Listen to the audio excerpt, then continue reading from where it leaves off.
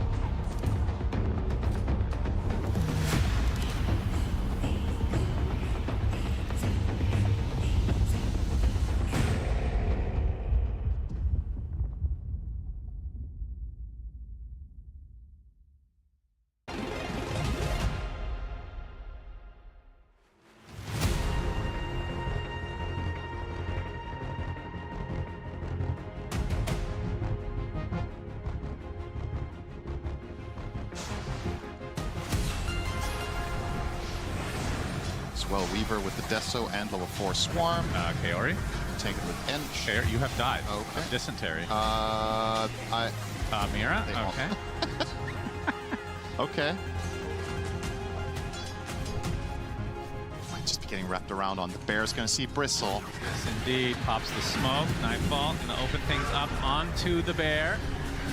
As well, they get the roar on the Bear as well, but there's the epicenter onto 3 here. But Koda a little bit of trouble. Eon, this for him is going to proc. Surprisingly, bought that considering he has not died yet. Firestorm doing massive damage. Underlord does die first, but at the cost of 3 Xtreme members, and they're just going to call it GG, and we're going to a game number 3. What happens with Lone Druid now? Bear as well as Ember now have it, and they're going to smoke. Bear is stunned. Bear can't get BKB off. Taking tons of damage. Well, look at the damage coming from WS and Kodo in conjunction. It's 3 dead instantly. They just evaporated. 4 dead for Xtreme, and now XXS left all alone. Lone Druid was easier to find. True. Kaori getting backstabbed. It's not quite enough damage. Do they have the stun lock? They get the bash. They get the kill onto Ame. That is a huge one.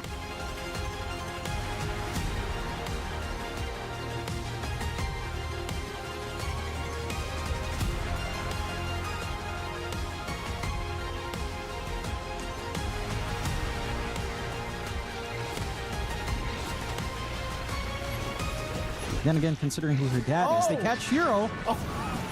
No! No! He's alright.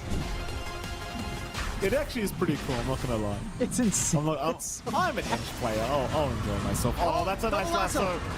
Buck's got a double lasso. They still find Aurora though on XM. XM, he's the one in danger. Nobody has one down, but XM with the Bloodstone actually healing up. Even with the silence, he's just standing his ground. He doesn't care. Still, they are losing bodies left, right, and center here. Vici Gaming trying to find lineup with the Sonic wave out from XM. Finding a double. He's got a third. Daze trying to get away, but they have detection.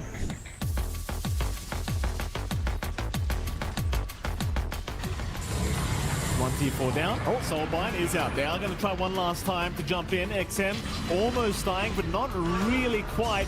Raw committed. XM, though, still alive. They can't kill him. He's going to make it out. They got the juice down. They're out of gas here on the side of Na'Vi. Still trying for the Quap. XM finally losing his Aegis, but the GG is called.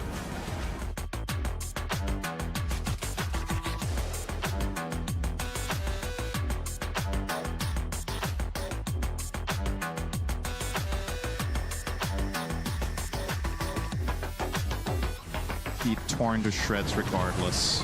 Yes, there's the call. And that is a dead Hoodwink again. Buyback expended from the Windrunner. Sinister Gaze #1 with the Chain Frost doing a good amount of work. Save will survive. He telekinesis himself. Meanwhile, focus fire on the Kiritich, but the Cold Embrace is keeping him alive for now. And there's the boundless strike into the right click. Remember, he has a beautiful jump in from Miero. The MKB enough from Kiritich, and that should do it. That's a dieback. Looking to backstab potentially a support. Lycan ult comes out. Silencer ready to pop those greaves with the global silence as well. Sonic wave right on top of the Lycan. Ace in a bit of trouble. He's going to get bashed now, trying to get back to his base. But he's going to take away. Shadow Strike does the job. And just like that, it's a 5 versus 4 in favor of BetBoom. Solar Guardian right on top of Mickey. Gets off the harpoon just in time, but just in time to die shortly after, it seems. And he's down and out with no way to get back in this game. And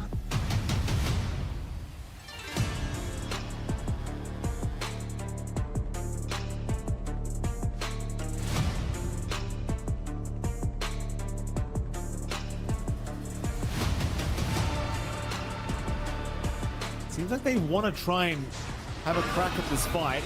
Roar is out from RCY, immediately onto Yamich, who is not dead somehow. Eventually, though, they will catch him. The egg, Reaper's Science proving not to quite be enough. fact, now the turnaround. RC White jumping in the middle of 3 of them. Ghost will move back in as well, trying to chase down Laurenov, who's out of options here. All he can do is shield crash to the low ground, but he can't swash away. He's going to drop. Chase on for Ike, wanting another. And it seems like they should find him eventually. The Crystallis moving back in. This looks a little bit crazy. Oh, Crystallis. Can't find the kill on Ike either. Oh, Crystallis. Gonna go down. Fades run out of there. Meanwhile, Yamich TPing back in, trying to go after RCY, gonna pay with his life. Focus fire again on RCY. Fiend's Gate as well, trying to hunt down Ghost of the Muerta, but there's the BKB being popped, and the turnaround. Boom's in the middle of nowhere, pits galore, but it's a pit for him. So they'll go for more. Fade. Looking for the Rubik, the sharpshooter. And now RCY going for the jugular right in. There's just no defending this. Buyback is coming out, but it's just more food for RCY. He might type the fountain if they're not too careful. Fade will jump in again.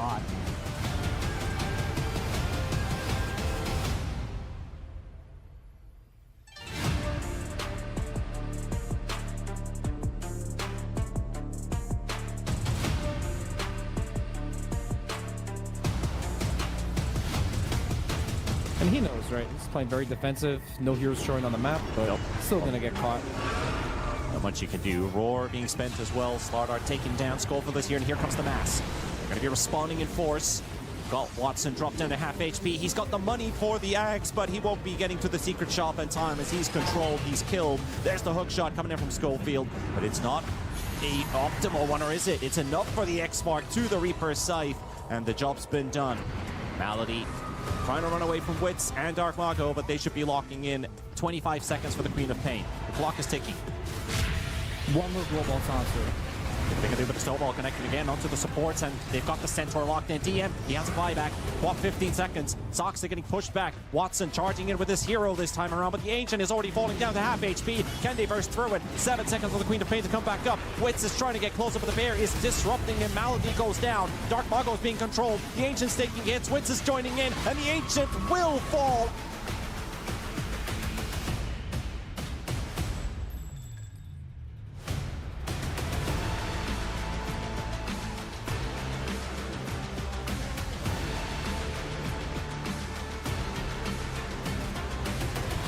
Some situation is convert.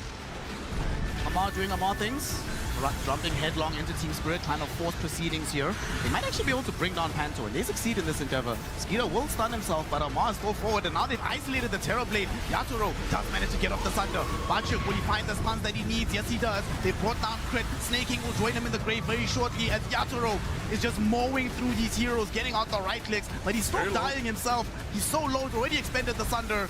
And now he's going to return to life without access to an Aegis and also no meta. I doubt they want to keep fighting this, but no, Panto actually blinks forward with the Overgrowth. Lawler is going to go there with the Crozier, getting in the additional damage, helping Bachuk to bring down Malrine. And now Amar, BKB popped, he needs to get the hell out of here. Yatoro will refresh, pop the Metamorphosis again. Amar, Amar, still unkillable.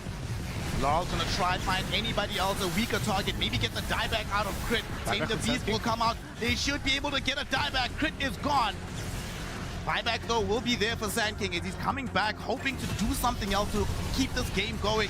Storm Spirit right next to Skeeter, eating a lot of damage from the right clicks. He's out of mana, but he barely manages to limp his way back into the fountain. Amar will take out the final tier 4 tower with the help of Skeeter. They want to end this game here and now. Laurel trying to do what he can, zipping this way and that, trying to get somebody, and he does get Skeeter. But the throne is destroyed. The game is over. GG, well played. Team Falcons.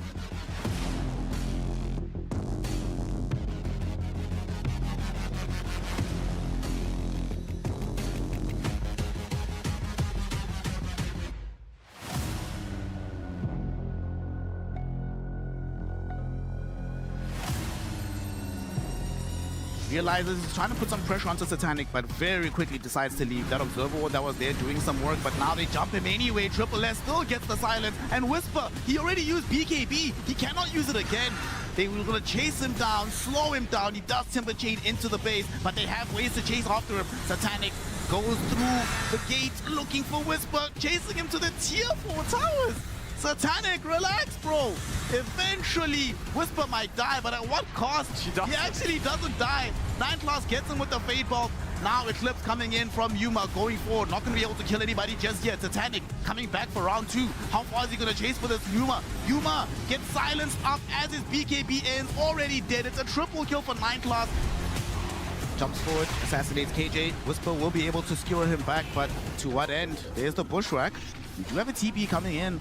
Or the BB. Is it going to be enough? Look at this. Satanic!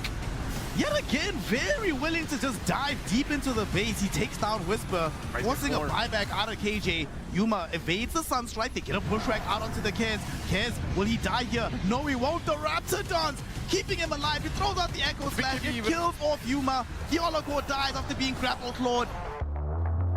Tai Long is the one leading the charge, but there's a Moonlight Shadow. They've already found him. He's the one at the forefront of this. 9class is on the high ground, gets skewered back, but that's not an RP. Kez! My god, just emerges out of nowhere. Massive Raptidons. 3 heroes die literally instantly. Sunstrike to bring down Tai Long. GG is called.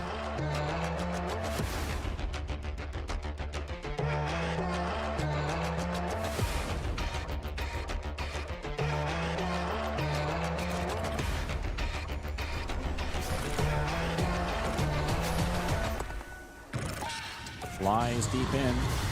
That will be a catch for BZM. He did get caught by the Remnant, so Abed, he's focusing on BZM simultaneously. Clyde able to get out, but they're now fighting on the bottom side of this fight. Whitemon got hit by the Walrus Punch, and Tusk is going into dangerous territory, but he has that BKB. V2 right in front of Saberlight. He's already down to 2,000 HP. Tomato's got the focus fire on him, and they're going to lock him in. V2, though, he got the Satanic off. He's trying to regenerate, but it's not going to be enough. He's going to be going down. At the same time, Abed going to be jumping onto the back line onto Whitemon, trying to finish off that Grip Stroke. He's not too far off, and a BZM is going to get caught inside the Tusk shards, and he's dying there. Double kill for Tomato. Invo does have a buyback, but Ari and the boys don't look like they're going to be making their way out of this fight, as they will lose the Underlord. He does have a buyback too, and an ultra kill for Tomato already at this point. VP. You know, it's always... talking about getting caught maybe. BZM getting kicked right into the arms of the rest of VP. Age is gone. Can they get the backup in time? The pit's there. 33 has arrived to the occasion. Saberlight right on top of him, gets the Abyssal stun. A on this will pop. Saberlight still in the middle of all of this. He's got 3 heroes surrounding him, but they're doing no damage to him at all. And now Abed with Hellscream, another kick backwards and focusing down the Underlord. He's gone. B2 has to run away. BCM doesn't have any spells ready at the moment, as Abed's going to be charging in with that BKB, and the Lotus Orb protecting him as well. Now V2 standing his ground. BZM is so low, he's almost gone for that dieback penalty, as Tomato changes his attention towards him and takes him out of play. And Abed and Tomato will hunt down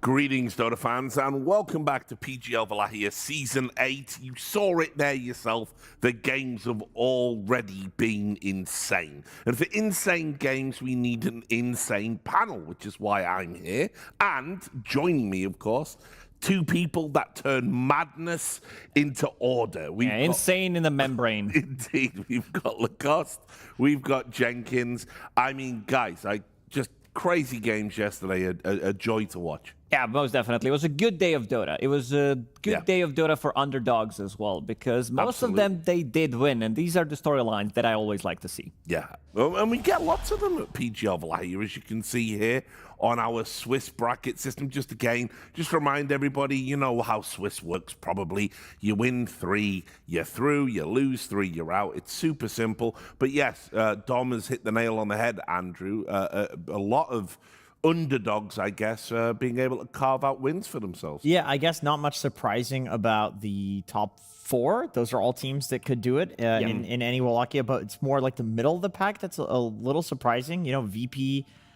being in there, South American Rejects, like that's the big one right there that I don't think anybody was expecting. Taking it to Tundra, I mean, that's incredible. GamerLegion as well. Like, they've looked really good with the addition of Ghost. It's like, yeah, 3 out of 4 of the series that we're going to see in the 1-1s today are with an underdog winning, which is super cool. Very, very surprised. I mean, I will add the caveat. You see, I'm not all aboard the GamerLegion train just yet. I know you guys are. We'll talk about that later. But I mean, obviously, MOUZ are in disarray. You know, we've got a player that's announced his retirement. That's still kind of clinging in there. We got a stand-in as well. But I mean, all of a sudden, that MOUZ Tundra game, I mean, that's kind of crazy. It's insane. Like, if you told me these are going to be the 0-2 teams, Yandex and Tundra, these are the teams that have been winning the last couple of tournaments. Champions. I was just going to say, you absolutely read my mind again. Yandex are reigning champions. I was just saying, like, wow, Yandex, super exciting. Easily playoff bound. DM, too. Like, this is DM version of nothing against Natus, a fantastic player, but they won the tournament with DM. Yep. Everyone was saying, you got to get this guy. He's a free agent. They did do it, and it's not like they're playing with stand-ins in disarray. Like, MOUZ has the excuse of, like, sure. Celery's been you write this one off. in and out. It's been a long time coming. Yeah, it's been weird, but for Yandex, like, something's up. Like, they got to get it together. But I don't doubt that they can. It's just that there's a tough road ahead of them. Yeah, and I like to say we're always blessed at Wallachia with just great games and great storylines. So obviously Yandex have to go out and we have to crown another crazy champion. Maybe it will be the SA rejects. Who knows? The other thing we like to do on the pre-show, of course, is we do our meta updates, and we're blessed as well because we've got a new patch, and so a new patch means new tech, new ideas, and we watch them slowly evolve over the course of nearly 2 weeks. So what stood out for you guys? So far, I would say we are seeing a lot of Lone Druid. We are seeing like some... Too much. Maybe even too much for my taste, because I really hate probably the hero that I hate the most laning against. Basically, you have 2 heroes. 1 hero in front, 1 hero in the back. You need to kill the hero in the back. But we're seeing new stuff. I think we have like 35 or something uncontested heroes. But we're seeing good amount of techies. Necros coming out. I think you might have something else to add to this for this guy. I do, yeah. You know, we were hoping for Necro a lot on the mainstream when we were, paneling, and it never seemed to come out. And then we would look at the B stream, and there it is. There he is. Necrophos, Pope of Pestilence himself. Exactly. And we had underdogs winning, picking Necrophos. So I wanted to run some numbers. I did some calculations. I checked out Witz's game on Necrophos, and I did some math. So the big change to him is that this ability, Sadist, which gives you regen, no longer scales with Reaper Scythe. The mana and health regen was rescaled from 3.5 scaling to 8 with the different levels of Reaper Scythe. So it's 3.5 for the entire laning stage to 3.7 plus 0.03 per level. Now, that's a lot of numbers, good or bad. Yeah, we're gonna go ahead and continue breaking it down on the next panel here. So I went to the game and I watched every single CS that Witz got at each level. So he had 6, he had 9, he got 15, had a rough level 4 there. He actually ended up dying, so he only got 9 CS, and then 12 CS at level 5. So I calculated how much regen is that per level that he was getting compared to previously. So if we switch to the next slide, there's about 6 to 7 or 8 of these. So we're gonna have to. We're actually locked into a TED talk. We're locked. Okay, all right, good. I'm gonna relax. Somebody had to do the math. So if we go ahead and switch to the image regen.jpg.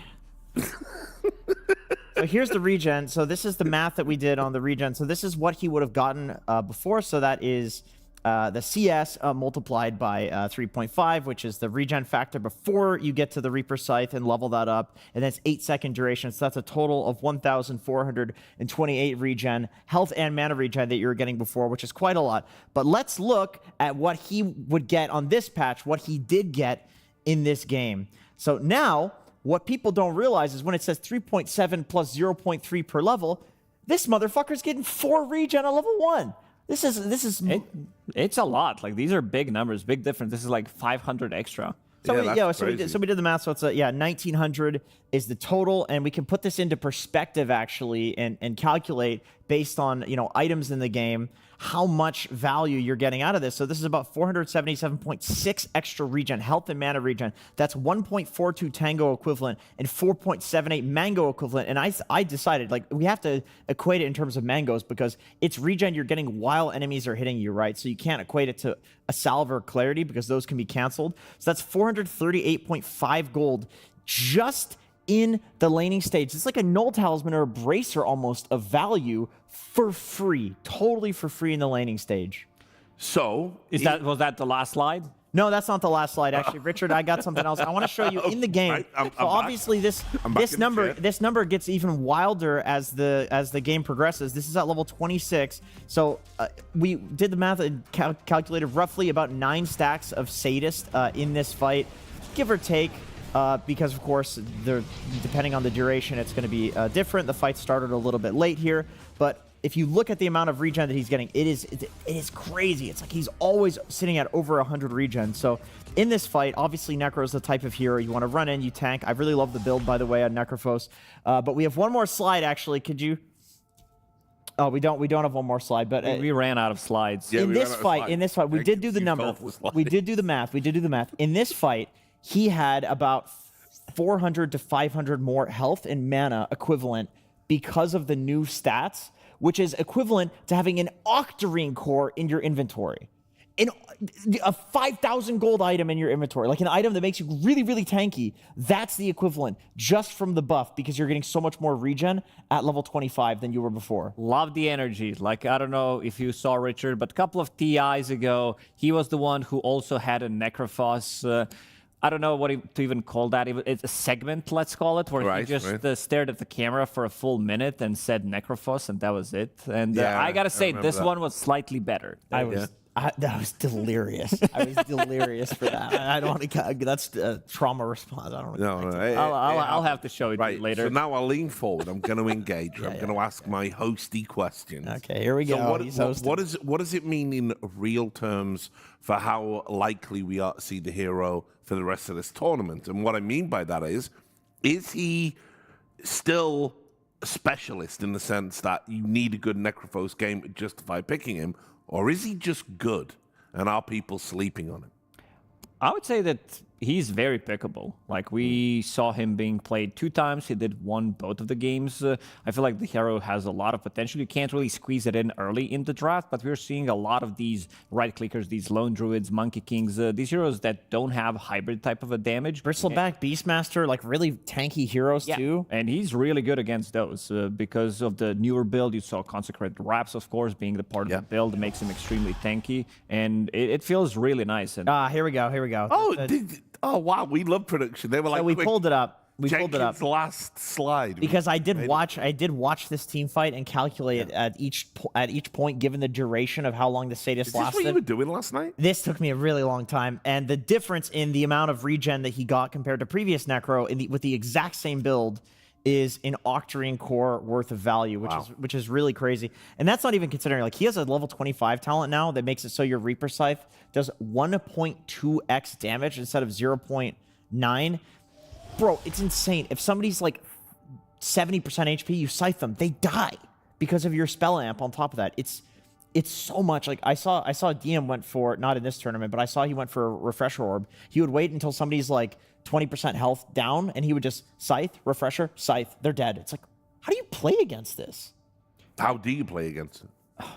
There's one thing that counters this hero. We don't talk about that. Yeah, we don't talk about that item. It is Nullifier, pretty much. It makes the hero pretty vulnerable to everything, but I think the hero has a place in meta, especially because we are still picking the saving supports as well. So during the Nullifier time, you might use Disruption, you might use the Snowball as well. These are very popular heroes. You're even talking about maybe offlane as well. Oh, yeah. I mean, you could definitely squeeze that in if it's a good opportunity. If you see heroes that they can't really flex, for example, if you know that this Monkey King, he's going to be going to the carry role, you could squeeze in offlane Necro. If you see what you're playing against, you could give him a good time. And there's like a lot of items that Necro could potentially buy from the offlane as well, and then he starts to scale. You don't necessarily need to go for Radiance or anything. You can get Vessel, you can get these smaller items. Krellos Crozier. Yeah, that's pretty much you have crazy item on Necro. It's a very good item. So you've also, talking about builds, you've noticed some interesting builds, I believe, over the course of the tournament as well. Yeah, I mean, there's been a lot of them. Some of them are interesting in the sense that they're total dog shit, but there's... Look, interesting is interesting. Yeah, there's others that have... When I put interesting in my Tinder profile, it's not all positive. Not always, not always. So, you know, some to look at is, you know, XM going for the Hydra's Breath on a melee hero is very interesting. He did end up losing, but I think the theory is, like, he's just trying to apply the debuff. Obviously, he's not getting any attack range from this. Yeah. Or the multiple hits. Katomi building casual, whatever the hell that thing is. What's that called? Chasm Stone. On Wyvern as, like, this was a late item. I loved that, though. I thought that was really Yeah, I think the really casual one, I think we're going to be seeing it more on position 4 Hoodwink as well. Yeah. It's a very good items to set things up. There was also a Mage Slayer on Mira on that game that he completely owned. It looked really good because it's pretty similar to what Ember Spirit wants to do with the Slight with his Mage Slayer, because the coconut, the nut actually bounces around, and you see the newer build on Queen of Pain. I think we're going to be seeing that quite a lot more with the Soul Ring, which kind of gives you mana instead of Kaya before, and then you pick up Veil, and then you pick up the Bloodstone, makes you extremely tanky. One of the fastest farmers in the game at the moment. I thought the Crozier plus BKB was interesting because obviously they still don't work together. Yeah. But in that game, he was playing against, like, Alchemist, Death Prophet, Timbersaw. So he just wanted it because you can activate it, and then it more than doubles the healing reduction. So not using it for the ghost component, just using it for the healing reduction component is still very good. It's way better than Shiva's. We can take a look at some of the win rates for some of those items as well that we've been highlighting here. This is the last slide, I believe. Yeah, you like that essence. Oh, yeah. A big fan of this item. I think this is Yeah. the perfect position 4, sometimes even position 5 item. It's very cheap. It's like Earn, Fluffy Hat, a recipe, and it gives you pretty much what you want. It gives you pretty much the track. It gives you vision in the team fights. It gives you extra bit of regen, extra bit of a damage, depending whether you're using aggressively or defensively. And we saw Harpoon slash Mage, Harpoon slash Echo Saber. I think this item is one of the most fun items right now in the game because it does allow you to, like, jump over the cliffs, go down the cliffs, gives you pretty much potentially another life, gives you super good chase potential on top of that. If you don't see the hero before, you needed to see the hero to use it on him, but now you can latch onto the tree and then continue the chase. And the last one was Mage Slayer. At 48% win rate, I want to make a statement in Mage Slayer's defense. It's in every game on both. Yeah, it's in every both teams. Yes, yeah. So you can't really look at the win rate and be like, oh, Mage Slayer's, like, it's not good. It's under 50% No, it's win still rate. good. It's probably the best out of the items that we highlight. That's the problem, is it's picked so much. It's on both sides. So, like, one team's got to lose, right? So it's going to be 50-50. So we'll take a look at the schedule for today. It is a PGL event. You've got 2 streams. You can pick what you like. This is what's happening over on the secondary stream. MOUZ versus Tundra, as we already highlighted. A battle to the death. Can Tundra stay in the tournament past the 3rd day? We will see. Yandex as well, incredibly in trouble with Na'Vi. We haven't really highlighted that. I mean, we were so excited about Na'Vi on day 1 and see them down there as well and the reigning champions. That's a heartbreaker. Yeah, it's always like the same story with Na'Vi, unfortunately. You get your hopes up, maybe they get like 1 win. Right now, they're currently 0-2, which is not where they want to be. Potentially could be out. But yeah, I feel like this team could do much better and always have the same feeling about the team. Like, I always keep getting disappointed by the team. Maybe I just want them to be good. They're young guys. You want them to realize that potential and have that, transformative run at a tournament, right? Oh, for sure, for sure. I think also the other series that's going to be super interesting is going to be Liquid against Vici Gaming. I think Vici Gaming is probably one of the more underrated teams here, but they should not be. After seeing their performance, these are also like Chinese rejects, I would say, and they managed to gel well as a team, and you can see the chemistry, you can see the drafts and the gameplay. Everything's just popping off. I mean, they went 1-2, 2-1, right? So, like, all of their series have been long and hard battles. So it's not just like they there's clear tiers in terms of team skills. Like a lot of the teams are very close in this tournament. And this is what we'll be talking about on the desk. Of course, our primary stream. We're going to be closing out the day with Aurora versus PARIVISION, BetBoom versus Falcons. That's just going to be mega. Loving that. But for us, Heroic versus Virtus.pro coming up. But we're going to start the day with Team Spirit versus GamerLegion. Yes, your eyes do not deceive you. GamerLegion won a series, looked very good in the series they lost as well on 2 of the games. So I guess that's a good place to start. I mean, we had Slacks on the desk, so it was a little bit chaotic on day 1. He gave an impassioned speech about how GamerLegion could bring NA Dota back. But actually, I have to say it, he made that entire thing up. I was watching. Yeah, no, it was diabolical, but that's Slacks for you. But I mean, honestly, with Ghost on this lineup, they look very different to what you would expect.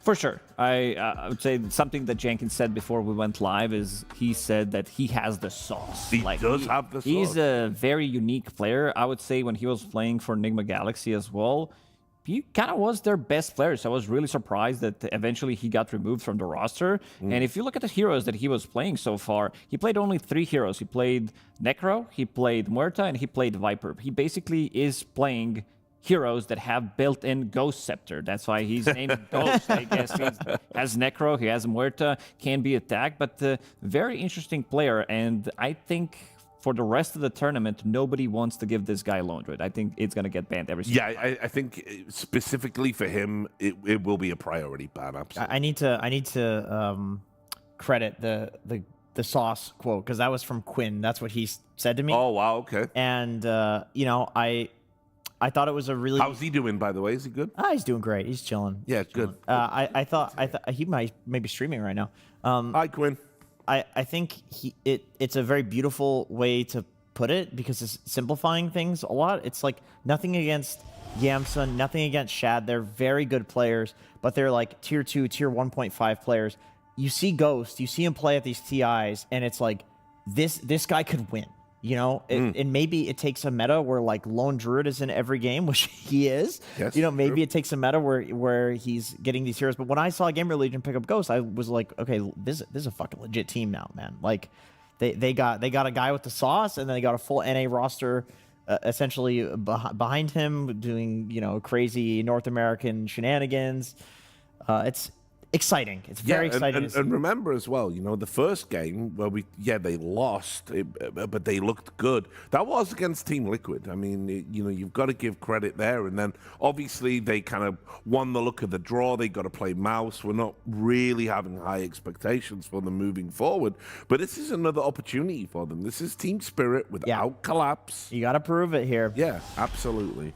Yeah, this is probably going to be your like best chance to take down Team Spirit, because like I'd say Batyuk, he's doing a good job. He's like, this guy doesn't have much experience. He played for like 2 teams that you probably never heard of, some like Passion UA and one more team, but joining a team like Team Spirit, it has to have like a lot of pressure on you. And the Team Spirit, I would say that they have a very good teamwork ethic as well.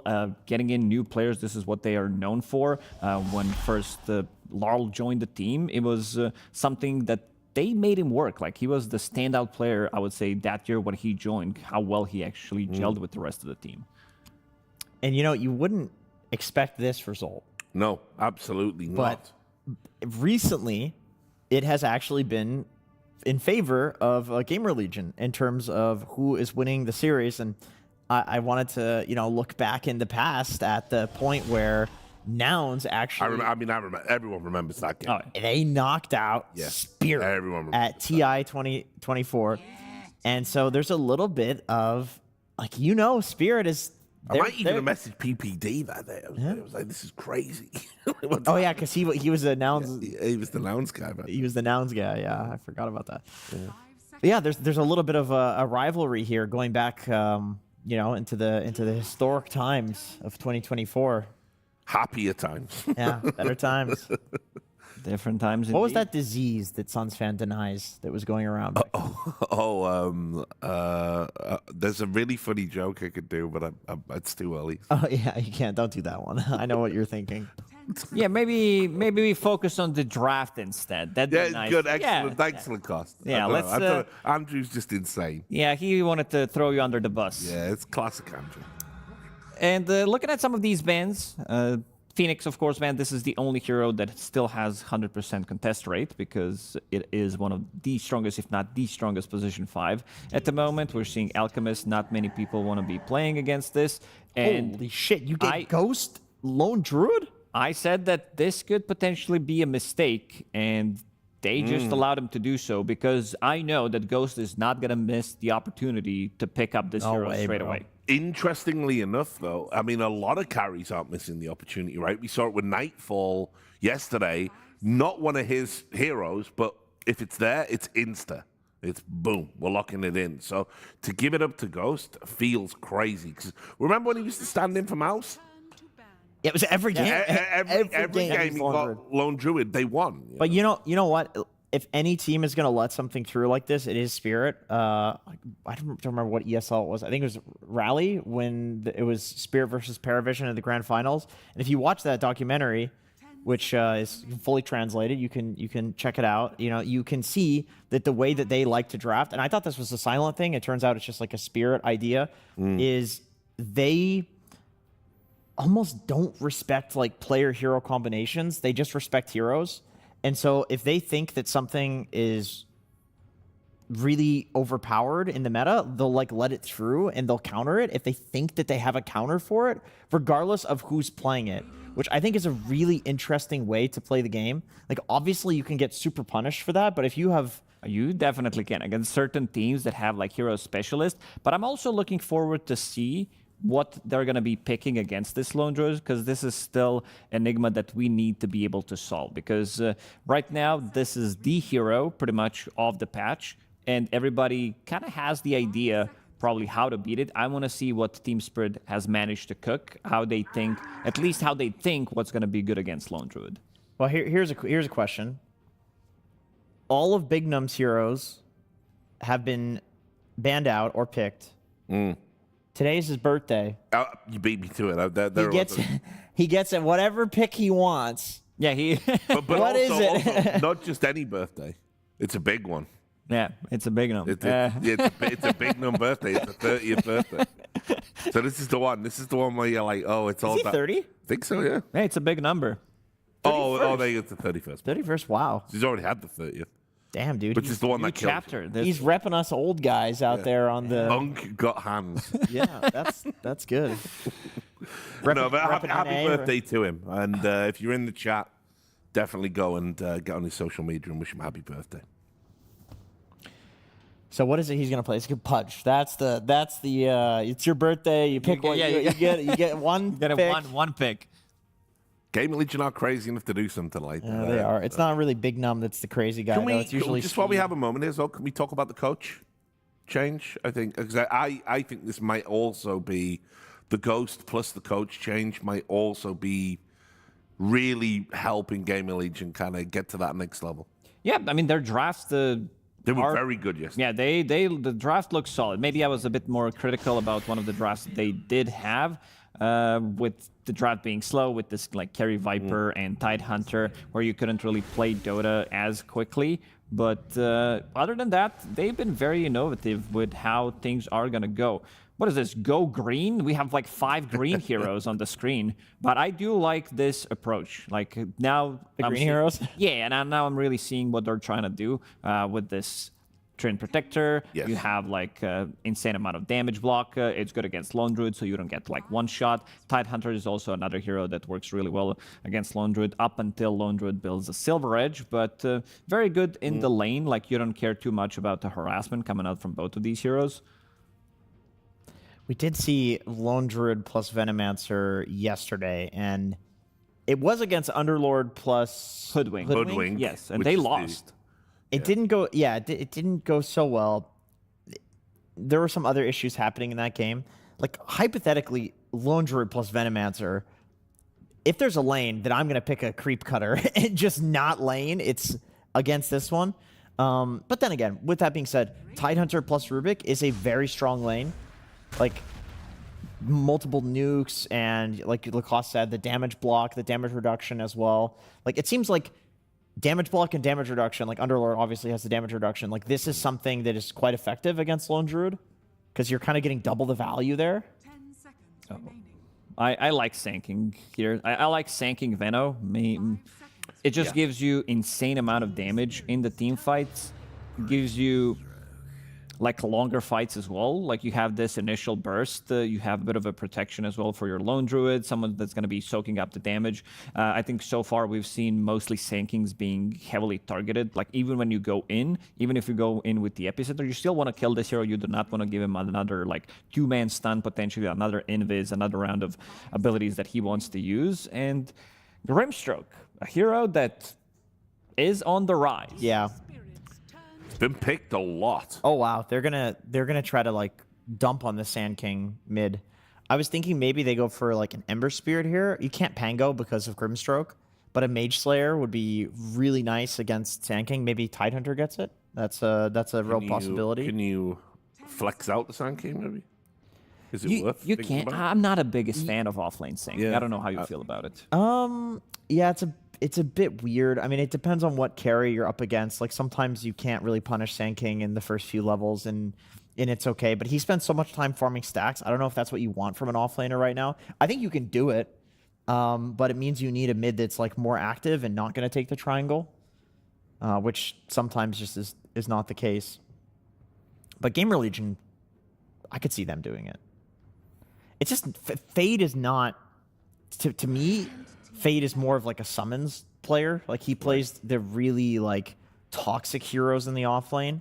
I wouldn't like to see him on a Sand King, whereas like RCY, these like blink initiators from the mid lane make a lot of sense. Yeah, Doom is still available. This is something that he does play on Fade, and with the Grimstroke, it's probably the best, if not like the best possible combo that you can get. Like a double Doom, it's great against Queen of Pain. It's so great good against Clop. It's good against Tidehunter as well. It's one of the things that he really hates to play against. But there's also a possibility of they have absolute last pick. If Spirit picks a draft that just has clear holes in it, you can definitely punish that. Yeah, you can swap them. There's always like a potential for like a Huskar mid, you know? You do have to be careful about that. But I love the Doom suggestion. Like I think that makes a lot of sense. It's good against like literally everything other than I guess Rubik because you can steal the Doom, but yeah, you can just press Scorched Earth. It's not the worst matchup ever. 10 seconds. It really depends on what is Spirit's last pick. 5 seconds. You know, if they picked like a Gyro, for example, it's like guaranteed Doom comes out. Guaranteed. There's not even a question. So with that being said, what is Yatoro's last pick? Tiny is still in the pool. Yeah, Tiny looks good. After all this time. Tiny, he has slow resistance, he has status resistance. It feels really nice to play. This hero is not easily bursted. The damage that they have is a bit of a damage over time on GamerLegion. Like we saw Tiny with 5,000 HP the other day. It's just so extremely difficult to bring down. How is Terrorblade against Lone Druid? I was thinking the same. I think it could be okay TB as long as you survive the initial burst from Sanking. Creating illusion out of TB could be very good, but this is like later down the line, some 40 minutes because Grimstroke is very good against it. Because I have a feeling Tiny's gonna get banned. It seems like a little too on the nose, and it seems like Yatoro has decided that he thinks Terrorblade is quite a good hero right now. In the games he did play it, I think one of the games he was against like Alchemist, so that's a counter matchup there. So maybe like that's what makes Spirit hard to predict in some ways and easy to predict in others, is that like oftentimes they have such versatile players, they'll just pick what they think is best for the game, which right now I believe is Tiny. It's not really a great hero to get an illusion of. You can burst the 2 supports. You've status resist against Venomancer. you know that GamerLegion has absolute last pick coming in. They're going to counter, so you want something that's like hard to counter. 5 seconds remaining. Yeah, Tiny doesn't really have that many counters. We did talk about, like, yesterday, certain heroes. Hero that they did ban is Leisler, but they're going to go with Luna. Luna, Treant Protector, Tide Hunter, Quap. This is a very solid-looking draft. These heroes are not easily killed, and the team fight is... Oh, they did Huskar. You may now select Well, I your was... heroes. Yeah, I mean, it's RCY. He loves playing Huskar. Yeah, RCY, the last series that he did play against MOUZ, he went 15-1-7 on Huskar, and the second game when he played Beastmaster, he went 11-0-21. This is the guy that we don't talk about too much, but he is a beast. Like, his score in that series was 26-1-28. I don't know what else do you want to have from the guy.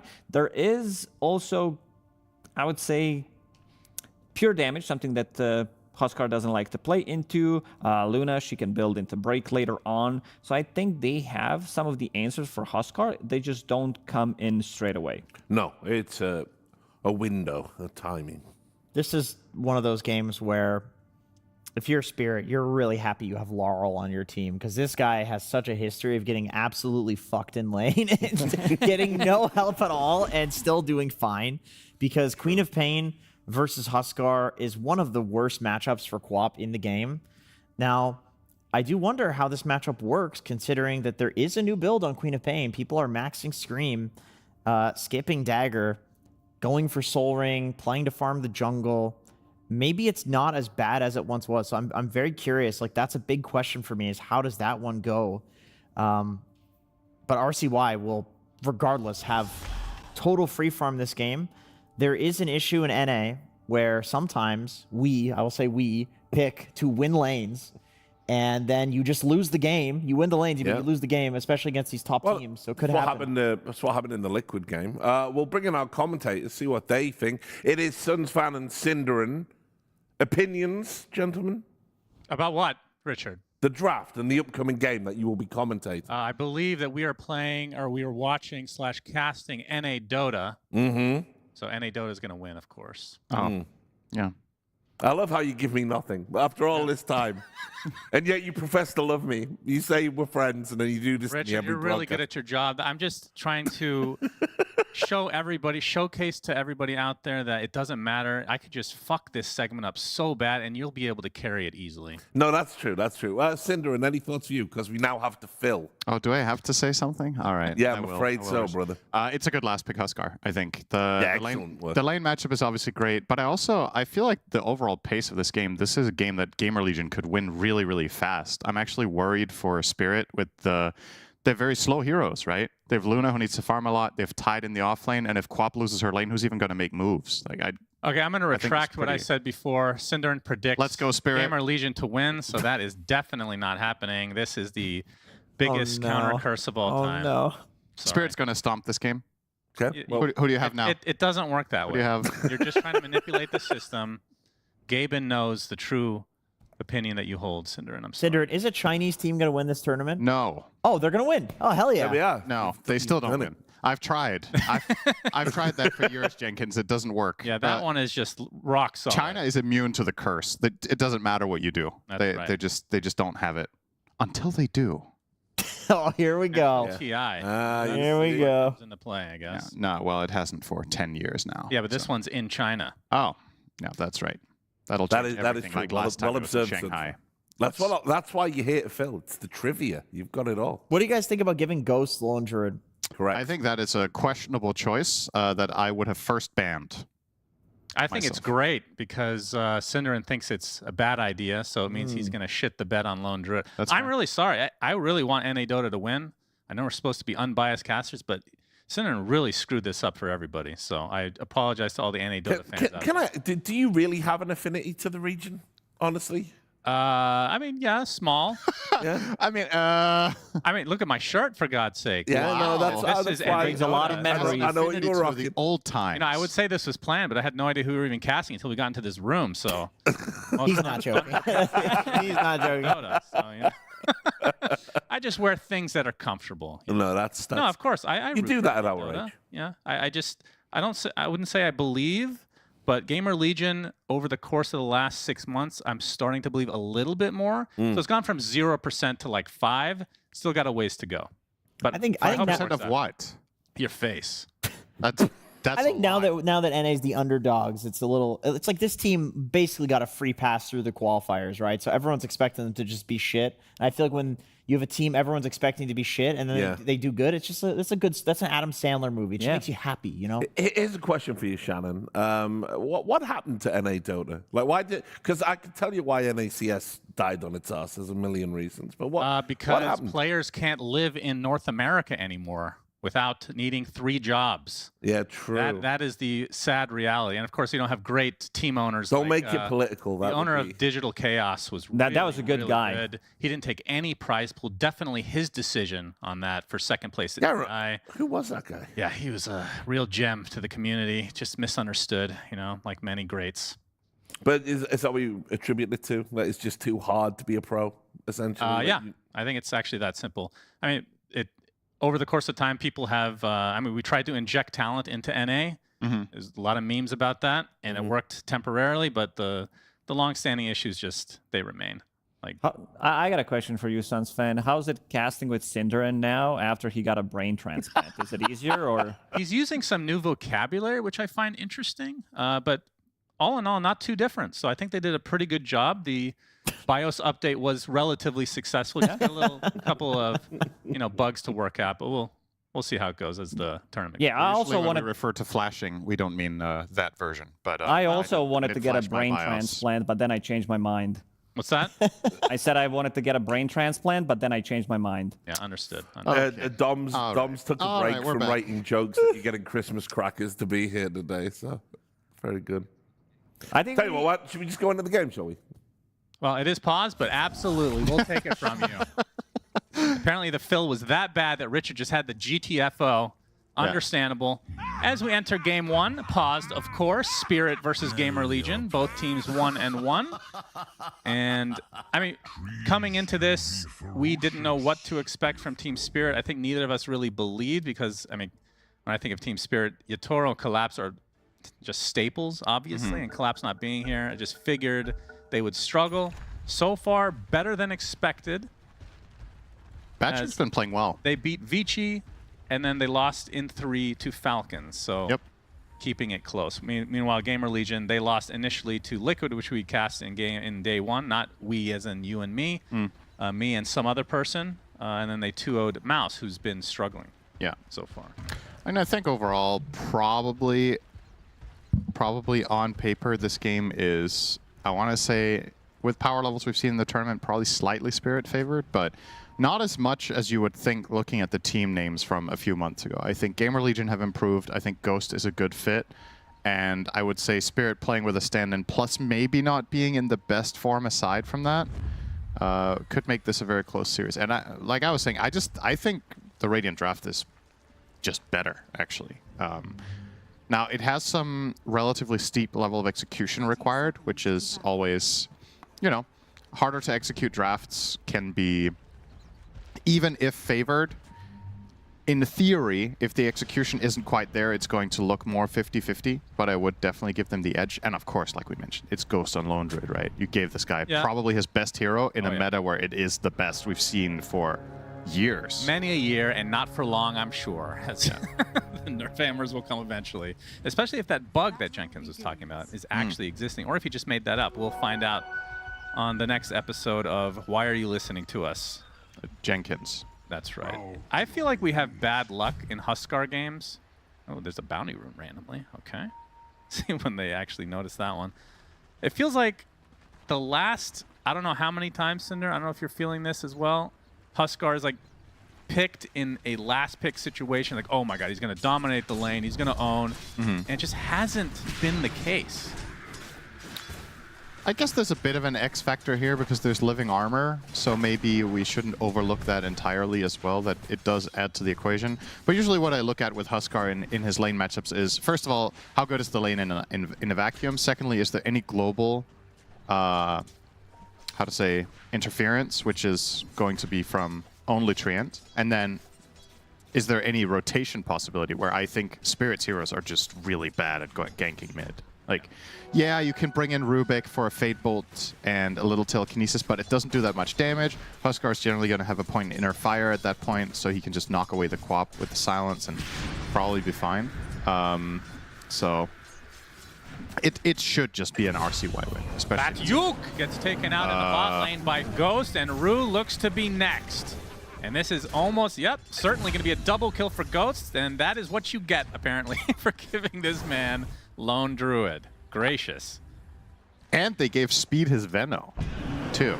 Like this. Yeah, that does seem to be his favorite hero. If I could pick any team in this tournament right now who would be the best at playing this particular lane, it would be GamerLegion. I think they might have the 2 best players on these 2 heroes of everybody in the event. And, well, you gave them both, so you clearly, I was going to say knew what you were doing. You clearly knew what you were getting yourself into, hopefully. Doesn't seem like you know what you're doing, because if you die both heroes at level 1, that's generally not a good sign. Yeah, I was not even looking at this lane. I can't believe they killed both heroes level 1. Like, that's just not supposed to ever happen. But Lone Druid things, I guess. Yeah, well, Veno things, too. We were talking about yesterday, and I actually just remembered a detail, so we're going to continue this conversation randomly, but okay. Was talking about how there was a player that was putting items on the main hero as RCY getting gone on. We talked about this huge advantage for Huskar. He almost dies here. Super close call. Doesn't have any regen. He's going 2 in Shadow Strike on Quap. He's trying to play back aggressively here on everyone's expecting this Scream of Pain build that we've been seeing. I mean, obviously, this matchup is very different than it was a month ago because Huskar doesn't have Cauterize, so he can't get rid of the Shadow Strike. He still should just win regardless, but it's probably better for Quap than it was. And he is also winning, by the way. He's 11-9. Quap is 4-4. That was Laurel's 1 play. And I think now it's only going to get worse from here, realistically speaking. Yep, 2 in Berserker's Blood should be fine, theoretically. Anyway, back to the very important topic at hand. Yes. The items were being used mainly for the first half of the game on the Lone Druid hero instead of the Bear, and I couldn't remember what the matchup was. It was against the Tide, which I assume is because the Anchor Smash working against the hero that is the Bear now, apparently. Batyuk again will die. So Ghost, 3-0 start. Cannot ask for a better start to the game. And there's something even more troublesome here for Spirit in that when you're behind in the offlane, what you can resort to sometimes is just pulling waves. Your 4 is a Rubik against Veno, so you can't even do that. It's kind of a checkmate. This lane's just over. Like there is literally 0 chance that Spirit ever recover this lane to a winning position. Now it's a matter of how little can you lose it by, which is quite bad news when you're playing something like Tide Rubik. This lane is, as we established, pretty slow. So I'm just looking at the overall game state here, and all I see is Laurel has to carry the mid game, and he has the worst lane matchup out of every hero in the game. So miserable to play. It's really, really tough already. I have my eyes on Laurel's level 6. I think he has to skill Sonic Wave instead of trying to do some 2-1-3 build or whatever for farming. Because if he plays an equally slow game as his teammates do, Spirit are doing nothing. And that's just, you know, recipe for what's the best way to deal with a Lone Druid? Is it the laning stage as Duke again might be going down? Will be rooted again. Gale hits. And likely another kill for Ghost. Indeed, that is the case. Oh, boy.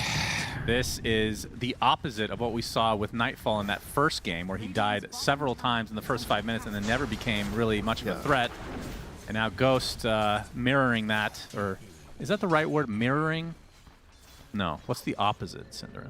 It is mirror, technically, right?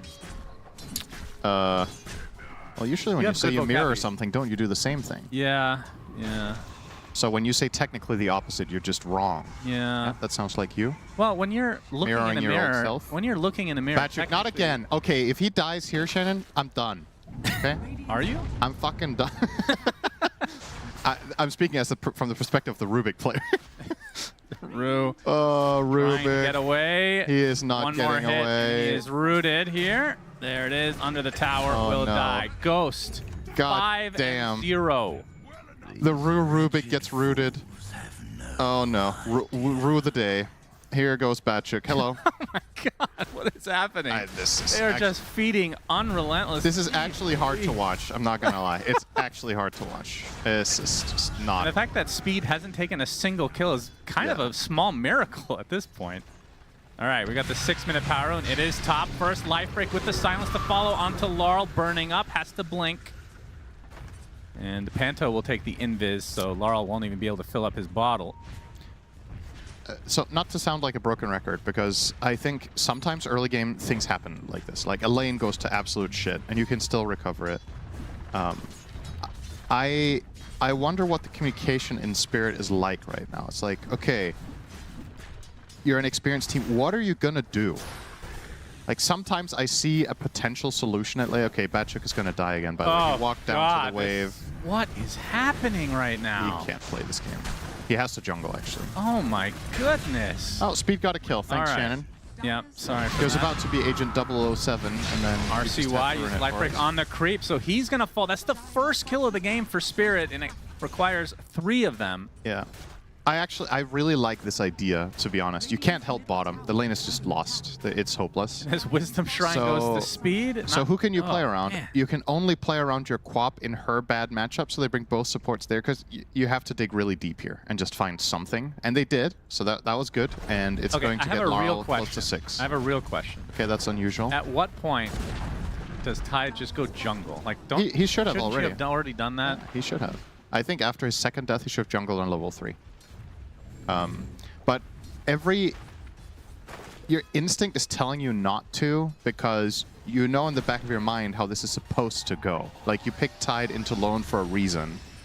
But I think this matchup is very different than how it used to be as well, with the newer lone druid, and obviously Fade taking a full Eclipse. Okay. So another pick off for Spirit, this time in the top lane. They are down 3K, basically entirely because of this bot lane. Yeah. Duke refuses to go jungle. Now he's onto the tier 2. So This is good though. He just farmed a couple of camps on the right, and he's obviously going to take safe farm in the tower. Like, this is fine. It's a conclusion you could have come to a bit earlier, and it's funny how Batchuk was playing. We were talking about, okay, how is it going to go without? Oh, okay, hang on, let's see. It's fine. Everything's fine. He has 2 points in Kraken now. This makes a very big difference. All right, once he's under the tower. Oh, perfect timing on the proc there. Yes, indeed. I wonder if going 0-1-2 instead of 0-2-1 actually cost him a life or 2. Obviously helped him when he did go jungle, but yeah, I love this from Ghost, by the way. This is exactly what you want to do here as Lone Druid. Recognizing the game state and how far ahead you are now taking away Tide's space on the right. Yeah. So Ghost is farming enemy side camps at minute 8:30 on his Lone Druid. If you want to look at it from pure theory, if Tide is playing the optimal game here, he is supposed to push out the wave and then go and farm those side camps, which means that every single camp Lone Druid takes away is about a 150,000, not 150,000, that would be kind of crazy, 150 net worth swing, because it's 75 gold you get and 75 the Tide doesn't get, and he has nothing else really to do, so it just means that that is just a raw win. Sometimes you can do something alternative that's somewhat equally good. He went and farmed the camp close to his outpost, which is way more out of the way, and it's a singular camp instead of a double. It also means you can't stack it for the Luna at that point. That's right. And yeah, this is interesting that Ghost opts to go for Diffusal first. We've been seeing Maelstrom. Obviously, he's the main farming item, but it sounds like he wants to be very aggressive, which can't really blame him. So that is now delivered, and they're going to go after Tide again. It's a really nice item against Luna in this game state as well. Batyuk! He's going to show himself. They're not going to go for him. He's not worth it. Yeah, that's true. He might not be. They want to get a bigger kill here. If they kill mid, they can also take the tower. They're looking for some collateral damage here. And if they were to find Quap with the Diffusal, they could probably just run her down. That's exactly what's going to happen. Okay, Inkswell will be there, along with the Ensnare. Easy pick off Ghost. Another kill to his name. So now I think we can safely say, if this game continues down this trajectory, that Ghost will never play this hero again. Surely. Maybe there's a team that is just that egotistical. You know, they're just that confident.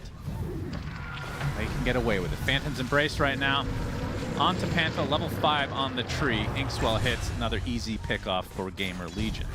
Grimstroke's level 7 at minute 10:40. super, super high level here.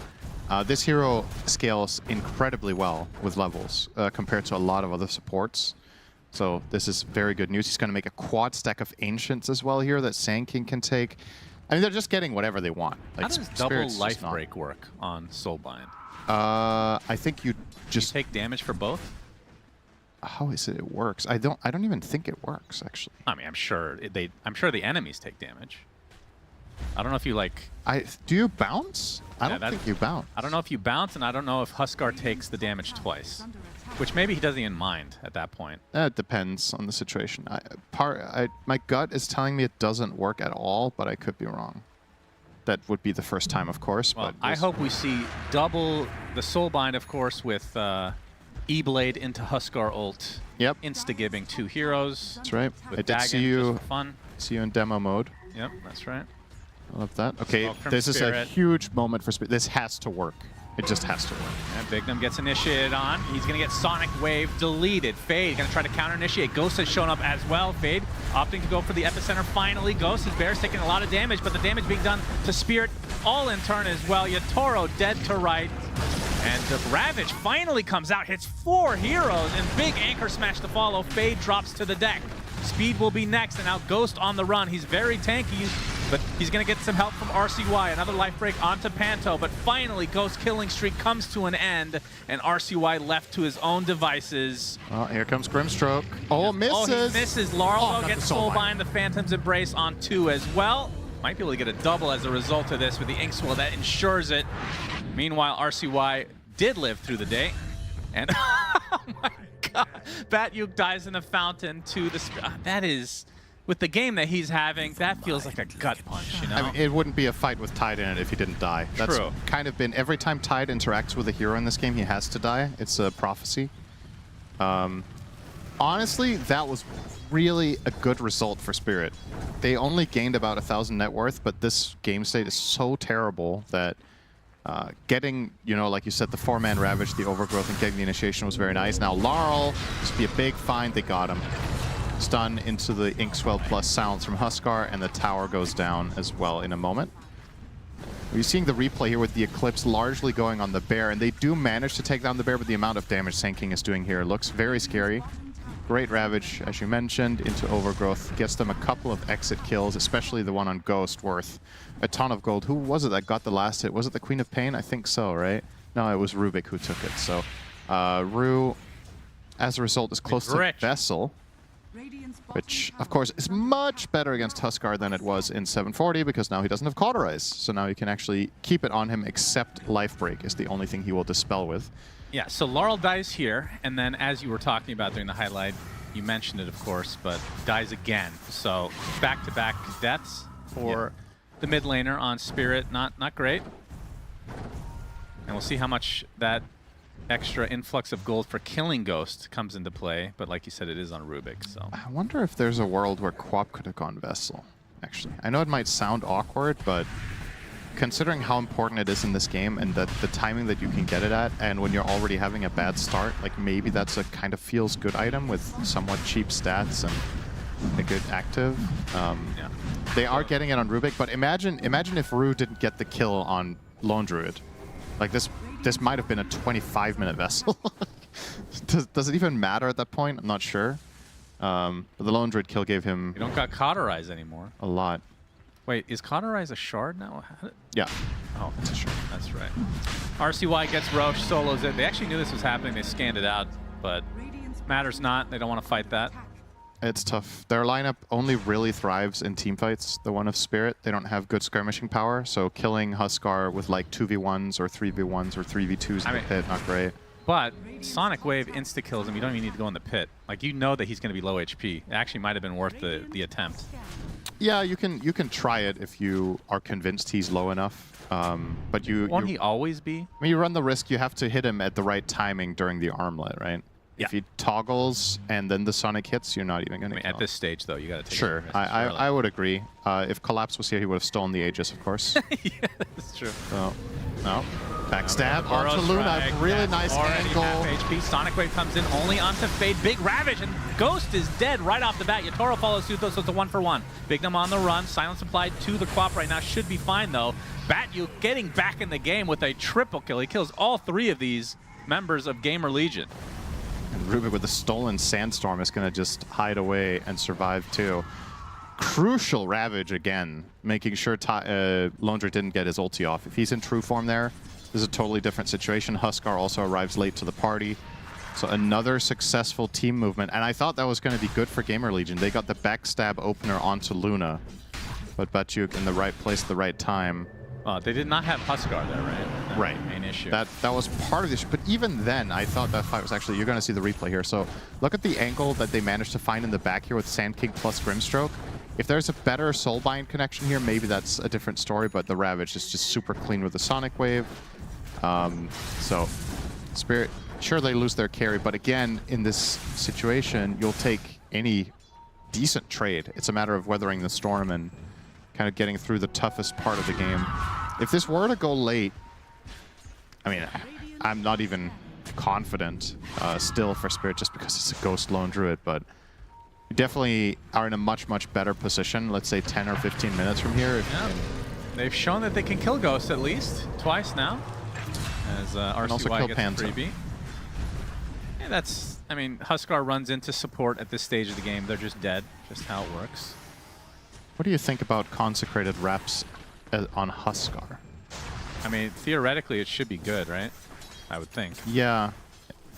You don't need magic resist necessarily, but the HP. HP, all attributes, and I thought you were just asking if it would. He actually does have it. Okay. Yeah. Interesting. Yeah. I'm not convinced this is good enough value for money, since, like you said, the magic resist component of it is just so weak on him, and the item has been nerfed a couple of times.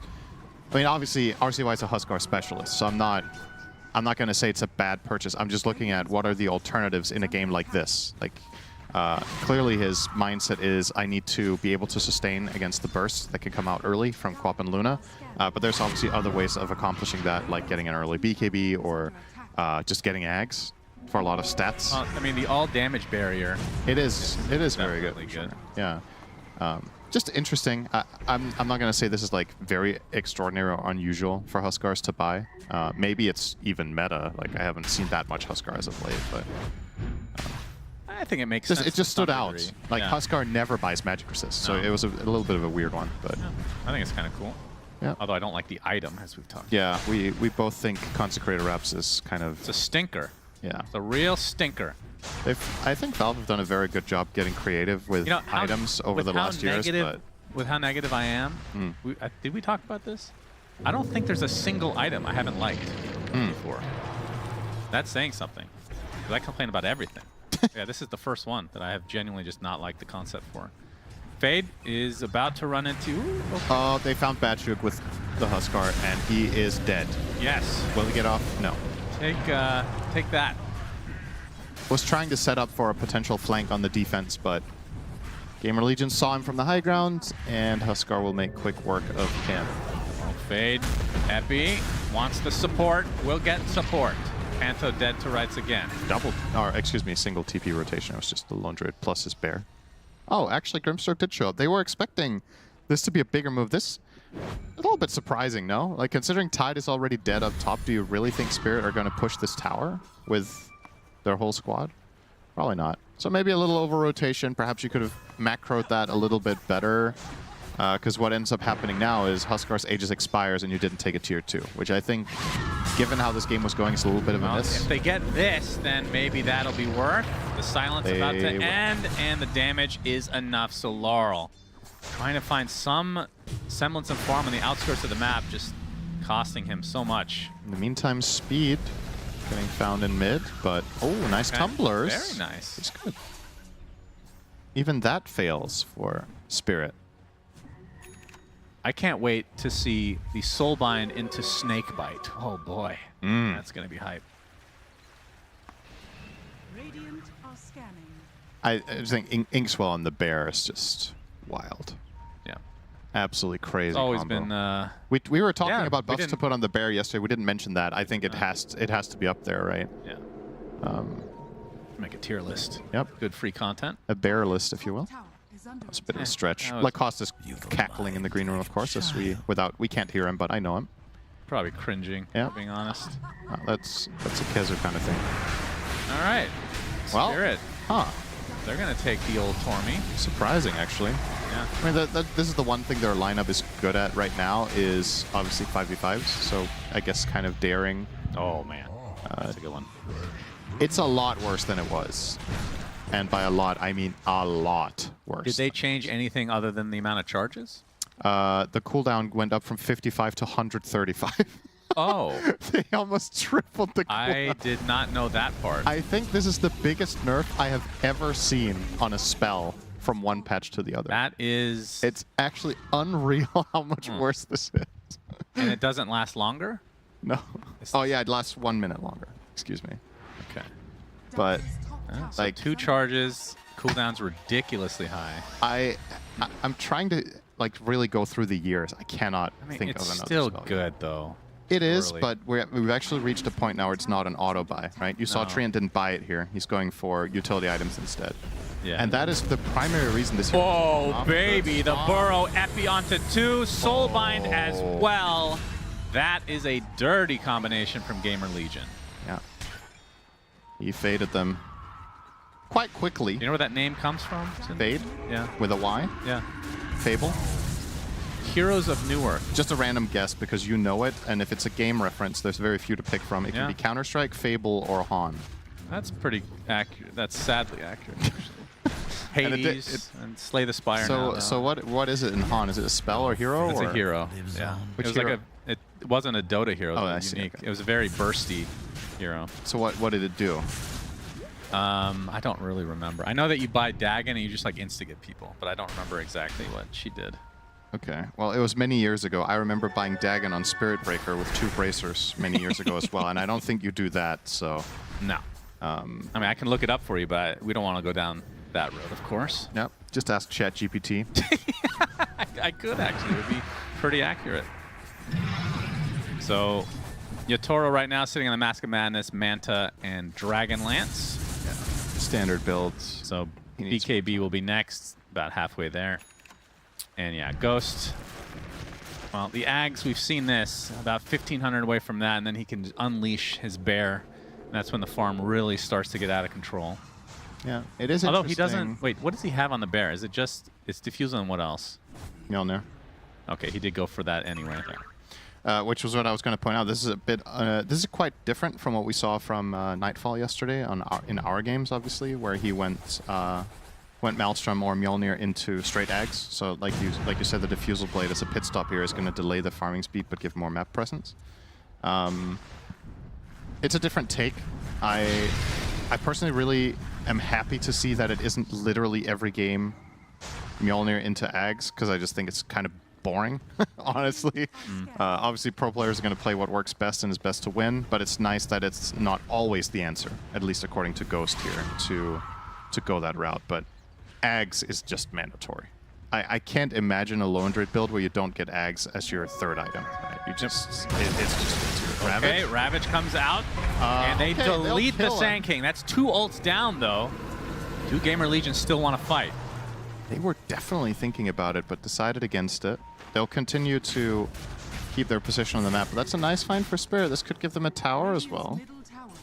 Yeah, but you have to expect once that Sand King is back up, there's going to be a grouping for GamerLegion. Yeah, I think you effectively lose Roche off of that play for Spirit, but got to look at it from the perspective of you were probably... Oh, hang on, Panto. You were probably going to lose it anyway. Going to try to backstab here now. Inkswell not going to connect, though. Meanwhile, a long-range life break onto the Luna. RCY getting put back where he belongs, though. Now a soft reset. He belongs in the mid lane, that's correct. Fade. We'll be back in 10 seconds, and this is where Spirit likely will retreat. Yeah. So what GamerLegion should do now is just put a lot of Plague Wards around the pit, take Roche, and then think about their next move. I think looking for kills here is maybe a little bit counterproductive. At least when Sand King connects, I would really like them to just brute force the pit. I don't really think Spirit can fight this. Huskar has BKB and 3 charges ready on Consecrated Wraps. You're not going to burst him before he gets his stuff off. And yeah, that's what they're going to do. So, all right. Could be an easy one. So what's the next item? It's Hurricane Pike for Huskar. So not opting for, I mean, is Ags not like a go-to anymore? Feels like hesitating here.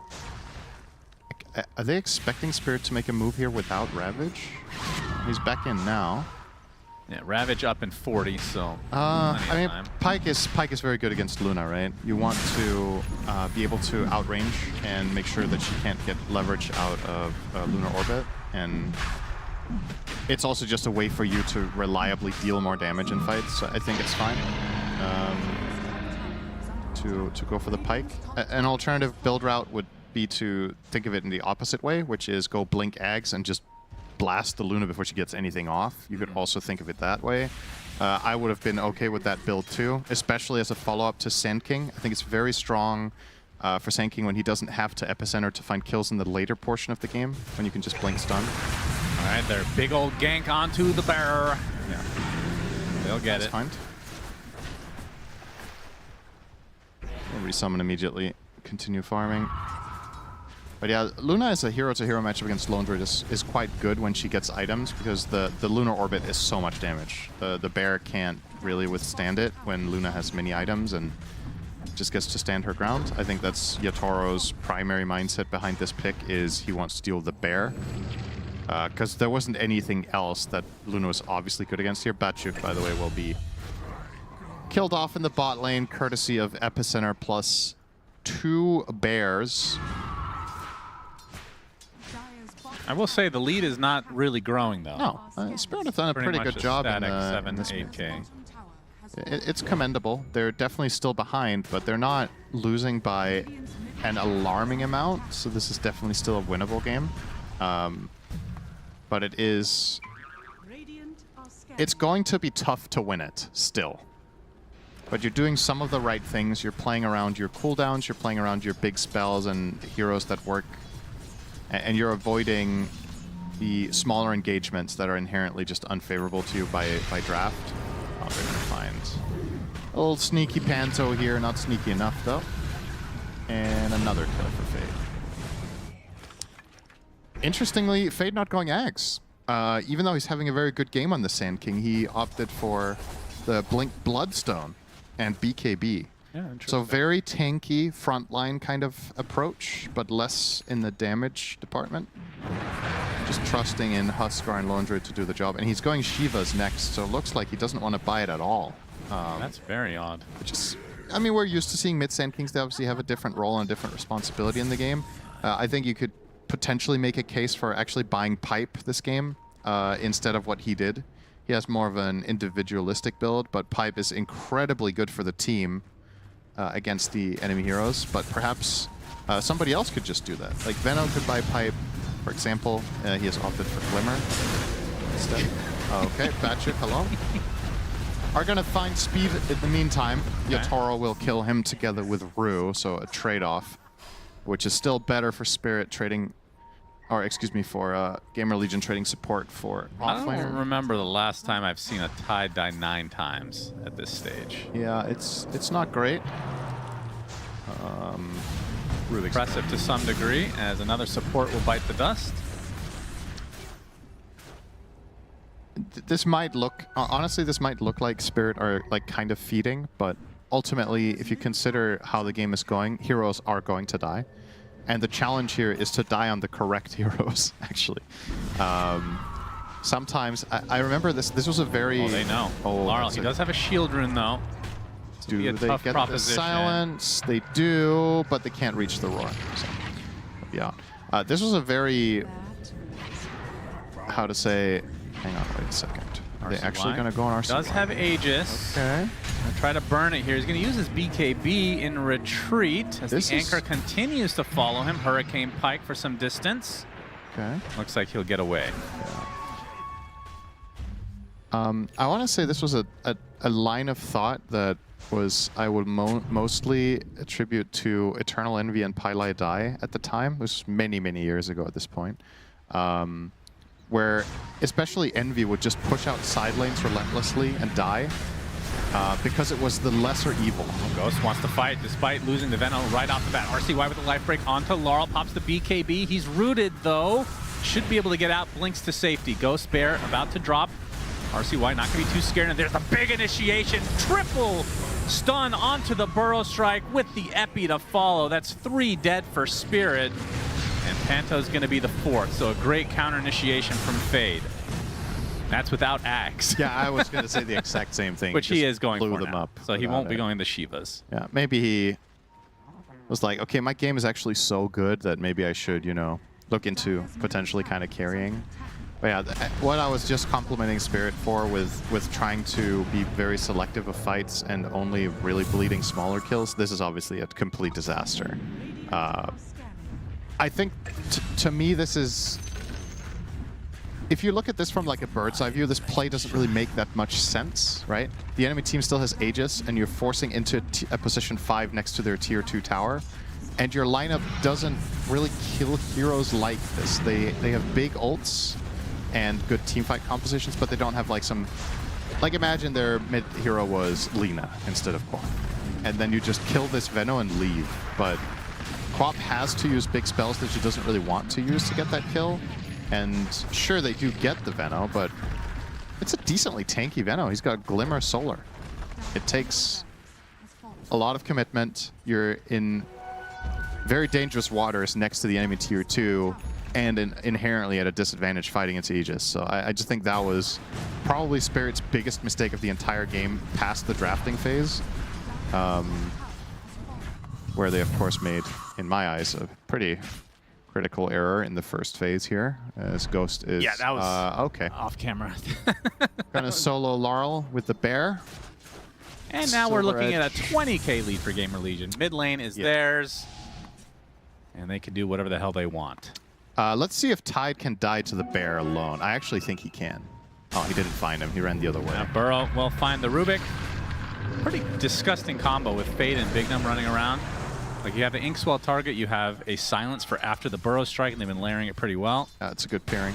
All right, Batchuk, eyes on the Tide. Every time you say his name, I keep thinking you say Batshit. Yeah, well, in this game, you could make an argument. The Bear. Oh, the fear. All right.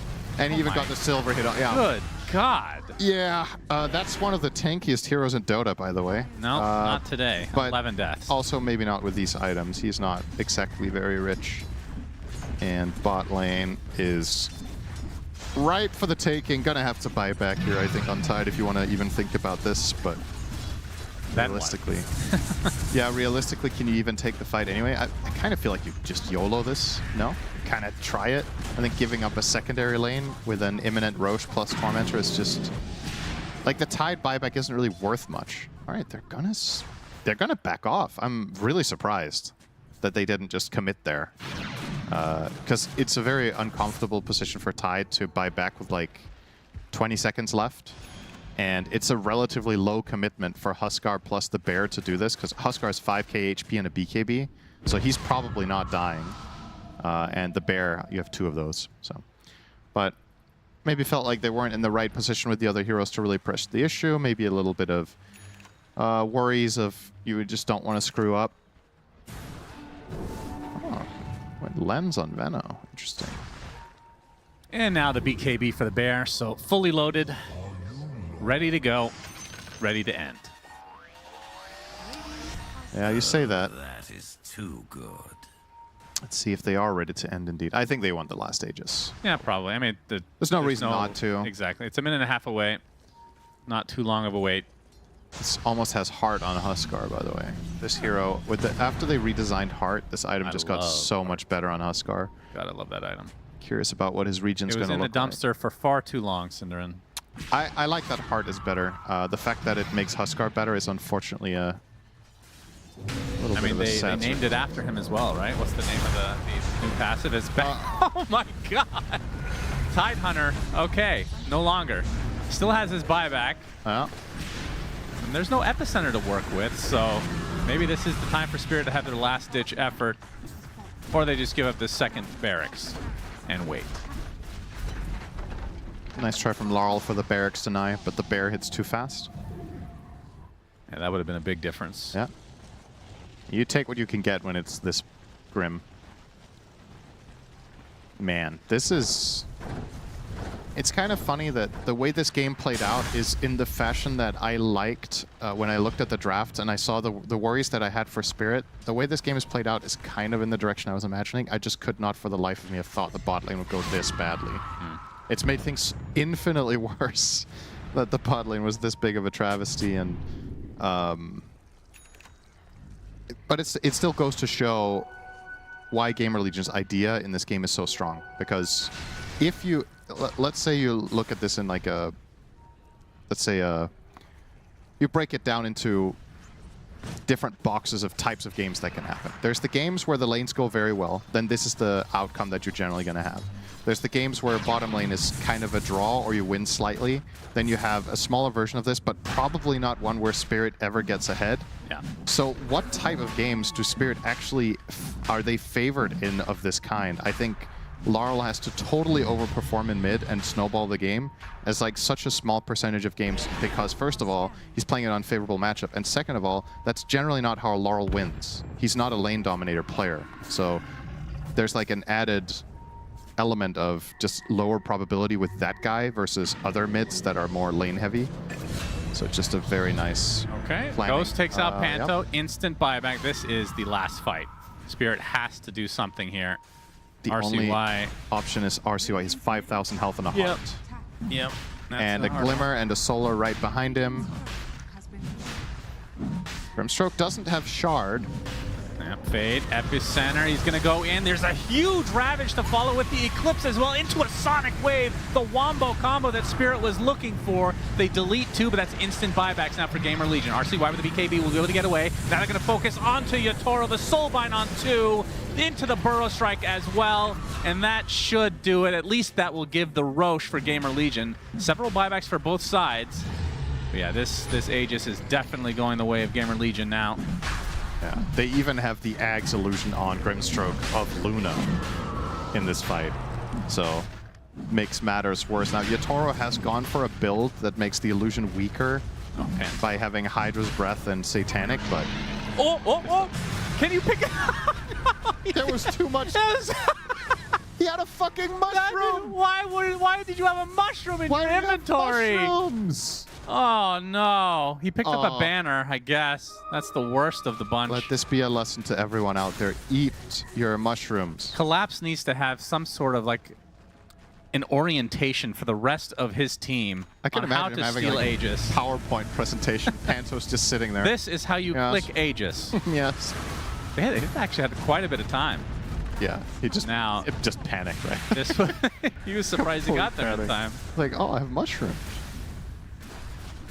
Yeah, this will be Megas now. Yeah.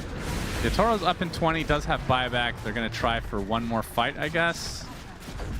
Once he's back up naturally.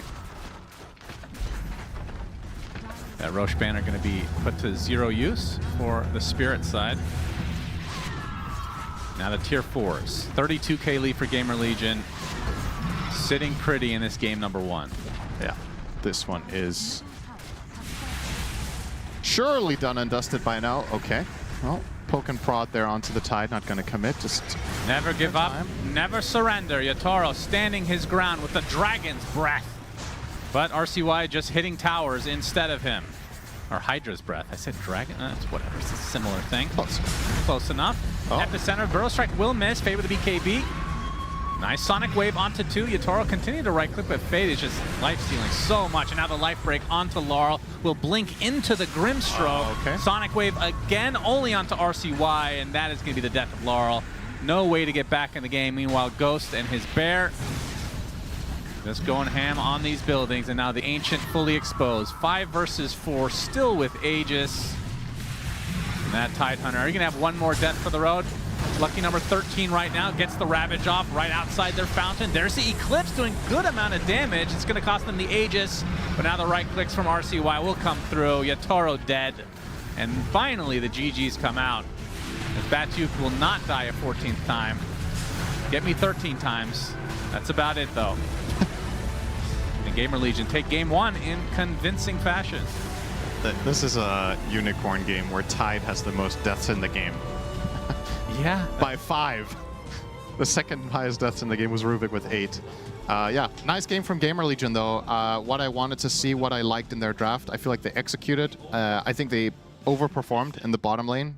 My expectations at least. Maybe I'm just a little bit outdated with how that lane's supposed to go. Usually we don't look at the kills, but this one ends 42-16, Richard. It does, and it was exactly like Cinderin called it, because Cinderin is a genius. He said he was worried because this is a game that could get out of hand very quickly, and Mai did it right from the get-go. I mean, we're actually too far ahead in the highlights. Yeah, this is... There was like 6 deaths. You could see at the end that Speed was just laughing. Yeah. Like, he was just looking at his team like, what just happened, We dude? ruined them in the bottom lane. This is the combo that we talked about the other day, that we were kind of surprised it didn't manage to win the lane with Venomancer plus Lone Druid, because on paper it sounds nasty. And I think this is the real showcase of this lane. All you have to do is get the initial slow, and everything from there is just going to be a disaster. You literally cannot play this lane. Yeah, I mean, you get an extra hero in the lane, effectively, with the bear. It's a tri-lane. And you have 2 spells on Veno at level 1. The team fights were beautifully executed from GamerLegion in this one. Like, Fade, I know I said he plays a lot of these like summons heroes in the off lane. He's not much of a Blink Initiator type. He's only gold tier with Sand King, right? That's not that much compared to a lot of other Sand King players. But he played beautifully, right? This seems to be a really good tournament for him. I mean, the Premier Series, I think he also was having very good performances.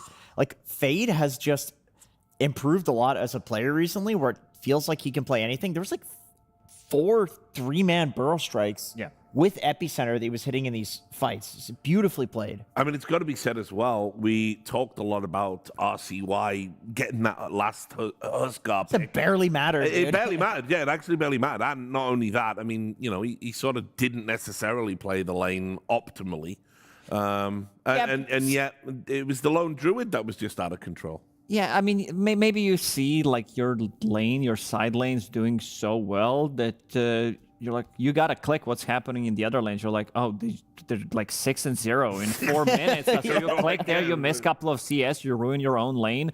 But other than that, I think he had a very good game on RCY. Like he like the atomization. I think the hard pickup is really good. It's really synergizing well with Huskar, especially with the recent changes as well.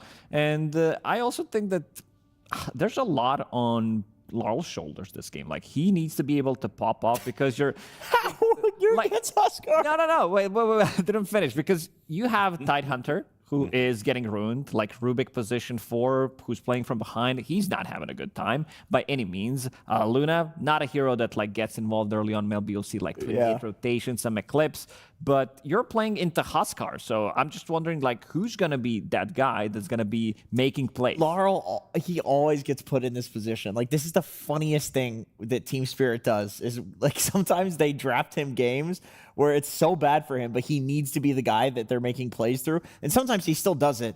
But against a real Huskar player, like RCY, he did mess up the first block. Yes. And something that Quinn talks about a lot, he has a great laning video where he talks about this, where like Huskar versus Queen of Pain, which is the example he literally uses, if you can get the first block so that it's on your hill, it's GG, Queen of Pain. Like, literally, it's that's it. And so, you know, clearly Laurel knew this, and RCY like missed the creep, it went forward. So the lane was a little bit more even. Still RCY won. So it could have been worse. But the thing with good Huskar players, like people who actually play this hero a lot, they know what to do when that happens. They know what to do in a game where it's like more even. They know what to do when the enemy supports are coming mid. They play for like a later timing, Aghanim Scepter. They go for Eternal Shroud, Glimmer Cape sometimes, like stuff like that. Like, they know the itemization. It is so scary playing against real Huskar players. You have to ban it.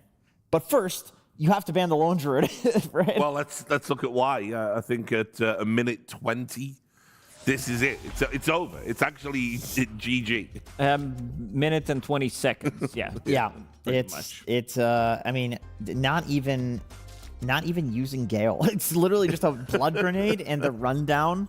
I mean, it's another example of like where the creep wave is, how much that matters against Venomancer plus Lone Druid. Like even with a lane as strong as Rubik Tidehunter, if it's pushed towards the enemy tower, they have so much distance to run you down, get multiple entangles off, multiple hits from Venomancer. It's like, I mean, Rubik, I think, TP'd out after that as well and was immediately brought down to half health. Then I think they got another double kill in the lane. If he had an opportunity to TP to the second game at that point, he probably would have gone immediately. We've all. It's so funny because we've all been in these scenarios where you get so destroyed in lane that it just spills over to all the other lanes, and it's GG. Well, this is what Lone Druid had at 10 minutes, just to show you as well. I mean, like. Yeah, it's a lot. It's a lot what he has. It's treads, it's Orb of Corrosion, like because he got the Diffusal Blade 10 minutes pretty much. He got it at like 9:45. 100% kill participation because they all happened on his lane. Didn't even go anywhere. He's just sitting in the lane. The kills are TPing to his lane so he can kill them more. But also the fact that they understand some of their timings. They're like, yeah, we ruined bottom lane completely with this freshly picked up Diffusal Blade. As soon as they get it, they're going to be smoking up and moving towards the mid lane. Even though they could have killed Tidehunter one more time, they decided to go for a different kill, understanding that, again, this is the playmaker and let's kill him one time and ruin him even more. Last thought before break, Jenkins? Just ban it. Just ban the Lone Druid. Don't let it through. It's Ghost. Come on. All right then, guys. So GamerLegion are up in this one. Ghost is haunting Team Spirit. We'll see if that changes after the break.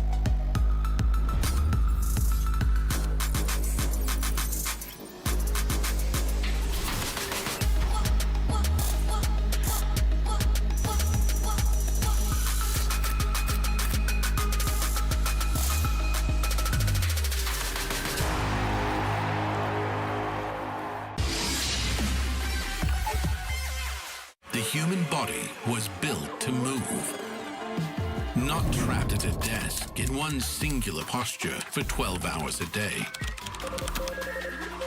It's time your chair evolved. This is Secret Lab Titan Evo. Ergonomically engineered for you, gamers, hybrid workers, artists, backing your every move. Hello everyone and welcome my friends, my fans, my GamerLegion fans. We have Fade here. Hello Fade, how you doing?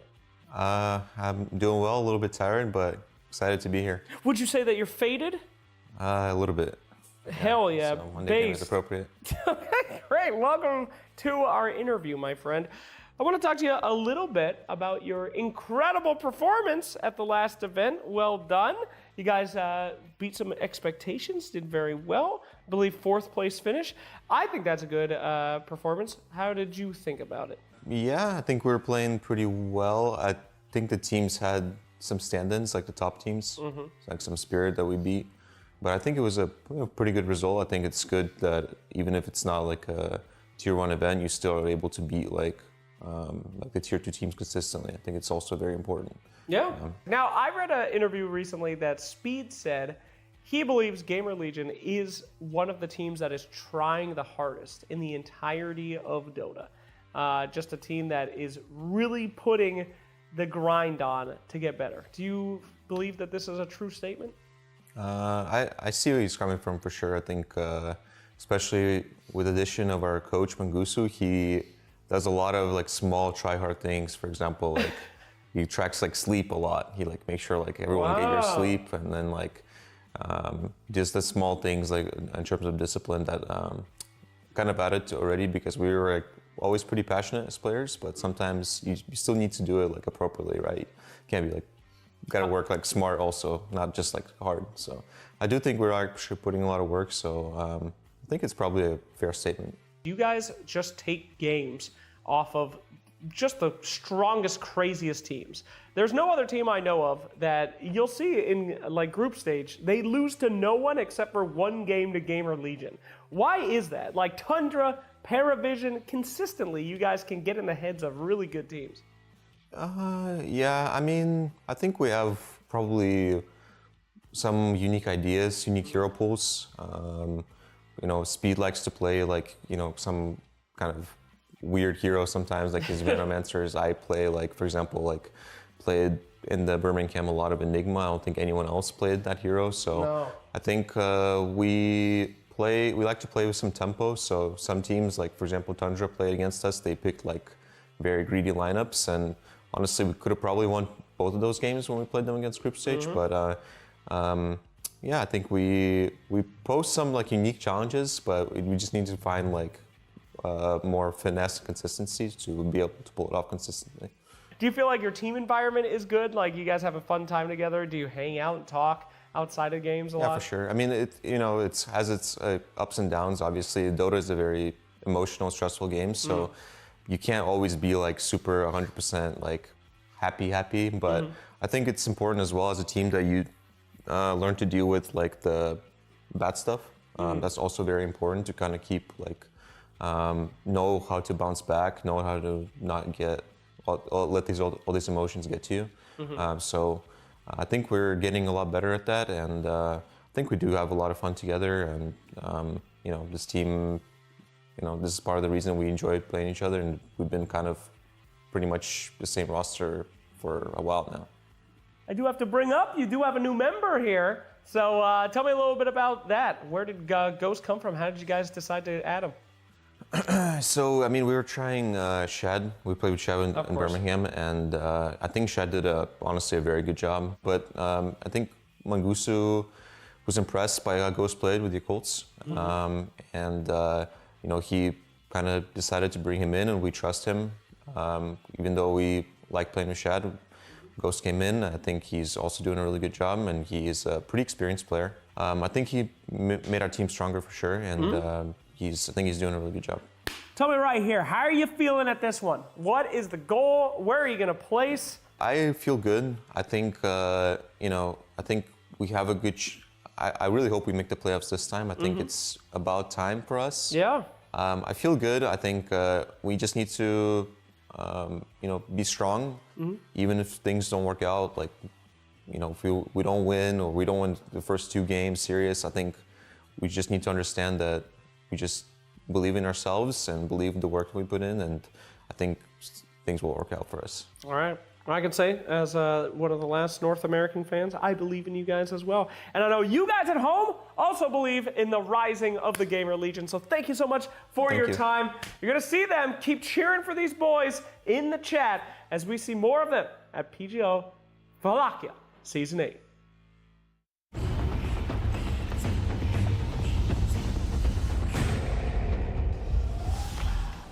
Yes, welcome back. We're going to get straight into the draft. Slacks there, GamerLegion's biggest fan.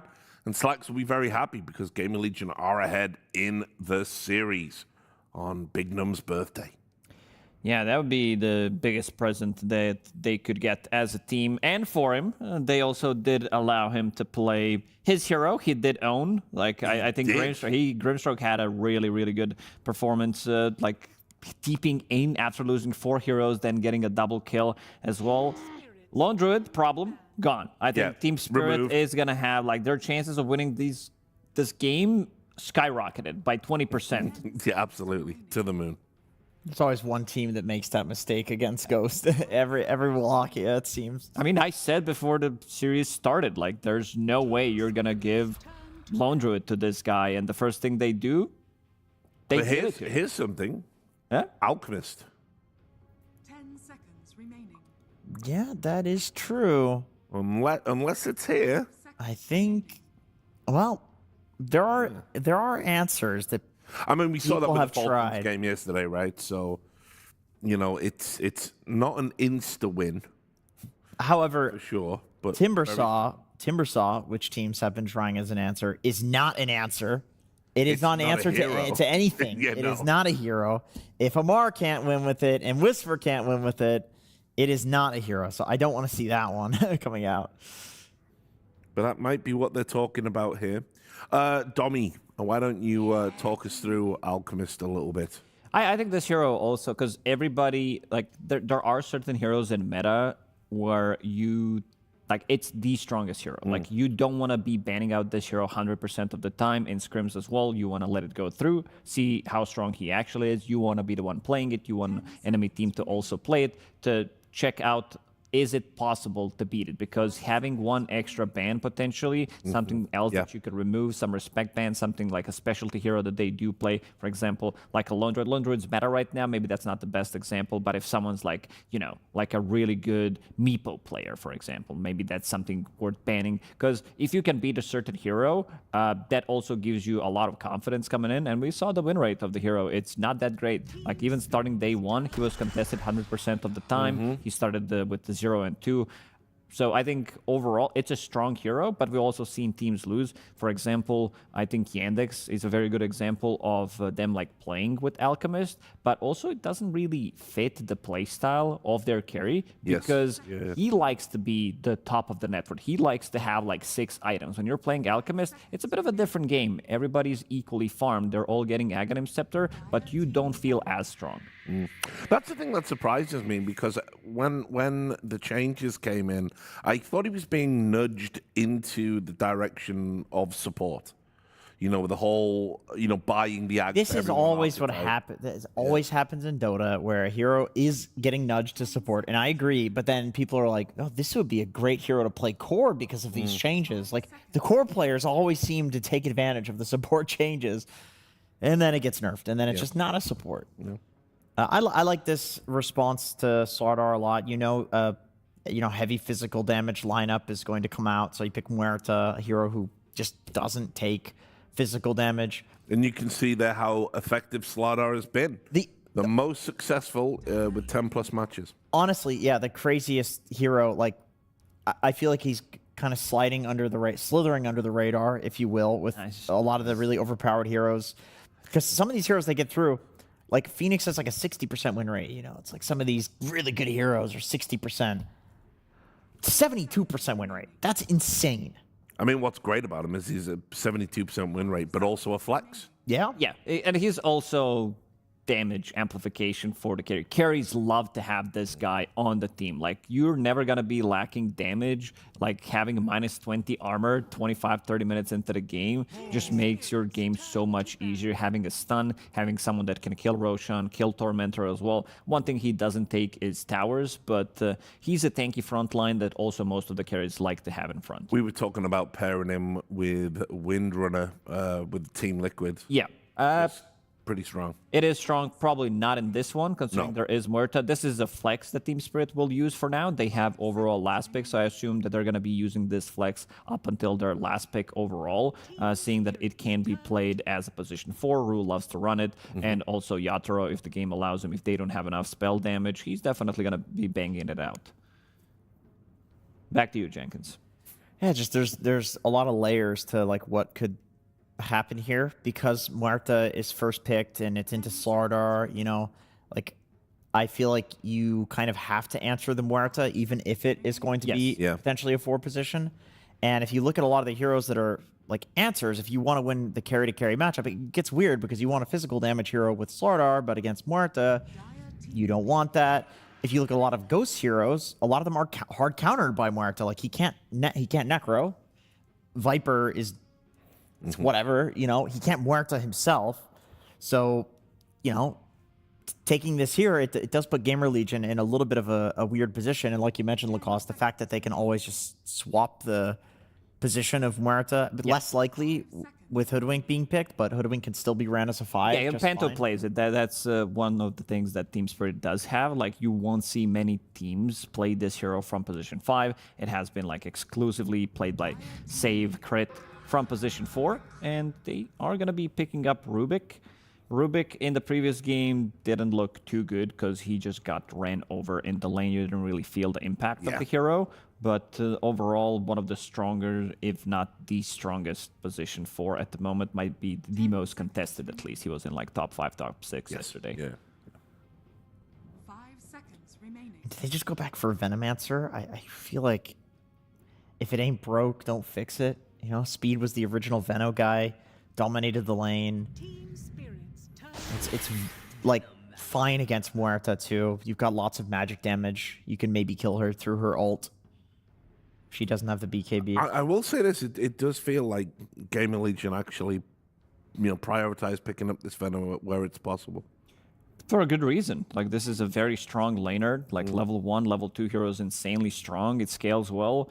It's a type of a position 5 that wants to go in and trade, potentially die, come back full HP if necessary. In the previous game, it didn't happen because they just ran them over completely. But another good scaling 5. It's also something that people don't talk about whenever we mention Veno is vision game. Like, this hero can easily take farm on the other side of the map, and just one snake on the ground can break any kind of a gank. It provides vision unless you're going to be using smoke. So very important, and also a good amount of like tower chip damage, canceling the blink daggers as well. This is just very annoying to play against. Do you think Morphling is pickable on this patch, Lacoste? Because this is the #1 answer to Muerta. I'm not sure how it interacts now that the ghost form is tied to her ulti. Like, can you turn into her and still hit the Muerta? Because this is one of the best matchups in the game. It was one of the best matchups in the game against Muerta, and it's Ghost's most played hero. I think the hero is pickable. I mean, another potential hero is maybe Medusa for Ghost. I'm not sure how that fares into the Muerta matchup. Maybe both carries are just kind of fine. They like ignore each other a little bit. 10 seconds. But yeah, we gotta address the Froggy. The spell, I think that's the main reason. Removing Fade Bolt, removing Corrosive Haze, anything from Veno is gonna feel nice. Having low cooldown the spell, and this also means that Muerta is gonna be a core in this one, and it also means that Largo is gonna be the offlane. So they didn't want to keep the flex up until the end. Which means you surely have to pick something that is good in the matchup against Muerta. Yeah, because currently it's just Veno. I'm thinking about potentially Queen of Pain for GamerLegion. This is the hero that just screams to me. It has like pretty much everything. For now, it's going to be Tiny, so that's a carry Tiny. But I think Queen of Pain is going to get heavily contested. They have the pick out of the phase. I think it would be good for kind of both of the teams because it's a hero that they have no control on side of Team Spirit. You have like a Dead Shot, Silence. These are not really the spells that Queen of Pain is afraid of. No. And you're not too afraid about the task rotations. You can always jump over. Let's say you pump in the damage on Muerta. Even the Sonic Wave pushback just removes quite a lot of her damage during her ulti, BKB timing as well. So I feel like these heroes paired up with Venomancer that have built-in damage over time feels nice. Sure, there's a dispel mechanic, but this guy can just constantly dispel everything. So this is the classic, like, if they didn't pick Queen of Pain there, it's because they think there's 3+ options, but there wasn't for carry, which I would assume, like, you're totally right about co-op. It looks really good, so I would assume Spirit's going to ban it. Most likely, like, yeah. What are the other answers? Like, GamerLegion's even, protecting a potential Queen of Pain pick with Huskar. Yes. That also protects Storm. Potentially Puck is decent as well. Now, on the flip side, if you know one of these types of heroes are probably coming out, like Ember Storm Puck, then what can Laurel pick that is like destroying all of those heroes? I mean, there's Void Spirit still in if the Puck comes out. Okay, so they banned the Storm out themselves. And they're still thinking that this Slardar is going to be maybe played from the mid lane. Let's see if they respect the co-op that we were talking about. Because I mean, that's what's cool about GamerLegion's draft here. You obviously still can move some of the pieces around with this last pick. Yeah, hypothetically, for sure. I mean, if they're banning out the offlaners, a hero that caused them a lot of issues in the previous one, it's Sanking. This is something Muerta doesn't. It's a pure like magic damage coming out from the hero. Yeah, that's not bad at all. I'm also going to mention Doom as well. I think this hero is still very pickable. It's one of the counters as well, but they're going to respect the Night Stalker. And there it is. Oh, the RCY going down on. Cool. That's a lot of physical damage against Muerta. Slardar, Tiny. Tiny's a bit of a mix. He has Avalanche plus Toss. A good amount of magic damage coming up from both of the supports. But yeah, the synergy is there. The right clicks are going to hurt, and they feel like this Muerta potentially can be controlled. They don't necessarily need to die. You have Tusk, you have Muerta. Damage is there. Largo is really not pumping in the damage, so I want to see what Larl's going to be picking in this one. I mean, Queen of Pain, so this means that Slaughter's in the mid lane. Queen of Pain looks good. I think you really like to talk about that matchup, Jenkins. Yeah, that's the one when like all these melee heroes were getting picked mid. You know, the Slaughters, the Earthshakers. Like Queen of Pain was the one hero that would shit on all of them. There's also a potential for like a Keeper of the Light. Larl has been playing a lot of that. I feel like you can super punish Slardar in a side lane and Tiny in a side lane. It's a vessel buyer. Like, it's just a question of, does he want to destroy the lane or does he want to destroy the side lanes? And they go for neither. They go for destroying the team fights. I mean, the combo of the Frog plus the Scorpion is insane. The magic damage that you're getting on top of the Epicenter with the buff coming from the Frog is really crazy. And, you know, hypothetically, like, giving that same buff to Muerta, she's doing all magic damage too, right? Like, that's... Yeah, could be really good. That could be pretty good. I guess they wanted to have another way of actually starting the fight because they didn't have anything. Largo doesn't actually give you that. Two supports, they're okay at the early stages of the game, but you need a way to actually start a fight post 15 minutes, and you didn't have anything. So I assume that's why they decided to go for Sanking the Blink Stun Initiator, another body for Yatoro, so that he can deal the damage. I would say GamerLegion, I wouldn't expect a team to pick so much physical after seeing Muerta being first picked. Like, this is the first pick hero for Team Spirit. They still went with a lot of physical, but it seems like they're thinking we can deal with Muerta slightly later, deal with the rest, and then maybe come in. I would love if they had slightly more magic damage output coming out from the other cores, but we'll see if it works out for them. Yeah, it would definitely make it a lot easier for them to like execute and kill Muerta, because right now it feels like Yatoro has a pretty free game, you know? Like, he just has to be in position where he's not getting, like, chain stunned, and he can press his ult. And I feel like Yatoro, of all players, it's very rare to see him, like, blunder and have some positioning mistake. Maybe if this is, like, a less consistent carry, I would say you can, like, bank on him making a mistake, being out of position, but not Yatoro. Like, it's not really going to happen. No, I think this is a very good Muerta game, especially with the Sanking pickup. You did mention the combo that they have, but I also want to see if Largito is still good enough in this patch. And not sure about him. Absolutely obliterated. Yes, right, and rightly so. Rightly so. Had to. It was deserved. But I think it's still good. And I think if you have a player who's been playing it a lot and wants to play it, it's good. The timings are a little weird, and I'm curious. There's a lot of questions we'll have answered here. So let's see. Yep, all eyes for me on this Sanking this time around. Again, Larl, he needs to do some magical stuff like he was supposed to do in the previous game. Hard matchup for him this time around. It's going to be slightly easier. So, Larl, step it up. All right then, Suns fan and Cinderin, tell us the fable of the Frog and the Scorpion. Oh, they're together, so I guess they got married and created some abomination. How's that sound? Probably not safe for children, though, the way that they made it. Yes. I don't know where to go with that at all. There's nowhere to go. Do you think Largo seduced the Scorpion with his guitar? Oh, obviously. You know, there's like... You've seen these documentaries with birds that do these like crazy dances as like a mating ritual, right? Mm-hmm. How about Largo doing that? What do you think? No, that sounds hot. I mean, if he had the correct voice where he sounded like a frog.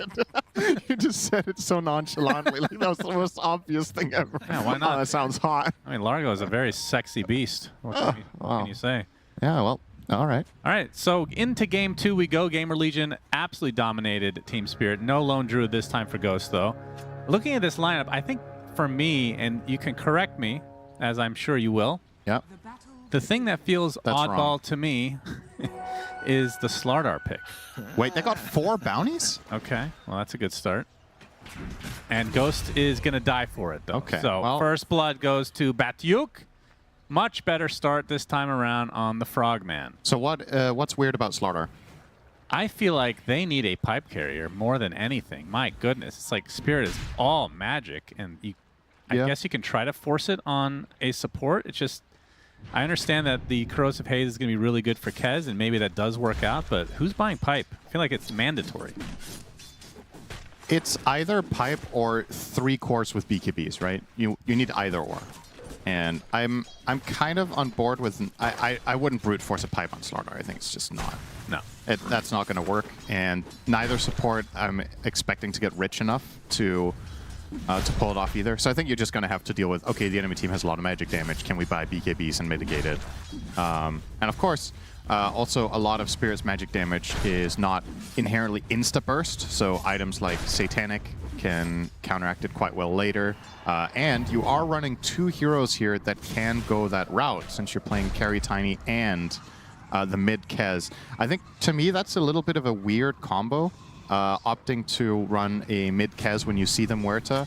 The upside is, even though Muerta is very good against physical damage, this is one of the few heroes that can actually kill her in a stun. So later, when Slardar has Shard, if you blink Crush and then Kez gets to jump her, she might actually get 100 to 0. Okay. The only save is Snowball, which is still a very good one, but you need to be ready. Hey, and it can go very there's fast. Lick. Lick is a great save. It's better against some heroes than others. I would put Kez at the bottom of the list. It takes off Haze. That's true. You can reapply it, but that's fair, you know? The Dispel is a quite meaningful part. So, yeah. You know what? I take it back. You said something smart today. Good job. Thank you. I was going to say keep it up, but I know that's naive, but it was... No. I was here. Yeah, I think that is the hero, though. The Slardar is what I'm most interested in seeing how he does. Because I feel like the games that we have cast in the last year, there's been almost no good Slardar games, unless it's mid. Like, the offlane Slardar just feels a little weird. Do you think it's changed at all with this last patch, or...? I think it's slightly better in the offlane than it was before. Not really because of the changes to Slardar, but because of the changes to everybody else.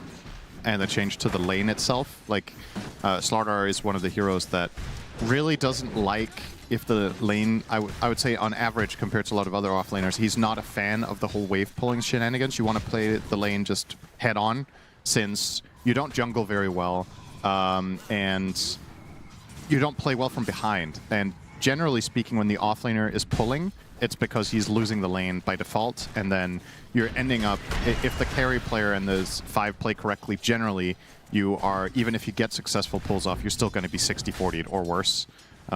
So the fact that he can just play the lane immediately in front of him here is already good news.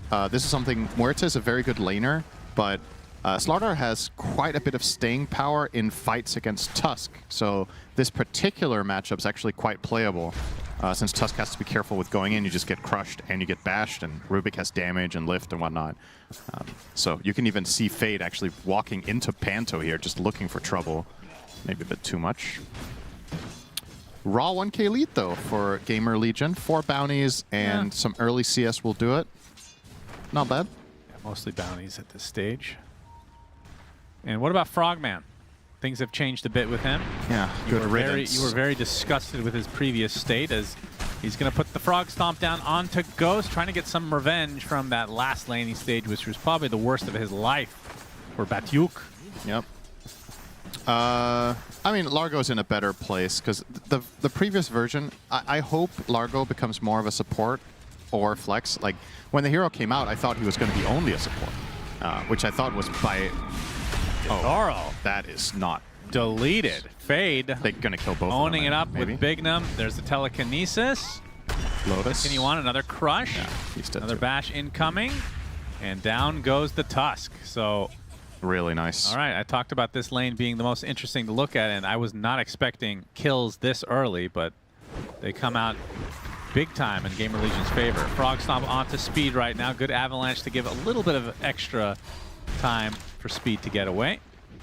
But yeah, to finish off on the whole Largo thing, I thought when the hero was announced that it was designed to be almost only a support. I think we've talked about this and you agree with it. Not every hero needs to be flex. Like, it's okay that there's heroes that only have one role or one specialty at least. Unfortunately, Largo's Axe was so broken that we barely got him see him played as a support.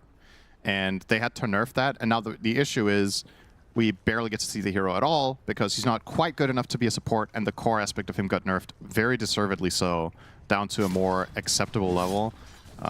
So I hope we get to see more Largo in the support role. Probably going to need some buffs for that to happen. Yeah, you just need to turn the Lick into basically hook range, and then he supports. Yep, that would be kind of crazy. Yep. That's one way to do it. Give him a 600 range pull. Yep. Yep. Easy peasy. Good thing you are designing another game. And Dota. Thank you, Synderen. You're very welcome. You know, I'd be very good at balancing Dota, actually. I think you and I, maybe we should take over. You know? Valve, you have my email. 6-minute power run. Say the word, we'll do it. Top. I was about to say for free, but no. But we will do it. Yeah, definitely not for free. They don't believe, though. Oh, what the? That's the same tick? Oh. Don't see that all too often. I've seen it a few times, but I think the message always pops up if a projectile is mid-air. I don't think it has to be tick. Same tick. Like if Rubik has a shot flying and you take the rune, doesn't it always say denied? I'm going to say no. That's not the case. Oh, well, you're not the one balancing this game, so you wouldn't know that. Veno? That's true. Going to be looking for the backstab. Bajuk is definitely dead. The question is who is going to get the kill out of the three of them. He can't play any songs yet, so he can't really get away. It's going to do a little licking, but it will go to Speed. Yeah, this is obviously, on paper, a really shit lane matchup for Veno. Speed is doing the right thing here by not skilling Gale, because you can't really use it. So you're just going to be maxing Plague Wards, and then you're taking the other ability to, you know, not skill stats. But largely, as a Veno specialist, I'm imagining this is the type of lane where Speed will do what Tiny needs, and then he's going to jungle to make sure he progresses his own game. You can kind of get stuck just playing this lane for way too long and not really accomplish much. He is going to skill Gale now on level 4, which I think is completely fine. So max wards? Yeah. I mean, you kind of do that usually anyway, but you see what he's doing now? He is going into the jungle at level 4, because he can't pressure the lane opponent, and as long as Tiny can farm, yeah, this is some serious damage. He'll be okay, though, courtesy of Big Num. But yeah, what's happening here is actually really interesting with how GamerLegion are choosing to allocate their resources, because they just killed Muerta and Tusk bottom, and you could argue that they should just keep trying to run them over. The issue is if you keep Rubik down here, then your Tiny is probably going to not be all that happy up top, and Veno is also not going to be happy because he doesn't get to jungle. So you kind of have to say, okay, we won bottom, Fade can use that to trade and just farm, and we're going to let Yatoro get his stuff too. In return, we're getting the most farmed 5 on the map by far. Tiny will farm because Rubik helps him, and mid lane is just stable. We didn't even talk about that lane yet, but Kez versus Sand King looks very even in terms of the CS, but RCY has almost 20 more denies. About 500 net worth difference between the two. Yeah, actually. a lot of the CS on Sand King is just jungle, right? And there's the bounty runes, so that's what leads to this. But Sand King is never really gonna lose. He's just gonna more or less draw here. I wasn't sure what to expect here. I think mostly Sand King in melee versus melee matchups will win, but against Kez seems like net worth slightly. Yep, Kez is a special flower, as we've learned over the course of the last year. Oh, nice find. Oh, very quick, though, on the grappling claw. RCY is actually going to escape this gank, dodging the shards, too. I see you over there. Beautiful play. Very, very snappy with the grappling claw against the hoodwink bushwhack.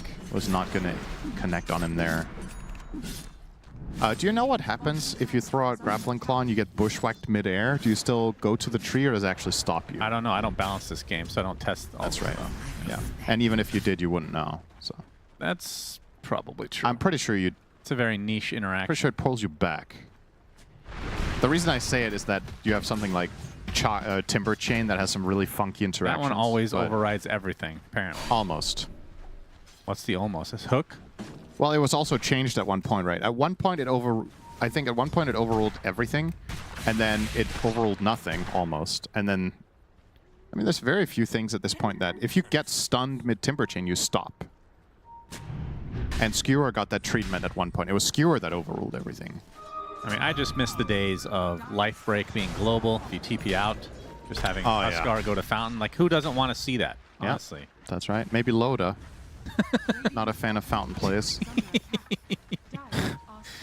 Those are the good old days. Panto. RCUI finds Panto. Good shard. Instantly goes for the dead katana, shot, but not going to help too much. RCY is not going to go any further, though, as Yatoro will show himself. Rue makes his way over as well. Fade, level 8 on this Slardar. He's very strong. And he is opting... What is he going to go for? He has treads. I assume just Soul blink Ring BKB. right I don't think there's any reason to get fancy here. I think the Soul Ring is going to allow you to farm. You're going to go blink shard BKB and play around Kez. And of course Tiny. Both of them just obliterate heroes that are hazed. So yeah, I think it's very standard. And I do like that he went for the Soul Ring. This is not like special, but sometimes you can bypass this and just look more aggressively for something like Tread's Echo Saber. I just don't think that's the right approach. Even if you're winning the lane here, I think it's better to just play on. They're smoking. They want to take out Yatoro. Corrosive Haze on him. He's going to go under the tier 1. Going to get met by RCY and company, though. That is a lot of damage already. Snowball a little bit late. Going to be onto the south side, though. Pierce the Veil pop. He's going to get Galed in the meantime.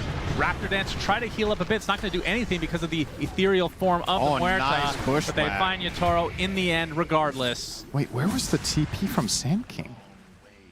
I really thought they were going to help Yatoro there. That was a great bushwhack, too, from Rue. I was just waiting for the Sand King to arrive. He had TP ready the whole time. Laurel just never showed up. Wants to stay mid and finish his blink, but I think considering how that bushwhack landed, he could have found a nice 2-man burrow off of that. So, all right. A bit surprising considering how telegraphed that play was from the side of GamerLegion. You know, the early Corrosive Haze onto Yatoro, he kind of knew something was up. Oh, RCY, this would be a big kill for Spirit. Pops the Veil, trying to get away. It's going to be close. Laurel in the area, gets the Burrow Strike to finish the job, but Fade and company are going to try to get some retribution. Dead Shot does help a bit, but Laurel still falls in the end. And now Batyuk makes his way over with all the singy songs that one can enjoy throughout the lifetime of this frog, as Fade will fade into oblivion. Speed gets trapped inside the shards, and this is going to be a 4th kill for Spirit.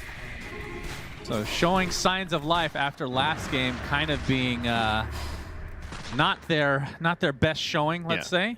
I think in fairness, last game in my eyes was just a really big outdraft. I think that was a hard game to look good in. But yeah, this is definitely showing some better form here. A nice overall team fight, a big swing. You can see almost 2k gained in that engagement. You subtract from this what Tiny was farming in the meantime, of course, but still a very clear win, but also a 4v5. If Tiny is a part of that fight somehow, that goes really well for the side of GamerLegion. Kind of interesting to see the win probability here already. Don't know if I would agree with that. 2 for 1 favoring Spirit. I know it's a good Muerta game, but Burrow finds the Rubik. Bignum steals the Dead Shot, dies shortly after, though. Fade does have Blink, so they will try to set something up now, surely. Yeah, and when does Tiny move? I think that's my big question here. Ghost has been AFK for 13 minutes. Is it Shadowblade? Is there a gate play where you collapse on bottom tower and kill that plus Yatoro? I think that would be a really nice move. Oh, they're going to do exactly that right now, leading into the 14-minute wisdom. This is a super strong timing with the Slardar Blink. I really like this play, and I think it's hard. It's a very hard one for Yatoro to predict. He's actually going to use Mask of Madness here already, so now he can't really fight back. And yep, there's the crush initiation. Yatoro's getting ganked from the south side. He gets Avatos. No time to get anything off. TP is successful somehow. Panto bites the dust, though. So GamerLegion do get the 2. Yeah, nice move. Very, very good. And they get the tower. So perfect. They get 2 kills. They get the wisdom. They get the tower at no cost. The top tower of theirs is very healthy because Tiny has never left it. So this lane is there's not going to be any trade. And likely Veno is going to start just building a house up here. I think that's a very good way to play the map, is just let Veno farm top, let him take camps, let him defend the tower. If Spirit want to take this tower in turn, they have to bring numbers, which they're already doing with a smoke. And if this is successful, I think it's obviously a good move. You want to open that tower, but if all you find is the 5 Veno, and the enemy team is just farming on all other 4 heroes, including stacks and 2 lanes, then it's not all that bad, but it might just be Ghost that they get instead. Yeah, the burrow, and they got the stuns. They're even going to use the epicenter just to make sure. Yeah. Big kill for Spirit. Turnaround potential. Panto comes in with the Walrus Punch. Fade. Says TP in 1 second. Let's have the vision here. Oh, they're going to sell Rue. Well worth it, though. They killed Tiny. So, nicely done. What you saw there is why I liked parking Veno top, and I think Tiny shouldn't have been there. I think it's just better let Veno play that area of the map, and Ghost can play everywhere else. Because it's like the most obvious move for Spirit is to try to open this top tower, right? So if Tiny is farming somewhere in the neighborhood, he's at risk of being hit by that move, which wasn't even necessarily intended for him. So, either way, on we go. Got the TP in from Ghost again, the Avalanche to follow. Panto's dead to start this out. Speed will be the trade, and now the Frog on the run, but the Crush keeps him in place as Fade finishes him off. Now 2 for 1 for GamerLegion. A lot of back and forth. 3K lead, though, for GamerLegion. Yep. So far today, they've just been the better team overall. Yeah. Spirit, they're going to find Rue here. Yeah. Tossing a tree, and... He will be killed off eventually. Avalanche will secure it. Interesting itemization. Laurel, because of all the physical DPS, will be... Wait, did he change his mind? He just swapped. Oh, no, he got it. Oh, he got, the Ghost Scepter, yeah. Yeah, makes a lot of sense. I think it's a very high-value purchase. Of course, you got to be a bit careful against some magic damage here. Rubik, Tiny. It's like, well, they didn't counter Muerta. I guess I'll become Muerta then. Yeah. I guess you can upgrade it later. It's not that bad for Sand King to upgrade this. So.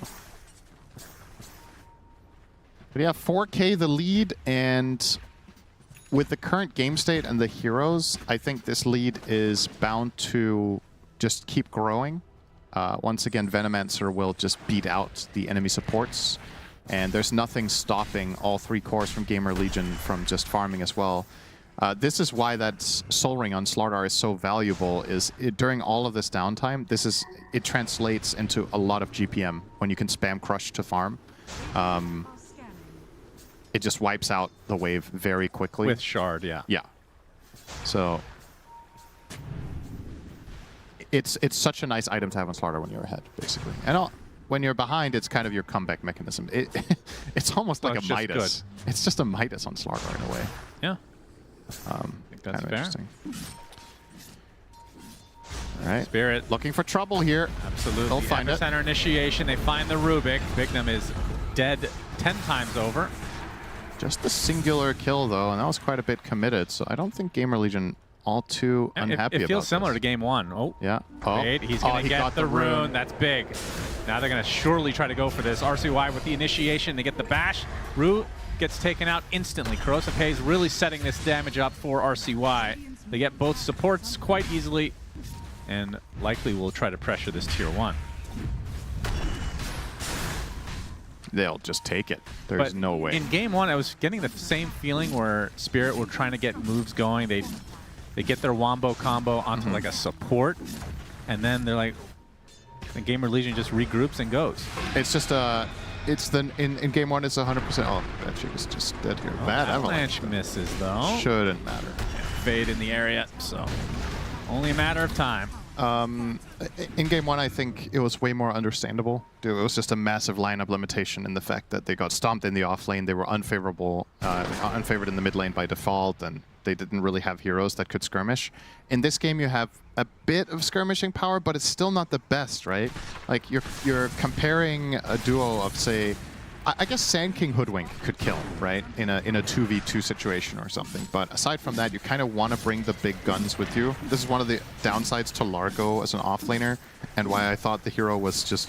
He was only broken because of the Ags being overpowered, right? There was nothing else. There was nothing that was We didn't see a singular Largo offlane game where he didn't go Ags plus Kaya Sanj. Yep. Right? It was literally every game for like a month. That's correct. The problem with this hero is when you're behind and that timing isn't as strong as it used to be, this hero only plays one type of fights. He's not good for skirmishing. His net worth does not transform into any meaningful single target damage, especially not until he has the axe even finished. So who do the supports play around except Sand King for skirmishing? It is kind of awkward. And when you're making the moves like you pointed out, well, if what you run into a support, you don't really have a choice. This is an easy grab, by the way, with the Slardar, and Speed will get himself a nice little pickup there. The Venomous Gale Shard, that's the one that does what the old Facet did with spawning Plague Wards when you hit Gale. Yep, pretty solid. Nice against Blink heroes in fights. Not even if you don't Gale them, just placing Plague Wards around fights is more passive damage, it's Blink cancel, etc. Drew, you have died. Not yet, but you have died. With a toss, he would. You have died. I like that Ghost didn't go for the toss. He wants more. Ghost onto the high ground. He tries to go. Doesn't get silent. Now he does. Punch up in the air. Panther wants to get aggressive. Ghost taking a ton of damage. Look at the amount of damage that Spirit can do still, despite being so far behind. They get 2 kills. Now RCY trying to fight out. Gets off the Echo Slash. It's a triple kill for the Kez, and he is just left unattended. As now the Frog on the run, but another crush from Fade, setting this up for RCY to get an ultra kill. The damage coming out from Spirit was pretty damn good, but again, it was only on like a couple. Yep. And then eventually Kez comes in and cleans up pretty nicely. Yeah, he hits a couple of heroes with Mage Slayer, and the damage output of Spirit really falls quickly. You were pointing out the pipe. This kind of works like that. Right? If Kez gets in, I guess that's true. Yeah. It's effectively against heroes like Sand King and the Largo and Hoodwink. The Mage Slayer really puts a stop to a ton of their output. And yeah, this looks awkward. It was a very good usage of the Harpoon from Ghost. It's actually super important that he creates this distance. Yes, he will end up dying, but he bought a lot of time harpooning on that tree and dodged a stun. And this gives enough time for the rest of the team to come in and clean up.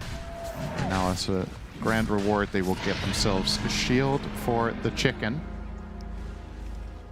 Finger looking good. So now a good, healthy lead for GamerLegion with the Aegis for sure on Mr. RCY. The win expectancy being 50-50 in this game state just doesn't sit right with me. There's no way, right? What is Dota Plus love in this game? It loves Largo, and maybe it's data, maybe it's a bit outdated, because I remember some of the games that we were casting when Largo was broken. When the game was even at 20 minutes, the Largo team had like 80% win probability. Yeah. I'm shocked. So he may be. I'm absolutely shocked that Batyuk doesn't have Ags yet. I feel like he has been on these components for so long. Yeah, it is. He was like halfway done with an Ags, I want to say close to 5-6 minutes ago. Yeah. And it's basically the same state now.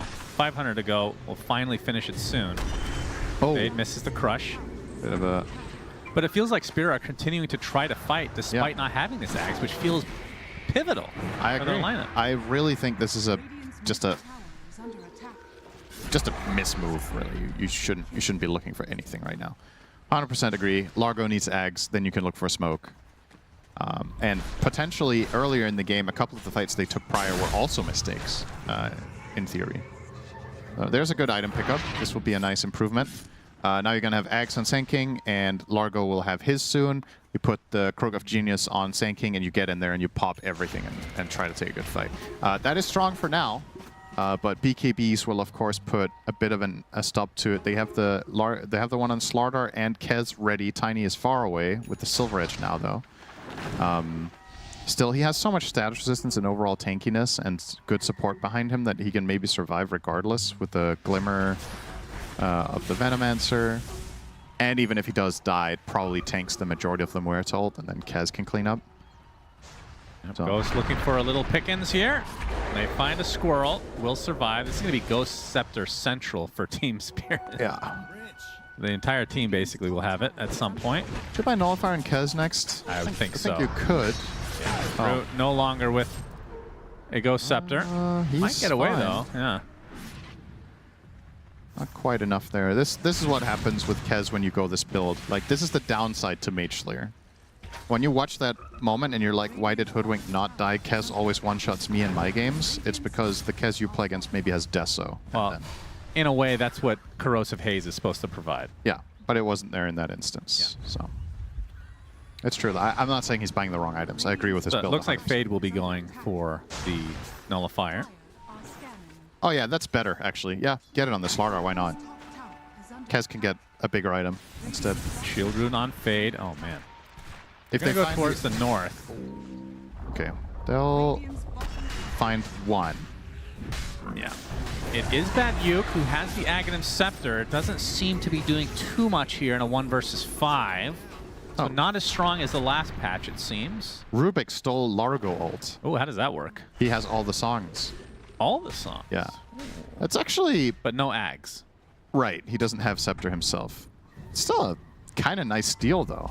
Like, I still think Largo's second song is very, very good. I mean, I wouldn't be surprised if you are singing the song and you steal a spell that the server just crashes. We'll find out here. Yeah, that's, of course, a legitimate concern here. GamerLegion needs to be careful not to crash the server. And Spirit, let them steal the song. Fade pursuing it. Toro's going to pop the BKB and his ult TPs away. See if they can use any of that timing to their advantage. Kez is on the prowl. Yeah, still with a minute on the Aegis, so doesn't mind getting a little frisky. Just like Largo and... and Sand King. And Sand King, that's right, the Scorpion. Okay. I mean, the old fable is the Scorpion kills the frog that tries to cross the river, right? Have you heard that one? No. Really? Is that actually a thing? Yeah. Oh, so Richard Lewis was referencing. No, yeah, that was the reference. Oh, I see. Yeah, sorry. I feel like I'm going to screw up the story, so maybe I should ChatGPT it to get it right. That's where we get information. The crush from Fade onto Panto will lead to the death of the Tusk. Essentially, the TLDR is a frog wants to cross the river. Okay. And the Scorpion... okay, I'm going to screw this one up. Yep. I'm going to ChatGPT. You're doing great so Go far. ahead. Oh, in the meantime, Aegis, 8 seconds. Can they wait it out? RCY might want to just die here, honestly. Getting healed by Rubik. It looks like the Aegis will expire and he will heal. And the Veno ult forcing Spirit back completely.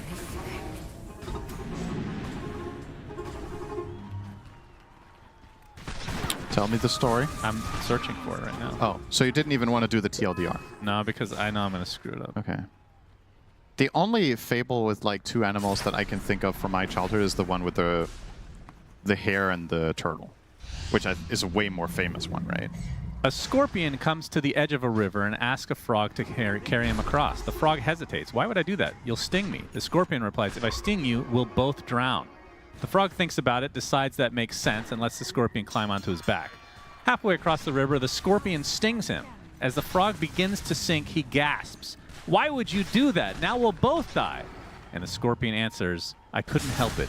It's in my nature. As speaking of scorpion, Laurel gets off the burrow strike onto RCY. Pop the BKB in retreat mode now. Nobody's really remotely close to him, but he does have the blink. Wait, what the fuck was the point of that story? The moral of the story is everyone sucks ass. Wow, that's a great story. It's a cool story. What do you mean? It's in their nature. That's the punchline? There's no punchline. It's a story. It's a fable. Okay? I can't believe that's the story. That is such a nothing burger. Is there not a Danish version of this? You know, like a Danish pastry tries to cross the stream? That's right. The Danish pastry tries to cross the stream, and then the scorpion jumps onto it. And then they sink into the water together, and the scorpion's like, I couldn't help it. It's in my nature to eat jelly. Yeah, that's fine. That's good. Awful story. I'm sorry. All right, let me ask ChatGPT what the moral of that is. I bet Richard thinks it's high art. It's the worst part. The point is subtle. Some people act against their own interests because it's who they are. The useful takeaway isn't people are doomed. It's pay attention to patterns, not promises, Cinderin. Okay? Wow, that's... It's in your nature to be a robot, for example. Right. So maybe that's why I don't appreciate it. Yeah. That's all you have is logic. Right. As we have a smoke from Team Spirit. Full team smoke. And they are heading in the wrong direction, it seems, as GamerLegion will go through the gate. Although Ghost, yeah, he's going to TP out. Maybe it'll be a ward expedition for them. Either way, they'll dodge it. The Scorpion is so stupid. Like, why doesn't he just sting him when he's on the way to the... when they're almost across? Because it's in his nature. Yeah, but what a dumb Scorpion. I mean, Scorpions don't really have big brains, Cinder, unlike you. Unlike or like? That's a great question. Very important how you word this answer. You did just get a brain transplant, so it depends. Was there a goat involved at all? I feel like this is a goat brain. This is another reference to some sort of fable. No. A goat went to the doctor and said, "I would like a brain transplant," and the doctor was like, "You can't have that. You're a goat." That's it. That's the story. That's right. That was it. It's in your nature. It's in your nature to be a goat, and therefore you can't get a brain transplant. Smokes on both sides. We're about to collide here. Okay. Collision imminent. Nuclear launch detected. RCY with the BKB. Forces Yatoro out as well. They're going to punch up the bird, though. RCY is in a lot of trouble trying to get away with the grappling claw, but he's dead first. They're going to focus down Laurel, though, so it's a 1-for-1 to start this out. BKB's running out. Bad Uke able to get some heal action onto Yatoro, licks him up a little bit as well. Very delicious. He still has ulti on Yatoro as well. Only used the BKB there. So I love the confidence from RCY to blink in there and get vision of everyone. Goes Avalanche on the 3 with the crunch. Deletion imminent. Oh my goodness. Nullifier applied as well to Bat Uke. He goes down. Triple kill for Ghost. Whoa. A wombo combo set up by himself. Yep, there's that thing we talked about with Muerta. Yeah, you're good against physical damage, but it only works if you get your ult off. And Corrosive Haze plus Tiny can deal easily 2k damage within that stun duration.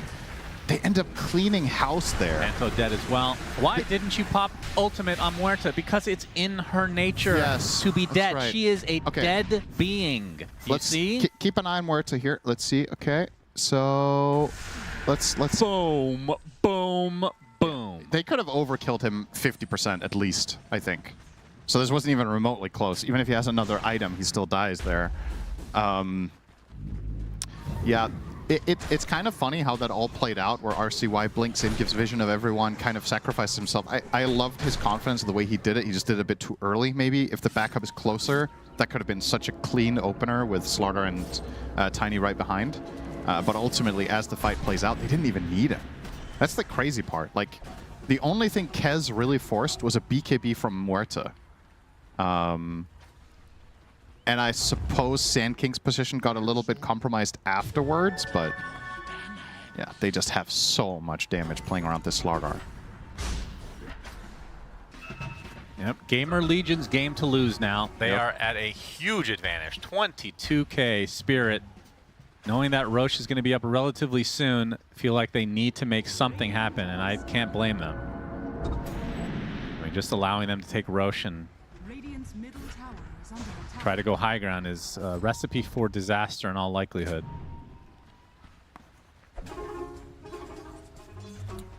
Have you heard the fable about the squirrel and the frog, though? No, I haven't. Please tell me.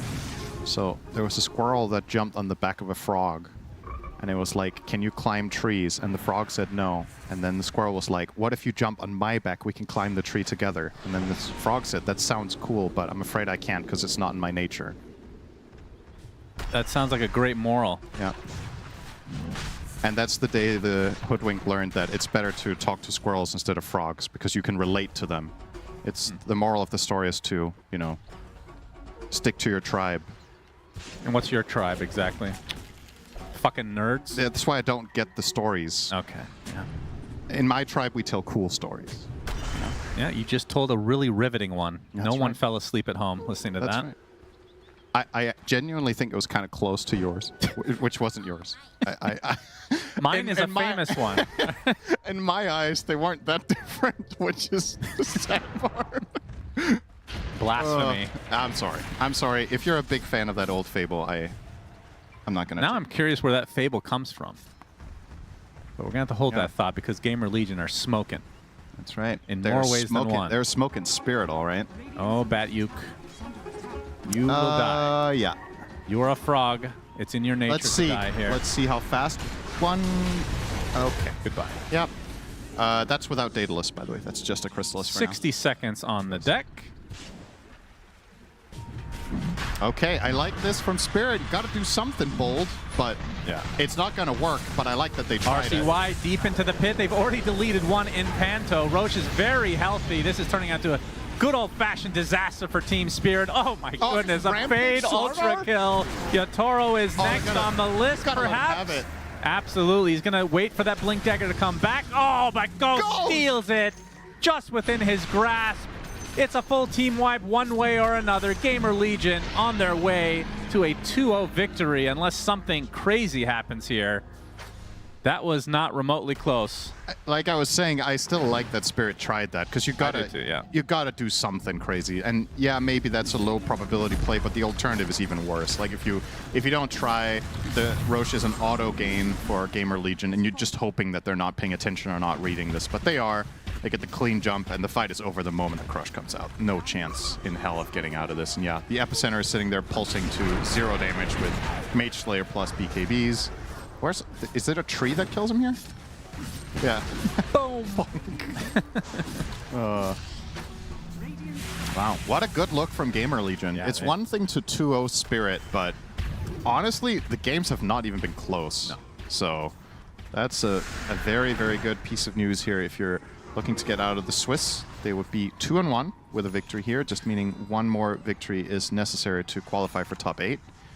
And with how they're playing, unless somebody figures them out, I have a hard time seeing this team lose 2 back-to-back series with this level of play, at least. So NA finds a way, though. Never say never. That's true. I do want to, just for the record, Shannon, you did say GamerLegion didn't stand a chance after I liked their draft in Game 1. Yeah. So the curse might work for China, but not NA. Might be a regional bias to it.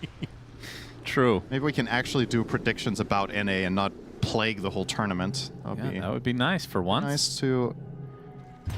Feels good to get it right, you know? That's a 25 talent, which I can only assume he's going to be taking the undispellable. 25 on Slardar? Yeah.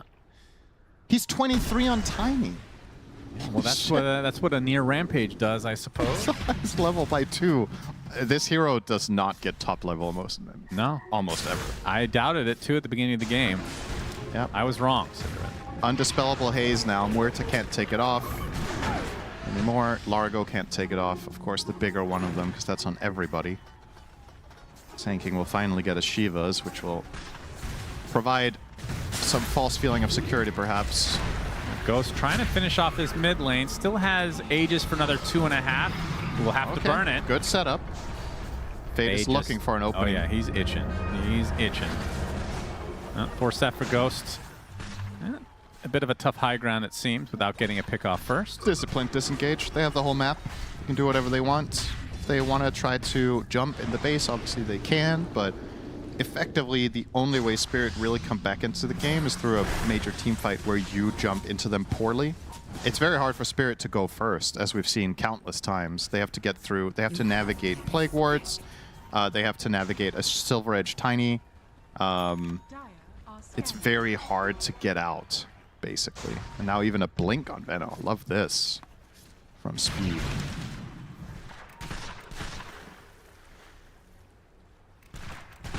Seems to really like his Aether Lens too on the Venno. It's kind of interesting. Not an item we see in every build, at least. But he seems to like it third. Okay, they're going to try for this. Fade would be worth a lot of money. Nice telekinesis, though, from Bignum. That shard is dirty. Now the reinitiation. RCY focusing on Tusk. It's a nullifier. Lara with the Epicenter. They take out the Rubik. Epicenter hits basically nothing. Ghost in the midst of all this in a 1 versus 5 all alone. BKB TP, the Nightfall maneuver, successful. Bit of a weird engagement there for GamerLegion, but they only lose one. Force death from Speed. I hope we get a replay of that. I actually think that was necessary. That was very heads up.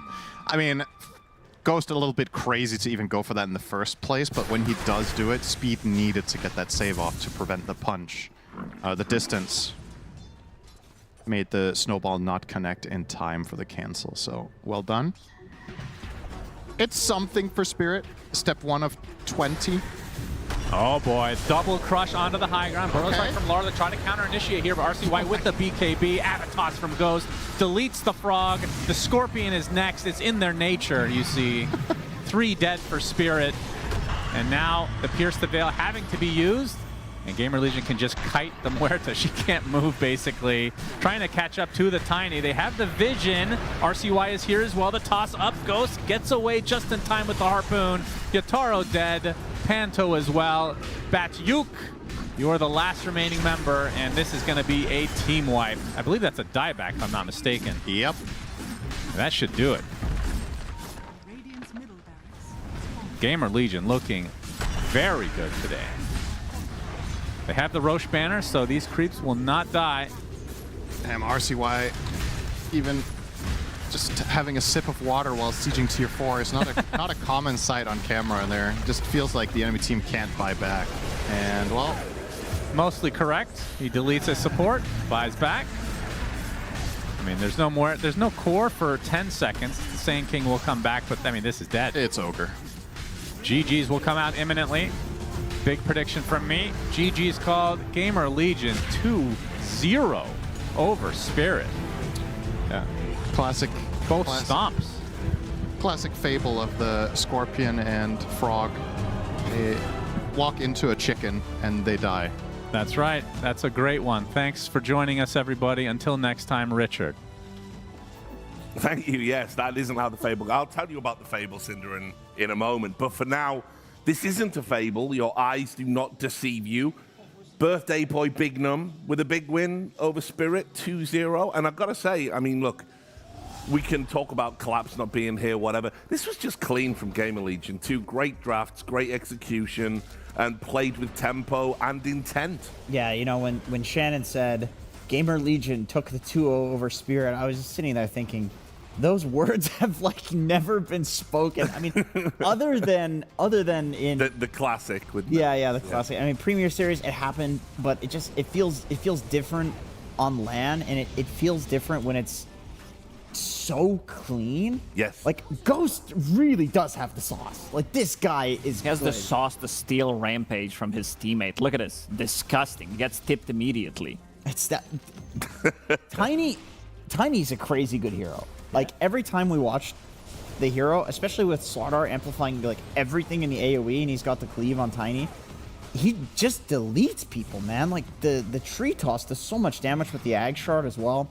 I'm definitely being convinced on Tiny carry. It looks really good.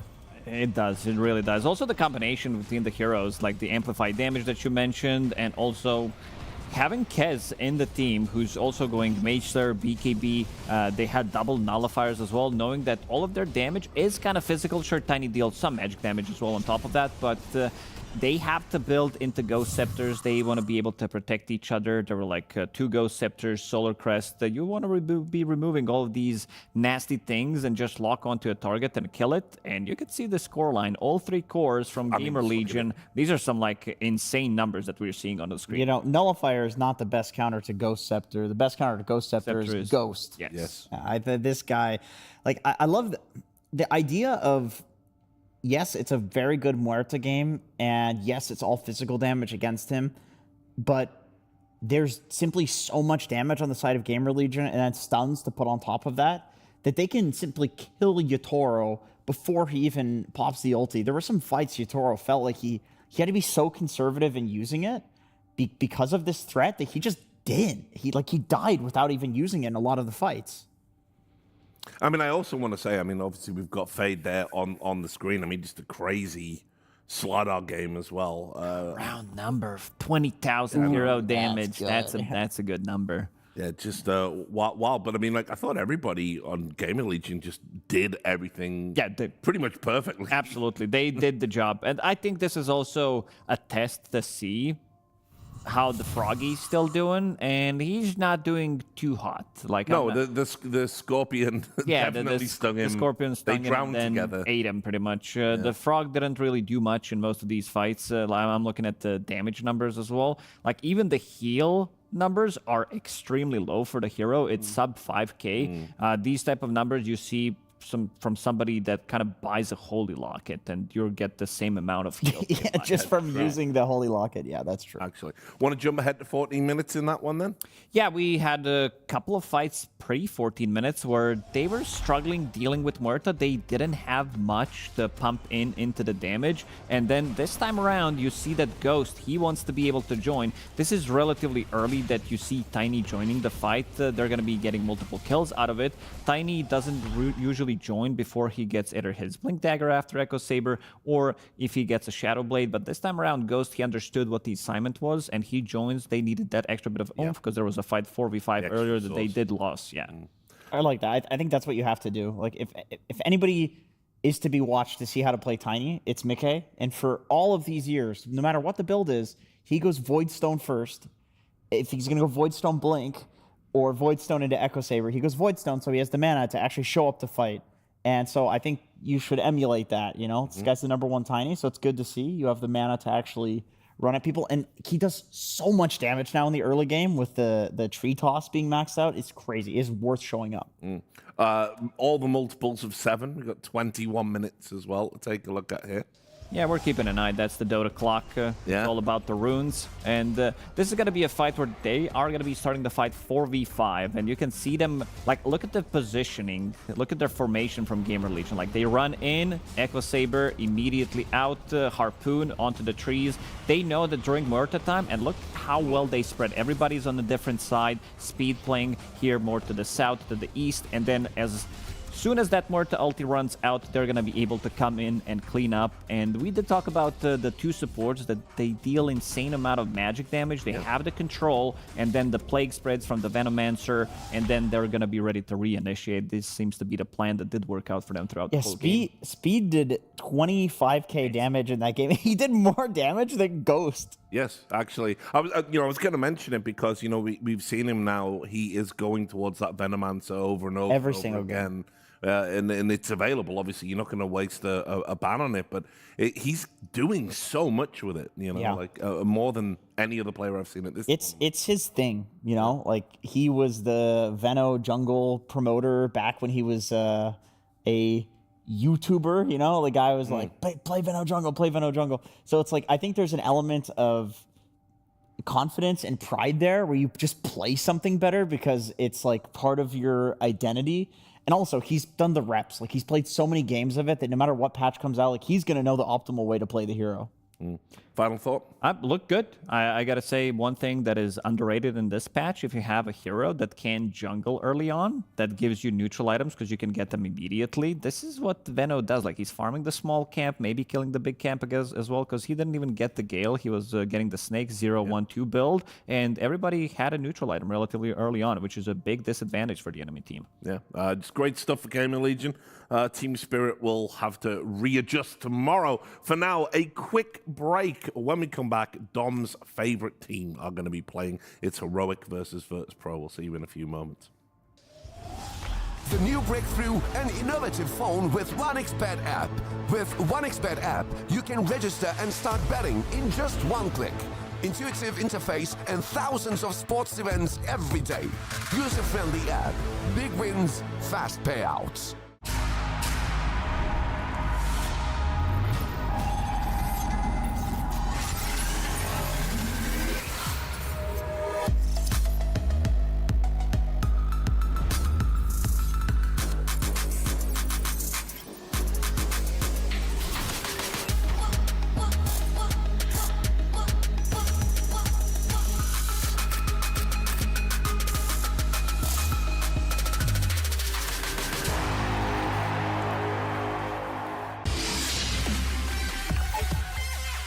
The human body was built to move.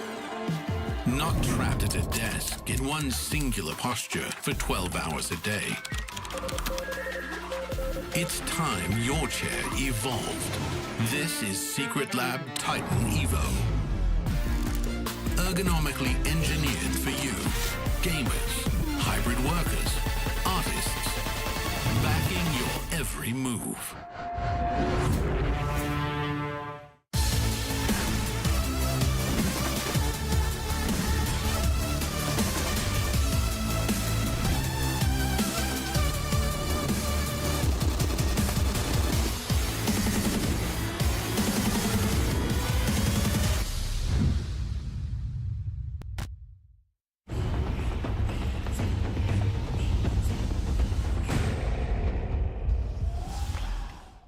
Yes, welcome back. As I said before the break, I wasn't lying. It is Heroic versus Virtus.pro, and I wasn't lying about Heroic being Dom's favorite team.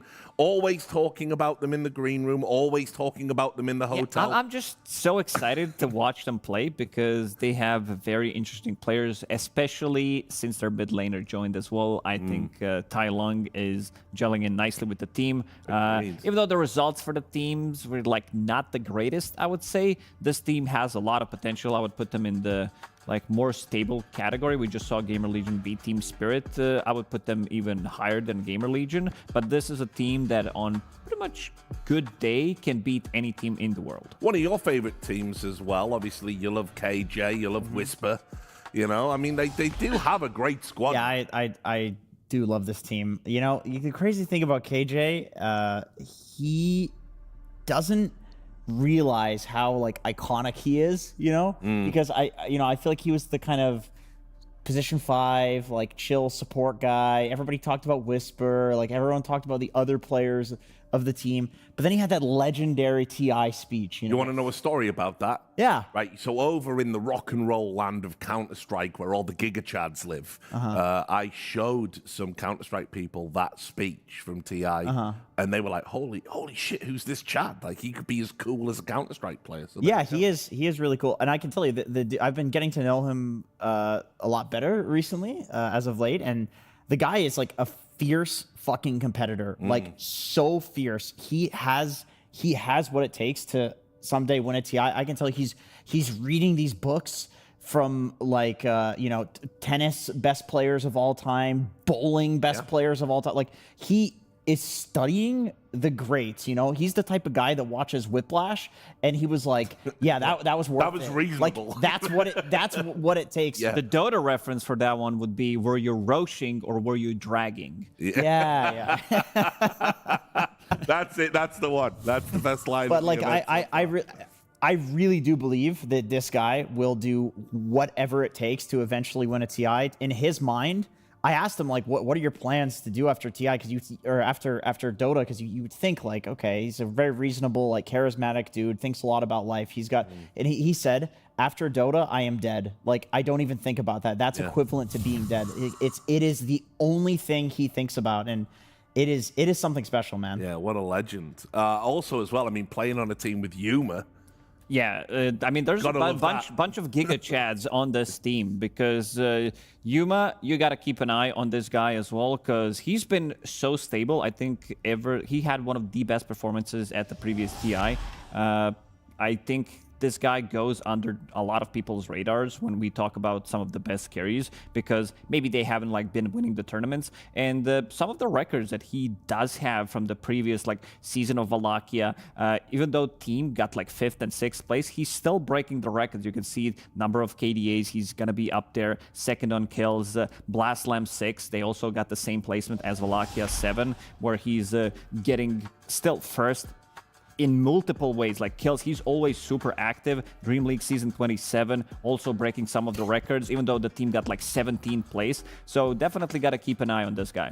Also as well, I think while Dom's making a great point, not because of anything Dom said, but because Virtus.pro, they're just a bunch of lovable goofballs, according to the photos. Yeah. But no, I mean, look, obviously Virtus.pro, they've put this lineup together. It's got some familiar faces on it. And it does seem to be a pretty chill team, just one that we maybe don't know if it necessarily has the ceiling to beat a team like Heroic. I mean, this is NA versus SA classic. I realize VP is an Eastern European organization, but this team is the one that played in North America for so long. You know, Bulba, Abed, Fly, even Hellscream played in NA for a long time. All of these players are either straight up North American or honorary North Americans because they played in the region for so long. So it's really cool to see that back. And Abed is looking in form in this, this tournament. That's one of the names, obviously. I mean, it feels like he's just been around for He was top 3 mids at a point in the world, even top 1 when it came to individual skill. And to be fair, he's playing only Void Spirit on this tournament. He's played the only non-Void Spirit game he played, he was Sand King, but on the games that he is playing Void Spirit, he is beyond godlike. And it's just straight up winning lane against very good players that should not be losing lane like they are, and then going beyond godlike in the game. So I don't know what happened with Abed, whether he's like monitoring his sleep, you know, like the previous GamerLegion boys were talking about, or he's eating to change his diet, but like he looks like the scary Abed of old when he was on EG. Yes. Name a more iconic duo than Bulba and Abed Storm Spirit. Like, so far he lost one game on this patch, but definitely you always have to have this in the back of your mind when you're playing against this team. But I also want to point out that both of these teams had a bit of a rough time in the last month, in the last 3 months as well, because their win rate is just not there. They haven't really been winning. They changed the squad, both of them. Virtus.pro, like in the last 3 months, they have sub 50% win rate, sitting at 48 only. In the last month, 50, exactly the same for Heroic. Heroic in the last 3 months, slightly higher, but yeah, this is, I would say, the true test for Virtus.pro as well, like how this tournament is going to go for them. Sure. Because Heroic... this is a real tall order, though, bro. Yeah. Like, Heroic's a tough one, man. They are. And, I mean, we talked about Tai Lung. This is pretty much... I would say I'm getting the similar vibes from him that I was getting from Parker when he won previous Wallachia. It's just that it's just a normal Dota player, like Tai Lung, from what I've seen. Like this is another prodigy kid that we're gonna be seeing in the scene, and always happy to see what he's cooking from the mid lane. Yeah. Oh, so you meant the positive vibes? Yeah. No, I mean, I can't remember who it was. We did a content piece with one of the players, and they had to name who they felt were the best mids at the tournament, and he came up a number of times. He came up a lot in like top 3. This guy is rated. Yeah, he is. I think all it takes is a mid laner to play against him, and they go, "Oh shit, this is rough," you know. And a Viper specialist as well. Which always annoying. It makes it even more rough to have another, XM out there willing to pick the cheesy lane winning boring heroes. But also able to play the really high skill stuff too. Yeah, like Bristleback mid. Yeah. Well, okay. Fuck Pango, he'll flick the classics, but yeah, he's a bit of a weird guy. Yeah, we see the opener. Usually this doesn't happen in this patch. I don't remember seeing both of the teams like opening up with the supports. Phoenix is probably the strongest support at the moment. Team fighting position 5 gives you extremely good laning scaling as well. And then that was a response to Hoodwink. So they gave a slightly higher priority to Hoodwink in this one. Hoodwink feels really good we're seeing a bit of a newer build, going for the Essence Distiller, and then picking up Chasm Stone just to have that. Lads as well. Yeah, just really try nice to amplify damage, not playing off of the Boomerang like we did before, where you rushed it at 15 minutes. If you had enough gold, Boomerang got nerfed. So now we're seeing a bit of a newer build. Yeah, I honestly believe that the build is like the big reason the hero is seeing a lot of play. It matters a lot. I don't know who was the first to do it, but like there's a lot of games I've even seen just Blightstone into Vlad's Rush, and it feels so good to have a hero who's kind of just standing around pressing stuns, but also your carries doing like 15% more damage and life stealing. It's some heroes it's very effective on. Underlord band, it's cool to see that the hero is just getting more and more respected. It kind of feels like low-key the best offlaner right now. Yep. Slaughter.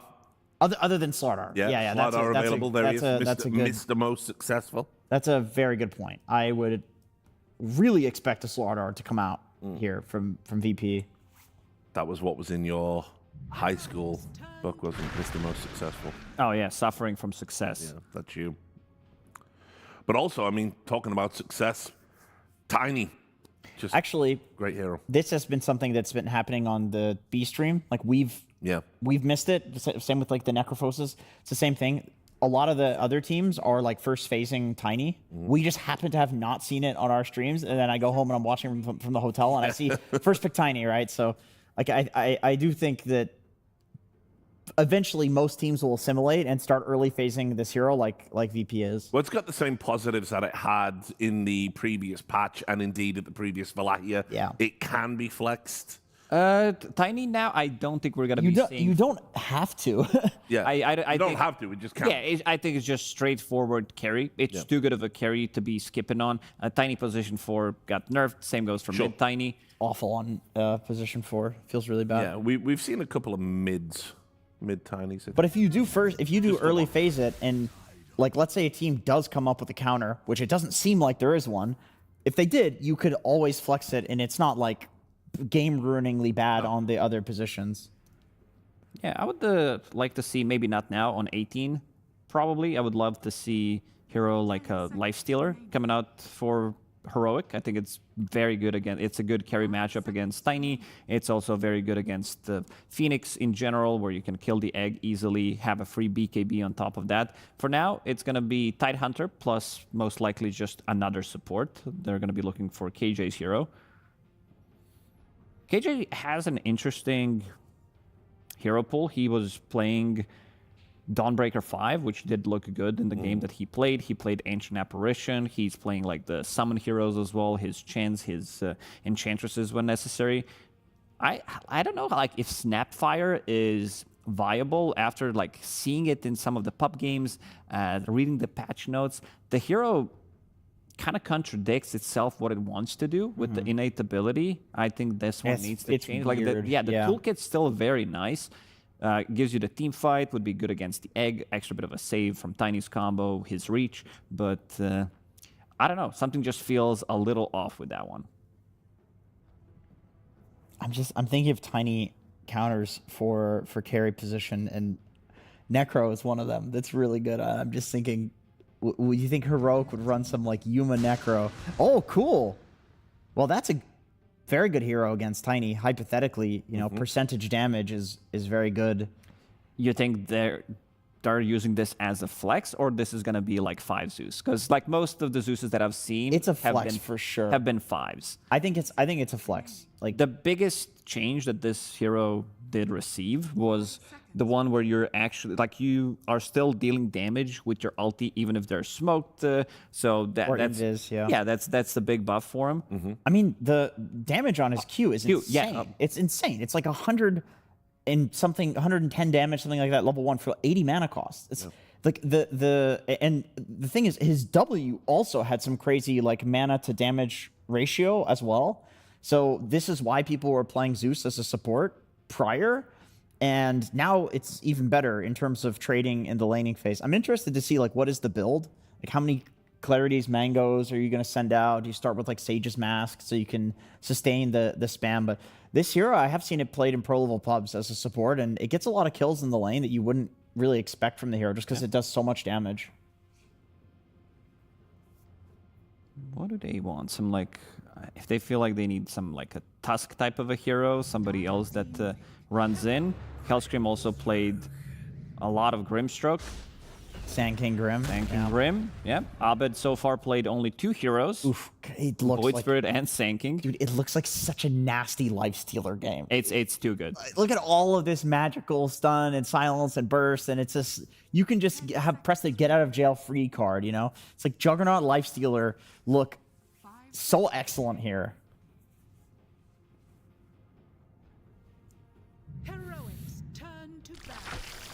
Yeah, there it is.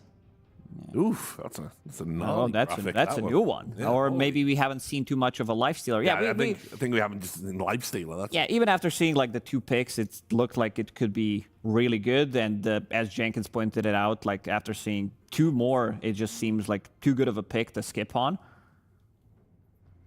I do have one issue with Heroic's lineup, and it's that like they really need a hero that's doing a decent amount of damage from the mid lane, plus a guy that's gonna like run around and do stuff. Like they for sure need some sort of spirit type hero. I don't even think Puck would be enough. Queen maybe isn't active enough. Like it kind of has to be like Ember or Void. Yeah, I think they want to have a Mage Slayer. Both of them are building into it, so I would lean towards one of those 2. You gotta ban Ember. Yeah, it's just too obvious. And VP has last pick, so Abed is getting... Oh, well, actually, it's probably going to be a Abed Sand King. And maybe. It's still flexible. And they're banning out Enigma. This is something Saberlight likes to run. Right now, they have no BKB piercing abilities, so I want to see if maybe they want to remove something else. It could be a good Primal Beast game. Like, eventually you have a break, you have Pulverize that can actually grab him. They do ban it. Slardar is still in the pool. Yeah, Slardar could be okay. That's one of the old school counters to Lifestealer. Yeah, that destroys Lifestealer. And then you have Slardar Tiny. We just saw that. That's crazy good. Slardar's another stun to protect the egg. 10 seconds remaining. Yeah, they banned the Primal like you mentioned. So what's another good mid laner for Heroic? I don't know if Void does enough damage. Storm? I mean, I don't think Virtus.pro has like damage issues. Oh, I was thinking for Heroic. Oh, for Heroic, yeah, they could definitely lack. They definitely could use some damage coming out from the mid lane. I mean, you can also take the approach of like just shitting on the lane. You just go Tai Lung Viper and say, "Here's a problem, solve it." You know, Puck. How about that? Yeah, Puck is.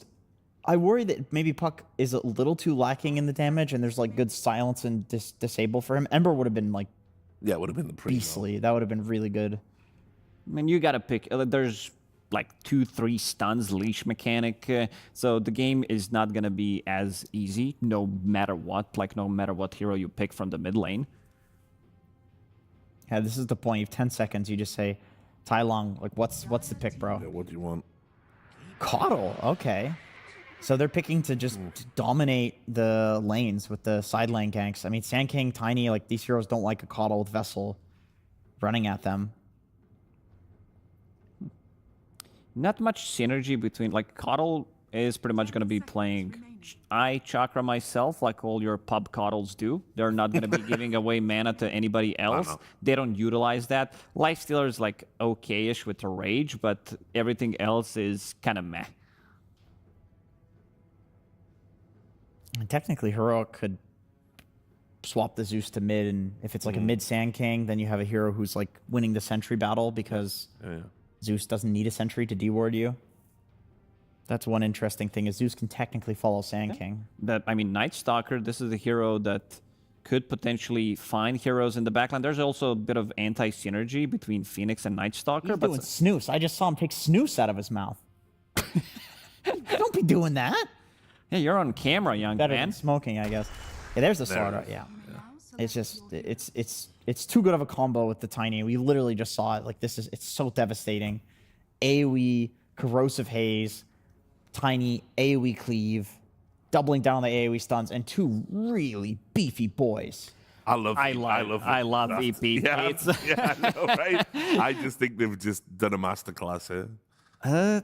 Keeper of the Light is a type of a hero that does destroy lanes. If you're off to a good start, problem is there's so many jumpers. All three cores are Blink Dagger builders, and once you get on top of this Coddle, he's kind of cooked. He doesn't really have any kind of help. Ravage, maybe Infest, but they also don't have the Infest bomb as well. I think when you have Lifestealer on the team, it's not the must-have, but it's definitely a benefit, like having one of these spirit heroes that can jump in, Puck type of a hero. But yeah, I kind of like what Virtus.pro drafted for themselves in this one. Yeah, I'm leaning that way as well. I mean, there is always potential here of like Tai Lung just popping off and 1v5ing on Coddle. He's playing against like 3 tanky cores as like the best ganking vessel buyer in the game. He's gonna free farm mid, but I do worry, like, what does the Zeus do?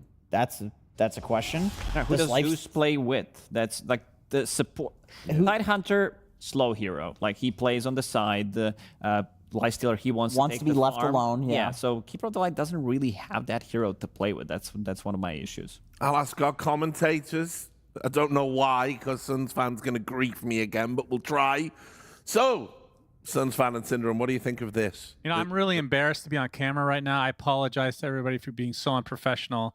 I was eating a Snickers, and I have a bunch of chocolate now on my shirt that I can't get rid of. You can't help yourself. You can't even see that. You can see that. I can see it on camera right now. Right on the so embarrassing. Maybe it's my eyes. Oh, it's actually impressive. You spilled like 3 times. It was a lot, and I ate it 3 games ago. And there's only been 2 games, so that just shows how long it's been on my shirt. Right, well, tell us more about the Snickers as we get into the action. Well, it's very nutty. It's got some caramel in it. And actually, the thing I love about Snickers here in Romania is that it's the American Snickers, of course. Yes. There's a European Snickers that is not as good. That is just better, yes. Established. That's correct. Twix is also just inedible in Europe, I found. Except if you get the caramel, salted caramel version, which is incredible. Highly recommend eating that. And I highly recommend watching this game #1 between Heroic and VP. We finally get to cast Virtus.pro after this team was formed God knows how long ago. Very excited for that. And Heroic, always an exciting team to cast. We get to see Zeus, my boy Lifestealer, my favorite hero in the game that's not named Centaur, Pudge, and Pango. It's a top 5, I guess. Cinder, what do you think? I don't like this Heroic lineup. I don't. You're gonna say you don't like Snickers. I love Snickers.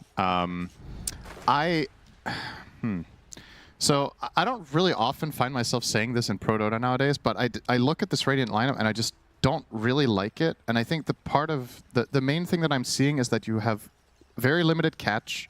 Your supports don't inherently have any hero to play with.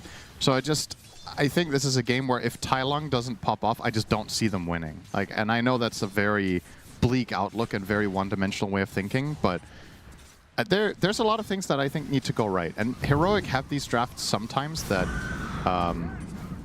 they can just get in their own heads a little bit, I think, and maybe focus a bit too much on very specific counterpicking or whatnot. But I just think in a vacuum, the Dire lineup just has way more intrinsic synergy with itself. You have the Slaughter Tiny, we just saw that, how good that is. You have 3 good carriers for Inkswell, you have really good team fight around Phoenix, great heroes to play with for everyone. I can just see, if you make a matrix of potential plays, I just see VP having them everywhere.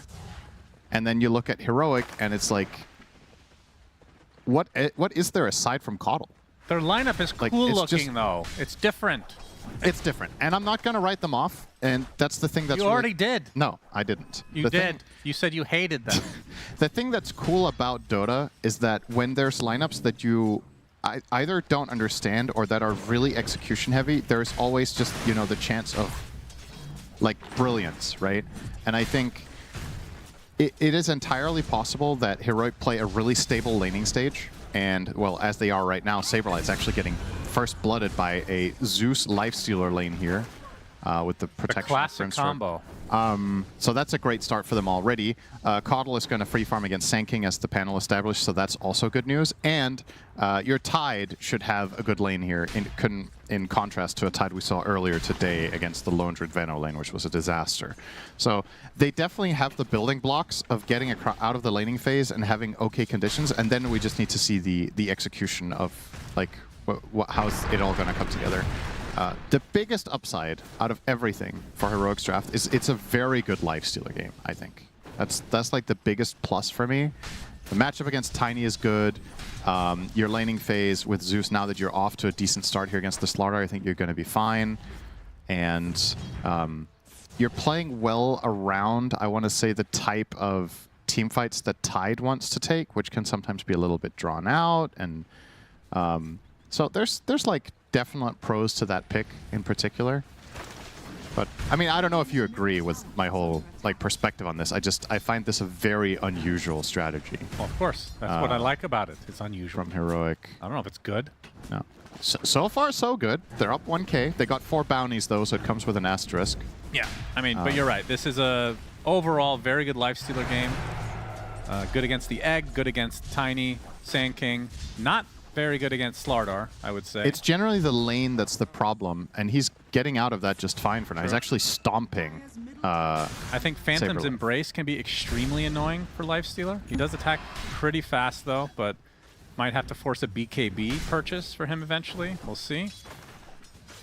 But yeah, I'm some merit to going Radiance Manta, I think, as well. Sure. Get rid of Haze, get rid of the Silence. I think that's would be okay.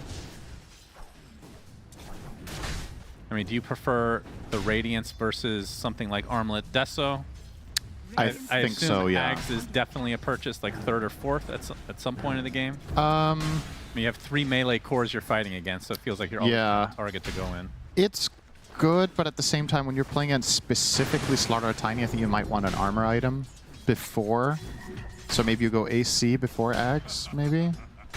I don't know. We'll have to wait and see. But yeah, I definitely prefer the Radiance to Armlet Deso in this game. Especially when you have a good start like this, I think you just want to make sure you keep ramping your hero. You recognize that you're the centerpiece of the whole strategy, and as a result, you should really be building for yourself. Radiance has the major benefit of you being against Slaughter and Tiny, so the evasion is very good. Yeah. So I like it a lot. The Core, Tomato. He should be dead here. No, he didn't get another swing. Was he out of? Alive, but the Fire Spirits are enough. We didn't get to talk about Fly on Phoenix. It's classic. He has played this hero forever. Countless games on it. It's the 5 of the patch, and Heroic chose to give it to him. That is a bold move. And the top lane, for now, has gone quite well for himself as well as Tomato. With that kill, it's pretty much even, but... Ooh, Saberlight, 2nd death of the game. That did require rotation from Tai Lung. Well worth it, though. You want to keep your Lifestealer ahead. This is the best lane to gank. Top lane doesn't need help, because Tied against Tiny is a very easy lane to play. You have 2 points in Kraken Shell. Every time he goes and tries to hit you, you can just anchor smash him and effectively mitigate almost all of his damage. And carry Tinies will always want to max tree grab for farming, and therefore they don't really pose much of a threat to you with their, like, the magic damage component of the hero. So... yeah, talk to me specifically about Zeus. It is played by KJ, so support Zeus. And Inkswell will eventually hit here. He does take the damage rune though, so could have been worse. Yep. Hellscream gets credit for that one. Well, what is there to say? It's a very binary hero, right? All it does is magic damage, and it's whether it's played as a support or as a core, you are utilizing just ramping up your damage because you can't really do anything else. Sometimes you can get a defensive item like Glimmer or Force Staff when you're playing as a 5, I guess, but yeah, it's weird for me. It's like the biggest odd one out in the draft out of everything, and I think part of the reason why the lineup looks a little bit odd. So I'm looking to see. I mean, if you had to guess what role, let's say Zeus was a thing in this patch. Yeah. What role would it be? Would it be support or would it be mid? Oh, hang on. Saberlight's gonna die again here. I don't think he's making it out. No. 3rd death. That's even better than killing him. He TP'd back to base as well. So really, really struggling here. Tai Lung trade shrines with another great move. I mean, this is very good news for Heroic. I also would like to say that I think it's necessary. I feel like it's mandatory for their lineup to get ahead if it wants to play to the high execution that I was talking about that I think the lineup has. This is a great start. And the biggest part of all of this is Slardar's in the absolute bin. Holy shit, Saberlight is nothing. We're 7.5 minutes in. He's laning into Lifestealer. This is a counter pick. And he is 0-3. Yep, Kraken Shell activates at a good time there. Gets tossed back, though, into Fly. Now the TP should be good to go. Well, it's nice of them to at least force that. But yeah, 3K lead here.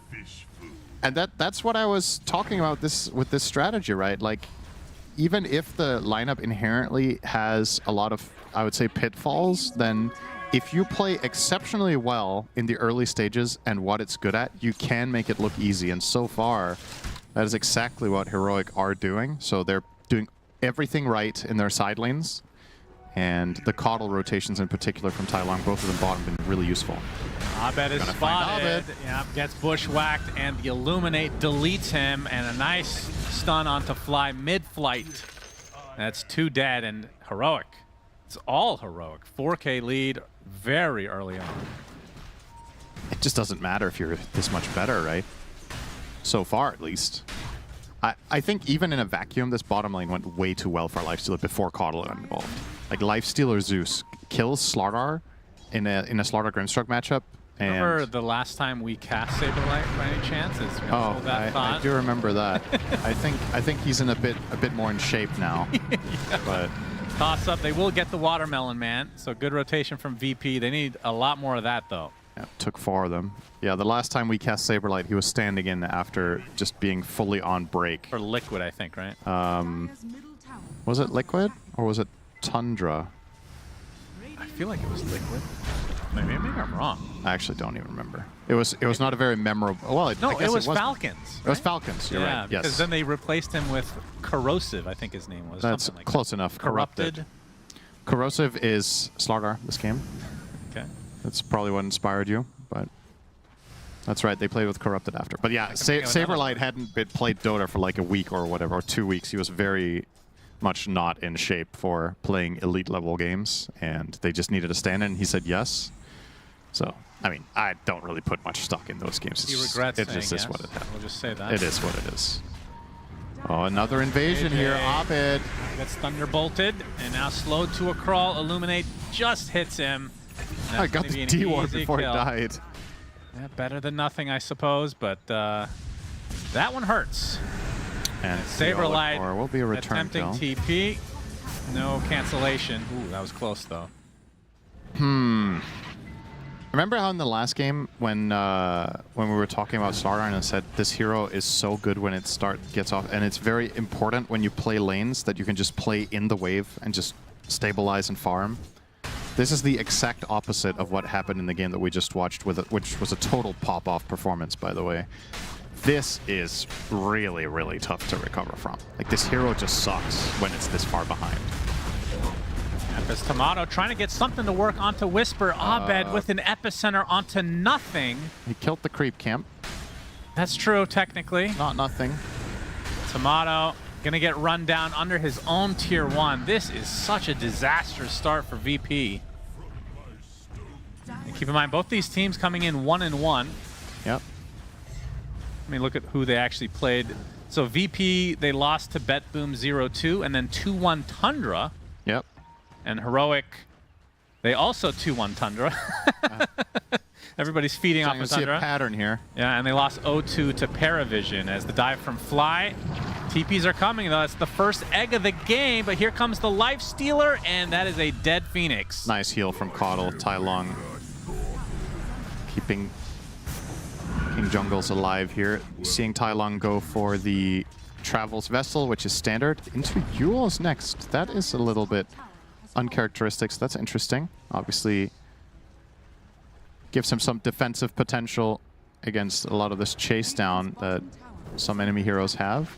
I think it might be overkill in the move speed department. No, now with this new innate, you might not actually end up really needing the move speed on the Yules, but man, what a dream start. Like, this is so important that they're up 6K. And this game could just easily get completely. I didn't want to say anything, but you did praise VP's lineup, and you hated Heroics. And I knew what was coming. Last series was an anomaly. You're cherry picking, though.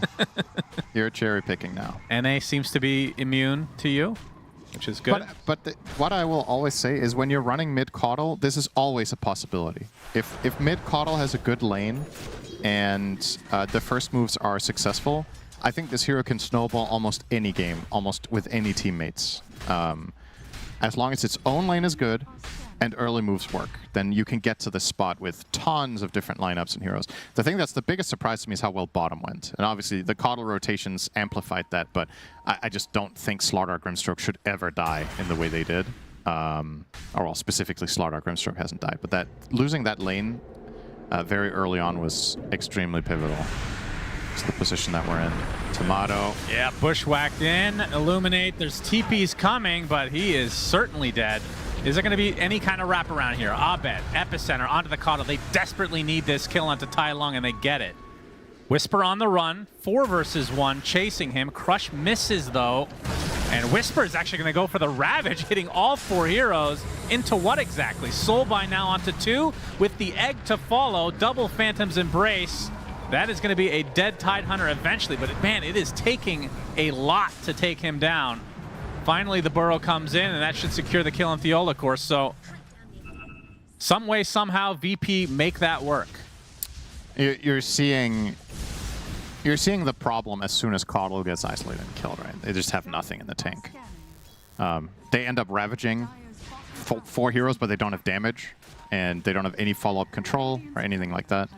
So it's very... Oh, all right, King Jungles. That's a little bit ambitious here, trying to... All right, he's just messing with him. He's not actually trying to take the Wisdom.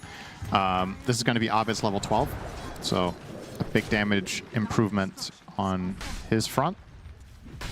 But yeah, that's a little bit of a swing and a miss for Heroic. Fortunately, their lead is so big that they can obviously deal with this. But again, let's turn back time 10 minutes in this game and imagine that early things that came to pass did not go this way. Then what just happened could have just been a swing that puts VP in control. Now, that's clearly still not at all the case. There's still plenty of time for Heroic to snowball this game. But they got to be a little bit careful not to overstep like this. That was a 2k gold swing. And that is going to definitely end up mattering unless they... These are some juicy stacks, which can only assume that... I mean, Tide can take them, Coddle can take them, even the Life Student Alia's Radiance can take. We'll go, at least the hard camp, will go to the Coddle. Yep. You see that one neutral all glitched out, having a little party.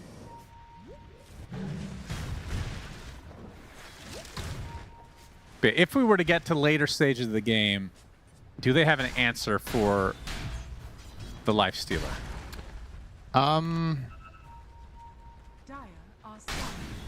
I think there's a little bit of an X factor in Phoenix in this game because of how good Sunray is defensively. Like, if you have bad matchups against Lifestealer late in the game, I think what's most important is that you can outlast Rage, because then you can control him. And Sunray onto Tiny and Slardar and Sand King heals a lot. And if you buy items such as BKBs or, you know, Glimmer, Pipe, whatever, against the damage of Zeus and Coddle, you can hopefully, for them, survive through the Rage and then get stuff done. So I definitely do think they have a decent shot. It is still very good conditions, though, for Yuma. Also not the... I guess Phoenix can buy a Hex, potentially. All right, well, Saberlight has his Blink. See if this will help him find some kills, because it's certainly not going to help him farm. As an egg placement, as Tomato gets the Avatos onto the Squirrel. Thiola Core gets hit by the tree. It's not enough, though, but the Sunray just in range for Fly. As Whisper shows up just to steal a little bit of farm, knowing that he almost certainly can't be killed. It would require 4 to 5 members of VP at this stage. Has the Mage Slayer, another illustration of the types of spells that use attacks, instant attacks, making that very valuable. Can add that to the list. Of course, you do have to be in range of the Sand King. Specifically here. It's just an overall really good item in this game, so I agree with the purchase. He's going to get his Blink now, and then I would imagine consider Shard into Sand King Slardar. Seems very valuable. He doesn't have it in Quick Buy for now, but wouldn't be surprised to see him change his mind into that. Yeah, it just seems kind of straightforward.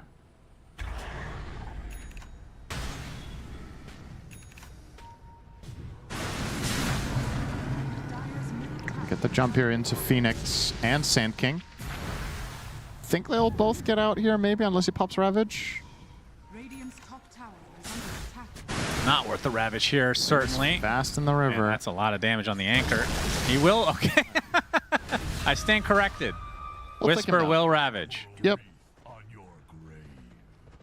Tomato in the tree line. Ooh. Oh, he stopped moving. That might actually be his...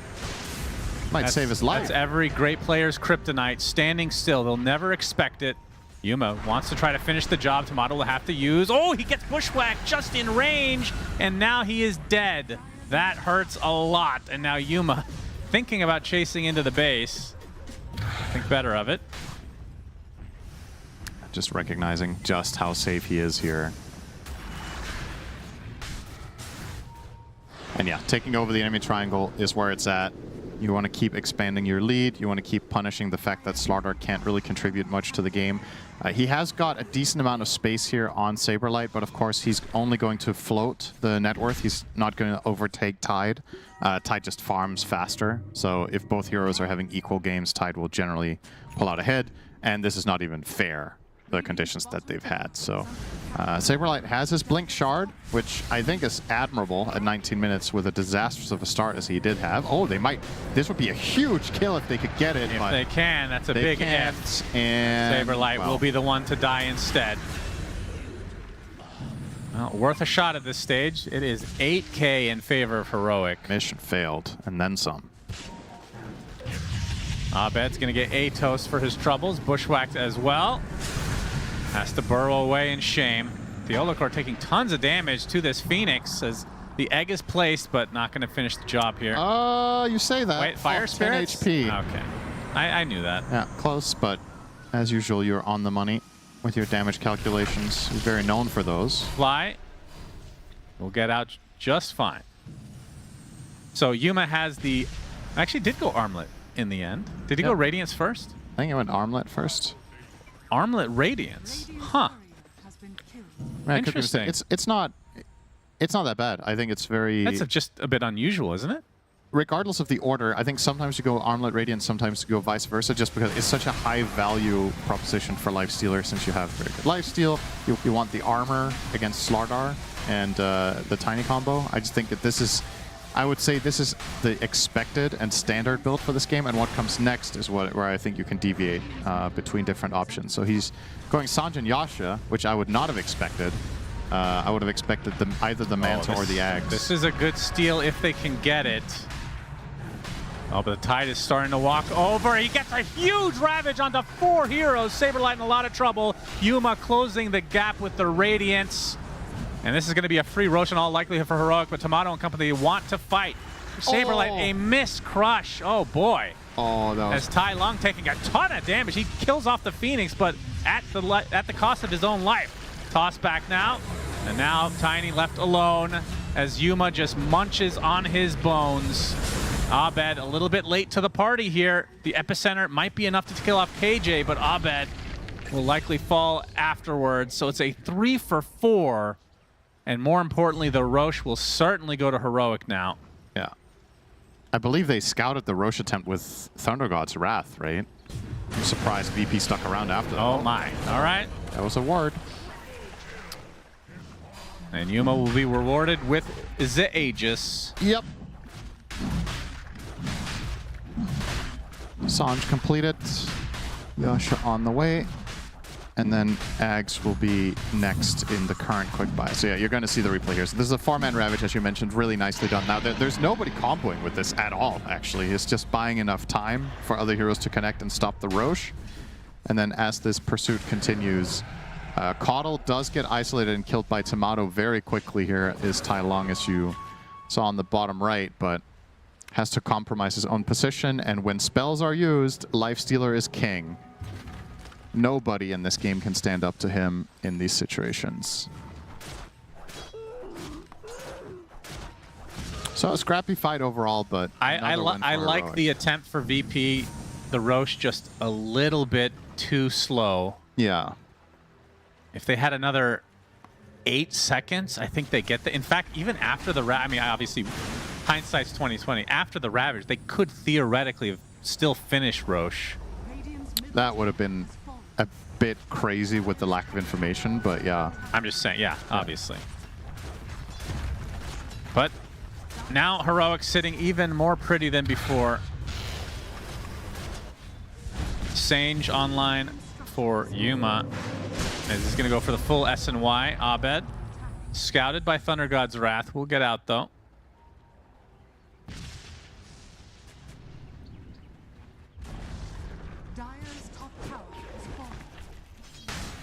And Whisper with a very early BKB on Tidehunter. Yeah, it's interesting. Don't see that every day.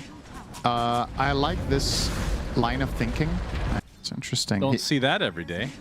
I like this line of thinking. Hang on, let's see if this turns. It's a nice kill. Tai Long takes a tumble. So what I like about Tide's build in this game, as we are killing Tiny as well, unless there's some crazy anchored. save. They're going to ravage just in case more were coming. Oh, nice hit. And the sharpshooter right in fly, but he TP's out. And Saberlight just has to exit. I like Whisper's approach a lot. I personally would have liked to see him buy Shard and then do exactly what he's doing now, which is scale. Recognizing that Caudle eventually is obviously only going to do magic damage, and there might be some merit to scaling your Tide into being a teamfight threat as well. So he's going into AC Satanic on the offlane Tide, which is a build we don't see very often anymore. Almost always Ags. Very cool. But I think in this particular game, this build makes a ton of sense. It's kind of recognizing the limitations of the lineup and trying to cover them. So I like this a lot. It's also, I mean, you mentioned Ags being the norm. It's still a really good Ags game. It's against 3 melee cores. Yeah. I mean, I wouldn't disagree with it. I just think this is yeah, it's cool. A nice adjustment to what your overall worry in this game is that you run out of steam and that you can't like stand up to the enemy heroes. But when you get AC, the armor in this game goes a really long way, and the BKB covers everything else. So he can very much so full frontline, and their mindset between himself and Lifesteal seems to be, let's just make ourselves as hard to kill as possible. Like Sanjin Yasha into into Ags. Zeus, speaking of Ags, now has his. And more importantly, he got the shard we didn't mention from Tormentor. True. So lightning hands on support Zeus. It's one of the best support shards in the whole game. So good for farming more than anything. Because the way Zeus plays the map is actually very farm heavy when you're playing support at this point at least. You're kind of just, there's a lot of downtime and you just want to hit creeps, but your kit is too expensive to farm with. But when you get lightning hands, you just hit farm jungle. So it's a very welcome pickup for him. Yuma will be, this is a nice move. This is going to easily be successful. Indeed. Super easy kill, and that is going to be death number 6 for the Slardar. They're doing this while Yuma is sieging the bot tier 2, which makes this a way less predictable smoke. He's just full on solo down bottom. You might think maybe there's protection behind, but he feels so safe given the matchups that he can just play 1v0 down bottom. Gonna get burnt to a crisp here by Fly, but I'll reset. Did some good damage to the tower. Tasty treat, and he's 1,000 away from Ags. So jumping into one of the aforementioned melee cores. Gonna be pretty high priority for Yuma. Doesn't disarm, of course, anymore, but it does do an extra attack now than it used to. So doing raw damage, always a great choice, especially if you end up going for like a Daedalus or something like that later on. No real need for MKB, I don't think. And most importantly, a really big part of the Infest is bridging the gap between rages, which it will always be able to do unless you kill the hero. So it's kind of it's a really nice pseudo-defensive item too. You can both use it to hunt down heroes. I hate his shard now. God, I hate it. Yeah, that's Gore Storm, right? Yeah, I hated that facet too. Yeah, it's a bit weird. Get rid of that garbage. All right, inside of Tide he goes. Oh, interesting. Whisper wants to go for the Satanic before the AC. He is very, very high HP with a Lifestealer on him. 4.5k at minute 28. Huh. Whisper has 9 fish consumed, just for everybody out there. A lot of people were wondering. True.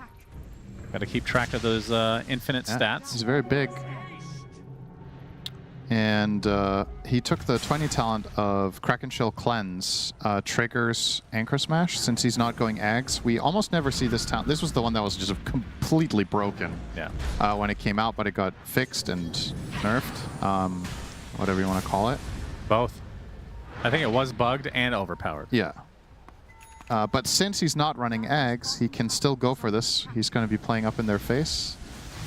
This is kind of inefficient map play, I have to admit, though. I think he's been infested for like 40 seconds now. He was going to TP bot instead. Yeah. Had to save King Jungles, was already dead, so a little bit of a... Honestly, a pretty weak minute there for Heroic that cost them almost 2k gold between the Zeus death and just a wasted time. But they were... It's an opportunity cost. They were looking for a potential fight for their Tide. Oh, it's Abed and Yuma somehow dodging each other. They're blinking across.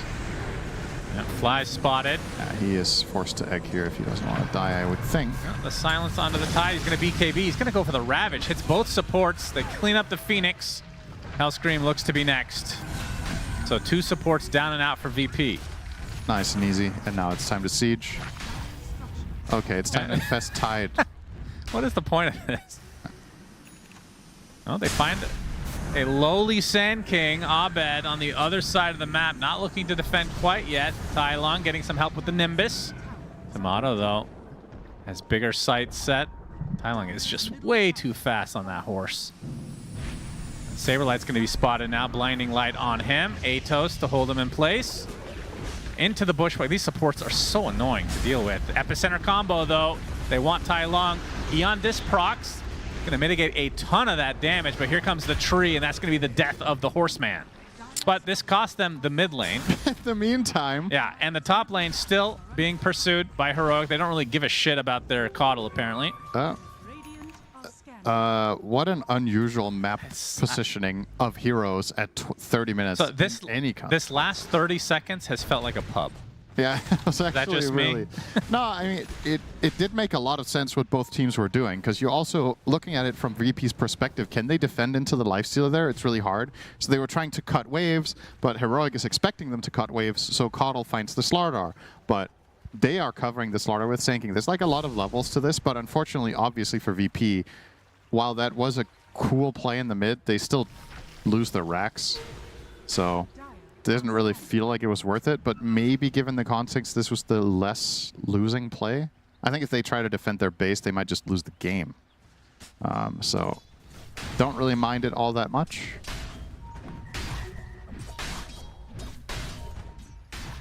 Roche is up, so VP can get a quick pick into a Roche. That could definitely turn the tides here.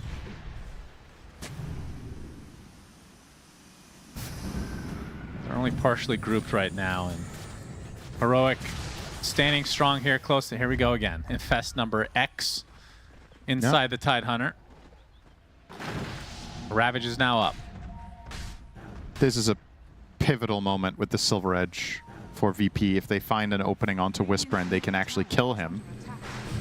Yeah, they're going to go on top of Saberlight. They see Tomato, though. Has to pop the BKB. Gets the Avalanche onto 2, but Yuma with the Rage and now pursuing the Tiny. Harpoon onto the low ground. Abed, Epicenter combination into the Soulbind as well. Do they have the damage? Feels like they're tickling at this point, but the Lifestealer getting quite low. There's the Egg. There's the Sunray. Yuma trying to dodge it, but he can't. Fly gets the kill. And now it's a 5 versus 4 in favor of VP. KJ. Looks like he's going to go on the run. Into the pit they go as Whisper dies there. And this is big for VP. Get the Avalanche now. Oh my god. Yep. KJ deleted. And this is where they can definitely make a comeback. Look at that net worth lead just get completely cut in half. And they will almost certainly go for Roche now. Yeah, that's massive. This is... in the context of how the lineups scale and where we're at right now, I think this is close to an even game now. And this was the one, again, talking about execution requirement, this was the one thing that can't happen for Heroic, is that they get the lead, they enter a fight, they get kited, Rage expires, and then he dies on the Lifestealer. And once again, this is the price you pay for this itemization. We're talking about the options that Yuma has here, but when you go Sanjay Yasha Ags, once you come out of this, you pointed out, get the Ghost on him, right? He's just perpetually silenced here, finally gets out of it, but then he's stunned, Infest is on cooldown. Yeah, so this is something I wanted to bring up before that. When Lifestealers go Ags and then still go inside allies, you're not going to have the Infest a lot of the time for the fight. Feels like, why buy the Ags then? Like, the cooldown goes down, sure, so if the fight goes long enough, you'll have it, but he hasn't infested an enemy a single time yet. I feel like Manta is just better this game, honestly. And it's so easy to say when you see that fight unfold and you're like, man, what could have been if you had Manta? But I agree. I feel like you got no value out of this purchase yet. If you are indeed going to infest as initiation because your lineup, that's a limitation that our lineup has. It doesn't have catch. So if you're gonna start with an infest into Tide, don't buy eggs. Get the Manta so that you have something against the Grim Silence. It's more tankability as well than the eggs. I would say it's better value for money. But, you know, he went Sanj and Yasha, so maybe he didn't want to do that. He could disassemble, though. You know, there's options. But yeah, this could be very costly. That was a 10k swing. Gaben still massively favors Radiant, but keep in mind, this is the best win percentage that VP have had since the game started. Yeah. The game started with 73 to 27, which I don't understand, by the way. I don't understand how this graph works sometimes. There's no way this is a 70-30 game before creeps meet. Like, what are you talking about? I like how we just keep referring to this as if it's real. Yeah. we secretly know that this thing is literally random at this point. Look, you can convince me that Heroic's draft, if played well, can be really good. You can't convince me they win this game 3 out of 4 times on picks. Yeah. All right, there's the Silver Edge. He has BKB, though. He does. We'll pop it now. Good VP. disengage from Absolutely. Very quick on the fingers there. 3 minutes on the Aegis. See how much value they can get out of it. Obviously, the value's already there, just taking it out of the hands of Heroic. What would you say if you didn't look at the graph? What do you think the win expectancy is right now? I feel like it's 50-50 right now. I'm there, too. In fact, I think VP might be slightly... It's like 55-45 maybe. Yeah, I wouldn't be opposed to that. Just based on lineups alone, because I mean, not enough data. I feel like Caudle as a core tapers off. If Lifestealer wasn't having this good of a game, I would absolutely favor VP. Like, I'm at a point now where I think Lifestealer needs to, like, hard carry to win the game. And I just don't think he has the right items to do that. If you want to truly hard carry a game like this, you need multiple things against Slardar Tiny. And yeah, the Axe is somewhat useful, but then you can't infest Tide.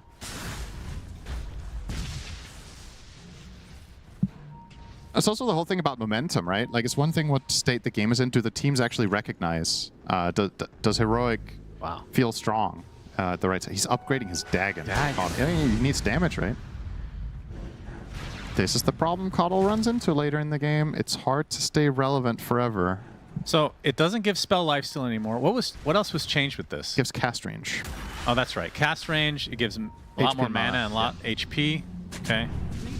I mean, it's a good item on Caudle. Cast range is really good on this hero, so I don't mind it. There's a lot of TPs coming in for Heroic, but the crush coming in from Saberlight onto Theolacore. And now the Soulbind onto 2. Is there going to be a combo, though? As Whisper able to take out Hellscream easily. Saberlight wants to finish off at least the support. Another missed crush, though. Gonna go for the TP out as KJ caught in the crossfire, so it's a support for support. A lot of missed crushes from Saberlight. Yeah. What's the opposite of crushing it? Flattening. Yeah. Very, very flaccid Slardar this game. Yeah, that's not what I said, but so sure. BKB. Okay, so this is a different approach that I don't mind. I think it's again, what I liked in Manta, I think BKB to an extent offers something similar. You can deal with haze, you can deal with other things better with this. So I do like this purchase quite a bit. When you've committed in this direction, I think this was the best slot he could buy, so I like it a lot. And now what do you get next? So Abyssal is queued up. I guess you replace your Armlet for Abyssal. And then it still means that you don't really have high damage items in your build here, so you're heavily relying on Feast to do the majority of the heavy lifting, which is of course good in the Tiny matchup, but how fast do you kill the other heroes? It's like I think some late game Lifestealer builds actually should get like a heavy hard hitting item. Yeah, Daedalus. Yeah, but I don't know if he's gonna go there. I wouldn't have minded seeing that over Abyssal, but I think Abyssal is good too. Well, he'll get rid of the Armlet eventually. Yeah, but then what do you do next? Daedalus. Right? Yeah, but what do you replace? What do you mean? The Armlet? Well, you're replacing that for Abyssal. No, Abyssal, well, I guess you just eat the Ags. Okay, so you're also getting synth. I mean, this is expensive, but yeah. Sorry, I'm used to turbo games. Yeah, so it's fine. It's always, it's fine. Don't worry. Always queue up those. Speak of Daedalus, we've got the big hitting Tiny. Lifestealer is not safe outside of, even inside of BKB, he can still die if he gets hazed, actually. Tiny hits like an absolute truck. And you've got pretty good armor, the 35 on Lifestealer, but haze is going to cut 20 of that away, so then you're down to 15, or 18, excuse me. Probably still okay. And we haven't talked about Sand King scaling, but I know who I want on my team late game between Sand King and Coddle, by the way. Yep. Like, this hero becomes a monster at 25. And I didn't realize he went Basher. Very cool. It's very nice, this game. It's probably the best item Sand King can buy in this game state against Lifestealer. You're just going to guaranteed get a bash when you come in with your ult, with the Stinger upgrade, and if you keep heroes in place, you know that your supporting cast can get the job done. We're seeing the Dagon, and Tylon gets the last hit there. Zeus ult plus the blinding light. And they had, they actually, yeah, they had Nimbus. It's just used now. Yeah. As Whisper runs into a couple. Okay. Fly dives and Force Staffs. Yeah, interesting build on Fly here. The Force Lotus into late pipe against the Zeus and the Radiance. Oh, he's going to get ravaged. And the egg, yes indeed. Tomato with the break. This is real Whisper has to pop the BKB in retreat. Saberlight gonna have to use the BKB as well in exit mode. Whisper gets infested, so see if they actually want to fight. But again, no Ravage. He pops a Lotus, so he's pretty healthy. That could have gone south very quickly. I think he also had the gem on Whisper, right? That would have been a huge kill. And one more crit from Tomato, and that is... But that second time he's tried to go... He's solo ravaged a Phoenix. And, I mean, I think the earlier one was fine. That was like 20 minutes, whatever. 40 minutes to do that? That's... I don't know. I guess there's no objective immediately coming up unless you're unlucky with the Roche spawn timing. But you are obviously opening the door here for the side of VP to go for a smoke play, knowing that Ravage is down is a very big deal. Yeah, I mean, if this is a fast Roche, then Whisper just won't have Ravage for it. I mean, he does have Refresher, but having to pop it now, maybe not feeling too good. He sold his boots, by the way, for this. He's very slow now. It's pretty fast Roche, 30 seconds. So they're gonna... It's actually super awkward if VP go in there immediately, but they need to recognize that it's up too. So Heroic are likely going to be okay here. Tide hit 25, by the way. He got the Ravage stun duration, so now it's 3.4 seconds. A very, very meaningful upgrade here to 25. And do we have any other 25 talents in the game yet? No. Whisper's the only one. Tiny and Sand King, both 24s. Tiny is closest. Wonder if he's going to take 2 toss charges of the Avalanche cooldown. I think they're both good here. Well, they always are, so duh. Would you say this is one of the heroes that has the, like, there's a lot of heroes where in Pro Dota, they realistically have 125 talent, right? You always take the same one. I think this is one of the few heroes that has S tier on both sides. Like, they are both incredibly good. Yeah, I would say Doom used to be that way. I forget what the 2 are now. One of them's... What are they? One of them's mute. It's tied to the Ags, right? The break. Yeah, so it's mute and something else now. He has mute or permanent scorched earth. Oh yeah, that one's also pretty good. That's a good choice. Whisper infested again. There's the Ravage. They delete. Man, they hate him. He has buyback. Saberlight's just gonna pull a Nightfall. And Yuma, no Basher, so no way to stop that TP. Pretty good map control right now from Heroic. If they could find this OBS that's nicely placed off to the side here, they would actually completely darken the map, but that is a very nice ward to have right now for the side of VP, giving them information that Lifesteal is entering the pit now, going to be pinged out by Hellscream, and let's see what the adjustment is going to be. They will buy back Fly and contest this. They're not going to let them have it. Yeah, a buyback for a Ravage, effectively here. Yeah. But yeah, that Refresher could be really crucial here.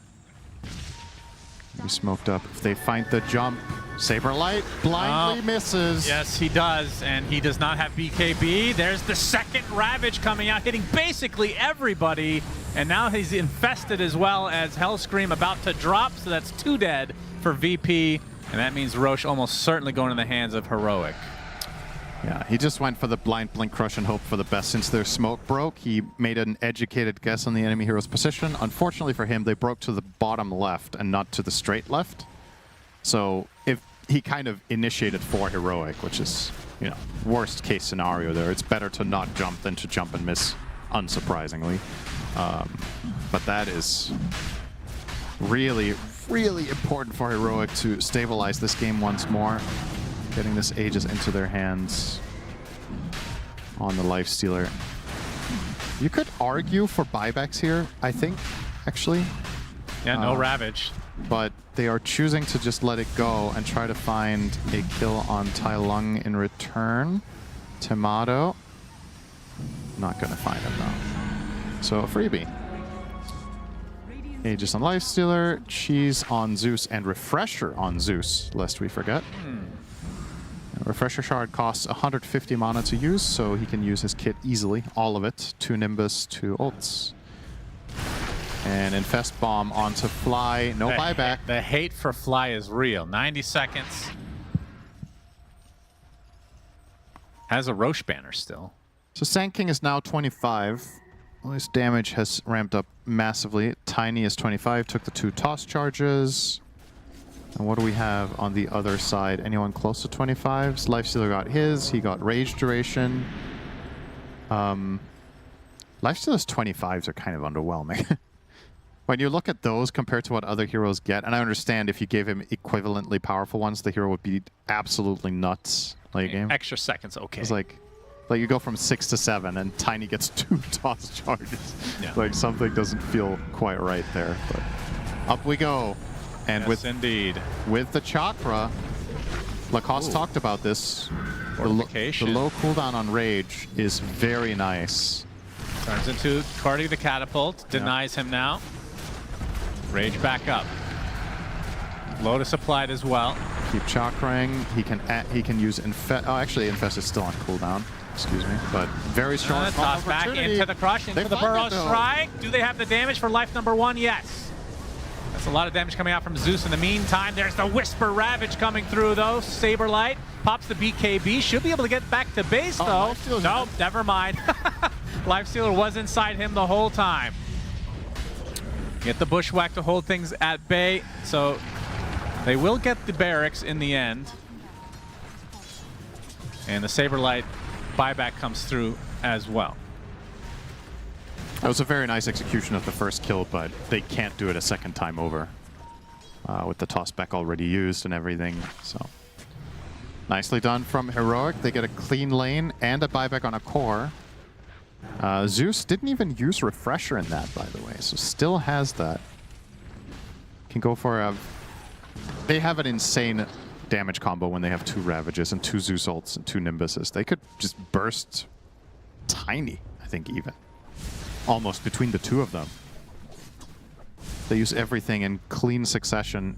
Tide has 7 seconds of stun. He really likes to infest Whisper. I guess how much stat resist does Tide have right now? Oh, Tiny? 20%? Okay, so he's like stunned for give or take 5.5 seconds. Finally gets sick of this, gets tossed back. Trying for it again. Not the same combo, though. Rages off everything. This will effectively be Mega Creeps. Did they end up getting that mid barracks completely? It needs 2 hits from Ice. The Creeps actually just took it out. There's the toss back onto the Tide Hunter. A little bit harder to kill with the Sunray, doing a lot of damage into the egg as well. Whisper is definitely dead. 100 seconds, does have buyback. Saberlight trying to force something. Not to be quite yet. A nice double Burrow Strike, though. Yuma has to pop the BKB into the right clicks. Absolutely destroys Abed. And now Saberlight, another death to his name. And this is going to be tough to defend for VP. They do have the buyback onto Abed with the Epicenter still at the ready. They have 2 Ravages in 10 seconds. Zeus did pop all his stuff there, but this has to be bare minimum Megas in a 5v4 with 2 Ravages. You would think so. Tomato trying to hold this at bay. It is not looking easy, though. They can't kill Yuma without Corrosive Haze, so this There's Whisper. There's the Ravage onto 3. Going for a second one to finish this game. Abed with the last-ditch effort Epicenter. Not nearly enough damage, though, and GG's called. Game 1 to Heroic. Well, a lot of back and forth in this one. Yeah. Overall, though, nicely played from Heroic. A very unusual strategy, but well executed. In particular, the first 10 minutes of the game, instrumental to get you in a position where you can play like this, and you can even make, you can make a couple of mistakes, let's be honest, and still stay in control for most of it. Particularly really loved the Lifestealer pick and the Coddle. They had to get creative with their last pick to make this all come together, and it worked out wonderfully, so well done. Game 1 to Heroic. Yes, it is indeed. And even though we liked, I mean, much like I think the commentators did as well, we liked that VP draft. It felt really solid and cohesive.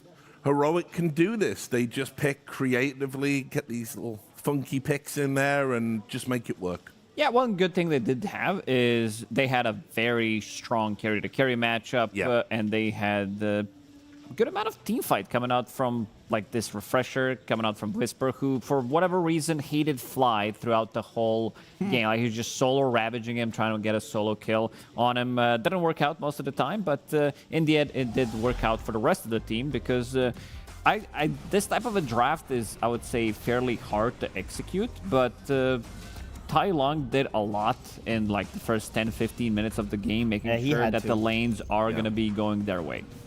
Yeah, and I think it's like Cinder was saying at the end there, like they had to get creative with that pick.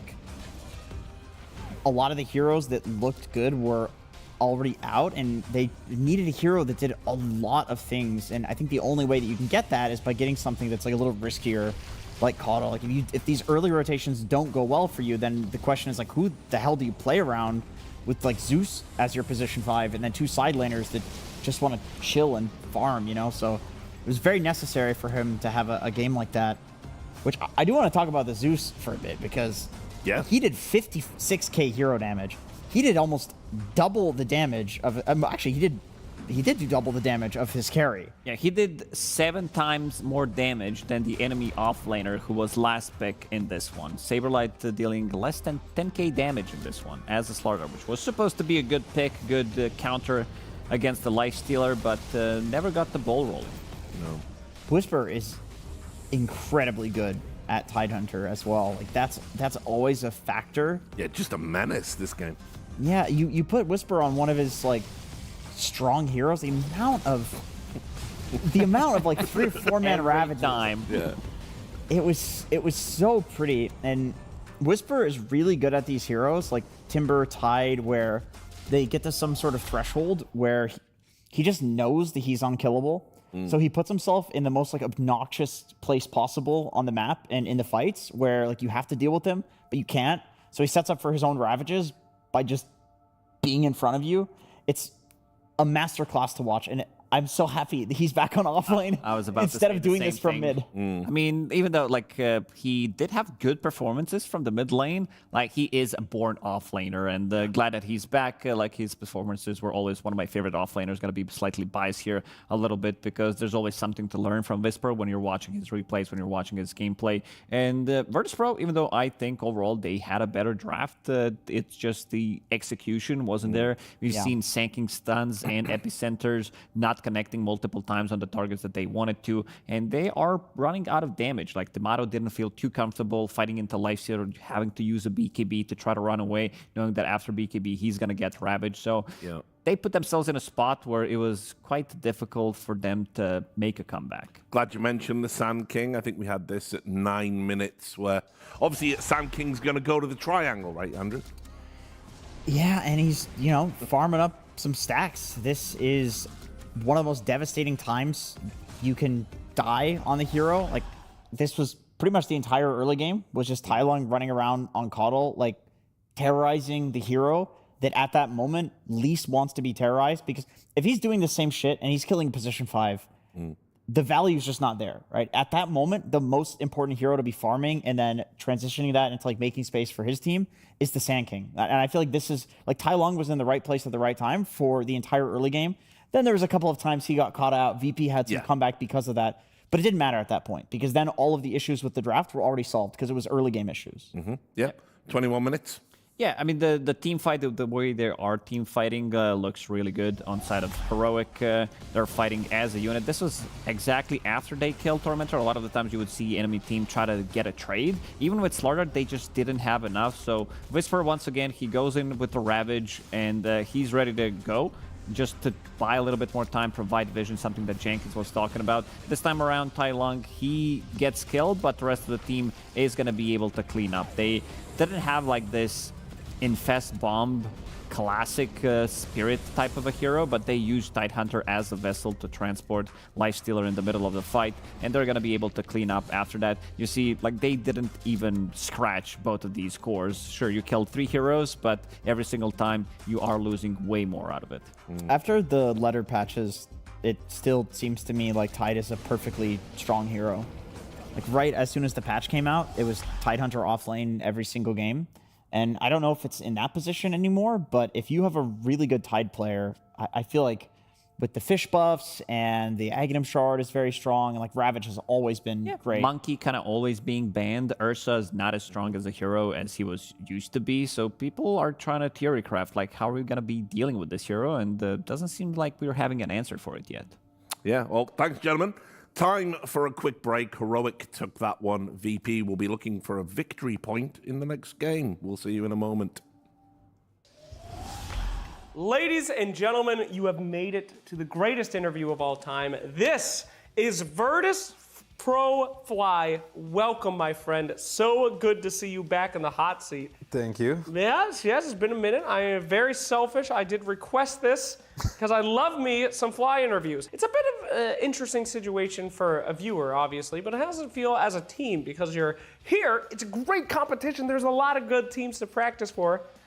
It came as a surprise, and we were just really happy and thankful we get a chance to compete against, you know, like the best teams again, and show that we improved and stuff. So excited for that. So what's the vibes like? Are you guys here to win this thing? Are you here to just see, you know, how the practice can be? What's going on? I think we're on a good roll lately. Like it feels like we're improving.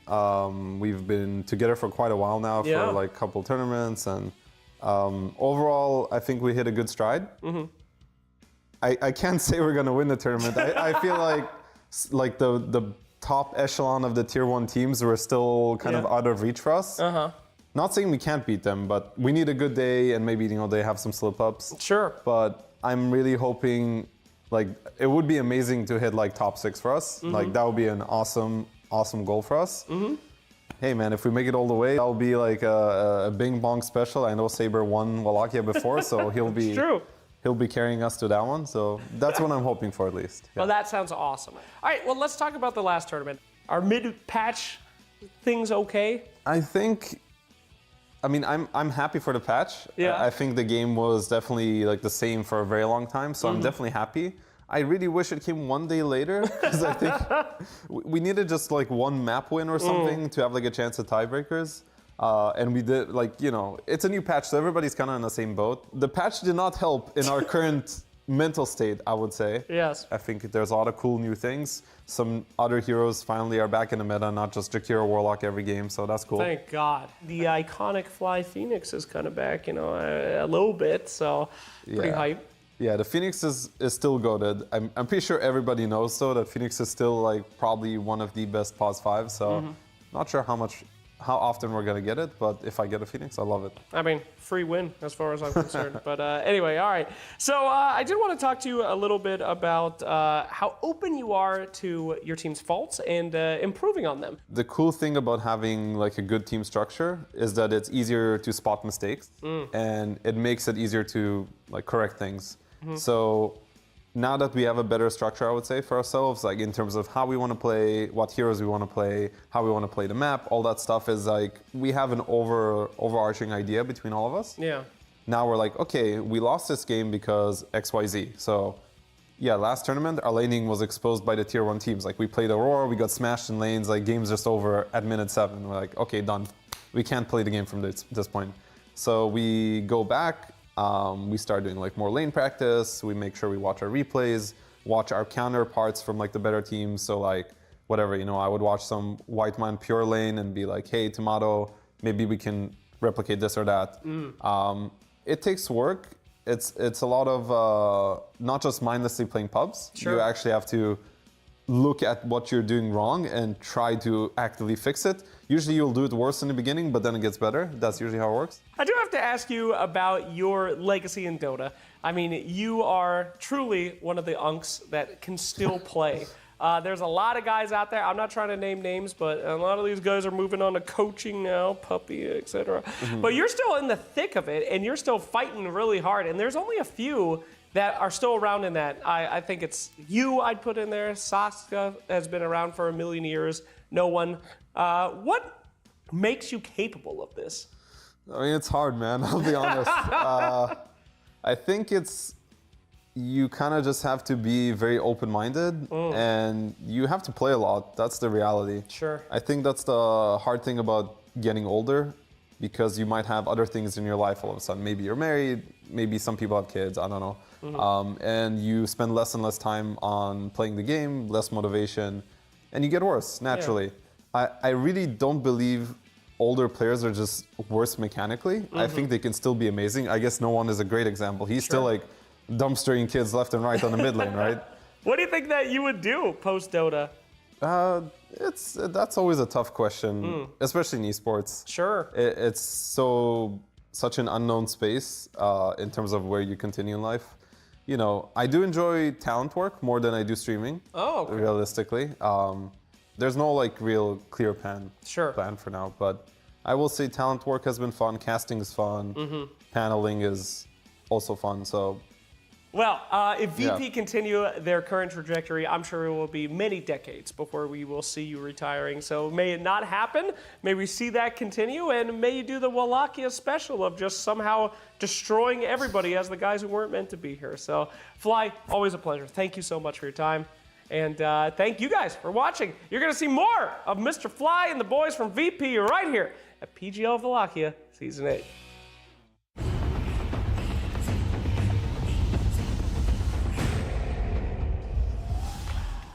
Yes, so Fly there. Don't have to retire just yet. He's got more to think about, of course, because he's in the middle of a series. He needs to spread his wings and elevate the game of his team. But yeah, I like it. He's coming for your job, not mine. So it's more than welcome, Fly. You can... Yeah, that's why I want the Virtus.pro to do really well. I think VP's got this one, guys. Comeback, reverse sweep.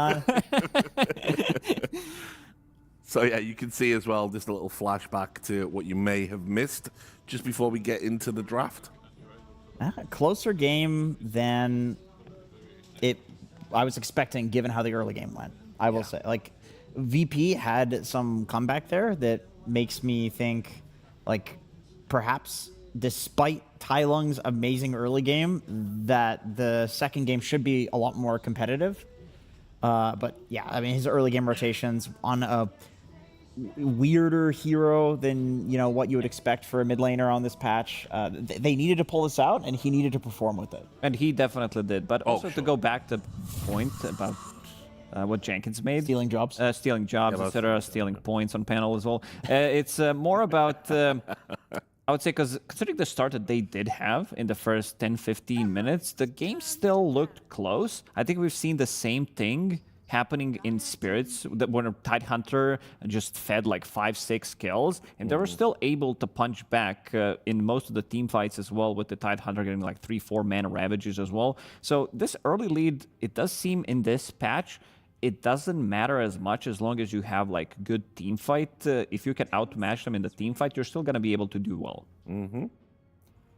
Damn, that is very interesting to me. The first phase Invoker.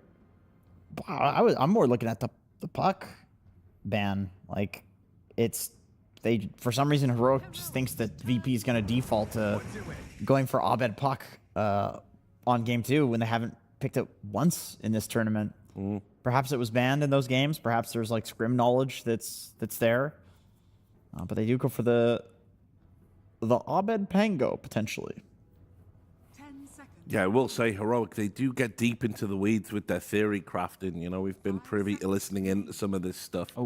Last Wallachia, they were the people that were bringing Viper to the table. This leaves one big hero in the pool, that's Batrider. This hero is just insanely good. It's good against Pango throughout the whole game because you have Lasso, it gives you ability to kill him, and they're going to snatch it. This hero is highly contested, over 90% contest rate for a good reason. Will there be a patch that Batrider is not? Doesn't seem so, because the toolkit of this hero is just too good. Repositioning tool, BKB piercing ability, insane amount of farming that he does, just feels too good.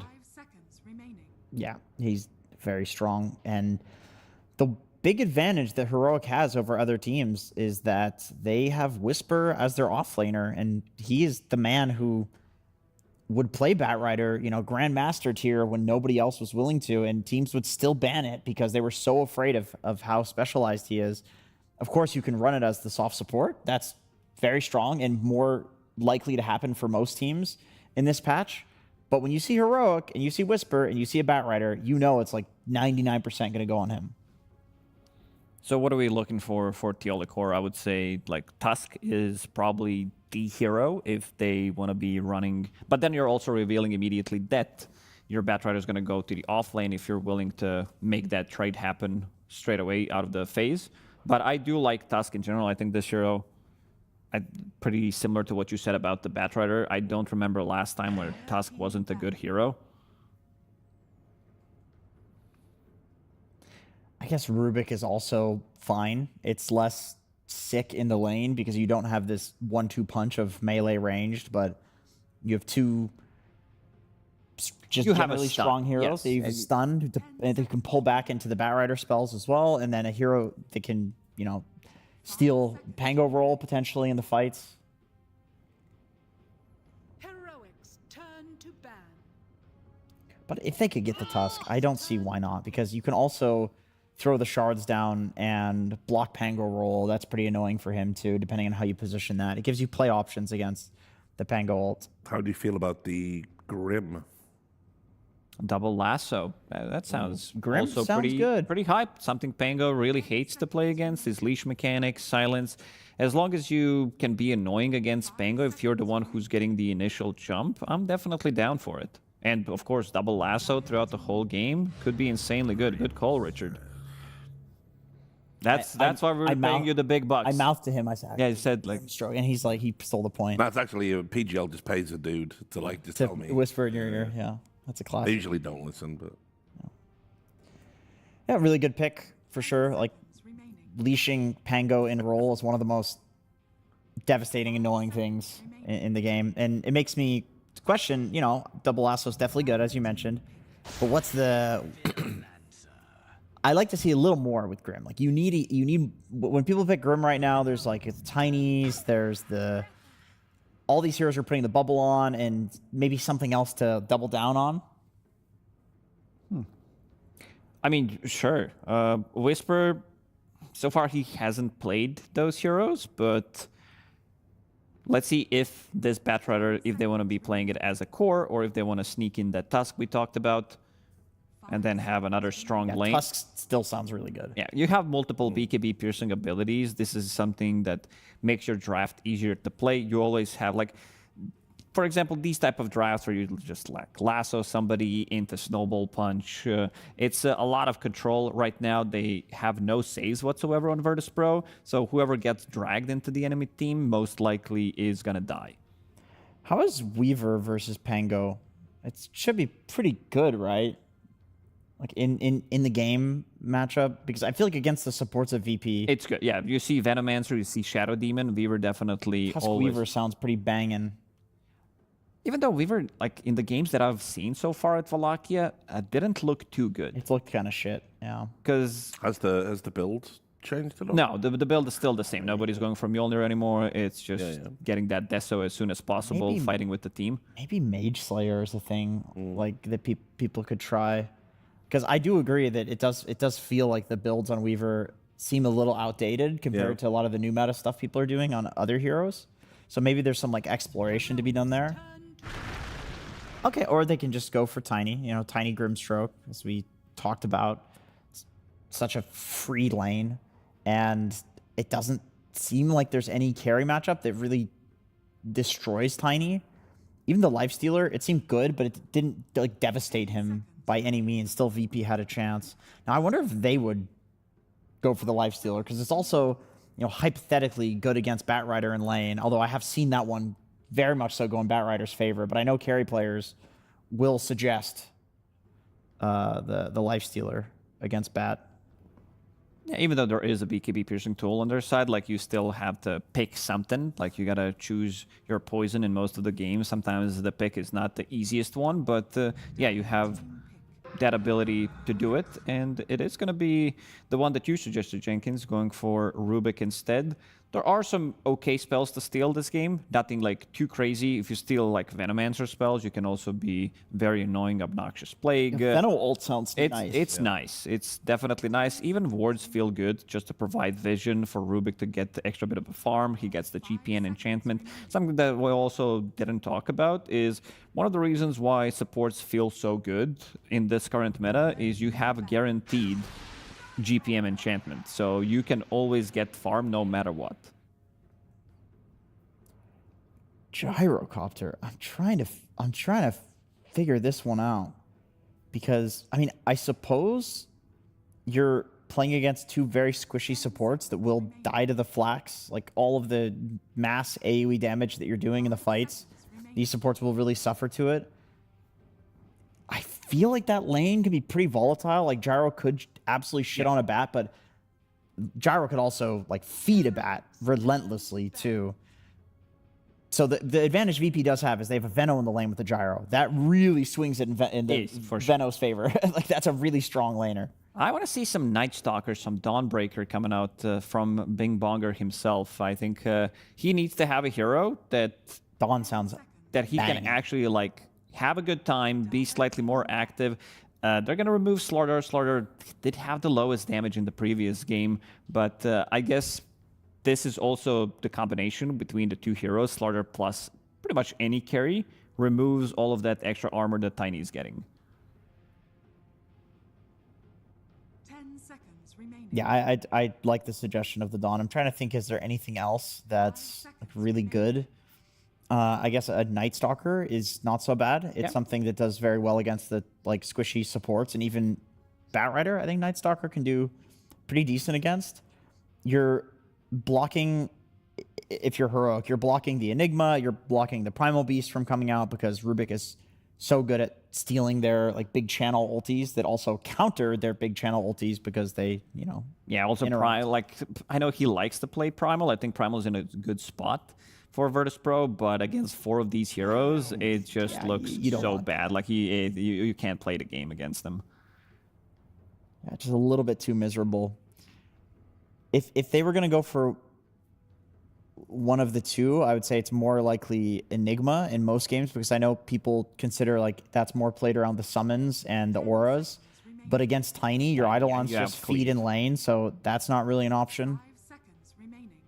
Like perhaps you're too afraid of picking Night Stalker. I'm assuming Dawn gets banned here, by the way. That this is like, because it seems to me it's just so good. It's 50-50. It's either daytime or nighttime. So. That's true, day or night, man. Because Dawn Gyro is so strong. Gyro wants to build an eventual Satanic, turn around a fight at low HP, heal to full with, you know, his side gunner, and Dawn makes it so you can't full to zero him. So they banned the Nightman, and now I think VP will pick the Dayman. Okay, so they're moving stuff away. Yeah, so it's offlane. Offlane Pango. Now you have Mage Slayer, potentially 2 Mage Slayer buyers, even though I prefer if you have 1. 2 is also okay-ish. It's not like you're getting, I don't know, 2 Vlads or 2 ACs or 2 Urns back in the days when it didn't work. Okay. What are we suggesting, Lacoste? Here? Yeah. You like Queen of Pain. No, wrong. Try again. It's Necro. It's Necro. That's right. It's right. It's so bad against the other heroes. Well, it's good against Pango. It's okay. Yeah, I'm not gonna. It'll never happen on our stream. I just want to see it so bad. We had a like 5-minute segment in the morning about I know. Necro. 5-minute segment on Necro. No Necros picked. You know, again. It's going to be a 10-minute segment tomorrow. Yeah, good. Let's do it. Got to try to summon it. So picking Sand King into the like typical response we see to the Sand King, which is Ember Spirit. It's a hero that does well against Sand King in lane and buys a Mage Slayer. But Heroic, they wanted another hero for going in and stunning. Like, essentially, they needed an offlaner because their offlaner is like a pseudo mid laner in the Whisper Batrider. They've got another hero to play with the Grimstroke. It makes a lot of sense, to be fair. I have my doubts about Gyrocopter as a carry right now. It just doesn't seem as good. Removing the Chop Shop ability from him means that also he can be disassembling the items. So he has to disassemble normal items. You don't have that, Divine Rapier, that was a big Daedalus, Butterfly into Swift Blink if necessary to have that upper hand in carry-to-carry matchups in a lot of the situations where you can stay one step ahead. Sand King, you said, into Ember, potential Mage Slayers as well. If Sand King's the one who's getting the first jump, he doesn't care about the Mage Slayer. So it feels like if they get the jump, and they have very good jump this game with potentially double lasso, it feels really good. There's no saves whatsoever on side of Virtus.pro, so whoever gets jumped, I feel like is just going to get bursted. There's potential for VP to snowball out of lanes, like we saw in the... I was going to say the Speed series, because I just got his YouTube channel in my head. The GamerLegion series, where he was Venomancer. I do feel like this hero is a strong enough laner that you can just devastate a lane into spilling over into everything else, so that's potential. All right, well, we're going to find out because we are ready for the action. I'll throw you over to Suns Fan and Cinderin. What a delectable treat this game shall be as we are paused so we can talk about what is to be the heroic team versus Virtus.pro team game 2.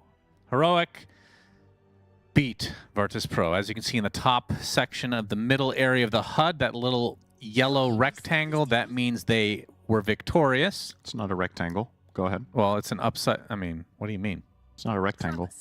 Yes, it is. No. What do you mean? A rectangle has 4 90-degree angles. Oh, is it actually? Oh, now that I look up close, it's not uniform. You're right. You actually thought that was a rectangle your entire Dota casting career? You haven't noticed that it's diagonal? All right, what is it then? I forgot what the shape is called. I mean, okay, then shut your mouth, huh? Okay. Why don't you ask ChatGPT next time, huh? Get your ammunition ready, you piece of garbage. Correcting me. What do you call a polygon with 4 sides? No, see, you're asking Gemini, which is not just a rhomboid? No. Quadrilateral? Man, English is so stupid, man. Quadrilateral. There's no way. I mean, is it just a trapezoid, that one? Trapezoid. Yeah. A trapezoid. Trapezoid. I like that. Trapezoid. That's good. Anyway, whatever. Very different game here that we've got in our hands. So Heroic are going with something much more stock standard this time around. Their lineup has, solid lanes, plenty of lockdown, interactive teamfight supports. Last game was much more of a unique strategy, I want to call it. And VP also more standard. So this is not one where we can talk a lot about, wow, these are crazy novel ideas that anybody is running. We could talk about whether anybody's dying here. Looks like that is not going to be the case. They're going to disengage. But what I will focus on is VP are playing a ton of trademark heroes for their players. Look at those Dota Plus levels, Sunsfan TV. 30 on Ember, 30 on Gyro, 25 plus on Pango, and 21 plus on Hoodwink and Veno.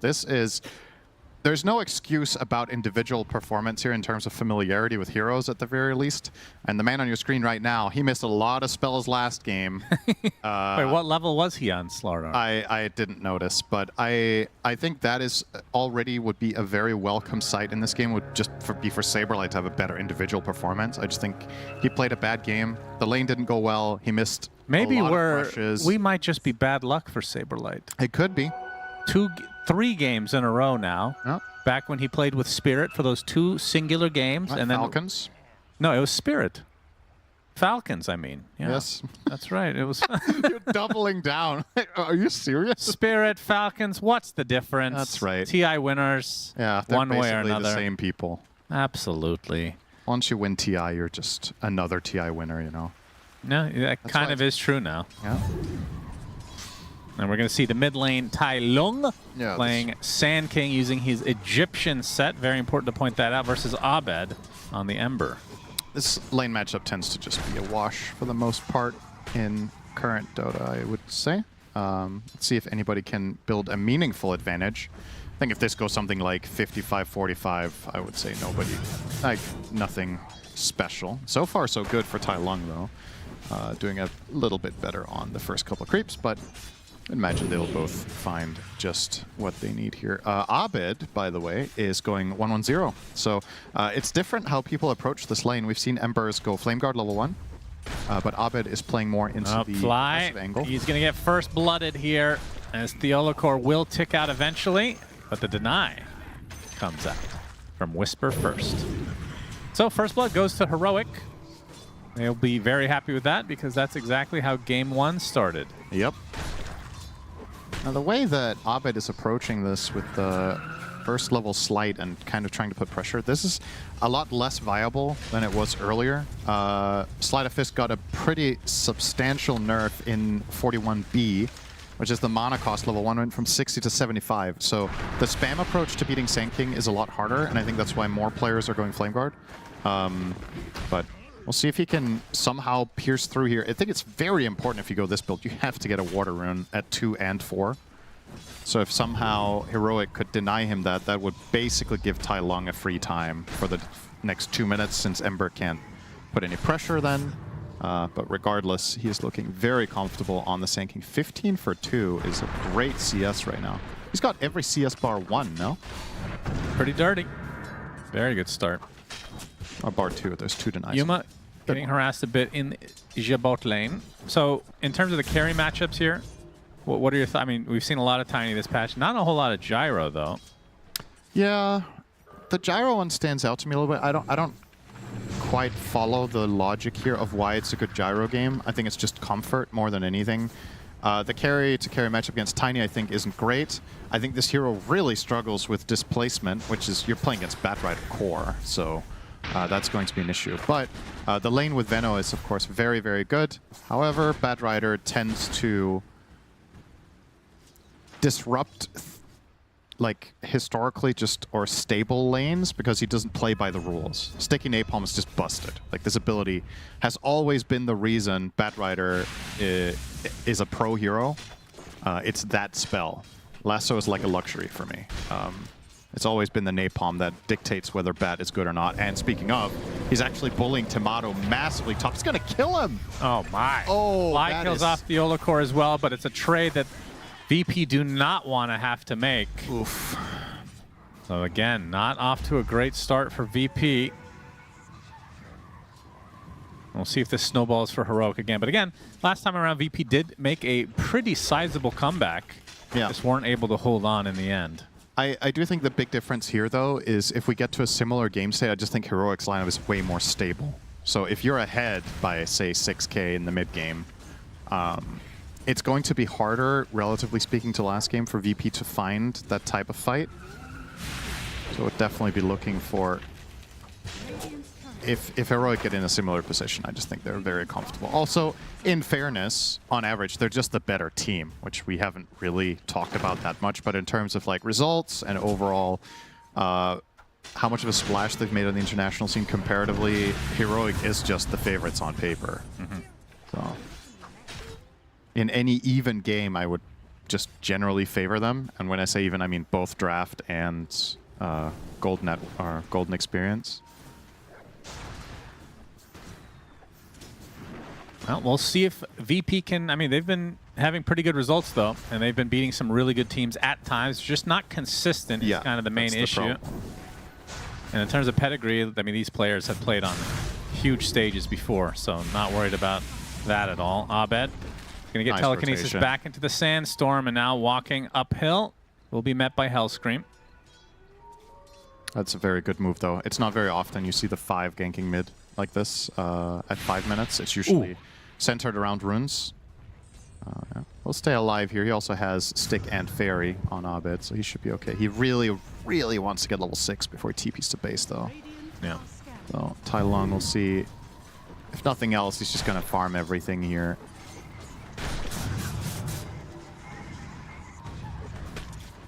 But yeah, as expected, either player will get a little bit of an advantage. I would say this is a bit more Sanking sided than I was thinking, but also I think this is the price you pay when you go 2-3 on Ember in this match. I think you're more likely to draw with Flame Guard, but then that comes at the cost that if you're looking to rotate, well, then you don't have high levels of Slight Chains. So there's a give and take. And I don't mind this. I think if you can get this result, a lot of the time it's actually going to be decent, and it's unlocking plays like this one. Indeed. As KJ going to run under the cover of the Tier 1 telekinesis, but Bushwhack should ensure the death. Pops the Fairy Fire. Actually stays alive as a result. Tai Long gets off the burrow, but still remnants to spare for Abed. I'm surprised that they have not picked Storm yet, Cinderin. How often have they picked Storm? For Tai Long? Under the... No. For Abed? Yeah. Bulba. Bulba loves Storm. I don't know how much they've picked Storm in this tournament, but the last time I cast VP, they did pick Storm. And I laughed. Because I love memes. Memes are good. Tomato. Doing a lot of damage with the Rocket Barrage, but he is the one that's in trouble. Inkswell hits. And now the right clicks of Whisper and company are enough. TP canceled as well. Yeah. So that's 2 deaths already for the carry on the VP side.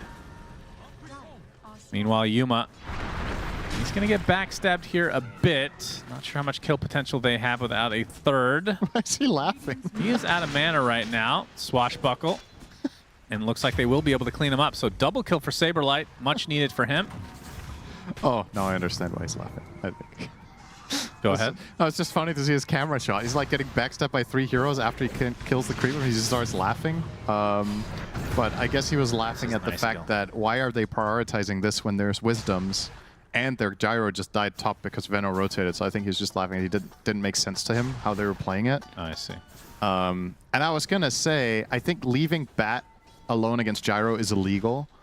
But obviously, Fly did get a decent trade-off with the 2 kills down bottom. But in the big picture, I do generally worry for teams when Batrider is in this position at minute 8. I think you have to prevent this from happening in any way that you can.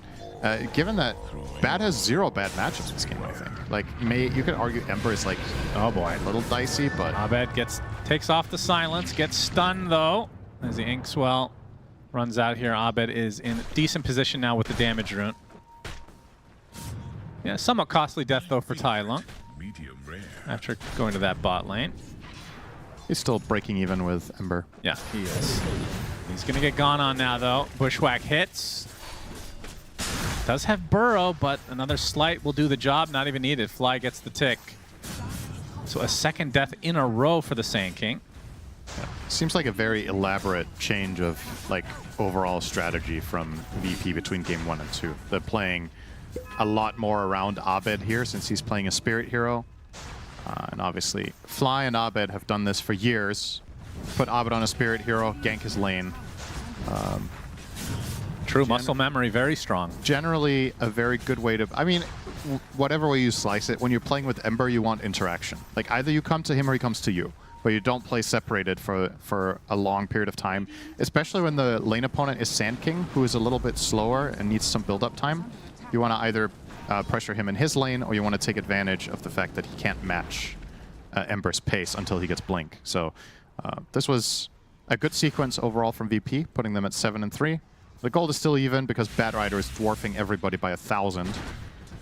And Whisper is terrifying on this hero. He is so good at core. I mean, I feel like he might be the best one in offlane. Any hero that he gets off to a good start on becomes super scary. Yeah. He is such a beast. Makes so much space for his team. Level 6 now has the drums. Is he not going to complete the bongo boots completely till later? Doesn't look like it in his quick buy. I feel like they're good against Venno, but that's the only thing they're good against. They're not good against Ember.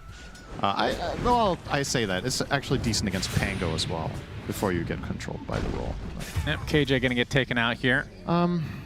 I very much like that he doesn't upgrade them. I think it's a little bit overrated, personally, to go Boots of Bearing when you're playing Corbat. I think it's very nice to try to get a bit more ambitious. Maybe he already has... Oh, that's right. There's no recipe anymore for this. So it's Ring of Taras, so he is actually going for the Bongo Boots. Well, he did buy the Tranks first. Excuse me, the Perseverance first. Oh, I see. So I think he's finishing... He's just... Wait, is he... Oh, so he wants the Perseverance and then the Ring. Okay. I thought he was going to finish the Lotus and then think about it. This is a little bit of a mix. Interesting. Well, he can kind of do whatever he wants because nobody's up here. That's right. Absolutely nobody wants to be seen near Whisper at the moment. Level 9. Can you think of an offlane bat that holds a candle to this guy? Like, there's very good other core bat players, but like specifically offlane, nobody comes to mind. I'll be honest. I was really excited to see him in the mid lane. It worked out at times, but just not. It just didn't feel the same. No. I could see like the idea of him working in the mid lane, and maybe with more time he could have, but yeah, in the off lane, he's disgusting. Yuma. Oh, he's going to be found, though. It's a good move. Good avalanche, but yeah, he is super dead. As the kill will go to Hellscream. So a lot of support kills, feels like, from VP. It's not terrible to advantage. Get net worth on Hoodwink. Oh boy, Tomato getting lassoed. He shows in lane, which means that he is in peril. Here comes Saberlight, though, faking out the Rolling Thunder, and that'll help keep the Gyro alive at the very least. Yeah. They had to rotate or he's dead. Bat is not going to be afraid of taking the fight to the Gyro and tower. Still, though, VP overall successful. They take the kill, they take this tower as well. And the net worth distribution among the cores, very, very different to last game. This time around, Saberlight has a much better game on his Pango, so that's what we wanted to see. He's 2-0-2. You've got the Ember at the bottom of the charts, Abed, actually, in 6th, in spite of not dying. He's behind, clearly behind everybody else. But Tiny, also not a hero that necessarily thrives in the lower half of the cores. So overall, I think VP in a pretty good spot here. I feel like Gyro is one of those fun heroes to look at with itemization, where I really wonder what dictates. Every player just has their preferences, my theory Yeah, with on this. Chrysalis versus Ags versus do you get, like, I feel like the Falcon Blade is a constant, more or less, but yeah, there's always some preference. Yeah, we have a call down towards the top side as the Gyrocopter taken out first. So that is a big kill again for Heroic. 3rd death for Tomato. Ooh, Rolling Thunder just outside of range there to find Whisper. That would have been a huge pickup for VP. But they do get 2 supports at the very least, so it's not completely one-sided. That's pretty even. Yeah, Whisper will finish the Lotus first. So he's bypassing the Tarask. Yeah, wants Lotus against Slight Chains, wants it against Gale. Just a high-value item here. I think it's going to be quite telling what he does after this, with or without Boots of Bearing. Like, do you just go into mobility? Do you get, like, really big items? Or is it just going to be Blink BKB, for example? Yes. Okay, at the center. The center combo, and do they have the lockdown? It looks like it. Big kill onto Abed now. Bush, or the snipe rather. Not enough damage to take Tai Lung out, just TP's out in the midst of his sandstorm. KJ now has a little bit of a sniper scope here. Yeah, this is what can happen to Ember when you go this build, right? If he has level 4 Flame Guard, he doesn't die there. So they take advantage of that. And of course, one of the big winners in all of this is just Yuma gets to breathe some more here. Nobody interacting with Tiny at all. Should be finding some quite good farm down bottom. As I say that, Fly is actually on the way over with an Invis rune. And they could chain stun him here with Pango in just a second here. Yep, the swashbuckle. Plague Ward doesn't quite block. Yuma now on the run. He's going to attempt to TP. Rolling Thunder. Ooh, just out of range. I think you have to, if you want to go for that kill, I think you have to roll up earlier. Oh, not again. Tomato all alone in the top lane. We've seen this before, except usually not this many heroes needed to take him out. And that just adds insult to injury. 0 and 4 for Tomato. But like you said, this feels like a strategy that VP is, like, they're purposefully doing this. They're leaving him here alone. He knows that it's scary. That means that something has to happen here. No more Rolling Thunder, of course. Oh my god, the Avalanche hits 4 heroes. Mass TPs now from Heroic. Sharpshooter hits. Do they have the damage? The Soulbind now onto 2. They finally take out Yuma, but how much is this going to cost them? Inkswell hits. That's 2 dead. And likely a 3rd to follow with, if you count the gyrocopter kill, that's 4 kills across the board. Yeah. For the Tiny. I agree. It does look like a purposeful strategy. I just don't agree with it. I don't think you can sell Gyro this hard in this game. I think he's just never going to matter if you throw Tomato this hard to the Wolves. And it's a matter of, is he playing the map wrong by being up here? Should they be protecting him with the support? Could you maybe play triangle / right side since you have, you know, Chrysalis, like maybe good farm there? But ultimately, this is a big part of why Tiny is so good, is that the amount of effort this kill takes. This wasn't bad spellcasting by VP. They hit everything. It just doesn't die until the very end. And, you know, a 10-second kill next to the tier 2 is going to prompt a response. And this trade easily favors Heroic overall, especially considering Tiny's net worth isn't even high to begin with. So, gonna be an interesting game to see unfold now that both carries are having pretty bad games. Gyro 0 and 4, Tiny 0 and 3. So they're both more or less at the bottom of the cores in general. Hellscream will be found by Theola Core. That is a 5-kill streak ended. A lot of money in the pocket. Yeah, I didn't realize how much Abed was struggling. Boy, oh boy. I mean, like you said, Tomato has the 4 deaths, but still 1,300 more farm than Abed. Yeah. Jeez. And like Lacoste mentioned on the panel, he was hoping to not see Pango and Ember both go Mage Slayer, but they did. And I agree with that. Oh man, another death for Tomato. He needs to stop. Like, this is not... This cannot be a winning strategy to play like this. There is no way you can do this over and over. He's working ever so slowly towards that Aghanim Scepter, halfway there now. Like, the other thing is, okay, sometimes you rationalize that you're not playing the right hand or the safer side of the map because somebody else takes the farm. And yes, somebody is taking it, but they're not a higher priority than you. It's not more important that Pango gets his next item or that Ember gets something in this area. Gyro needs to ramp up big, and they're just completely selling him. I think at this point, Gyro might just never recover. Like, this is really, really a tough spot to solve for him. Swashbuckle on King Jungles. He's going to be tough to catch. Saberlight looking to start things out. Whisper in the area. They're going to... Oh, he gets stuck in the wall. Oh my god, that feels awful. And he's still stuck in the wall. It completely... After the Slardar game, that is tough to watch again. The Epicenter combo, Tomato dead again. And the toss-up on Saberlight, he is dead again. Oh, this is such a disastrous fight for VP.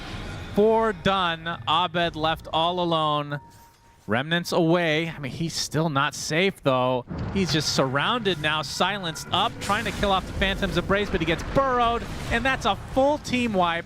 And look at the HP bars on Heroic. Nobody even close to dying here. This is why you can't give Bat this much space, right? Like, they were going on him. He's not even close, as you said, to dying. Look at Bat's farm. Oh, no. 11k net worth minute 19. He's got Tranks, Drum, Lotus, Consecrated Wraps, and 2 small items. Like, you're effectively just giving one of, if not the best offlane Bat player in the world, a totally free game without counters. And you're just like, we'll deal with it later. No, you won't. You'll deal with it now or you're going to fucking lose. Yeah, okay. Tomato's top again. He's still... if he dies up here like a 7th time now, I just don't get it. Like, well, you already don't get it, surely. Surely there has to be a different approach to this than just keep on running your head against the wall. This is a dead hoodwink, by the way, that you're watching unfold. Yep, tanking the gank. That's what you got to do. I mean, this is one way, right? Like, this was also what you could have done in the previous instances, is have someone there to die for Gyro. If you really want him to play top, then somebody's got to cover. And that time, this is... You know, this is the best death that VP had top all game, because this time it died instead of a Gyro. Yeah. rough times. Immediate Tormentor will be claimed here from the side of Heroic. Who are you hoping to get the shard on? Probably Rubik. Yes, I mean... What does he want to even do again? It's basic Dispel when you cast Inksword. Oh, actually, you're hoping for this one. The old functionality, which was very good. You're hoping for this to get the instant Dispel against Chains and Gale. So actually, this is better than Rubik's in this game, I think. So a very nice pickup for them, along with some gold to boot. Tomato closing in on the Ags. We'll get there one day. Yeah. But that, I feel like that last fight where Saberlight got stuck in the wall is just the perfect kind of microcosm for the 4 games that we've seen him play last. And he's been playing well, I assume. We just haven't seen it. Yeah, when we cast, we're just his curse. He plays his bottom 10% when you're watching, I think. It's unbelievable. But again, like his early game, this game was much better than the last. It was. Like, obviously also a little bit selective here with, because it's funny when Pango gets stuck, right? But to be fair, that spot, you should not get stuck. That's ridiculous. That's absolutely ridiculous. I do think, though, that if I were to mainly criticize something here, it's one thing that happens. Like, mechanical mistakes happen. I just don't like the Mage Slayer because I think you need Pango to have a diffusal. Oh, okay.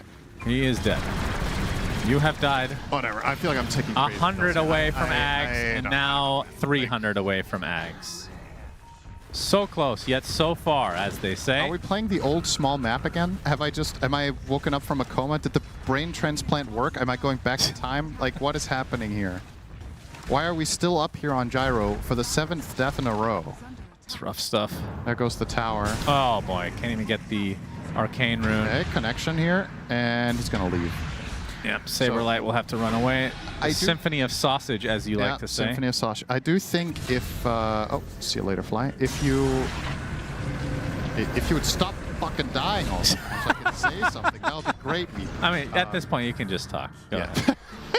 You're just like, it's expected. It's expected at this point. So I think if Pango goes to Fusel this game, you have some alternative plays. You have more damage, and the mana burn is very good against a couple of cores here with earlier moves that could have worked out. Oh no! He's 30 gold away! He's 30 gold from Ags! That's all he wants, and now again, 200 away. Oh my god. It's unbelievable. Jeez. That's hard to watch. I don't know what to say. I just don't know what to say. Very stubborn. This is the game plan, though. I like Tomato.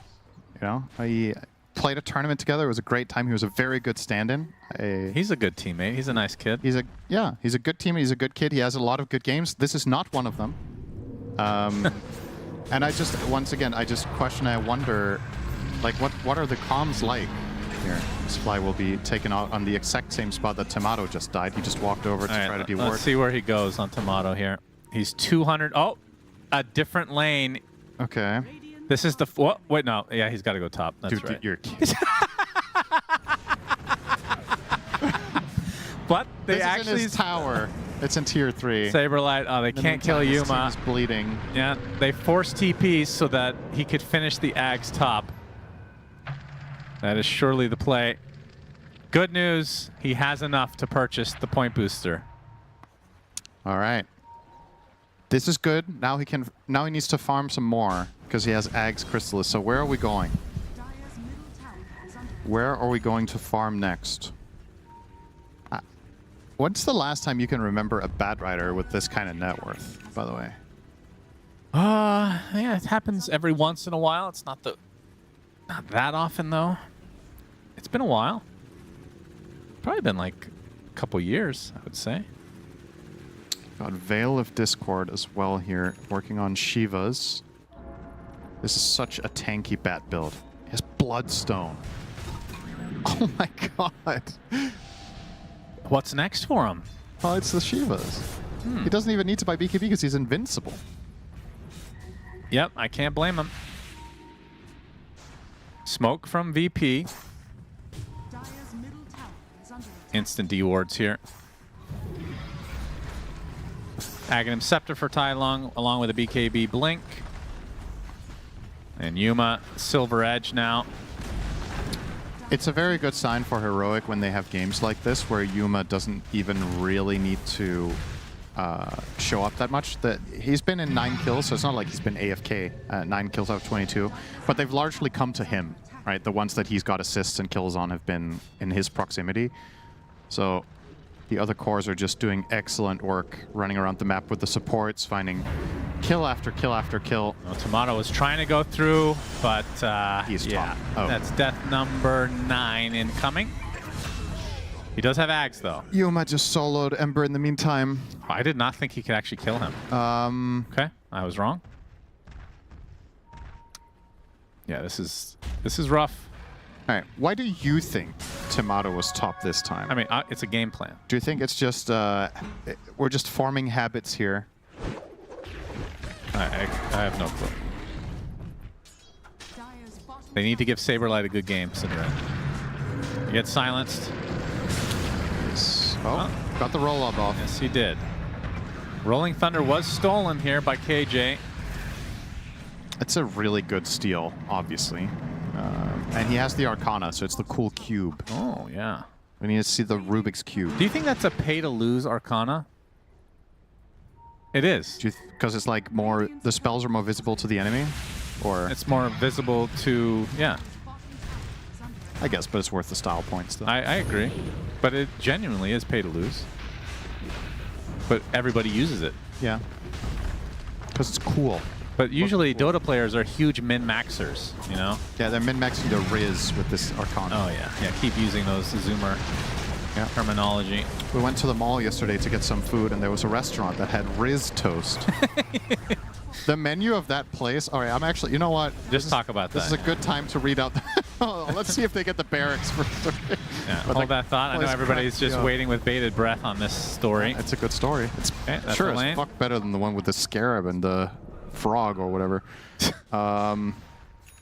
So, all right, let me find this. Yeah, you find it first as we see the second lane of racks now being taken by Heroic.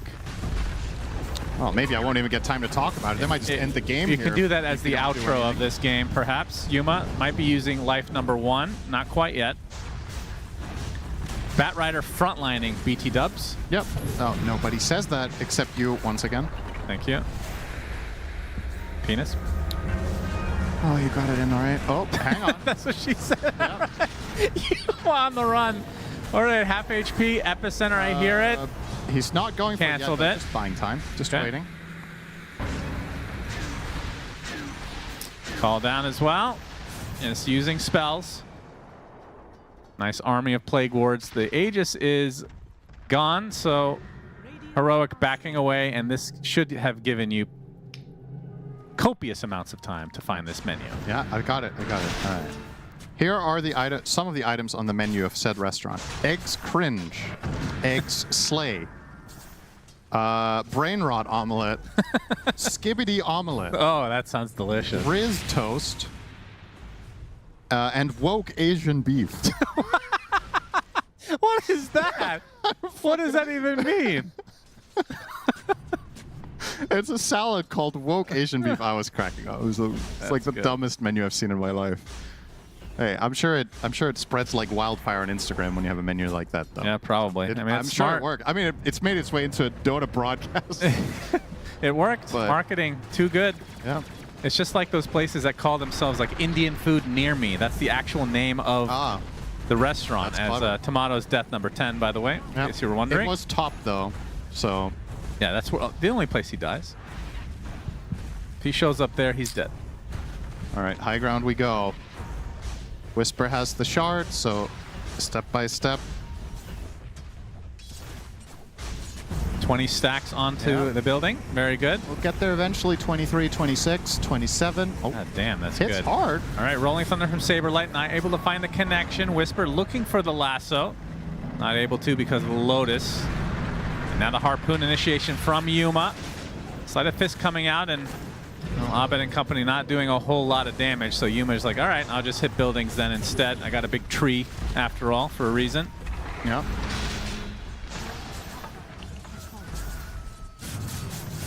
And VP on their last legs here in this series as they've just been dominated from start to finish. Yeah, I mean, it's just the thing about this game. It's one thing that they've been beat down. They're playing against a really good team. I don't think there's any shame in getting 2-0'd by Heroic, but the fashion in which this game played out, I think, is just really disappointing. That it's just felt they've just felt lost. Yeah. In the game. There's the Rolling Thunder from KJ. They get the Avalanche, they get the lasso, everything onto Abed. He's dead. No way to get back in the game. Tomato, death number 11. And GG is called. Disastrous game from VP, but very clean from Heroic. Outclassed, I think, fair to say here. And even though both teams, as you mentioned yesterday, or in the last 2 days, had the same score against Tundra, there does seem to be levels to this thing. And yeah, this was a statement game from Heroic. I think they played super well, especially Whisper's Batrider, just a monster. 12-0 and 8 in this one. Yeah. All right, enjoy your Riz toast on the panel, everybody. Nom nom nom, having some right now. It was a statement game, and I gotta say, you absolutely nailed it, Andrew. You did say, watch out for this Batrider, and just absolutely dominated the game. Yeah, I didn't think it would go that way, though. What was that? That was crazy. I mean, it just it exploded, right? In like the early to mid game. Yeah. The laning stage was okay. Maybe Tomato died a couple of times, but his other heroes were... A couple of double-digit times. Yeah, I mean... Fine, yeah. Yeah. Yeah, he died 11 times. The whole team had 12 kills. I mean, look, there's lots to talk about. It just depends how charitable you want to be, because I won't say who, but there were some people a bit perplexed about the gyrocopter, especially... You could have had another carry there that might have been a bit more effective, like Lifestealer or something. Weaver, Lifestealer, lots of stuff that was good against Bat, and instead they went for something that's like pure aggressive approach, where like we're gonna kill Batrider. Well, if you don't, then he has like 8 stacks of napalm on you. He runs you down, and now you can't enter lane again, or you can just feed 50 times. Yes. That also works. Yeah. Well, the game's over quick. I mean, the way the game started, the Whisper off to a good start, gets a first kill, gets that first blood, denies his support in the lane, so they don't get any of that. It was just total ownage, pretty much. Still, it was 6-11 at a point. Like VP was up and they had the kill lead, but we had this fight where you have the big turnaround play from Fiolacor, the double leash on 2 heroes that don't like to be leashed into the Sand King Burrow Strike, which we've seen that combo pretty much all day today, Grimstroke, Sand King, and this is what felt like the beginning of the end. After this point, it was just continuous fight after fight, kill after kill for Heroic, where it wasn't that bad in the early game. No, it was okay-ish, but prior to this, what happened is Pango used the Rolling Thunder. They didn't get anything done with it, which what kind of set what's going to happen the next like 5 to 10 minutes, and they just couldn't get anything done after that. It felt like they were stopped playing, mentally checked out. They were getting caught left and right. It does happen from time to time. You could forgive Tomato for being checked out, but you want to get out of that game as soon as possible. Yeah. But it took them good 30 minutes to get out of it. Yeah, but let's look at minute 18. Yeah, this was also the beginning of an end number 2.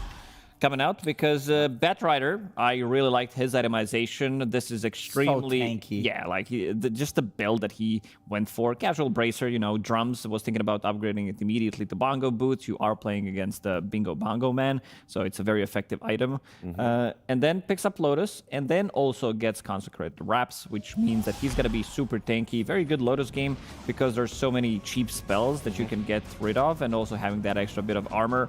And yeah, Saberlight, he finds a way. Yeah, come on, that's bullshit. Like as a Pango player, this should not exist. Like myself included, I always find some new ways, like new spot on the map to be able to get stuck at, which is kind of unfair, especially considering how everything was going for Virtus.pro. Even Gaben was not on their side. But the fights are so difficult for them to take, especially, again, this is the second fight where Rolling Thunder wasn't even in the fight. He's stuck, and they need that to be able to get into backlines with the Ember Spirit, maybe try to get a kill, but this is going to be a full team wipe again.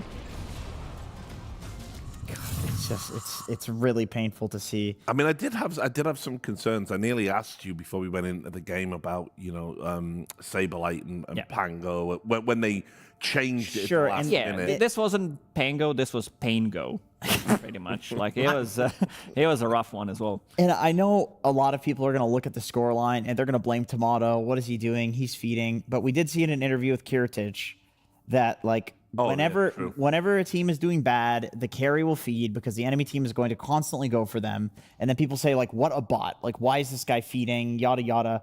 When like in reality, I think there's a lot of issues you can poke in this game. Like one big one is giving the Batrider away to the best Batrider player, offlane player in the world, picking a letting the overpowered hero through that also there's a specialist and then not countering it, picking a gyro instead of picking a lifestealer or even I get the lifestealer is better for the game because of Tiny, even a Weaver so Whisper doesn't just have a pop-off lane. Like this guy got a Bloodstone at a point. Come on, if a Batrider's getting a Bloodstone against you, like you fucked up something early on. Yeah, for sure. Like there's a lot that was messed up in that game. Yeah, I don't think you can single anyone out. It was just like a brutally one-sided game. Everybody on Heroic was on point today.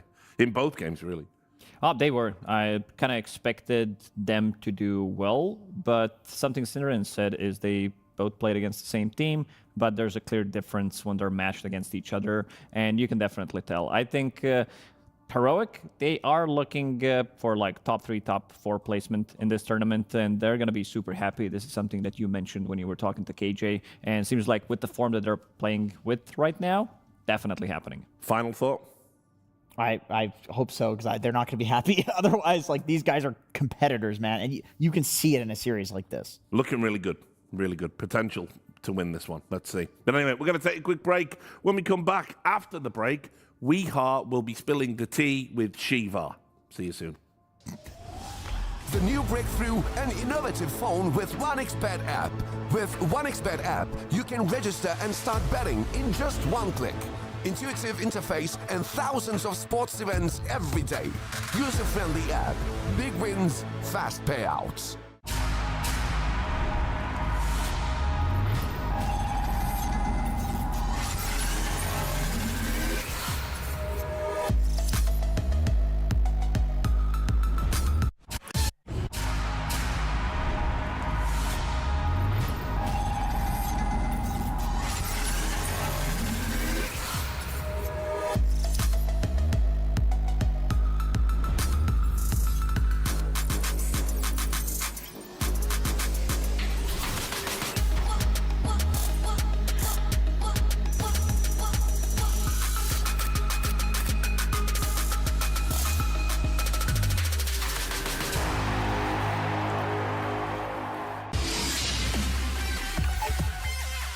The human body was built to move, not trapped at a desk in one singular posture for 12 hours a day.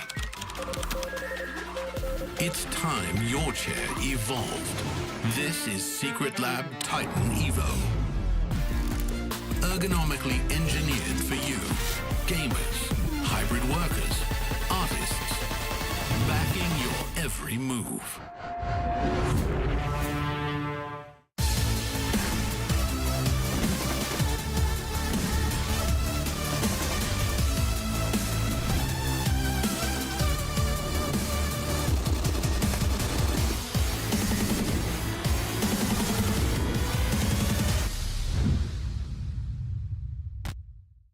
Hello everybody, we are testing the knowledge of our pro players on 7.41, and today I have for a first time from MOUZ, it's Ike. Welcome to the hot seat, man. How are you? Nice, really nice. Oh, good, good. Have you done one of these camera things before that I've missed? No, it's comfort. It's good for me. It is good for you, and we will see how good you are with the patch. Did you study the patch a lot when it came out? Patch, yeah, I read it, this patch. Did you memorize it? Yes. Damn, okay, that was a joke question, god damn. Let's see how well your memorization goes. Let us begin the 3-minute timer. Lone Druid only received one change throughout all of 7.41. Was it attack speed buff, attack projectile buff, base armor buff, or base agility buff. Only one of these.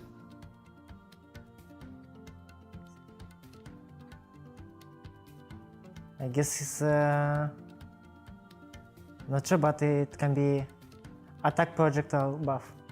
Yeah, absolutely. You did memorize it. Well done. That was the only thing that changed. On to the next. Good job. Prior to 7.41, the Tormentor could deal damage to neutrals.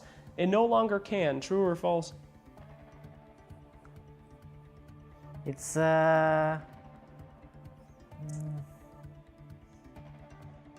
If you don't know, I would just guess. We got to get through it. It's true. True? Yeah, true. Absolutely. You were correct again. This guy did memorize the patch notes. Pudge's Flesh Heap was nerfed in 7.41b. True or false? False. False. No. You are correct again. Absolutely goated. Essence Distiller's ground target ability cannot reveal which of the following: invisible units, wards, smoked units, or units in the fog of war. This is where you put it on the ground. Cannot reveal which of the following. Yeah, so only one of these cannot be revealed. It's a what? It is wards. Absolute. This is unbelievable. Okay, continuing. Which of the following heroes cannot miss uphill units while flying? This is a hard one. Batrider, Wyvern, Dragonite, or Lina. All of these heroes can fly.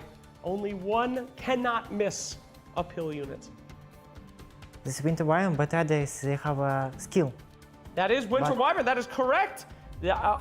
Every single one right so far. Which of the following heroes had no spell, base stats, or ability changes in the update? This is the hardest question. No spell, base stats, or ability change. Warlock, Clinks, Leshrac, or Centaur. Only their innate was changed. After patch A is changed. No, after all of them. Oh, always. You're gonna have to take a guess. It's Leshrac. What if you said Warlock? Just say Warlock. We're gonna pretend he said Warlock. I like the spree. Continue. Next one. It was Warlock. Don't worry about it. Which of the following heroes has the most words on the original update page? Was it Tinker, Chen, Rubik, or Dragonite? Who was the most complicated? The changes. 3 seconds. It's Tinker. That's correct. Ladies and gentlemen, I'm going to lie and say you got all of them right. The Warlock question was stupid anyway. The biggest brain in the game right now, 0 wrong. We are lying about the This Warlock. question, it was simple, but I wrong. It was simple, yes. Only the simplest question was the wrong one. But I am going to give you a complimentary 100% win rate. Congratulations. You nailed it. You really are smart. You're very good. There's a reason you're on MOUZ. Maybe that's why. Yeah, maybe. All right. Well, we'll see if you're just as good in-game as you are with our quiz. You guys keep it here to see more of Ike and MOUZ at PGL Wallachia Season 8.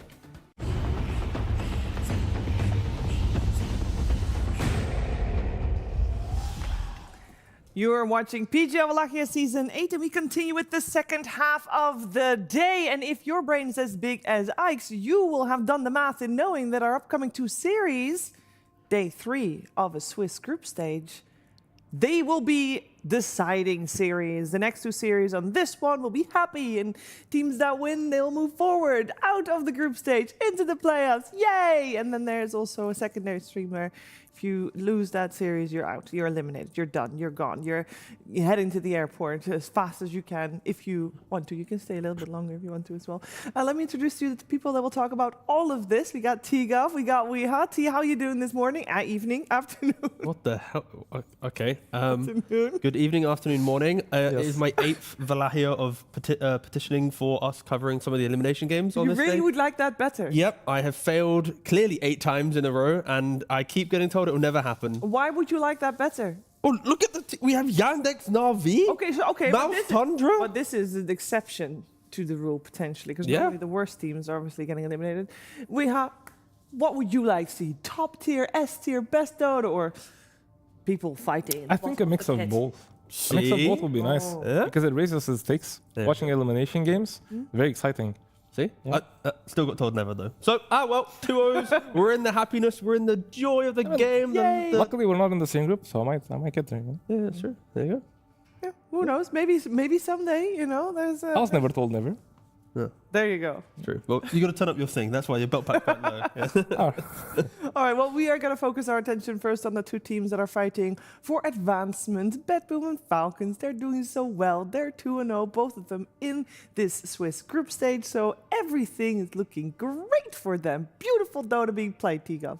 Yeah, I mean, I think Falcons have done a pretty decent job, all right, especially Day 1, we were like, wow, that's really cool. Day 2, I think there's a little bit of a slip up in kind of approach or draft in one game, but then they recovered it and they returned to their Day 1 form. So I think Falcons are very quickly becoming a contender for, talk of who should be, a top 3 team in this tournament. I think Falcons have very quickly stamped their name into that group. They're playing very clean Dota right now. They love the patch, obviously. Their heroes are pretty good right now. I hope we can see them do as well as yesterday. I think it was beautiful to watch. Yeah, they were pretty stable, I think, so far every day that we've... Except the first game, of course, we don't talk about that. Yeah. But the rest of the series, they looked very good. Yeah, and in particular, you wanted to highlight 2 heroes for Falcons that have done very well for them. Yes, I would love to talk about this Sanking specifically. So, they played 5 games of Sanking. They've only lost 1 game. The 1 game they lost is where they ignored the Bristleback. Other than that, they played 1 time against the BB, so they stole it. And then they only picked Sanking and BB together. It feels like this is a combination they love to go for. It's very strong, in my opinion. And Amar definitely likes this Bristleback with the BKB. Yeah, I love the BKB rush. We talk about SNY Lotus and then he just BKB. Yeah, straight up. Yeah.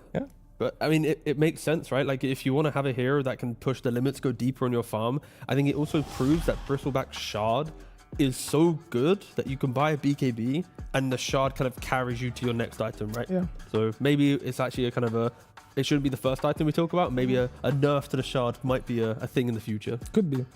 I would never give Maldrine Sanking though. If I'm playing against Falcons, I would make sure this hero is not in Sands. It's not first pick material, so you can maybe ban it out of second phase? It could still be first pick material. Okay, ban it out of first phase. It is. It's a overall strong hero. It is a very strong hero for them, especially in, indeed, Malrine's hands. BetBoom has been not meeting any resistance, really. They have 2 series under their belt, both ones 2-0, one against VP, one against Team Liquid yesterday. And they're kind of cruising here, Tiga. Yeah, I think they've hit their comfort and their stride, and especially from the qualifiers where it looks shaky to now, it's like they've clearly had a wake-up call. The good thing for them, they were playing qualifiers to have the wake-up call in that moment, because if it was during Wallachia, they might be looking like a 1-1 team, even an 0-2 team. Like their qualifiers just weren't that consistent. But again, now they're here. They're kind of going back to some of their comforts, like Katomi picking up the Winter Wyvern, a hero that hasn't been played at all in the tournament by any other team. Yeah. But he's the one, the specialist, and if he's picking it, you kind of need to look to him and go, oh, wait a second, the hero's viable. I would love to see what Save can pull off this game. To me, I do enjoy watching this guy, and me being Romanian and him being from Moldova is just like kind of a pleasure. I feel like we speak the same language. Yeah. So I feel like a connection to the guy, even though he never answers to me in pods when I speak to him. But yeah, I always look forward to his games. I feel like he's one of the standout supports of, I feel like, the last 1 year. Yeah, I believe it. Yeah. One of the best, for sure. For sure. And going back to the Katomi Wyvern point real quick, I did want to note the change with his innate, right? When you talk about the additional level, I wanted to really put it into a summary. You can screenshot this, maybe look at it later. It doesn't actually provide that much, right? When you look at Arctic Burn, you're getting 0.05 seconds more in flight duration, a little bit more on attack range, 1% health burn, 2.5% move slow, 1 second less on cooldown. So at the end of the day, the innate isn't that big of a change for the hero. It just kind of, it's quite complementary because of course, I think when people initially read it, having a 5th point in a skill is like, whoa! Yeah, you could just look at the numbers. Again, there was a lot of information there, so rewind, screenshot it. I've simplified it for everyone because you don't want to have to do it yourself. It feels like they toned it down though. Yeah. Like the previous levels, they do more. And then this one, they kind of like tone it down a little bit. Yeah. Kind of takes away from the factor, like the buff It takes away from it. I wouldn't mind if it got a little bit more love potentially in the future, but again, the reason why we are seeing it from BB is I think BB have done a very good job drafting where you praise Save. Save is so consistent in his 4 role. Other players get to shine and have these hero pools where they kind of expand a bit further, right? I think Falcons and Crit, it's the same argument. Crit's always the same type of hero pool on that 4 position, and you know he's going to do his job. Because of Save doing it for BB, we get to talk about Katomi playing a Wyvern. We get to talk about, GPK sometimes in previous Wallachia playing a mid-Jig hero. Didn't work out, but like I think you need they enable conditions very well. to enable others. Yeah, they enable very well. The course definitely love having these players on their team. Now there's I know that. 2 heroes I want to talk about a little bit. And one is actually surprisingly missing from this, but definitely a hero that I'm expecting will, I think, pop up this series. Actually, let's go for Slardar first. Slardar is a hero we talked about yesterday. Like, wow, this hero is very strong. Hero of the patch, hero of the tournament, potentially. Did already very well today as well. Feels a very good hero. It's a very strong contender for the hero of the tournament right now. A lot of games played, very good win rate, very strong lane, solid mid game. Obviously buffs your carry for the late game as well. So he pretty much gives you objectives. He gives you Tormentor. He gives you Roshan. What does this hero not give you? I mean, he can't play into Winter Wyvern at least, right? Golden Brace. So I'm not going to bring You can find the Winter Wyvern. You can find it. You can find him. But I like the fact that in the comparison we had between kind of Falcons and BB, I think BB had quite a lot of heroes that like to play into tanky heroes. They had kind of ways to whittle them down. Yeah. Of course, Falcons, patch after patch, it is kind of the easiest summary that you can give this team. I think this time they are utilizing it. I think it's not 3 cores being tanky. It's more like one guy doing it extremely well, and then you have 2 heroes to utilize. I think they're getting a bit more kind of, I don't know how to even describe it, but it's not just cores and tankiness now. It's actually I have to do skill this. to it. I have to do this. What is it? Yeah, no, go for it. I know exactly what it's going to do. Do it. The Alchemist. Woohoo! We're back, baby. Day 3. This is the last ban, and Alk is still in the pool. So far, every series that BetBoom has played, all 4 games they have played, there has been the team that is second pick. They always banned out the Alchemist. This is the first game they even have a chance. Yep. Alk is available. Yes, he is. And there he is. And they take it. But the Queen is available. The Queen is available. It's probably coming next. Yeah, with the Rubik and the Silencer ban, both kind of covering you from the Queen of Pain. Yes. You do, you then are able to take it on Falcons. So we are going to get to probably see the strongest, what the hell did I just say? The strongest. I added strongest and draft into one word and then said strongest. It sounded like a drunkenist or something. Well, whatever. It's fine. The strongest hero. Yeah, draft line. There it is. There it is. This could be, well, okay, if you're BetBoom, you're going to be smart. This is something they also saw coming. Yeah. This is the most obvious. Again, very obvious. Again, if they weren't aware, definitely prepared for this. I'm excited to see what they're actually going to pull off this time. I would fire the guy. Are they going to pick the Pango? Huh? Well, yeah, maybe. I would pick the Pango. Okay. I feel like it's you the are best close enough to the PC. I think you can. We've yet to have someone run off. crash run up and just click this button. It's like, I don't know if that's in the rulebook. I don't know if they actually have a specific line saying if third party picks hero, what happens. I mean, someone should go into document into that. Yeah, they'll add it. The WeHard rule. There is refresh the rulebook. There were very fast classic responses from BetBoom on their bans. They instantly banned Hoodbank and Chen. They did not need to think about it. And also, Falcons was pretty fast with still removing the hero you guys mentioned in the Pangolier. And they get their hands on the also highly contested Phoenix. Just very strong lanes from Falcons already, right? Queen of Pain will just shove out the lane. Already with Huskar being banned by BB, one of the few heroes that can actually muscle up into the Queen of Pain. Spirit earlier today, for some reason, allowed this draft to exist where they put Lao into the absolute bin, giving away the Huskar. Ember. Ember is a good solution. It is. For Queen of Pain on the lane, and it's a good Aghanim partner. Yep. He's got the boom, you know, that you're looking for when you're playing Alchemist. Is it going to be like Maid Slayer and then like Kaya Axe? Getting given the Axe, of course.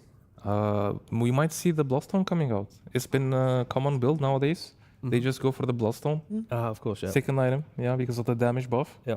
I think it's more than Sanchkaya. It's 14% if I'm not mistaken on the passive. But let's also respect other teams in the tournament right now. We're sitting in the kind of the 2-0 bracket. South American Rejects, Wits, Alchemist, you're pointing at me. Yeah, because Yes. I agree. It's no, I wish there was a camera on this. You look. no that was. ags. I was waiting for myself to put the same point out. Because it's like no ag. That's weird.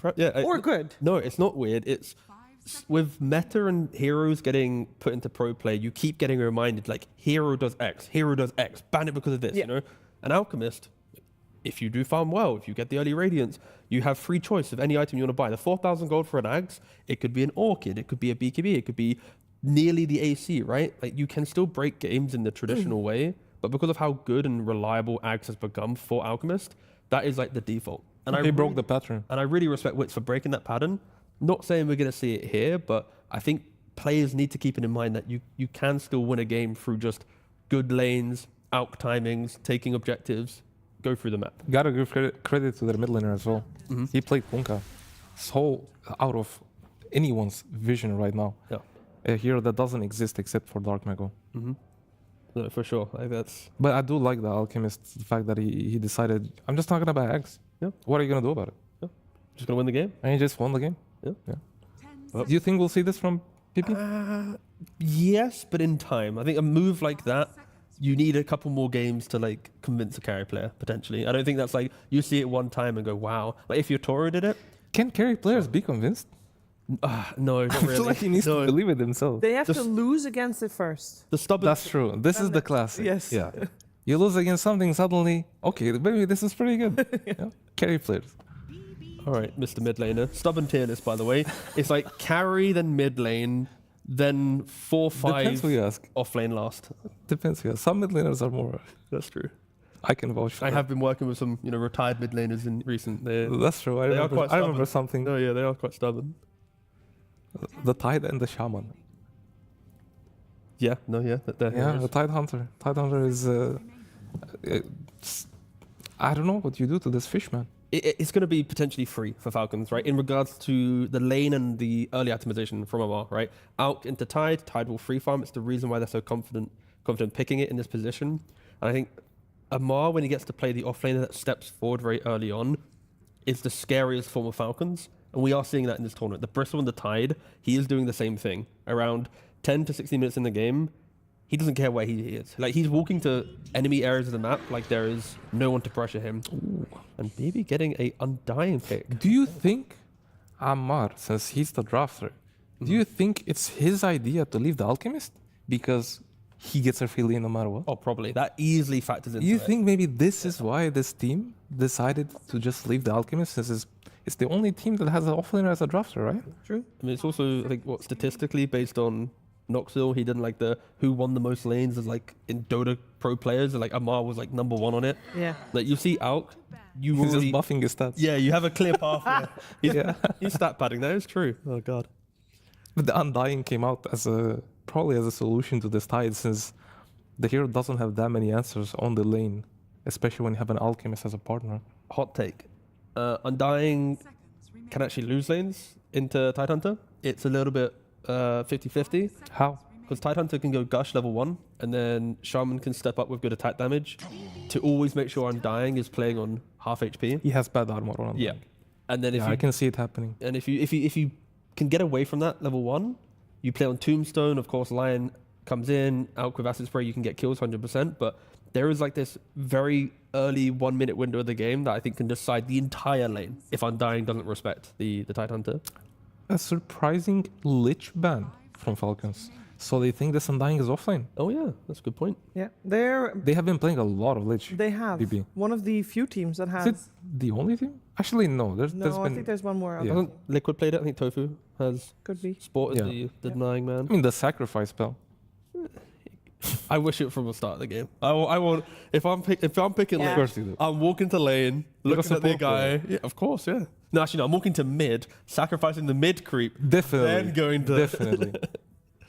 You don't get more value than that. That is the true value. But yeah, maybe they know something that we don't. Maybe they have seen this happen in scrims. You talk about Offlane axe timings, right? Like to go back to the Alchemist and like what. Such a great partner. Yeah, I mean, Undying is always a weird hero for like what's his item build from offlane. You want to go Aura, you want Ags, you want BKB. What if you now suddenly skip the Ags for free? He gets to rush BKB or Harpoon. We knew. You can tell we played together. Get the Harpoon in play, but Harpoon BKB, give him an axe, and suddenly he's 1v5ing the entire team. Amar's trying to be main character, but a flesh golem's just like slapping him in the face, you know. Oof. I mean, it is fun. Like, BB's lineup is very fun. If the items align. They're going all in on offlane Undying with the Viper ban. Yeah, again, I feel like the Undying 5 is a bit of a bait. Like, I'm not excited by it. I can see it falling really fast. I don't believe in it. I feel like, yes, you do provide a very strong lane, and just spamming one spell, very hard to do. Yeah. But then you lose value on this hero. Yeah. The only thing that pretty much he can have a lot of impact on throughout the game past laning stage is just a save. In my opinion, with the shot, the tombstone. Even if you have an early axe timing, as they do go for a Bane, so that's the famous Kataomi Bane. So they knew. Yep. Yeah. Very good bans from Falcons.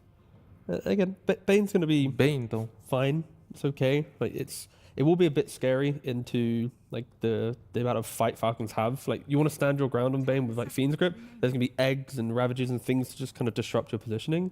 But with the type of game plan BB has, Bane line will constantly be hunting the side areas of the map, like with a Nightmare or a stun. Ember with the quick Aghanims will be flying over to get the kill. I can see a lot of map play and setup in kind of Falcons draft, BB's draft, sorry. It's like BB just want to like fight everywhere on the map. Yeah. Like they want to get this level 6 on Ember and just fight until Alchemist gives the axe to either or, and then just keep fighting, actually. Is that going to work against the lineup that Falcons has? Especially if you consider the Lone Druid that now joined the mix? Well, Lone Druid is a slow hero. He does decent on the lane, but is not strong by any means. And he will only get truly strong when he gets to his Aghanims timing. So they will probably look to stack a lot and get the Queen and the Tidehunter fat, and just probably wait for the timing of the Lone Druid to get that Aghanim Silverage, close out the map. Yeah, I think for BB it's just like play your lanes into your first item timing, and then like we was mentioning, you have to exploit it. Falcons, I think they found a pretty good pick at the end of the draft. Your lane is going to be better than other carries that you could have played into the Undying. The question for him is it a diffusal into like Mjolnir Aghs build, or is he going straight for the Mjolnir Aghs? Like that is, I think, the debate with the carry lone druids at the moment. But I think Falcons have all the heroes that we've praised them for in how they've won games so far. Like they have the ability to frontline, they have the quick burst play of a hero jumping on top. Skidder, I think, has shown himself to be a pretty decent lone druid. Amar looks like he's going to have a free lane, and then they're probably going to buy wraps and just send them to the front lines and basically say, you need to put a wall between them and us, and then wait for their timings, pretty much. I think BB's draft is more skill-based. I feel like they need to play very well individually for them to do great in this game. So I think it's a matter of time. If this game goes past 30 minutes, I think Falcon is going to have advantage. All right, let's see if our commentary team agrees with that, as we have the chance to ask them how we feel about this game, this draft that just finished up. This feels like a blast from our past for me, Shiva. I'm seeing Bane Undying in the offlane and carry Alchemist. This is like 2013 Na'Vi all over again. Back in the day, you know, if Godblack was drafting this, would you even be surprised? Yeah, like we saw that Undying immediately. The offlane comes to mind. It's going to be an interesting one. Walls on both sides. On one side, Tidehunter, on the other, Undying. And do you feel like Falcons got their grip on the Alchemist, letting it through? They're the only team that's consistently like, yeah, you know, we're not going to ban it. You happy with that? You like to see it?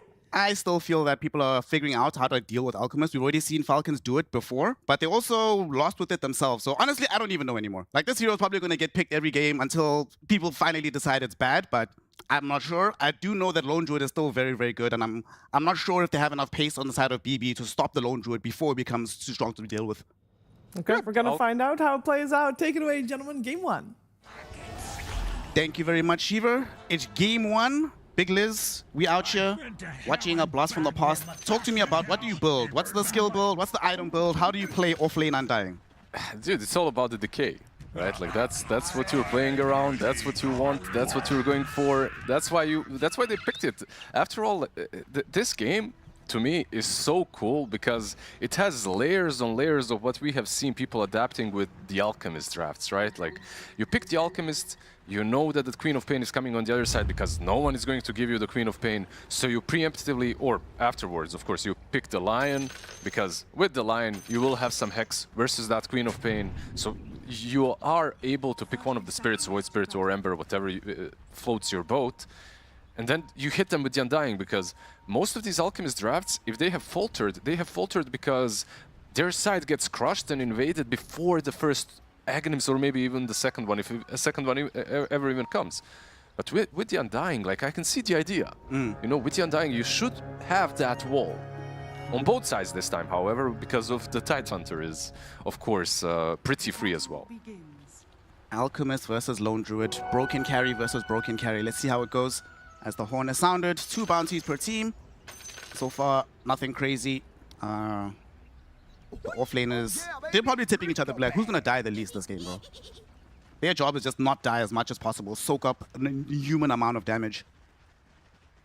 Yeah, pretty much. Just soak as much as possible on Tide, on the Undying. On the other side, like as you mentioned, I still believe that these 2 carries are pretty high up there.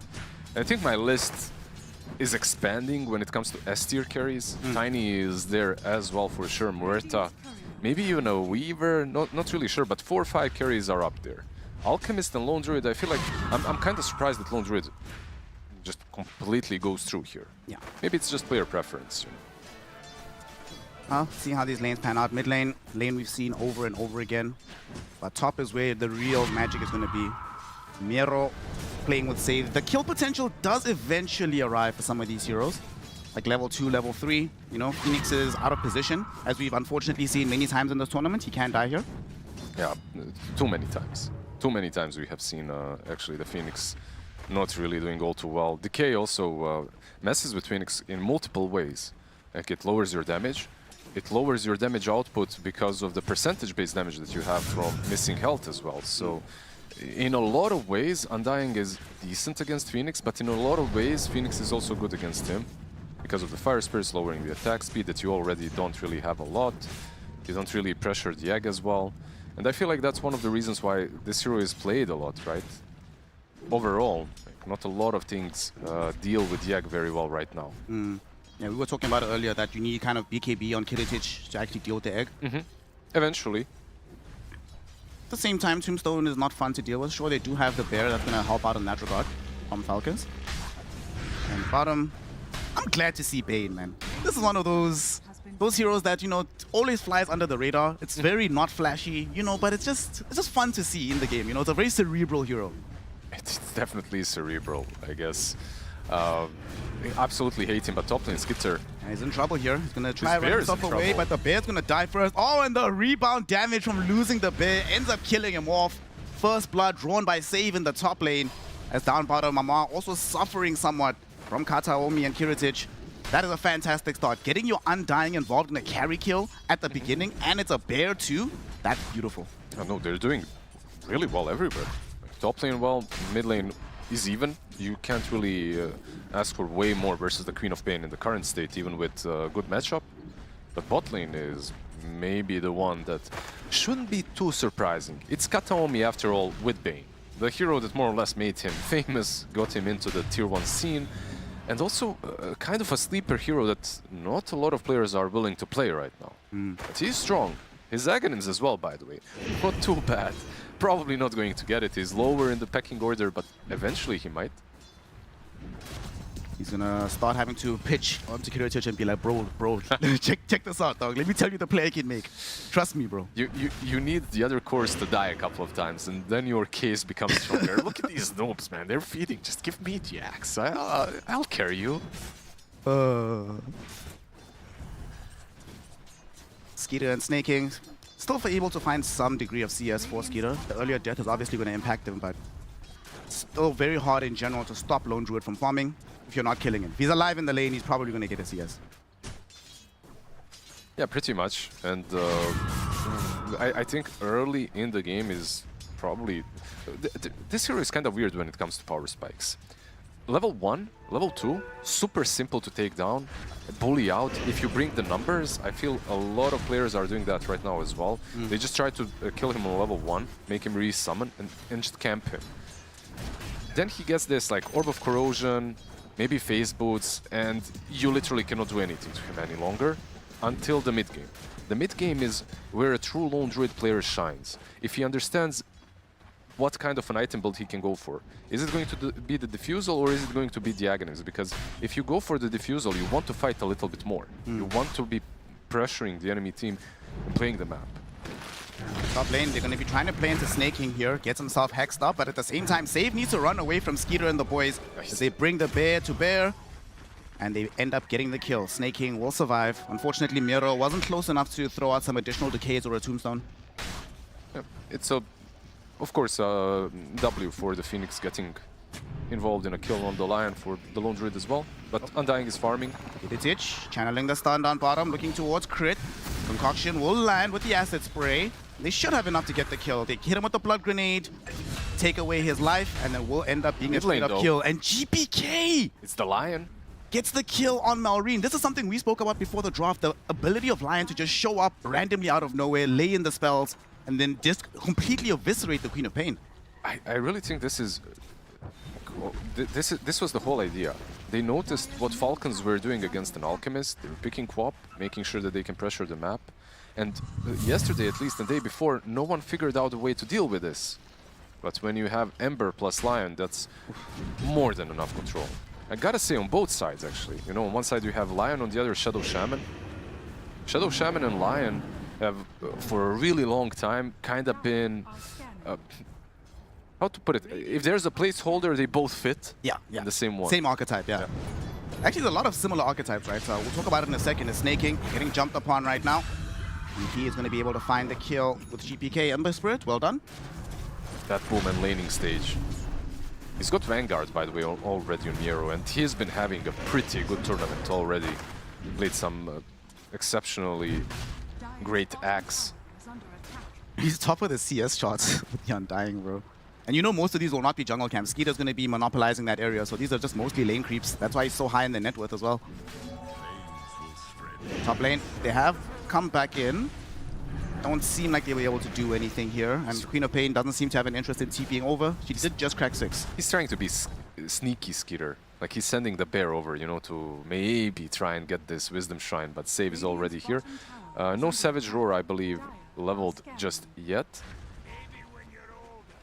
So Save should be able to contest this.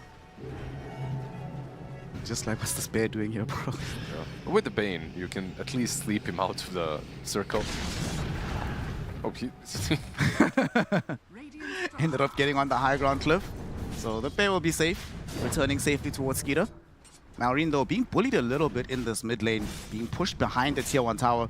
This is problematic. A flag bearer is arriving at the same time. There's a lot of pressure being put to the tower. Might actually have to leave right now.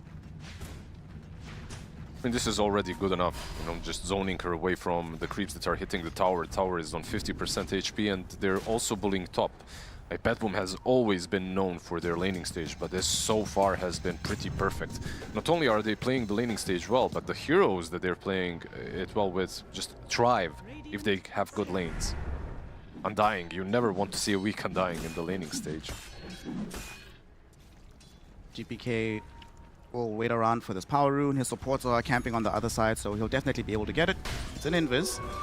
And with the supports being here, they might want to try and pressure the tower yet again. They're actually going to just trigger the invis straight up, go hunt somebody. Malrine, Kataomi almost saw him. Unfortunately, not able to get the full connection there. Yeah, they know about the stacks, and Undying is actually chilling. He's strolling by. That's a, what, triple stack at least? Yeah, triple stack for the Undying and Ember, with the Tombstone even committed. Why not? It's a lot of gold. On the bright side for Falcons, on the other side of the map, because Kiritich, as we saw a couple seconds ago, is pretty much just stuck farming the Wells area, Tyrant has been getting pretty much free farm. So Amar is definitely going to have a game. Yeah, very symmetrical playstyle so far, right? Like, both offlaners are having a really good time.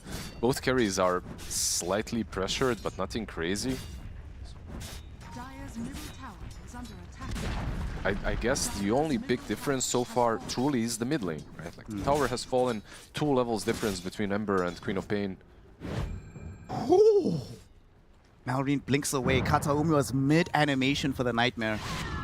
Malrine does survive that one.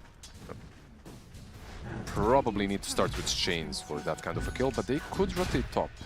They are trying to, at least for now. They're coming in from the high ground. Unfortunately, the courier for Phoenix was going to scout them out as they approached. It's a bit unfortunate. Phoenix could have been in an awkward position, but the chicken ends up doing the save. He's got 6, by the way. Phoenix was, because of the lone druid being in the jungle, Phoenix was given a lot of experience. Out of all the supports, he's the first one to hit his ultimate level and insta-rotation down bottom. Crit, gonna find the shackles out onto Kiritich. He already ulted though. Got the chemical rage off though, so it's gonna be a very difficult kill. They're still gonna attempt it though. Kiritich now channeling the concoction, goes onto the Phoenix. They do get the Ravage off in tandem with the Supernova. Kiritich not dead just yet though. Beautiful Earthspike from the Lion to interrupt Amar before he can find the kill. Now Amar's the one that's in danger. GPK has shown up, throwing in the damage from this Ember Spirit, and Amar's gonna die. Nightmare onto Snake King, dragging him back towards these heroes.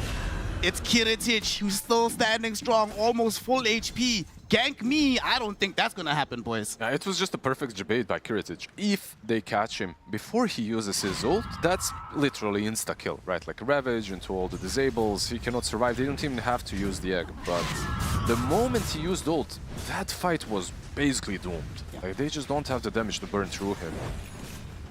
Shadow Shaman not 6 yet, of course. No wards to maybe buff up that damage a little bit. They also buy so much time for BetBoom right now. You know there's no Ravage, there's no Supernova. We're very much less scared of that happening again for quite some time. And it's also resources, you know, like this kind of a play, usually Queen of Pain is involved.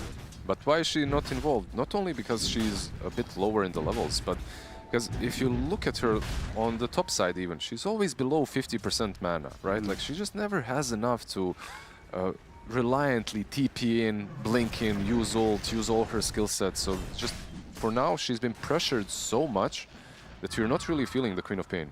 11 minutes in, of course. It's still very early. Uh-oh, Skeeter. Skeeter's in trouble.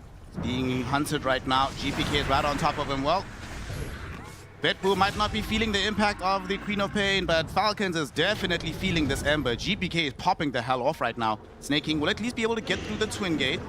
So he's going to end up living. But they'll claim the kill on Skeeter. Additionally, a tier 1 tower as a further reward. Just and BetBoom early game, they cooking. Yeah, they're absolutely cooking. And that's all pre-level 6 on Bane, by the way. Once you get that grip, you get an extra... just an extra way of catching the quap, right? Like, and that's really what matters right now. Minute 12, DD. Do you still go the Aether Lens build on Bane? I'm not really sure. Let's see. Like, you definitely need the range, and he is queuing it up. So he will be going for the Aether Lens. Aether Lens, Glimmer, these kind of items are always normal on him. Some Blink perhaps as well, plus Aghanims eventually if the game goes well for you. BKB. We're going to have a skirmish down bottom. GPK is headed over here. Amar is the one in front right now, but he realizes that something is awry.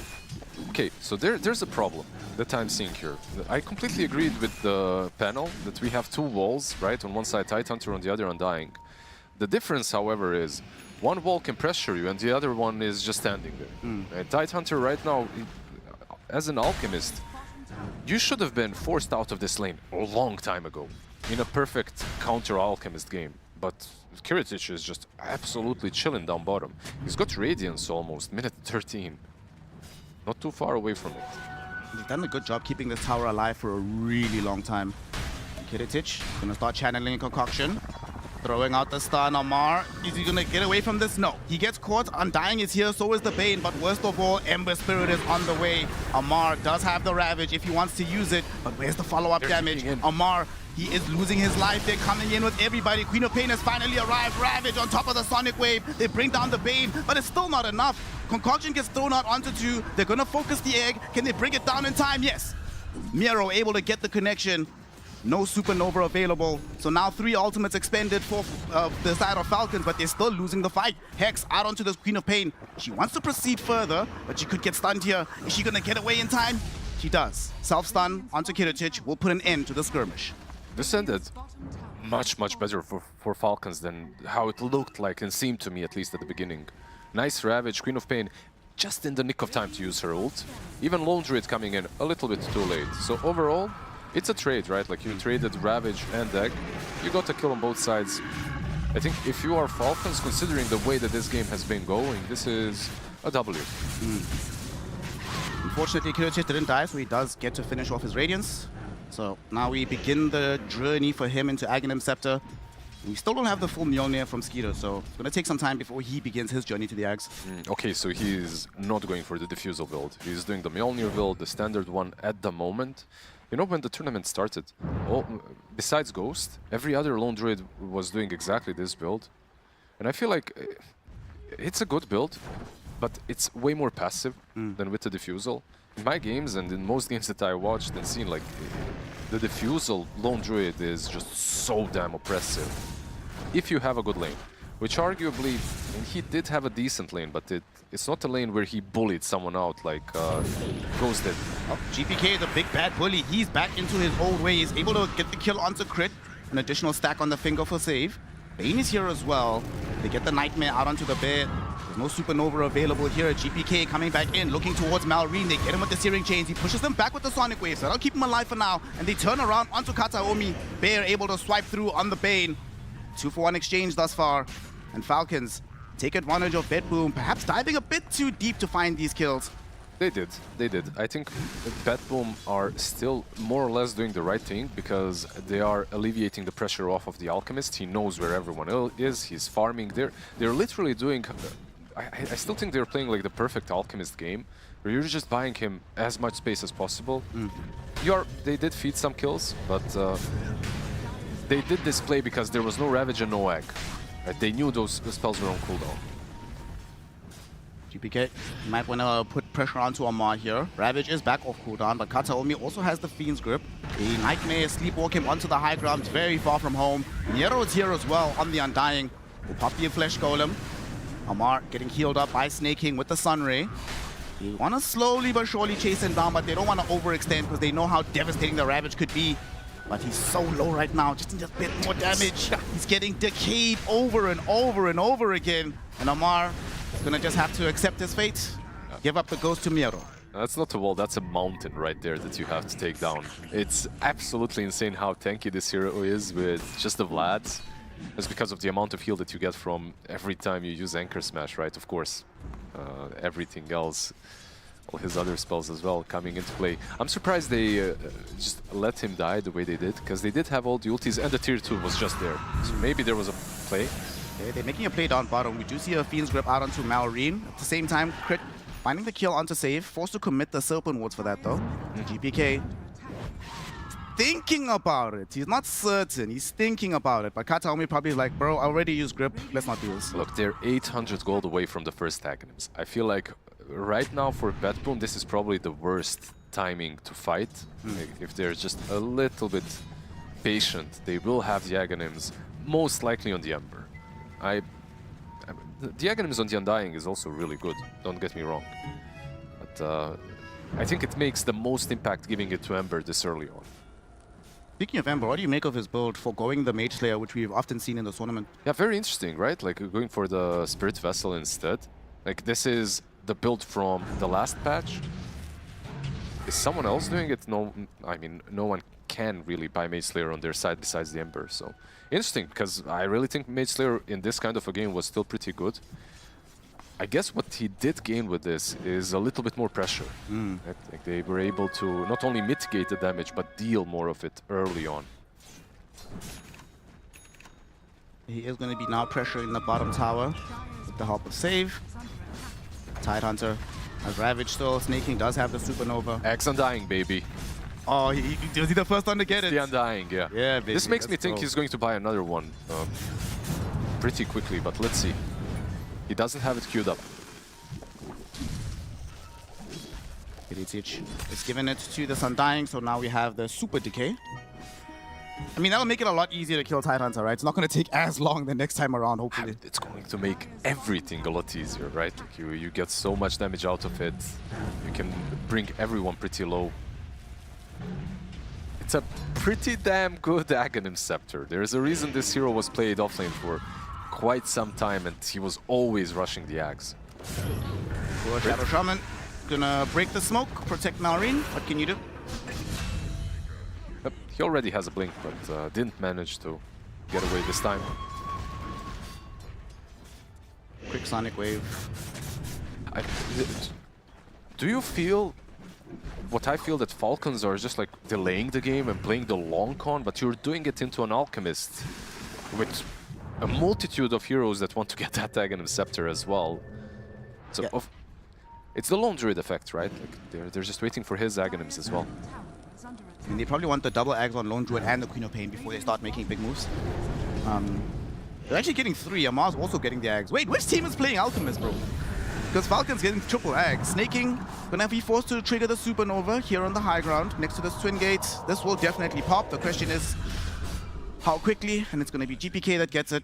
Unfortunately, the Fire Spirits aren't what they used to be in terms of like guaranteeing that you can survive in the egg. Yeah, if there is like one hero attacking you, and that hero doesn't have power treads, usually you can survive. If there's 2, there's no way. Even that's one hit that they needed extra, right? From the Undying that they got, so. Level 2 egg is what it's all about, right? Once you get the level 2 egg, the game is a lot easier. 1,000 gold away from the Lone Druid eggs, 1,000 gold away from Queen of Pain eggs, and completed eggs on the Tide Hunter. So Falcons are very close to hitting this massive spike. At the time, if they can farm fast enough on snaking, they might even have the Orchid on the Phoenix ready to go for the next big clash. Gets the shard. Just a pretty solid shard, right? Like you always want to have it online. Oh, Kiritich blinking up. Kataomi had the Nightmare out onto the Phoenix. Good God, that decay. Oh. That's a lot of damage.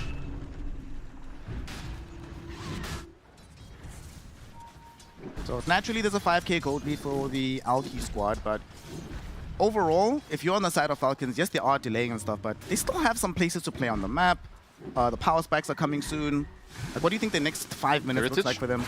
Kiritich, hexed up, gonna get caught in the war trap. This could make the next 5 minutes amazing. Unfortunately, he has allies behind him. They get the unstable concoction out onto crit. He is gonna die, and they might be able to bring down the bear and the real Lone Druid. Skeeter forced to pop the Savage Roar just to get rid of the Fiend's Grip.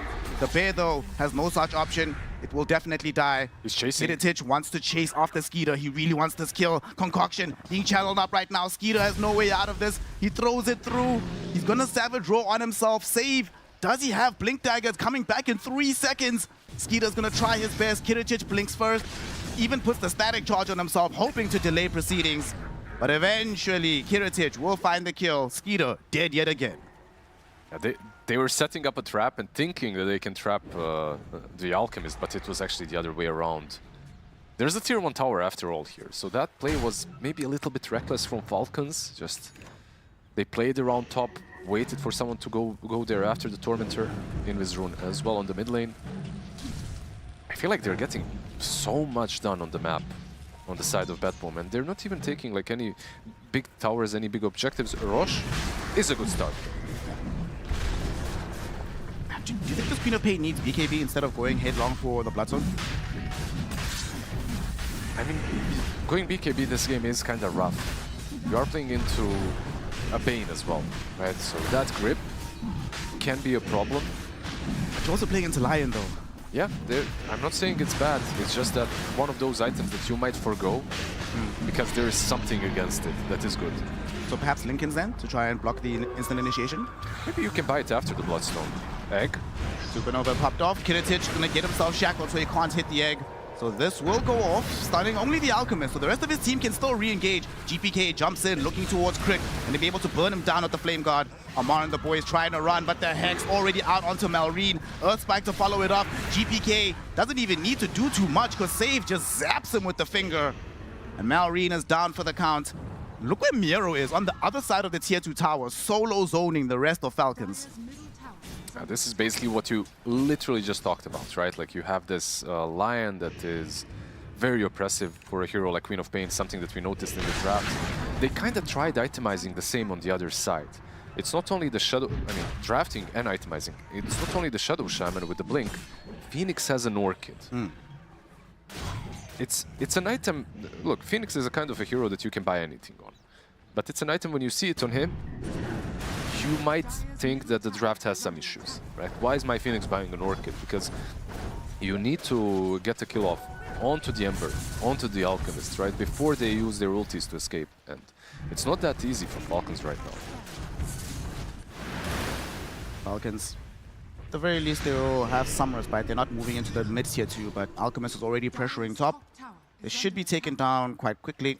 And that's going to also force Skeeter back into the base. There's less areas of the map that are safe for this Lone Druid to farm. Yeah, this is one of those Lone Druid games where he's been pretty much stuck with his bear the whole time. Why? Because he didn't have the Aghanim's. Now he does have it. Minute 24. To me, it feels like it's a little bit late, but let's see. The rat begins. Well, if there's one team in the world you can trust to be able to rat out for as long as humanly possible, Falcons is definitely one of them. Skeeter's bear was shown middle, and everybody ports in, wanting to make sure that they maintain this tier 1 tower for as long as possible, keep the map control. They were actually smoked up as Falcons. I think they were maybe anticipating that only 1 or 2 heroes would show up, but if it's the entire complement, then you just definitely back off. I really like the itemizations, by the way, on BetBoom. It's specifically from Alchemist now and from The Undying. Alchemist is going for AC next into another Axe. Why is he going for AC? When you look at this draft, their objective taking is really bad. Like, they just have to go run at you and get kills, and maybe after they convert into towers. But with the AC, that of course becomes a lot easier. And then an Aghanim's perhaps for Undying again. Vici channeling a stun, but nobody really around. Tier 2 tower is definitely going to fall here. There's no way Falcons can defend this. I mean, Amar's going to throw in the token Gushes. He knows full well that this is going to have to go. Bane might be able to get the Nightmare out onto the bear. Let's see here. He's going to try for it. But Skeeter will lead the bear away. It should be fine. Maybe it's even worth gripping if you can get it from long distance, just killing off the bear. It's a nice chunk of change, 300 gold. Killing the bear, forcing the Lone Druid, of course, to re-summon. And resetting the map positioning a little bit, you know. You know that the Lone Druid is on the opposite side. Remember the Radiance bear? Of course. I don't want to remember, but that was tough times. However annoying you think Lone Druid is right now, trust me, it can get worse. Can it? I mean, that Radiance bear at least was not able to attack you. Remember this bear... Remember Denmark TI? Lone Druid at that tournament was maybe one of the most busted things, where you couldn't kill him. Like, no matter what you tried, he only has like three Wraith Bands, and he's basically his immortal. And the Sniper Lone Druid as well, right? Like the... Oh, yes. That one as well. The D-Lance Lone Druid. Good times. Alchemist steeping bottom. Okay. Will he be able to get the stun onto anybody? No. Mass Open Walls should be able to clean up the tier 2 tower while Kiritich is just staring. You can farm them though. Not too bad. You know, a lot of gold for a good old Alchemist. He's now 500 gold away from, no, a bit more, from another Aghanim Scepter. Surely that one goes to GPK, right? Oh yeah, of course. The first one was given to the Undying, the next one goes to Emperor. Like, in some different game, you could argue that a Bane Axe is also pretty good, right? But you are playing versus Ravage, versus Savage Roar. It's a lot of AoE disables that kind of hit everything, so maybe not as amazing this game. Caught Skeeter's bear top as he was trying to steal away his Wisdom Shrine. So, see if they'll be able to kill it. GPK is here, Savage Roar on the other heroes, but Ember Spirit right in front of it. Drops the Spirit Vessel even on top of the bear. Nice free call, oh my god. What a spell decay is. Bottom lane though, Kiritich was getting gone on by the rest of Falcons, and it actually ends up failing horribly. Kataomi came through with the Fiend's Grip on the Phoenix, allowing Kiritich to turn things around and get a double kill for himself on the Alki. Yeah, Pain is just doing a lot of work this game. If for nothing else, just the sleep to reset things, to save you from being shackled. High value hero so far. He's going for Blink next, of course, as well on Bane. And the fun basically starts there, because you'll be able to set things up properly. It's a bit difficult to set up on the bear right now with the sleep, because there is a shard on Skitter as well. 1400 gold commitment, of course, but it is worth it to be able to dispel and Savage Roar from the other side of the map. also been doing a very effective rat job with this bear. Even if he's drawing a lot of attention like this, they have to be here, right? They can't just like play the game normally. It's affecting how they're going to move around the map. Buying Falcons some crucial time to try to get some more farm on this real lone druid. Falcons will finally smoke. They have all these Aghanim's, they have all their ultimates except Supernova. Where are they going to connect to? They're moving towards a Maul, who does have the Blink Ravage ready to go. I think the way that they're drawing, the plan might be to bait on the bear. Let's see. Yeah, they're connecting to the bear, basically. Oh, but Amar, he gets caught middle, all by his lonesome. This is not a good place to be against all of these heroes. They even dropped the Undying Tombstone. Look how much damage is coming from Save.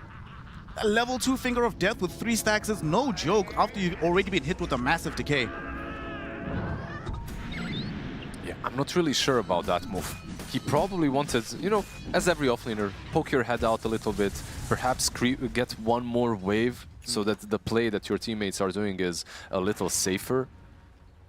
But this time around, of course, didn't work out.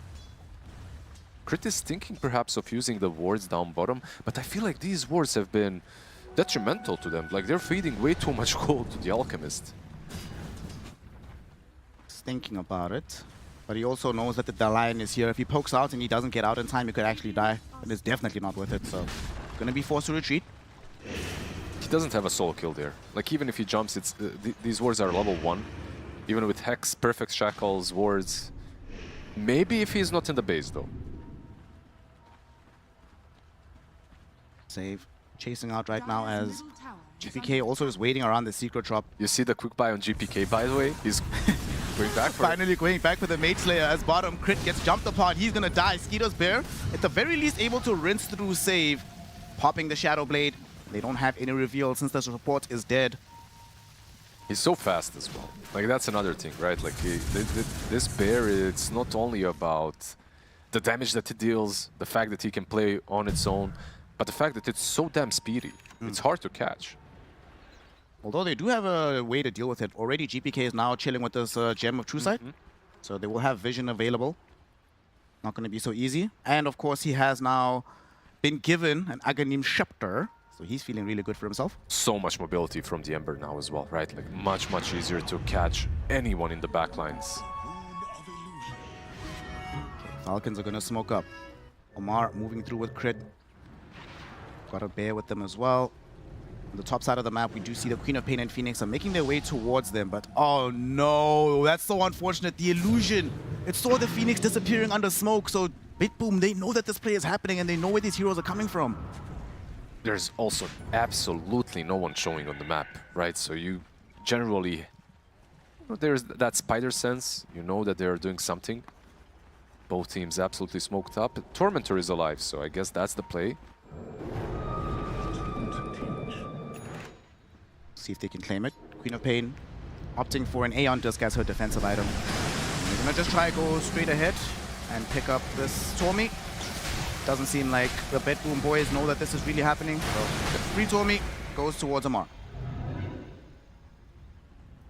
It's kind of free, but I feel like they just, with this play, they more or less said take Rosh, right? At least at that point. Fortunately for them, of course, Roshan didn't respawn. It's super long respawn timer. Big Man has only just now returned. We'll see when BetBoom feel comfortable enough to walk in, snatch the chain. But Falcons, what's the next move for them? Queen of Pain is indeed going to buy BKB, so she's going for the double defensive item here in the Aeon Disc. Aeon Disc first, yeah, and then a BKB as well. It's just a very difficult game for her. If Malrine just doesn't really, he's forced into all of these items. Doesn't really have many options. If he doesn't have the Aeon Disc, the moment he gets jumped on, he dies. That's the problem. And if he's eliminated first, I doubt that they have the damage to take the fight. And botlane? Vici channeling the concoction, wants to go onto the bear. They will be able to connect with it. Savage Roar will be there, but the Earth Spike from the high ground ensures that they get the full control. And this bear should go down. Even the finger. For good measure. Some free gold, nice. You get stacks from that now, right? Because it's a creep hero. I believe so, because he had 3 beforehand, so he has 4 now, yeah, so definitely did. I mean, worth. Hashtag worth. You know, what's happening to the Queen of Pain is sort of goes back to the draft, right? Because the trade has often been, as the panel talked about, one team gets the Alchemist, the other team gets the Queen of Pain. So if you prepare to deal with the Queen of Pain as the Alchemist team, you put yourself in this position where the Queen of Pain can't play the game normally as she liked to do. Yep.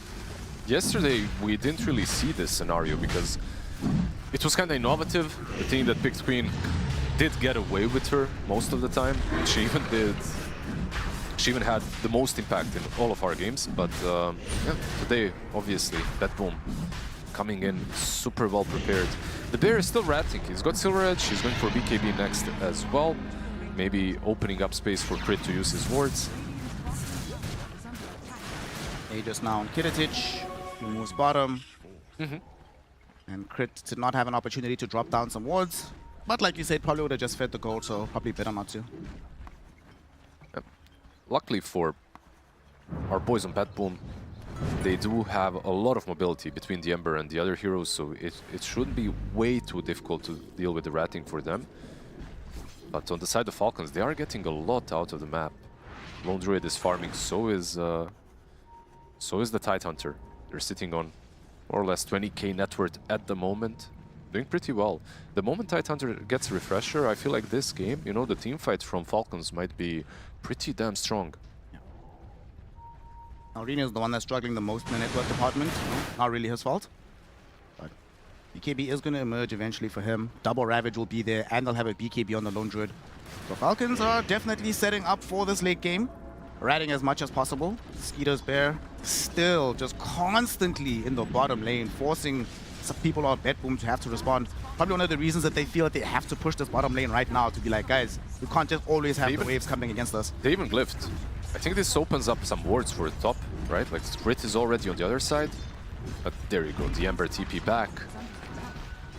Okay, they're actually gonna maybe try and get aggressive onto this Ember spread. It's so the mass hard. serpent wards, but he's so healthy still. GPK is chilling. They didn't even feel the need to pop BKB. He's actually standing there farming the mass serpent wards with no fear. It's just high hopes. Killing the Ember there was never going to happen with the two of them.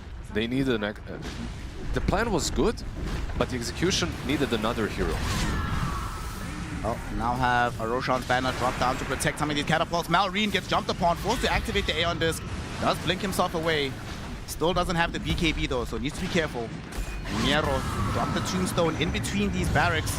Should ensure that the range barracks fall. We'll see if they can get the melee as Alchemist falling very, very low in HP, but GPK buying space on the backlines with his BKB, forcing back the rest of Falcons. And that opens up the space for them to secure the range barracks and the melee. It's a full set.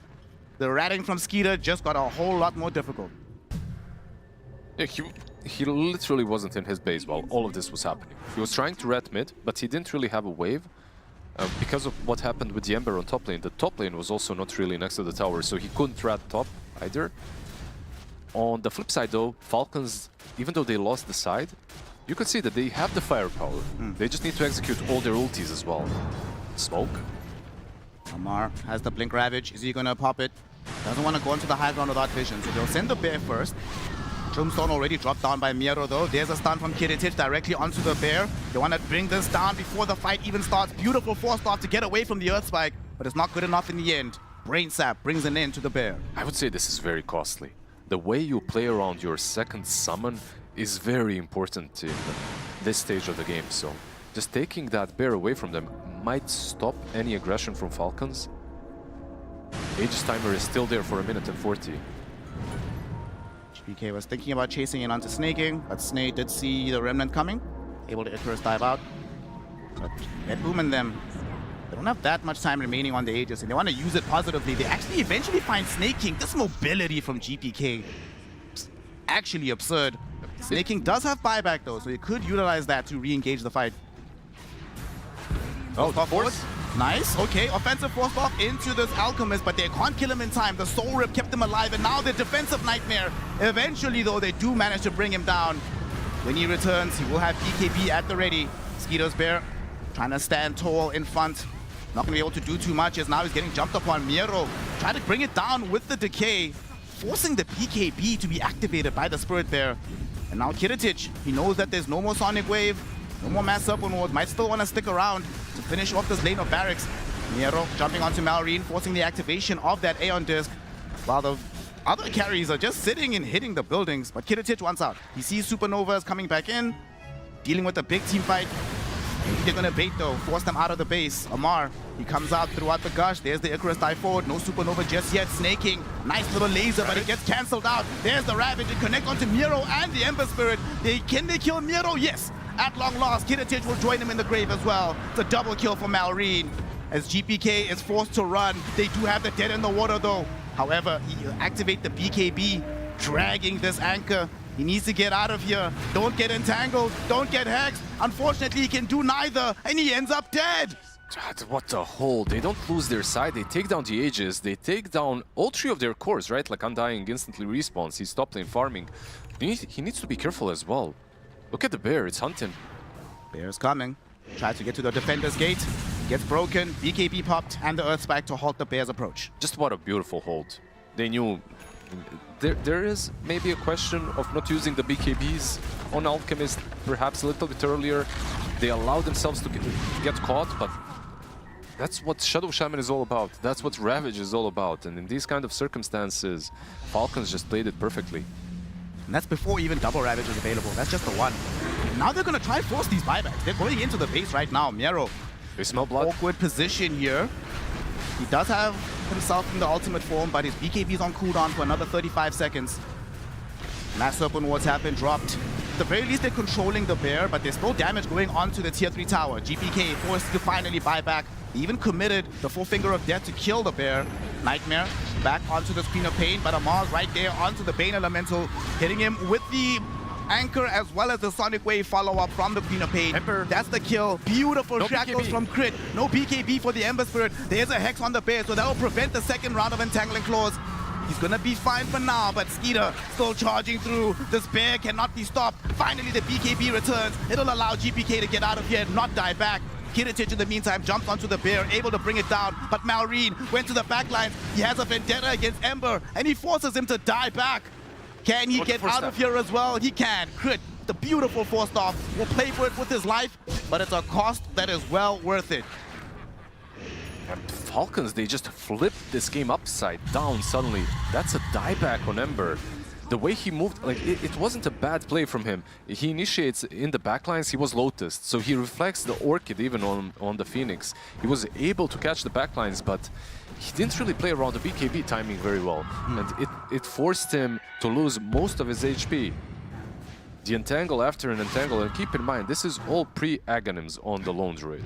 Like, after the Aghanims comes through, I'm not talking about the Bear Aghanims, the Druid Aghanims, which you see way later down the line, those Entangles will be pretty much non-stop.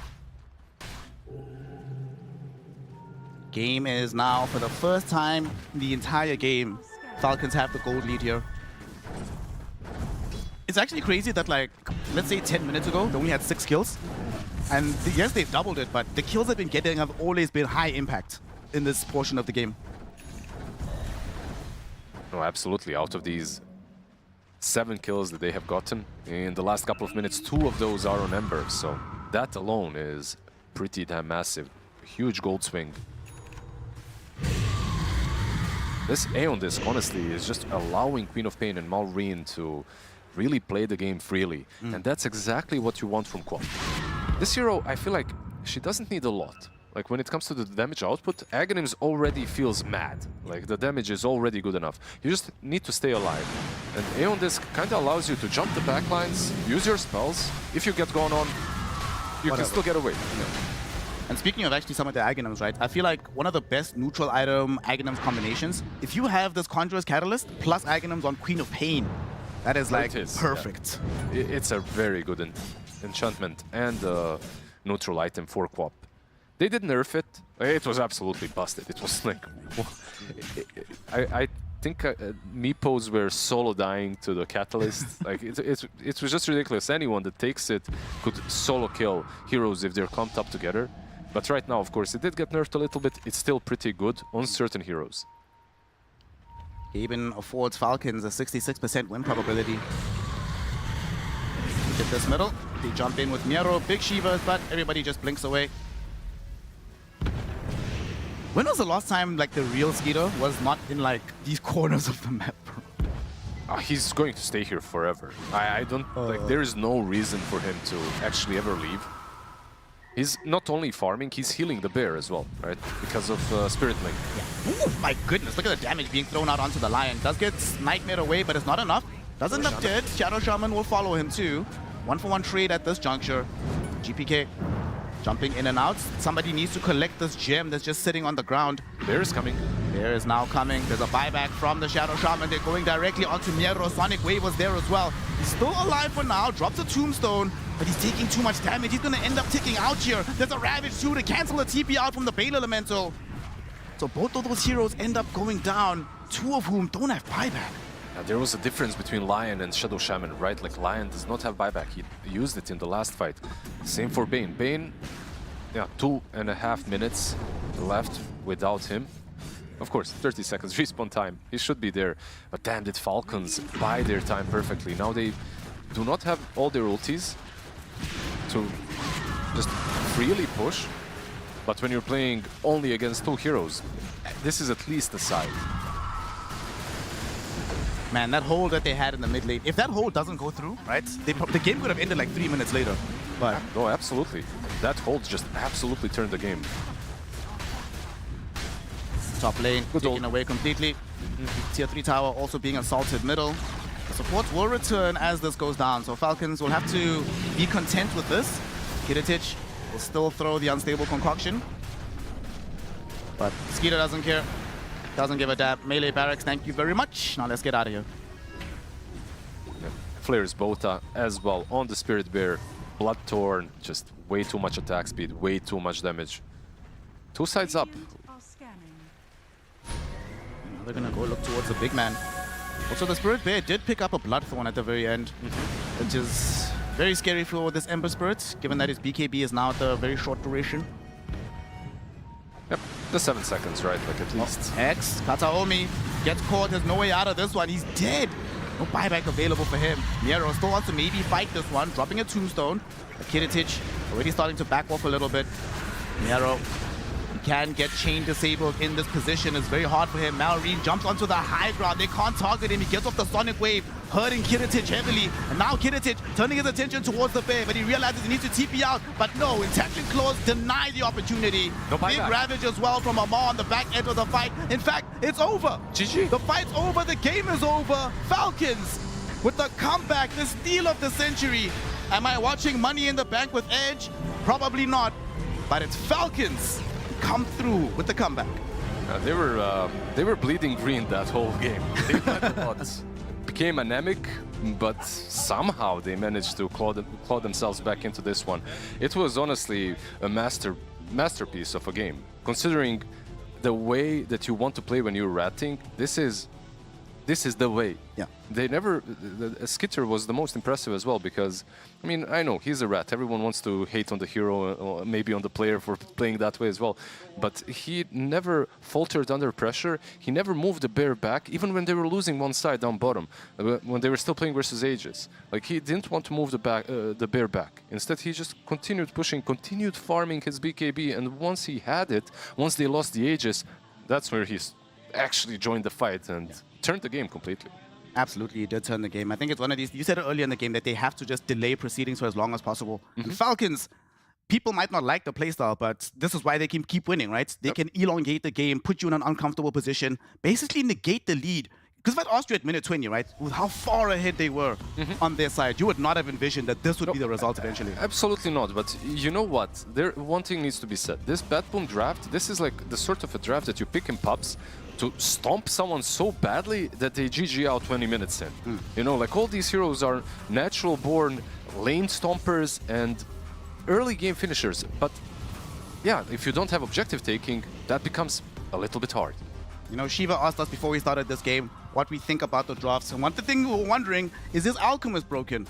But I think right now, if we're making a tier list of heroes at the top, Lone Druid really has to creep in there. So Shiva, what do you think? Is Lone Druid actually the busted carry of the patch? There was so much more at play here than Alchemist versus Lone Druid. I think this was actually, we say this a lot, Beautiful. We're vetoing that word today. No, all right. unironically, I think if you're playing against Falcons, it's starting to look like you're playing against Spirit. You know how we always used to say, like, when you're playing against Spirit, if you have a lead, you never know when it's going to turn around. I feel like the same thing can apply to Falcons, where you're ahead. That's great, but you never know when it can turn around, and it always can turn around. Yeah, I mean, in this game, right, for BB, they had a very strong early game utilizing Undying, the Lion, and then converting on the Axe to keep applying pressure, the Bane line, hunting the map to set up the play. Like, everything you expect this draft to do, it did. But Falcons, they just understood, like, if you skip them enough waves, if you buy enough time, even, like, at the top tier 2, they went for, like, a Phoenix plus Shaman jump on the Ember. They weren't trying to kill him. They're just trying to bait a TP back to the left-hand side of the map, whilst BB was on the right-hand side trying to take racks. You know, like, that's what Falcons' mindset was. Just keep the map as wide as possible, because eventually they will be able to get into the game with how strong their lineup is with items. So, yeah, Falcons, they just were able to punish BB just kind of following a very basic script, and they couldn't convert. Yeah, this comes down to draft execution. I feel like BB's draft requires them to play almost perfectly throughout the entire game up until the end. But Falcons, they understand. They just need to wait, buy time, farm creeps, and they know it's eventually it's gonna turn around. So they definitely had an easier draft to execute. I mean, look, you have Tide with an Aghanim, you have Queen of Pain, naturally can skip a wave so easily, right? Like, everything Falcons installed into their heroes was like, you know what? We respect what you're trying to do, BB. Like, even in the start of the game, Skidder all chatting, you know, nice pub practice to we're going to assume the mirror. Related to Undying, probably? Yeah, probably, yeah. And, like, if you're all chatting that from, like, minute 0, you know exactly the type of game they're going to do. Because you've probably lost a lot of MMR to it in pubs, where your team has no coordination. He probably knows exactly what to do against it as well. Yeah. And what to ban against it, which is why we saw those 2 bans at the end targeting Kataomi. Overall, I think if BetBoom was able to play flawless, they would have won this game. It's easy to say, obviously, whenever anybody is playing flawless, there's a higher chance that they win the game. But for a long time, they did very well. But at the end of the day, it is the Queen of Pain of Melreen that stands out most here. This was a first phase pickup, and we thought, you know, Ember is going to be a decent hero against it. It kind of was okay. Melreen wasn't on top of the you know, the net worth charts for a long time, but it was still super effective. You don't need the net worth.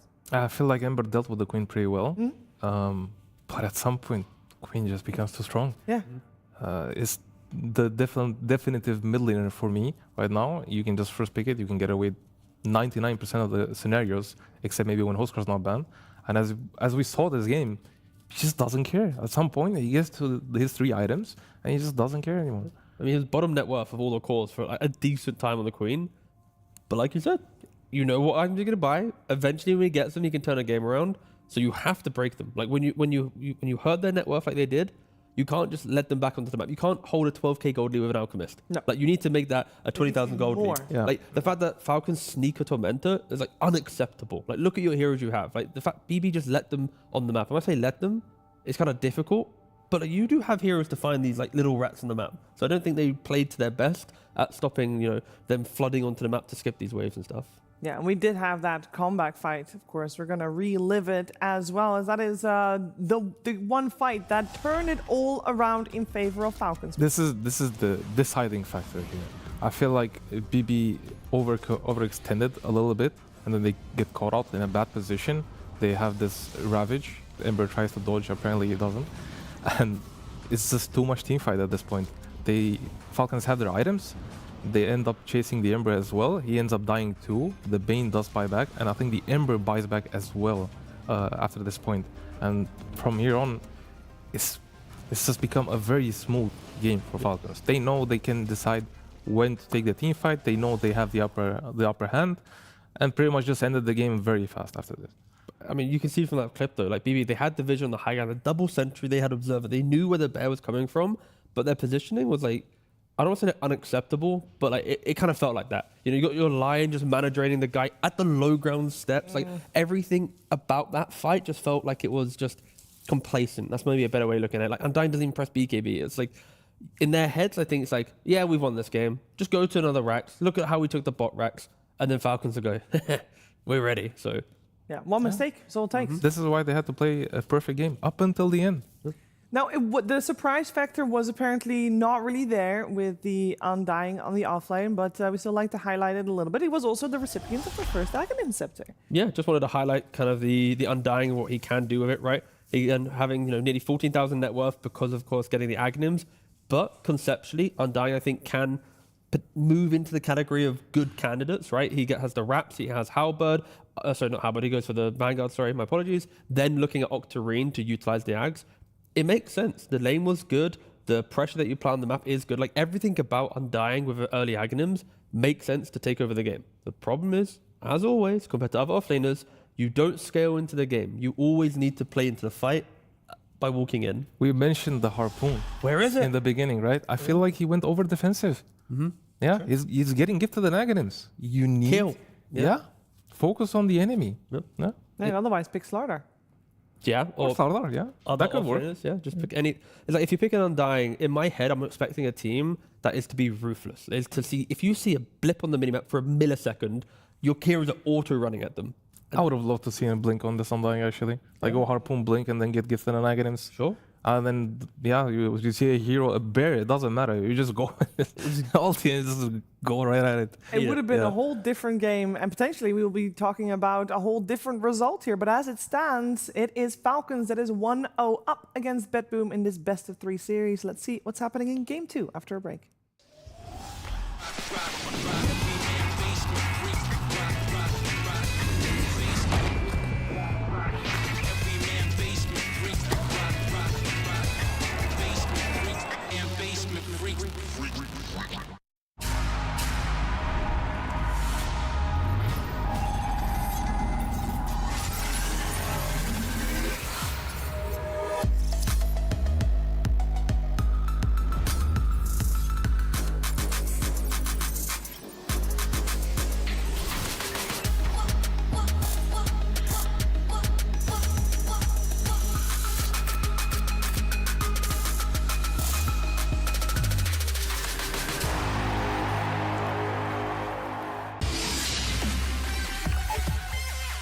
The human body was built to move. Not trapped at a desk in one singular posture for 12 hours a day. It's time your chair evolved. This is Secret Lab Titan Evo. Ergonomically engineered for you.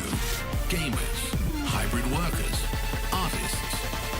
Backing your every move.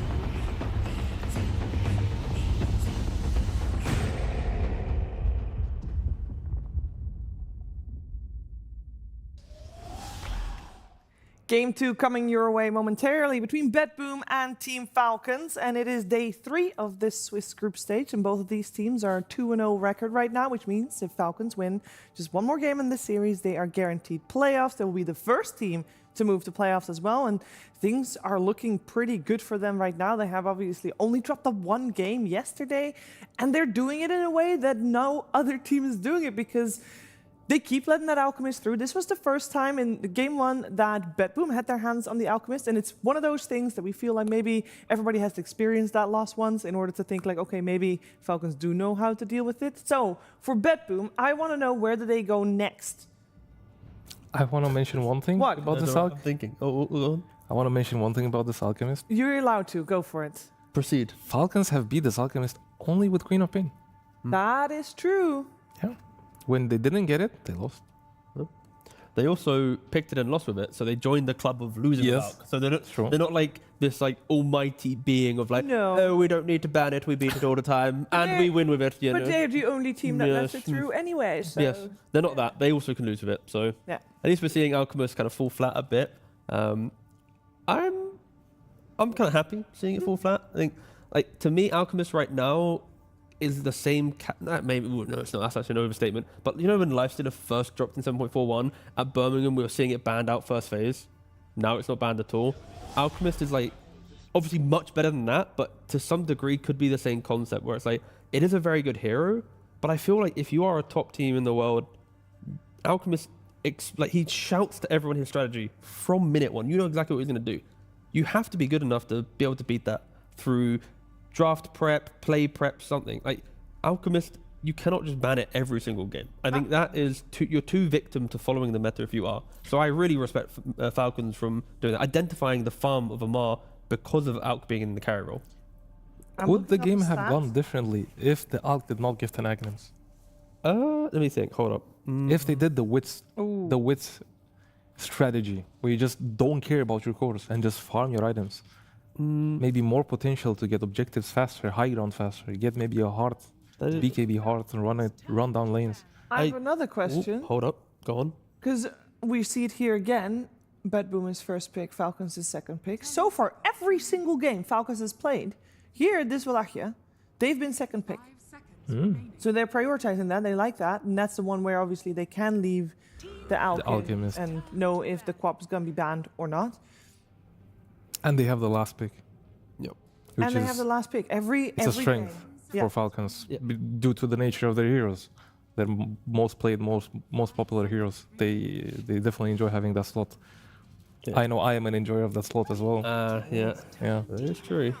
Get some Oscar last pick. Of course, they're banning it every game, but it helps that Falcons are picking Malorine's hero very comfortably in open phases, like the Sanking that we saw from the good stats, the Death Prophet that he's tried, the Queen of Pain that we're praising to great lengths. He did not like that Death Prophet. Yeah. Well, yeah. Well, there's an asterisk on it, okay? But like the fact is, Malorine's like allowing himself to be presented in the draft in open picks. So I think second pick is always nice when you have a core that's happy to do that, and you have like a clear identity. Like playing second pick when you don't really know how to get to the final pick of the draft is when you struggle. Oh, and then Queen of Pain again. So what we saw, was it yesterday, when Falcons actually lost, Queen of Pain was picked up first, and then Falcons came with the Alchemist, and they also lost that. Yes. Yep. Yes, okay. And now there's still a Queen available. But the adjustment is Falcons have banned the Ember in place of the Rubik this time around in the first phase. So they have respected GPK and what he was able to do in the mid lane. Yeah, he saw it coming. That's the key thing. Basically want to give they understand there's no Huskar. Ember is slightly average annoying against the Queen. And get it out. Now he's thinking he's going to have a smooth game now. Yeah. And now BB, do they react themselves to the second draft where it's like, do they think Tidehunter was a bit of a problem with the farm that he had? Even though the game looked very good for BB, Tidehunter was at least in the top 3 net worth of the cores for the entire early game. I think maybe in the entire game, pre-Ags being given around. He loves picking Tidehunter into this Alchemist. He knows he has a free lane. Yeah. I mean, although Tide generally does do good on lane, more so especially against the Alchemist. I mean, Tide and Bristle were like the big 2 for probably having a free lane against the Alk. And then, of course, other heroes Amar plays. You could argue. I mean, it's Amar. He definitely has some other heroes, right? You'd like to think. Yeah.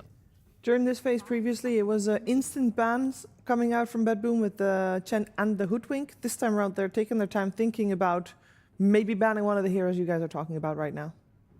Because this would be the chance for them to change it up. They did pick BB only with Sanking so far. And there's no possibility of picking Sanking because I believe the Queen is set on the mid lane. But I would say that the identity of like Sanking Cop, even though Sanking's more explosive to some degree with like the Ags build and all that, Queen will still do the same thing. Like Bristle will frontline, give information, Queen of Pain will identify the fight. Sure, her damage can be a bit more kind of over the entire duration of the fight with Aghanims and dagger spam, but it's the same kind of starter here. Like want information, then jump in. Yeah, as you say, it's the same style. It's not set that they have to pick BB of course, with the Sanking, so they might still pull it off here. Ooh, let's get the band Phoenix. Yeah, that was the pick that Falcons went for after the QoP. I do have to mention again, they have 24 pick. Amar is drafting. Free lane. Yep. Slark. One of these days, to be clear, you're gonna be. so what you're doing is a known tactic where every day, every game, you say the same hero again. And like she mentioned, eventually she's going to hit. Yeah. And I will still give you the same reaction of like, damn! But I will know what you've been doing, Riha, all right? I can't wait. I will still give you the happiness in the moment, but let it be known. This is now game 3, draft 3. Yeah, and this is the only hero that was banned in game 1 that was still in the pool with the change up of the bans and things, and is Rubik going the way of Falcons. A very strong hero An this instant patch. Hood Wing coming out. And the Void Spirit. How does Void That's Spirit another against way to deal with the queen, but it's yeah. not as good as Ember. I think not even close. No. He might actually struggle on the lane even. Yeah, it potentially will struggle. Again, I think support rotations will mean a lot, I think, in this matchup. So depending on what the side lanes are for BB, can the supports even leave the side lanes, depending on how aggressive they are? I just like Rubik. When against these heroes, like, you just press Fade Bolt, and you know you're going to have just a better time in the fight. It's so Fade Bolt simple. against Void Spirit, especially that like has a balance of physical and magical, he's going to suffer on both ends. Yeah. Like there's certain heroes in the game where they walk the line of like the items keep them alive because their damage is always a little lackluster. I think Void Spirit is that hero that like one wrong item, your damage can disappear. Yeah, so definitely. It is going to be just a thing for BB to consider. Of course, just killing the Rubik first is always going to be very good. I would value this Rubik a lot more than people do right now. I believe the hero seems extremely strong. It has a great showing right now in this tournament as well. Just secures offlane basically. It fights almost all post 5 heroes in the patch right now, and probably wins against them too. Just due to the nature of the Fade Bolt, as you said, you just can trade very easily since you reduce the damage and the spell damage of the enemies. And the hero has great base stats as well. I've seen some people do like 4 Fairy Fires. Yeah, Fairy Fires. 4 or 5 Fairy Fires, yeah, just so they can trade better, especially when paired with the Tide Hunter since he has the Gush. Yeah.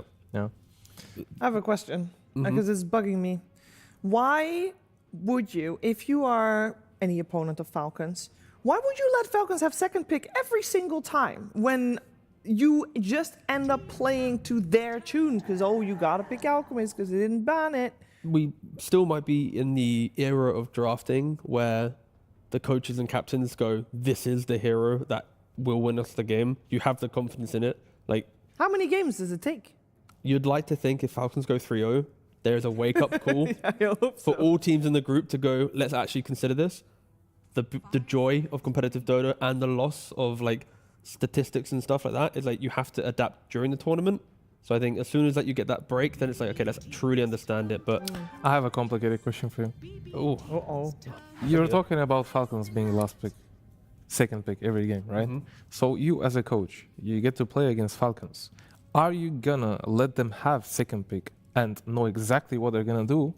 Or are you gonna give them first pick? Go into the abyss, yeah. Go into the unknown, because they probably have a lot of things prepared for first pick. But we'll never know. Nobody knows right now. Yeah. So what would you choose? Knowing or not knowing?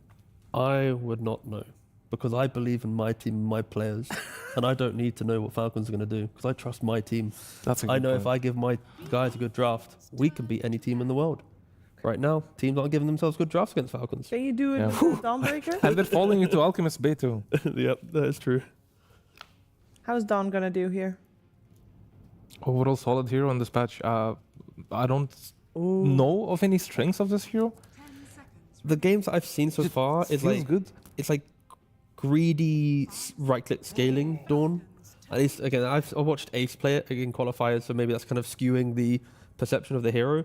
For me, at least, BB, it's like they have a clear identity of they are jumping one guy, they want to blow up that one guy, and when things go wrong, Dawn's the insurance.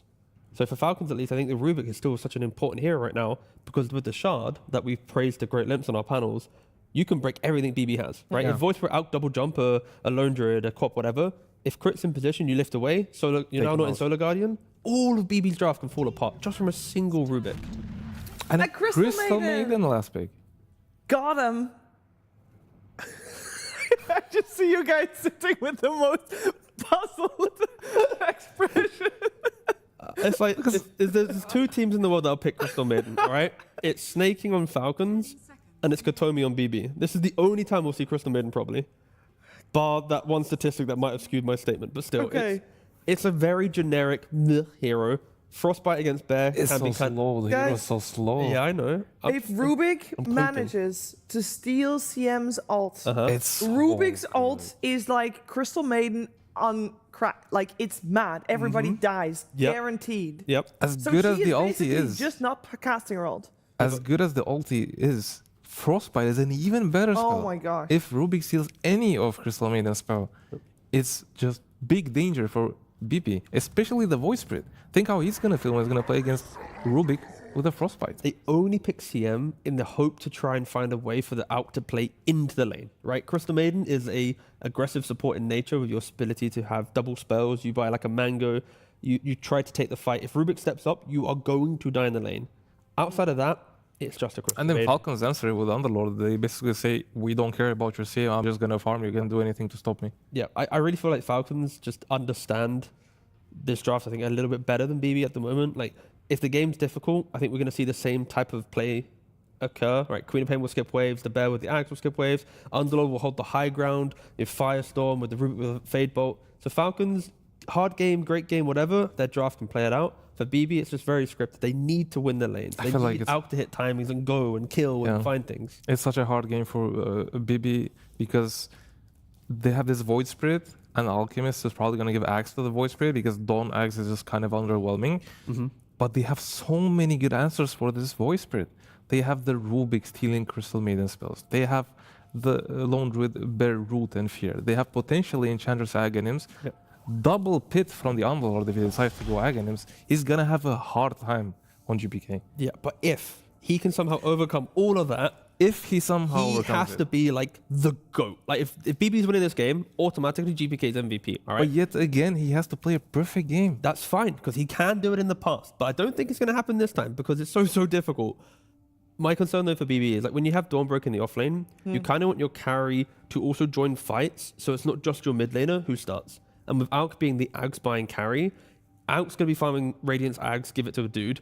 Dawn's going to be farming a jungle camp. They're both looking at GPK going, hey man, can you go do something? Yeah. Because you're hoodwinking CM, they don't really break into the map. They kind of want to enable someone. So GPK literally does everything for BB. He has to, like he has to 25 do minutes. it. Yeah. My worry is that oftentimes when you guys talk about the draft, you are talking about 24th pick, very important, overall last pick, and 18th pick for the team that has first pick. That is their pick that they can protect around with the bans. This is a Dawnbreaker for BetBoom. So I want to hear what this Dawnbreaker is going to provide that any other offlaner does not. What's it going? Why is Dawnbreaker the 18th? Wow, this is our strong lane and counter initiation. Yes. And he can be there for the aggression as well. So I feel like BB's from last game and this game, they're looking to be the aggressors. They want to get out on the map and make the plays happen. And I feel like Dawn can do it very comfortably without even leaving the lane or the jungle. Like he can just farm, chill, things happen, ulti, he's there. Hello. But Mark can do the same thing. There's an Underlord. Yes, that's the counter. There's two offlaners doing the same thing. They're like, hey, are we fighting yet? Oh, I'm joining. All right. And then it's like, boom. So I mean, it could be some epic fights in this Yes. one then. So that is going to be something cool to look forward to. Let's see what's going to happen. Game number 2 with Snare and Lizard. Thank you very much, Shiver. Yes, indeed, we're going into game 2, and I have some concerns here, Lizard, right? I'm looking at this draft from Falcons. They are undefeated when they play this Lone Druid, undefeated on their Queen of Pain, undefeated on the Rubik. But the main problem I have, the damage reduction between Fade Bolt and Atrophy Aura. How do you kill any of these people? Yeah, you've got a lot of it, and your points are very fair. I feel like when I'm looking at BetBoom drafts as well, I'm looking at drafts from the first game in a better version, you know, in a version that isn't really as strong. But they do have some strengths, right? Like, let's see how they will execute with them. They have played the Miero Dawnbreaker already. He did quite well. He had a game without any deaths, 4-0-10. He does rush the Aghanims actually on the Dawnbreaker, which is interesting. At least he did in that game with the, a quick armlet into the Ags. We'll see if that's going to be the build. what do they get with the Dawn? Well, they get an offlane that can kind of lane in the lane where Bear is pushing in all the time. And then just rejoin with the ulti, which perhaps could be an idea. But when it comes to mid lane, I feel like Void Spirit versus Squab is not as great as the Ember Spirit that they had in game number 1. Yeah.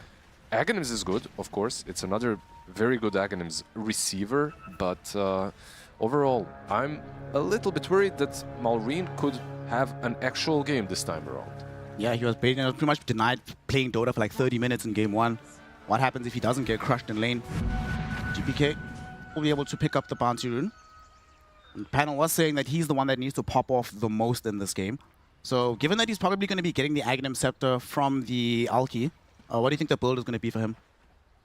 Oh, let's see. Like just an Aghanims early on, maybe a Bloodstone on him as well, just like everyone else is doing right now on every single Spirit mid lane. I wouldn't be surprised, honestly, to see that. I think it's really good. One thing that comes to my mind, though, from this Hoodwink and Dawnbreaker, this is a strong lane. Like, they are playing into Enchantress and Lone Druid, but if they manage to just ignore the Ench and go on the Bear constantly, like, you have a lot of reach and a lot of damage versus the Druid himself. So there is some kill potential between those two. See how it all pans out. We are going to get started with our laning phase here. GPK, a lot of pressure available for him. But even for Miro, right? Miro is not really allowed to have a super bad lane. He needs to be able to participate in the game meaningfully. He needs some good levels. He's already zoned out, by the way. Just as I said that, and just as you're talking about him, he's already being completely zoned by the Bear. Oh no, he actually might die. Got clawed. Oh, okay, that was very close. If they were closer with Snaking, that would definitely be a death. Yeah, I feel like for this lane to work, the way that I envisioned, they need to get a level 2 fast enough, perhaps even level 3. But level 2 is basically where they do have some power spike, where they do have the strength to kill the Bear. Or the Druid. The Bear might be a little bit too tanky for them. Snaking is not going to be going for our new favorite 4-4-0 build. It's going to be prioritizing these heals. Yeah, for the best. There's just so much damage coming out of these two. Going for a 4-4-0 build is... Especially versus a Hoodwink, where you can actually miss her as well. The chance is quite high, so using Impetus against her is probably not the best this early on. Save. Getting slowed down by the Enchant here, but very nice bushwhack to hold back the Bear and Snake. Was it the Courier, though? Kind of a big deal. That was a salve. A little less region for him to work with. I still have a couple tangles remaining in the inventory, so hopefully he can utilize those. As on the other side of the map, Amar, as much as I love Underlord, this is actually one of my favorite offlane heroes in the entire game. You don't really expect them to be bullying and shutting out Kiritich. It's not like some slaughter offlane, right? You're just playing heads up into him. Probably not, but this combo is actually kind of not bad. You're playing Rubik and Underlord. It's one of those combos where Lift is actually a very usable spell, as you can, if they go for Pit of Malice a little bit earlier, you can root, lift into another root. It could lead to a kill. I mean, these are just my dreams. I'm dreaming of Alchemist feeding, honestly, at this point. I mean, I'm seeing this guy every single game. Man. I think we've had almost all of the Alchemist. All our games are Alchemist. Yeah. It's kind of crazy. Bottom, they're finally going to go on to Skeeter, as you said, once they achieve the level 2, and Skeeter indeed is going to die. Save, securing the first blood for BetBoom Team. Yeah, like this is something that they've got for themselves. I think that this lane could go real bad for Falcons real fast. If the Lone Druid dies once or twice without the resummon, that's where the hero looks really weak, because he comes online way too late. See if BetBoom Team are going to be able to leverage the aggression again. Perhaps wait until level 3 next time. As top lane, Marstal just farming away. Kiritich farming under tower. Crit might be in some danger here. They need to get vision for the concoction to land, but Kiritich can't find it. Gonna end up self-stunning, and that might lead to his death. Pit of Malice in tandem with the Firestorm. Crit can't find the telekinesis. Sends it on the Crystal Maiden instead. And Kataomi looking back towards Crit, having a 1v1 fight, will actually win it. What a boss, Crystal Kataomi Maiden. dies, but hashtag worth in the end. It's a 1-1 trade. Yeah, absolutely. Super boss plays from the Crystal Maiden. Both of these heroes actually had a lot of usable items, you know, Fairy Fires, Lotus as well, so debating on one side and on the other. In the end, Underlord is probably happy with what just happened. Like, he got some solid experience. How's this mid lane doing? So in the previous game, of course, GPK was crushing Malrine, but as you said, not going to be as good of a matchup. Yeah. They did do one thing, though. They secured the water rune for GPK. And that's already a pretty big deal, you know, preventing the Queen of Pain from pressuring him further, even forcing the Queen of Pain to go back to the fountain to refill. Top lane, Rubik might end up losing his life here. Kiritic going right after him, bringing him down within the acid spray. It's an excellent kill. Amar will clean up some of these Warpine Raiders. Will eat some damage for it, though, in the opposite direction. They have stun again. They might actually be able to bring him down. The stun is being channeled. Amar doesn't have any spells. He will pop the magic wand. But they can't. It'll try to help, but fighting into the Firestorm right now does feel a little bit iffy, so they'll let him live. Yeah, without the acid spray. Like, if Alchemist maybe had the mana for both spells, that's almost certainly a kill. But like this, there is no way. He just manned up, right? If he started running, he probably dies, but stood his ground and continued hitting. He's going for the Atos, by the way, build on Underlord. I mean, kind of cool. This was a build, if you remember, when Underlord was played on mid lane as well for a little bit. It'll provide an additional route for themselves. Yeah, some extra catch is always nice. You are playing into a Void Spirit. Their catch is literally lift. That's it. Yeah. Like, lift into the route. One of the differences we see from the previous game is that now it's Falcons who are bringing multiple heroes mid to assist their laner. I don't think GPK will die just yet in this position, but it does mean that he's not going to be able to just rely on, say, a random bushwhack to chain into the kill on the Queen of Pain. Yeah, one thing as well when it comes to this draft of Falcons, if they played the same way that they played in game number 1, their teamfight isn't really as strong. It's decent, but it's nowhere nearly as strong as a Ravage plus Supernova. This time around, you've got some roots. Maybe if Rubik steals a good spell, of course, Crystal Maiden's ulti is a nice spell to steal, but that's pretty much it. Kiritic now back in the jungle, farming around there, chilling. And I want to see what Miro is going to be building into in this game on this Dawnbreaker. Yep. His previous builds were Armament into Axe. I still see from most of the offlaners, there's like two paths, right? Like you have the selfish path where you're going literally for right-click damage with the Harpoon, Dazzle and stuff. And there's a different path where you are literally playing for the team and you're still buying an Aghanims early on. The Aghanims could be given to him, but I sincerely doubt that the first Aghanims will ever go to him. In the meantime, though, his lane counterpart, despite being the one that tanked the first blood, still doing very well in the farm department, just lone druid things.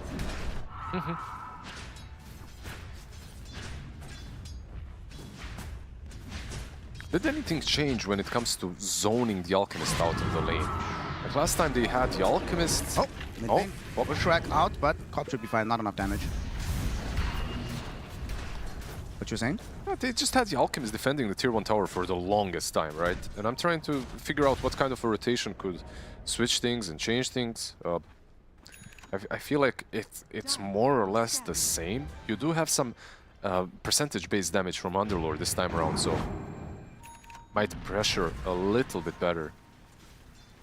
And I guess in the previous game with how well GPK was doing, he was able to rotate more, and now GPK, rotation comes towards him, both supports are there. And they will ensure he gets the kill, amplified damage, making sure the Queen of Pain falls. They're securing the runes a bit better on BetBoom. I have to say they've been doing a really good job ever since the water runes. Like the water rune, the 6-minute rune, now the 8-minute rune as well.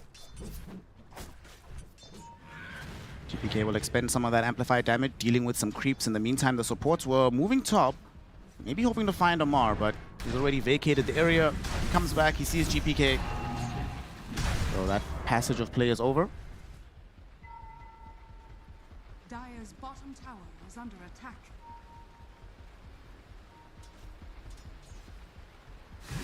Hunting for the Underlord, it seems like. But he knows, seemingly at least, no one is showing mid. Void Spirit is not there, so he's making sure not to fall to this gank. And one thing that I have also seen from BetBoom is these two supports really love playing together. Like at this point in the game, like ever since minute 7 to like minute 11, they don't give a support a lane to get the level 6, like let's say Falcons give to Snake King if he's playing Phoenix or something. Instead, they're just trying to make plays all the time on the map. It's a riskier play, but if it works out, it's really good. GPK going to be going for a Mage Slayer, it seems, on this Void Spirit, so that's going to be the build-up. We're not going to get that like Spirit Vessel or whatever. I'm also curious what the Underlord is going to build. In a lot of games, you see Underlord will go like some Crimson, some Greaves, some Pipe of Insight. Those items don't really seem amazing here, so maybe he chooses to go different utility, like some Lotus Orb or earlier Aghanim Scepter for himself. Well, for now, it's still the Atos that he has queued up, so we'll see afterwards. All of these items are good that you just mentioned. I mean, Pipe is always useful in this kind of a game. It's all right. It's not like an insanely good item, but it's still pretty good. Crit in search of some experience through this mid lane as the creeps come in. Ideally hoping not to get jumped and get closer to level 6. But they're waiting in the wings here with the Crystal Maiden. But he's not showing, playing very, very safe here on this Rubik. His job right now is literally just to show up to the wave, use the Fade Ball to prevent the wave from, exactly like this, prevent the wave from hitting the tower. Popto. Now Reen actually blinked in. GPK was right there with the Aether Remnant. They're going to be able to kill him. Miero showed up as well with the ultimate. Now Crit is going to be the one that's in trouble. Manages to dodge the Starbreaker though. Not enough movement speed from Miero. Yeah, Malrine greeting out a little bit. It's a Carty lane. You always set up this kind of a gank on a Carty lane.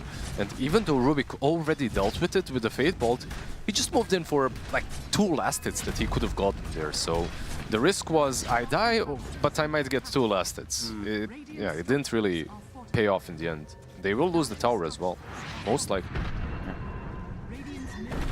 Down bottom, Miero has TP'd back. Mosquito's trying to put pressure on the tower. We do see GPK tanking quite a bit of damage here from Malrine. The Sea Dragon, is it going to be able to finish off the tower? No, Malrine will at least get the deny on the tier 1. Kiritich, stop him. Oh my goodness, Amar almost solo killed this guy, but now reinforcements are en route. GPK is the first one to have TP'd in. Amar, can he fight his way out of this? Bushwhack is there, Unstable Concoction to follow. This is taking so damn long, but eventually Amar will fall. It was a beautiful bait once again. I feel like he reads Amar exactly the way Amar likes to be playing. You know, if Amar sees a way to kill you, he will attempt. Like, he will try that play. But of course, it was all a bait because of the Chemical Rage. The moment Chemical Rage is up, there is no way in hell an Underlord is going to solo kill an Alchemist at this point in the game. Killer's of course going to juice up the net worth of this Alki, bring him closer towards the Radiance. But in the meantime, on the other side, in a inversion of what we saw in Game 1, where Skeeter was forced to play super scared very early on. Now he's just by himself, taking casually a tier 1 tower. Yep. Versus the Dawnbreaker, if she's alone, you can definitely do this. You can zone her as a lone druid without any problems. And they opted not to play around her, which is normal. Rubik. Work crit, he's dead. Yep. Somebody had to die. And maybe they're going to still keep the chase going onto the Underlord. They only committed 1 step for that one. Alchemist is also chasing in behind. Amar realizing he's in danger, trying to slow down this Alchemist, but they have so much disable here. We'll see if anybody comes to help save him. Doesn't seem to be the case. Even Freezing Field committed for that one. The Snail is tanky, right? So if you want to get this kill, it's better safe than sorry. Use all your spells, make sure that he dies quickly. No need to waste your time. Unfortunately for Falcons, of course, they have the Enchantress, and this is the sort of a hero that isn't really great at responding to ganks, just TPing in.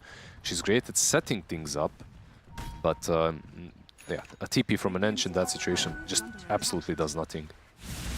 She's actually going early Ags on the Ench as well. It's the new build. I feel like every single Ench player right now is just rocking this early Ags.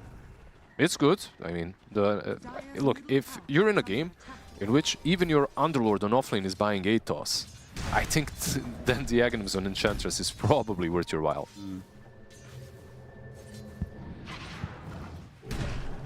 Miero will be able to collect the Shrine of Wisdom, not going to get stolen away. Top actually might play aggressively into Amar. The stun, he's going to self-stun both of them. Hoodwink? Couldn't get the proper range. Hoodwink here, but couldn't find the angle for the Bushwhack either. That's so unfortunate.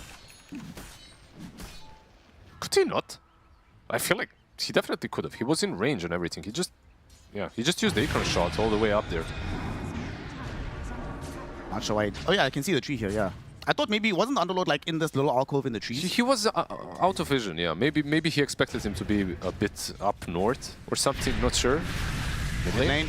GPK, he's going to be dealing with the Underlord, the reveal of the Rod of Atos with the Sonic Wave as well, ensures the kill onto the Void Spirit. Miro came in trying to save him, but might regret this. Gets caught with the Pit of Malice, trying to TP out, but there's absolutely no way that's allowed. Amar and the boys clean up 2 cores on the side of BetBoom Team and will turn this into momentum. And they're not actually going for the tier 1 tower. They're going to twin gate somewhere. They're going to go home, heal up, come back, and then take the tier 1. Just an Uber back home. A very quick reset for the teammates. A wholesome ulti from the Underlord in the end. Yeah, the Void Spirit is not going to have a good time now that the Atos has been completed. And you know what, like every time I see this Alchemist kind of a draft, I always think, don't deal with the Alch. Deal with the hero that will be getting the Aghanim, right? Like make him as miserable as possible. Kataomi, mid lane. Yeah, also might be a bit miserable. He's trying to channel his ultimate to get out of here, but the Pit of Malice ends up killing him off regardless. Amar claims another kill. GPK can't connect onto anybody with the Aether Remnant. Yeah, but basically the idea is, if you make this Void Spirit pretty poor, as he is right now, he's the lowest net worth core. And if you itemize for him, and the Alchemist literally has to put 4.2k net worth into the Void Spirit. I mean, maybe that sounds like a very good strategy to me. Especially if it's a hero that's under as much pressure as GPK is. You know, Void Spirits, of all the spirits, probably the most volatile one from the mid lane, right? You're not allowed to make as many mistakes as you could in other ones. Yeah, absolutely. Top lane, Heritage. In danger here. Miro's gonna come try and save him. Solar Guardian will connect. No, that's the stolen Guardian. Oh no. You confused me a bit. I'm like looking at that. I know that he just used it, so it was still almost on the edge of the cooldown. And he was not getting kills, right? Okay, Kataomi gonna find more danger. This time, here's the original. Solar Guardian comes through onto Amar. Bushwhack is there as well with the sharpshooter. Do they have the kill? Amar does die, but he will ensure that he takes Kataomi with him. Miro now also in danger. He's still inside the Pit of Malice. He's trying to armlet toggle for all he's worth, but he dies during the Starbreaker animation. GPK realizes he has to retreat. Malrine considering the chase, but realizing he's out of mana, will decide to let him go. Is this the kind of a game, if you're playing Void Spirit, if you're playing even the Dawnbreaker, could you be thinking about the very early BKBs at this point? I mean, when you look at Falcons and what they're doing it without a lone druid. It's 4 against 5 right now, more or less. And you are dying to basically roots. When it comes to all other control, it just isn't there for Falcons. They have no BKB piercing stuns. They have no stuns. Okay, they might be able to get a kill here. Aether Remnants out. Not enough damage, unfortunately. Oh, that's just rude, bro. Come on. No, that was wholesome. You caught me, you know. You didn't kill me, but you caught me. Kind of a tip. Mid lane. Heritage is now under some degree of danger. Is inside the roots. They will end up stealing the concoction from him, but he gets out in the end. We have seen a lot of Rubik games, right? Like this hero is contested right now. He's in a good spot. This is one of the rare games where I feel like if you press R and on any single hero on the enemy team, whatever you steal, you're happy. It's good. Well, maybe not Starbreaker. Starbreaker's not that good. It's good. Starbreaker's not that good. But yes, the rest is pretty legit.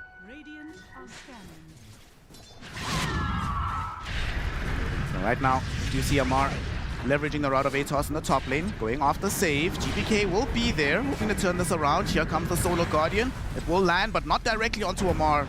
Thankfully, Kataomi is there with the Frostbite to ensure the kill. GPK leaps in the wrong direction, but will still get back on top of Snake King. Drag him back with the Aether Remnant. Starbreaker will be there. And Miro finding himself a double kill. Yeah, Miro obviously going for most likely Harpoon. Echo Saber already there being built up. But this is the power spike that we were waiting for, right? Void Spirit now has his Aghanim Scepter, has that AoE silence to work with. Let's see if they can maybe take down the bear. Immediately goes down bottom. Oh, Skeeter able to juke away. He's going to be fine. Crit will happily tank this gank. So he's going to die, but Skeeter gets to live, retreat back into the jungle. That's actually a pretty big hidden buff to Lone Druid. The bear breaks smoke now. Yeah. Because it's a hero creep, right? Like it actually just broke their smoke.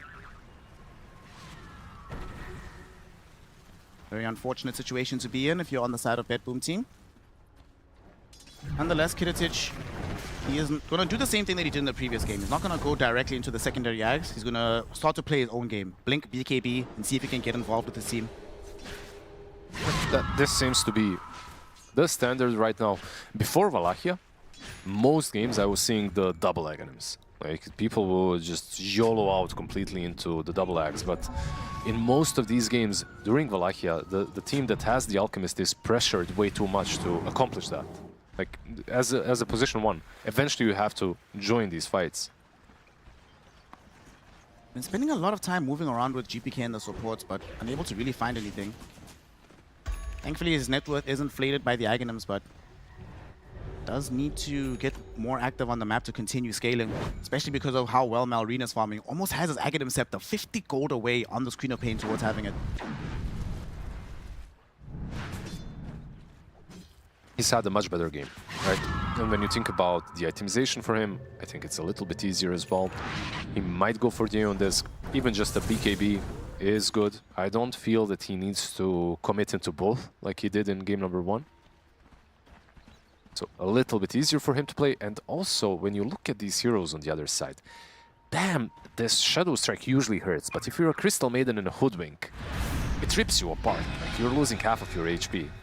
Crit. Is gonna go for the Stolen Starbreaker, does get the stun, but save is there with the Bushwhack, ensuring that they bring down Crit. Miro, though, struggling to stand his ground against this bear, but he will get some assistance from Kiritich. They kill the bear and will be able to claim the shrine.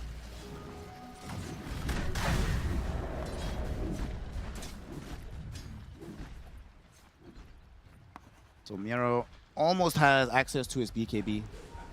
Just needs one more creep camp to finish it off. Echo Saber, Omelette, BKB, they're making sure that there is somebody on the team that can outlay some physical damage in the periods of time before Kiritich joins the fights completely. Kind of cool, right? Like, they have multiple sources now. Top lane, Amar. Okay, this could be interesting. They should be able to actually kill him here. Miro shows up. Amar getting healed up, though, snaking there with the attendants afterwards to ensure that Amar doesn't fall. Miro's now the one that needs to go away. Sonic Wave pushes him out, but he should still TP just in time. Yep, so kind of even. Nothing really happened besides one pretty big thing. Your Rubik, again, stole the Solar Guardian, which is one of the easiest spells to steal. Of course, the moment the Dawnbreaker hits the ground, you can take it. They're actually going to go try to do something with it right now. They smoke up. Queen of Pain and the 2 supports. Sonic Wave is down. They're going to be a jump in from GPK onto the backlines. 2 hero silence. And now Kiritich finds Crit. Should be able to kill him before he uses the Stolen Star Guardian. Bushwhack on Queen of Pain ensures that she dies as well. So BetBoom Team, they read the movement very well. They responded. They get 2 quick kills. They had one really nice lane ward on top, which scouted a bit of the movement. Is Amar in danger here? Gonna try get himself through the gate. Yeah, he's killed. Yeah. By the way, he's going BKB into Gleipnir on the Underlord. I know that we were wondering a little bit earlier, so after that it will be the Aghanim Scepter. As before, nothing really crazy happening, but no utility that we come to expect from the Underlord on the offlane. Just pure control, which is something that they truly do lack, so it's understandable. Aghanims, by the way, also completed on Snaking, so you have that route as well. Some extra damage coming in as well. They're actually building 0 utility. Maybe we can count the 4-star that Enchantress and the Rubik are trying to get, but there's He's no got Solar Shard. Crest, He's got Shard on Rubik as well. He bought it. Did he buy it out? Okay. Yeah, so you can lift someone at least.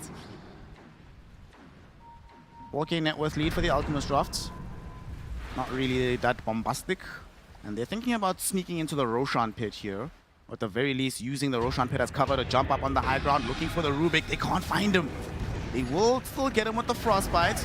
He should still die in the end. Save. Happy to commit the Sharpshooter for the kill. Playing Rubik in this kind of game and not having any mobility is basically that sentence. Every time they see you, you're pretty pretty much dead because of the silence, right? Like Void Spirit jumps you, you're silenced, you can't really get away, you can't use your shard defensively either. Falcons did scan over the Roshan pit. They assumed that something was happening, but now they will see some of these heroes showing. Heritage, very, very close towards at least having that plate mill. Give himself some bonus survivability on the way to the AC. I think he's already more or less activated. Like this kind of an alchemist with the Blink, BKB, and Radiance can join fights, so he will not shy away from doing something like this, taking tower. But I feel like Falcons more or less are playing the same game they did in game number 1, with an addition of Enchanters just constantly skipping waves as well. You can see the Troll Summoner on the mid lane. Another thing that Aghanim's gives you, by the way, is 2 creeps on Henge. So he's sending 1 creep mid, 1 creep bottom, constantly pushing out. Very frustrating style of Dota to play into. Speaking of, he's actually going to come across Kataomi. He'll invite the Underlord to come through with the Fiend's Gate. Kataomi, though, throws out the ultimate, but already did. In the meantime, Kiritich went directly onto Amar. With the help of Miro coming through with the Solar Guardian, they burst through the Underlord. That will definitely open up the path to Roshan. Underlord doesn't have buyback, but they've already popped Chemical Rage. I'm not so sure they'll have the opportunity to do so. Skeeter sending in his bear, zoning them back. And they end up stealing the Dissimulate for crit. Very useful spell. Yeah, doesn't get the steps, but Dissimulate is still pretty good. Void Spirit does have a Manta now to dispel some of the roots, perhaps the Shadow Strike as well. Of course, one of the more natural build-ups on the Void Spirit, especially when you are given an Aghanim Scepter. And he's going a little bit into scaling, by the way, too. We've talked about the Dawnbreaker and the Armlet into Harpoon. Well, he's going Skadi next. This is like one of those Void Spirits, you know, just he wants to punch. Do you remember that brief period of time where these Void Spirits were building like Daedalus? That was some fun times. Those Astral Steps were kind of insane. Oh, I can hardly, I cannot ever forget that. I was playing supports. Oh, you experienced it firsthand. 1 Astral Step and I'm die. Kiritich might be in some danger here. His team is coming through though with the TPs. They didn't have access to the Solar Guardian for another 10 seconds. But it was a really funny initiation, by the way. Lift into the stun of the lift, but he lifted the creep, he didn't lift the Alchemist. Kiritich looking to try and get the bear. They do get the stun out. Savage Roar was out. But with the additional Frostbite, even with the freezing field, they ensure that this bear does indeed go down. Yeah, just delaying the items of Skitter. Like he even tried using True Form, tried to help out the bear as much as he could, but doesn't really help out. Top lane Amar, he needs help as well, but there's no stolen Solar Guardian this time around. GPK is on top of him, will Manta dodge the Raid of Atos. They do find Amar. Elsewhere, Miro takes some damage in the mid lane, but no appetite from Falcons to chase him further. You can see that Amar, even though he is getting kills, he's also died quite a few times. He's now on 6 deaths. He's not the tight hunter that he used to be in the last game, but not only that, he also... We mentioned the utility, right? The utility, something like Crimson, probably keeps him alive in a situation like that one. Because he went for such an offensive build, he cannot survive these engagements. Whenever he gets gone on, he's pretty dead. He switched it up, by the way. No Gleipnir. He's going for Shivas next instead. Getting some armor is probably a good idea. Yeah. Malrine, in the meantime, has his BKB. It's flying out on the courier as we speak. So that could precipitate the next move here from the side of Falcons as Amar has respawned. There's a Shadow Blade on the bear as well, right? Yeah, there is. So he's got the Shadow Blade, not there with the Silver Edge yet, but more or less, this is the go time for Falcons. They can already start thinking about fighting. The next 2 items for the bear are basically Silver Edge plus BKB, and then you're fully 6-slotted. Gonna try to challenge this Roshan. It's going down. It's almost dead. To be able to get there in time, Amar pops his BKB. GPK does end up picking up the Aegis, but Miro caught with the Entangling Claw. Sonic Wave, he's gone. Skeeter gets the credit for that kill. Freezing field for Kataomi, slowing down some of these heroes, but eventually they'll be able to catch up to him. Nice double 4-star forward, but Amar used the Fiend's Gate on the far side of the fight, drops the Pit of Malice, catches both supports and kills off Kataomi. You still have the Aegis, so you lose your offlane, you lose your support, but you did take down Roshan, you took the Aegis. Not the best trade for BetBoom, but it puts them in a decent position after these two heroes have respawned. Any secondary Aghanim Scepter enjoyers, by the way, it seems like Kiritich will not be buying more. Like, the charity is over, boys. Pull yourself up by your bootstraps. You want an Aghanims, get it yourself. There isn't really a... They're not great. Yeah. I mean, I guess, like, Dawn Aghs is decent. It's okay. Yeah. He bought it himself the last time they played Dawnbreaker, but that was also a very quick game in which if you buy the Aghanim Scepter, it's kind of a tempo-oriented build. If you buy an Aghanim Scepter very early on Dawn, team fights become a little bit... You have too much sustain for the enemy team to deal with, if you're ahead. If you aren't ahead, then perhaps it's not as incredible. Besides, he's building very offensively, right? Not playing around the Solar Guardian, playing around being able to get on top of heroes and killing them quickly. He's waiting for the Abyssal Blade after he picks up this Aghanim shard, so... Let's see, maybe perhaps Gaben will bless him with a shard so he can get there faster. Nope. Oh, actually, he does get blessed. Nice. There's one thing that I have also noticed when it comes to Hoodwink players, like most of them are not even buying the shard anymore. Like they're just waiting for their turn when it comes to the Tormi. Top lane, speaking of the Hoodwink, he maybe wants to get on top of this Bear, but too late. Silver Edge has been popped. Bear's gonna get out safely. He does have a shard queued up though after he finishes his Aether Lens. We'll see, maybe he buys it even before the Aether Lens, right? Like he didn't buy a single item. Yeah, he queued it up now. Skeeter on the Bear. There's Freezing Field again. Bear is stolen. Oh, did it get stolen? Oh. Realistically, there isn't really a lot that you can do as a Crystal Maiden to prevent that from happening. Massive spell for Rubik. Gonna go for a Blink Tag as his next item. If he can get there by some miracle while still having this in the back pocket, but he needs to survive first. He might die. Nice little self-lift to get himself away from Kiritich in tandem with the Force Off. That's so much range, by the way, as well. Top lane, Amar, who doesn't have such options. BKB, TP out, being attempted. Will make. He's cool. Yep, unfortunately for Miero, he is building into the Basher, but he doesn't have it yet. Yep. Mid lane, Maureen also forced into a BKB scenario, blinking away. And all of a sudden, BetBoom Team is just playing super aggressively. They're pushing in 2 lanes at the same time, gang. Yeah, I would say all of a sudden, but they've been slowly ramping up with every single hero. Like, if you look at the Dawn, like, she hits like a truck. And same can be said for the Void Spirit, man. This man has a Skadi, and he is going for the Daedalus, by the way. Hey! Okay, Bear gonna get caught out right now. They bring it down. Shout out GPK, bringing back the memories. I mean, why the hell not? Every single hero on the side of BetBoom just wants to hit hard, and Daedalus definitely enables the Void Spirit to do that. Bro, both him and Miero actually, they went for the Gunpowder Gauntlet. So, no, none of these utility neutrals. Nah. We're trying to hit fools, man. Miero jumping in, finding Crit. Gonna be able to try and kill him. Starbreaker from Crit will help, but the damage from Miero is too big. And this is a good thing for 2 reasons, right? Obviously, you want to get this gold, but you want to get Freezing Field away from the Rubik. Amar. And speaking of Freezing Field, Amar is finding out just how good the spell can be. That's 2 heroes down. Amar doesn't have buyback. And Kiritich looks like he'll be able to maybe grab this tier 3 tower if they don't lift it. He does just get it. There's no glyph available. Still has BKB, by the way, so he's not really threatened here. 25 seconds with GPK still having this Aegis. The game is... Isn't this the exact thing that happened in game number 1? Just the other side that got taken.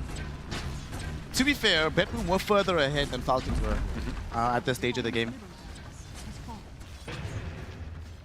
The biggest difference that I see between game 1 and 2 is the team fight from Falcons is way worse, so I don't think that they can clutch this one out just by sheer team fight power. They have to individually outplay. But another thing is the itemization from Dawnbreaker versus the itemization from Undying. Undying was itemizing to be a wall, Dawnbreaker is itemizing to be a wall breaker. Just a full-on Harpoon, Basher, Armlet, like this is all right click. And it was a bit surprising to me when Undying in the last game even switched up, because he had the same build queued up, and then he just completely disregarded it and went to something else. Dawn? Might be caught here. Bear gonna find the Savage Roar. Malvine is there. Sonic Wave is expended. Try to get out with the Starbreaker. Even activated BKB. Ugh, that's a tough one. That's a DD on Spirit Breaker. Oh, sorry, on Spirit Bear. No, he's breaking spirits as well, as he does have a BKB now completed too. They're not letting this go though. GPK and the boys are smoked up. They're coming in towards the bear. GPK will know that someone's here as the smoke will break, but didn't really know the direction to go towards. That is So pretty annoying. stupid. Like when I'm seeing this, the more I see this, I'm like, this is stupid. This shouldn't be in the game. It's super annoying. It's super annoying. Like playing versus something like this. I mean, it's basic Dota. It's one of basic Dota strategies, ratting. But the only difference is you're never in any true danger. Like if you're playing Meepo and you're in this kind of situation, you get caught, you're dead. Your hero is dead. Lone Druid, nah, just resummon. Go next. There's a pretty scary power spike coming, gang. Level 20 for Kataomi. If he gets the freezing field damage and he has BKB at that point, so far I haven't seen that many like multi-hero freezing fields because they just cancel it out. But what do they do then? A lot of damage that can come through magically as Kiritich finds the stun out onto Skeeter's Bear. Forced off into Kataomi. Kiritich actually jumps back in. He's within the Pit of Malice. They already lost now the Crystal Maiden. They can't get Kiritich out of here. He's just stuck in the middle of the fray. So now the Skeeter Bear will come back towards him. Kiritich push back with the Sonic Wave. Gets the stuns out though. He's fighting for all his life. Kataomi throws in the freezing field. The Solar Guardian comes through as well. Kiritich is still alive at the end of all of this. It's a double kill for the Alchemist. Multiple heroes have fallen, but Kataomi with the most worthwhile buyback of his entire life turns the entire engagement, allows BetBoom to walk away victorious. Damn, just absolutely insane how long this man on Alchemist first was saving his BKB. He didn't want to use it early on, and then second, just how long he was able to stay alive. Dawn was still dead for 10 seconds, and they still take that fight. Because they just believe that they can survive for 10 seconds, basically, is all they needed for the Dawn ulti to come in. Oh my goodness. This is looking good for BetBoom. Second lane of Rax is in the cards right now for them. Amara 20 seconds in the grave alongside Snake King, and Malrine, he might have gone too close to the sun here. Came in to throw in a couple spells. No buyback. They will teach him very quickly the error of his ways. 80 seconds in the grave, no buyback. This is just either Megas or the game. They can't get Megas. Tier 2 on bot lane is still standing, right? And the Bear is pushing top with 2 Carties. So basically you had one option, to go back or to go for Throne. They didn't really know what the situation with the buyback on Huop is, so they moved back. Dawnbreaker now picks up the second Abyssal Blade of the game. Man, look at Kiritich. This is Kiritich, bro. He's not Kiritich anymore. This is Kiritich now. And this buyback from Kataomi, I think really this changed everything, right? I think the supports did a really good job at just wasting time. You know, the Bear was chasing them, the Queen of Pain was chasing them. No one was really dealing with the Alchemist. It was just the Enchantress and the Underlord. So by the time the Bear was there, Dawnbreaker was already up. And the moment Dawnbreaker is up, that fight is over. Like, it cannot last any longer for Falcons. Well, now you have to deal with a Roshan, Aegis, and a banner. Falcons. Now, what is the play here? Skeeter's Bear obviously is going to continue to do Skeeter Bear things. But when you're doing this rat meta into 2 sides of super creeps, it becomes a lot more difficult. Okay. Snake King almost looked like he was going to be a free gift, but the Force Staff came through before the Aether Remnant, so he's fine. Defending the last side is still not the hardest for Falcons, or I should say it's not really easy for BetBoom to push into the high ground. You are still playing versus Underlord, versus Firestorm, Pit of Malice, Enchantress hitting you from the high ground. You know, it's not so simple, but let's see. Maybe they can brute force it if they find the right pickoff. Daedalus is online, of course, for GPK, so if he ever gets a beat onto somebody, he hurts a lot. Kiritich stealth stuns himself. GPK is forced to go in alone for now. Gets the Manta away from the silence, but he's caught inside the Pit of Malice. Kataomi, though, freezing field, buying space and time. He will get Savage Roared and hit with the Sonic Wave. So he should die here. At the same time, GPK going in with carry TH. They're looking for the Rubik. They are going to be able to find crit. Now they're isolating the bear. This bear should die as well. No buyback available for either of these two supports. Did he just resummon and use BKB immediately on the bear? I think he did. Oh no. He wasted the BKB. They won't have a BKB bear for this fight. Doesn't seem like BetBoom Team want to leave right now. They have the numerical advantage. They have this Roshan's banner. Eventually, though, they back up a little bit. Skeeter's bear goes forward, destroys the banner. The tier 3 tower, though, is in mortal peril. The next time they do this, it will break and they probably will get the megas. There's no chance that the BKB, when you die, goes after you resummon. There's no way. There's no way. But it was also on the proper cooldown, as if he just used it. Yeah. That's probably what he was hoping for, either to save the bear first or to resummon, and then it kinda, yeah. It didn't work out in the end. They do hold, but it's definitely costly. The Aegis is still there on the Void Spirit. The moment Crystal Maiden is up, this is another push. There's another Aghanims on. And another queued up. Like, he has one, and he queued up another one. But who's this one going to here? Save already bought the Hunter's Boomerang, thankfully. It's for the Maiden, right? Probably. Because he could have given it to anyone already. Like, he could have given it to the Dawnbreaker if he wanted to. It seems like it's for the Crystal Maiden. She did just pick up her BKB, right? So that makes the most sense. Makes sense. I mean, absolutely. This Aghanim zone, the Crystal Maiden can be devastating. He's also building into an MKB, having scouted out that there's going to be a butterfly on this bear. Crystal Maiden, suddenly 16k net worth, the same as the Underlord. He's been farming, you know, it's honest work that he's been doing so far.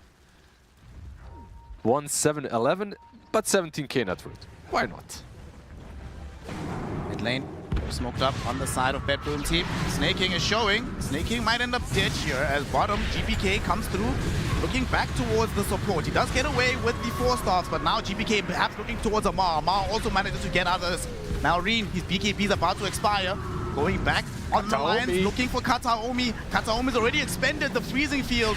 He's going to be in trouble. Caught inside the Pit of Malice right now. They just need a little bit more damage. Miro will be the one to tank it instead. Caught with the Entangling Claws. He is brought down.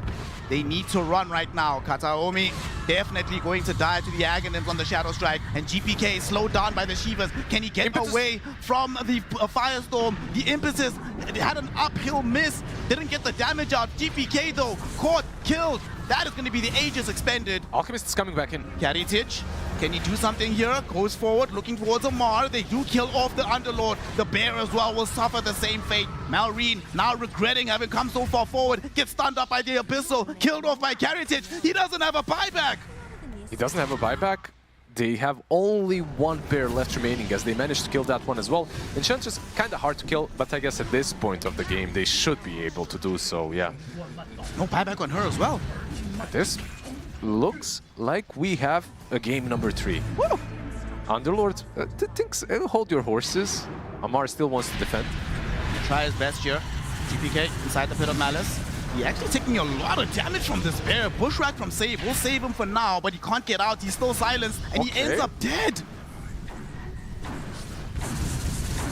That's, I mean, considering that it's literally just a bear and 2 heroes, they managed to defend very nicely. Of course, on the other side, it was more or less the same situation. Void Spirit Alchemist and the Hoodwink with very low resources. They wanted to get Mega Creeps. This last remaining Rax was on less than 10% HP. They got baited. It happens. Of course, too many buybacks. Just too much net worth has been spent by Falcons. They're now 30k behind. Underlord dies again. Malreen dies again. Almost a guaranteed victory at that point. Skeeter, though, still doing his best. Still trying to split the top wave, keep it pushed in. Underlord keeps being in the mid lane, dropping down these firestorms. As long as it stays at super groups, they have like a myriad of ways to keep these lanes still favorable somewhat for themselves. No, for sure. Like on one side and the other, right? Like on one side you have the Dawnbreaker that's able to play off the team. Like doesn't have to be with them. On the other side you've got Edge Creeps, you've got Lone Druid. You can still survive even with only 1 Rax, but what are you surviving for? Like, what's the next item? What's the critical item that changes things? Because right now, all I'm seeing is more network and more big items on the other side, not necessarily on Falcons. You know, early in the game, the panel was saying that GPK pretty much has to play perfectly to win this game out. I think he's fit the bill for that. 11, 2, and 12, it's like, yeah, this guy's done what he's needed to do. Even that last death, you know, that was a team decision. It wasn't him necessarily making an individual mistake. The itemization was perfect for this kind of a game. You know, just a bunch of rules that he's playing into. So he gets the Manta, he also has the BKB against all of them, and then he just mauls into right-click damage. And sustain, by the way, because Maid Slayer, Skadi, it also tanks you up quite a bit. It's not only the damage output that you're getting. Bro, he has more raw HP than the Underlord. How many times do you see that happen? Bottom, Bear gets caught, Savage Row will be there, but Miro comes through with the Harpoon, dragging it back. And they should be able to bring this one down. Lone Druid has an Aghanim's Blessing now on the Spirit Bear, so this is an additional item for the bear. We'll see, he's queuing up the Bloodthorn. Alright, I mean, a pretty significant damage output boost. And not a lot of, besides the BKBs, they don't really, they have one Lotus on the Hoodwink. And that's pretty much it. So if you can find the right target, this bear can eliminate them even solo. BetBoom Team want to finish what they started. Slowly pushing in this mid lane to keep it forced in. And they'll probably just wait for the next ages. When the big man comes back, they'll go claim that and utilize it to get the Megas, potentially end the game. And the Queen of Pain did indeed feel the need to go into the Aeon just to... Whoa! Snaking! Hot damn! Like literally one salvo of spells, and Snaking almost gets 100 to 0 by GPK. That was the sharpshooter, of course, as well, and the boomerang, just buffing everything up from the Hoodwink. It's safe to say that there is no lack of damage on one side or the other. It all comes down to the execution, which is, of course, a lot easier for BetBoom at this point in the game when you're 35k ahead. Actually, can we get the damage numbers? I want to see how crazy the hurt has been in this game. It's Roche up in 5 seconds. Production says no. If you ask nicely, maybe they'll give the damage numbers to us, but for now, no. Skeeter trying to get his bear out of here. Miro very happy to commit the Solar Guardian for this one. They do find it. And that'll also open up an opportunity for Roshan. Bear is far away, so maybe they go into it, but no. Look what BetBoom Team are doing. They're going to play aggressively. They're going towards Malrine very early, forcing him to utilize his Aeon Disc. Even just forcing the Aeon Disc at this point in the game is pretty much worth it, because you have to do it eventually. It's on a very long cooldown, so you can play around that. Damage. I want to see damage. There we go. Woo! Now it's a... Woo! This is one of those games, gang, when both teams are north of 100 and something thousand. Damn. 53k for Void Spirit, 47k basically for the Queen of Pain. It's basically the two mid laners, right? Like the two mid laners more or less add up to 100k. That's it. Your 100,000 damage comes from Queen of Pain on one side and the Void Spirit on the other. It's kind of insane considering that Void Spirit was given an Aghanim Scepter. Queen of Pain had to, you know, like pull up those sleeves and work for it. Had to apply that elbow grease. GPK now has bought a Blink Dagger for himself and should have enough money for buyback fairly shortly. Like a camp or two, and it'll be good. He's still 2 minutes away from Amar having buyback, and at least 1 minute 20 seconds for this Queen of Pain. So there is a window of opportunity right now for BetBoom Team. I mean, everything. They live in a glass house. This is a very big window. Okay, Snaking, he's going to be the first target. Does get lifted away by a crit, who will save him. The bear, though, good God. It's just gone. It's just gone. That was so much damage so quickly. Astral Step does get stolen by a crit, but they drop the Roshan's banner. They don't want to play around no more. GPK goes in tandem with the Solar Guardian. They zone them away. He jumps forward, keeping them far away from the range, from the melee barracks. Bear. Get the 4 megas. Bear is dying on the back edge. It goes down. There's no resummon available. Buyback from crit, but to what end? How can they stop BetBoom Team right now? BetBoom Team, there's no real reason to leave. Absolutely. They still have the ages. This is a very simple go for them. They could maybe reset some of the resources that they have used, but they still have the BKB on Alchemist, just no BKB on Dawnbreaker that they realistically can wait for. Decide to play it safe though. Yeah, for now. We'll see maybe an additional smoke even, but this game is more or less over. Just got the Swift Blink on GPK. Alchemist Chemical Rage is back online.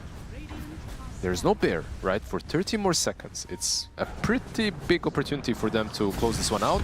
Okay, jump forward. It's going to be a big grab onto Snake King. He gets bursted down. No buyback for the edge. Kiritich now laying in the damage on the tier 4 tower. Malrine will try to stop him. They push him away from the Pit of Malice as the Solar Guardian comes in from Miro as well.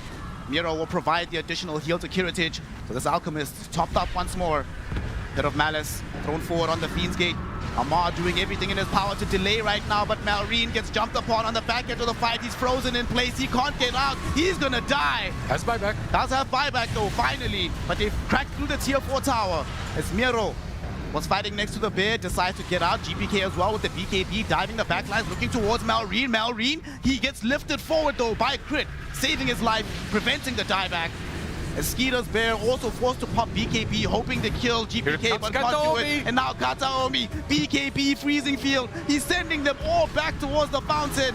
They can do nothing about the ice, nothing about the Starbreaker, nothing about the game. GG, well played. We are going to a game 3. BetBoom Team have cracked the Lone Druid. They've cracked the Lone Druid and they have proven, I guess, that the Alchemist is definitely a viable hero to play versus Falcons. Falcons are unwilling to ban it out, and BetBoom, they found a way. BetBoom absolutely did find a way. An incredible performance from them, but let's be honest, OG. GPK, that needs to be the name on your lips right now. Let's find out if the panel agrees as we send it back to Lady Shiva to break it down. 100% we agree. GPK played a phenomenal Void Spirit game. He played against Queen of Pain twice and did well both games, I feel. Yeah, he dealt with the Queen of Pain, and as we mentioned before, he had to play a perfect game, and I think he did, actually. Yeah, I mean, everything that you kind of expected from BB's lineup, you know, the lanes that you want to see, like Dawnbreaker, she can be a killer in the lane, you know? She did get a couple kills in the lane. That helped BB a lot. The CM, the Alchemist, also did pretty well top. They kind of stabilized the game. You know, Ma, I think around the kind of 20-minute game, already had 4 deaths to his name. You know, compared to other games that we've seen from him, maybe 1, maybe 2, but to have 4 is a bit of a shutdown, I feel like, for a player like Amar. I have to mention Amar's last pick was very underwhelming. I feel like he just got caught out throughout this entire game, almost alone every time. And yeah, effectively wasting a last pick, which they favor every single game. Yeah, we did like the pick, I think, in the draft for the concept of, you know, you buy like a pipe, or, you know, you buy some type of aura to frontline, but he did go for like the Atos into Shard build. He was trying to play really aggressive, but because of how bad the other lanes went, it never felt like his Atos kind of Shard timing around 16, 17 minutes didn't translate to what the other, you know, his teammates were trying to do, right? But that is credit to BB just having much better lanes this time around. And well, they had good lanes last game, sorry, but let me rephrase that. They had much better lanes that they then turned into a true gold lead. That's kind of, I think, the big difference in game 1 to game 2. Since they have a similar draft, the difference is the offlaner is not a Tide Hunter, it's an Underlord. Yep. And last game, when they had a Tide, they basically put him in front and he was fine just chilling and farming. But with the Underlord and his item build, he needed some aggression, which he didn't get any. Yeah.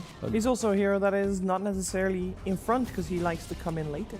Yeah, he likes to follow up for sure. Yeah. Speaking of following up, Dawnbreaker, we don't see her that often, but Miro made it work very well here. Yeah, credit to Miro. I think his itemization helped him a lot, right? Going for like Armlet and trying to scale more as a Dawnbreaker. We've gone past the times of farm auras and be like an Ags hero. No, you're not. You are meant to be a killer. So I feel like for BB, they had a very kind of awkward looking lineup if the Void Spirit didn't play aggressive, if Dawnbreaker didn't itemize correctly, if Kiritich overplayed his hand. All the things I mentioned, they didn't do the wrong, they did the right version of it.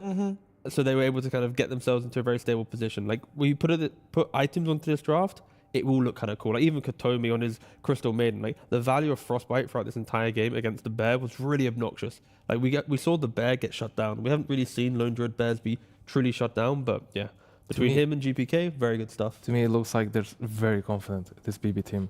They're picking the same game 1 and game 2, these heroes that require like exceptional individual gameplay, and they are pulling it out. Last game they did have a small mistake towards the end of the game, and they paid for it, but this time they did a much better job. And picking Crystal Maiden into Rubik, Crystal Maiden is super confidence pick.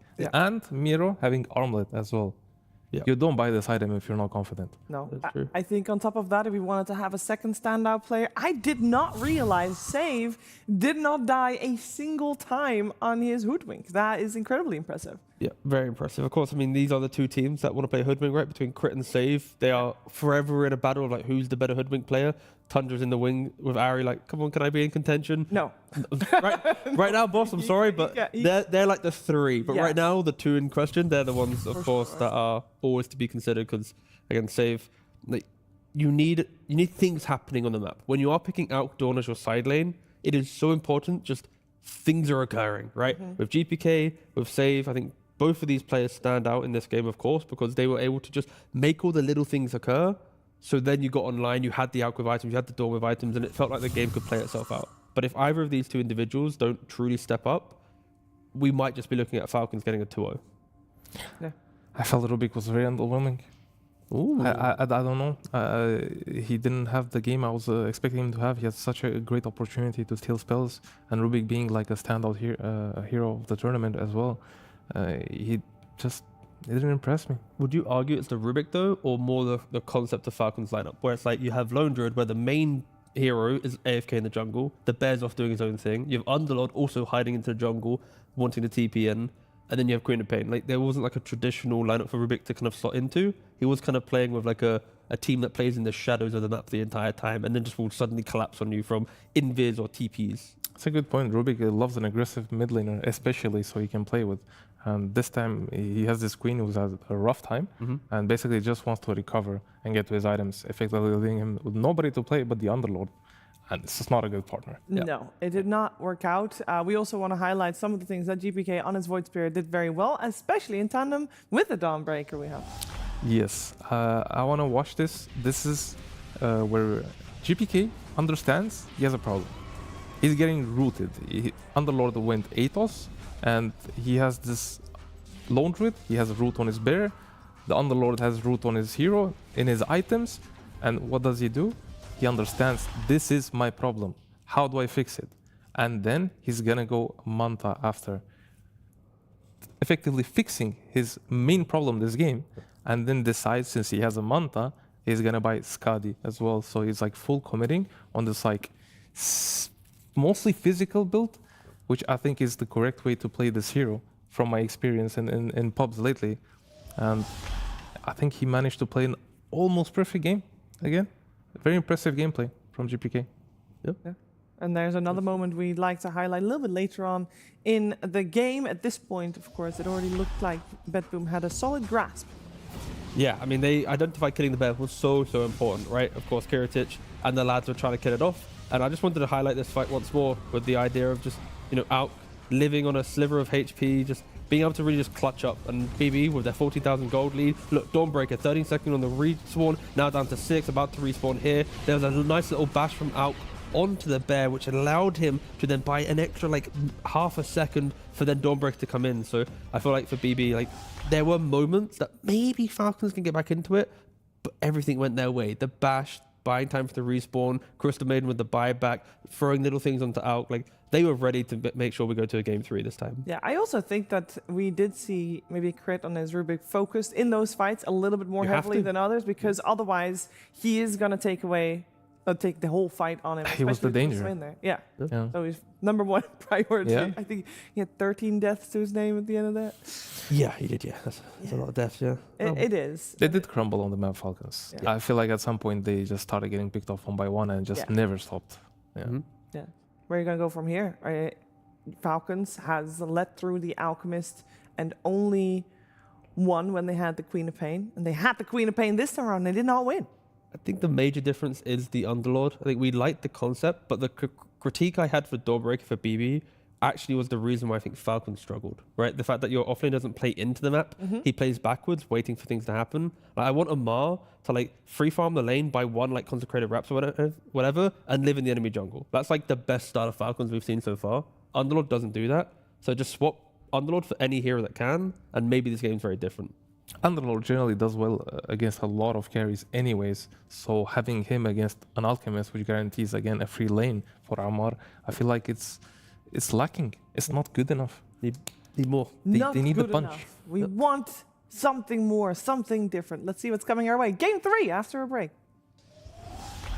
The new breakthrough, an innovative phone with 1xBet app.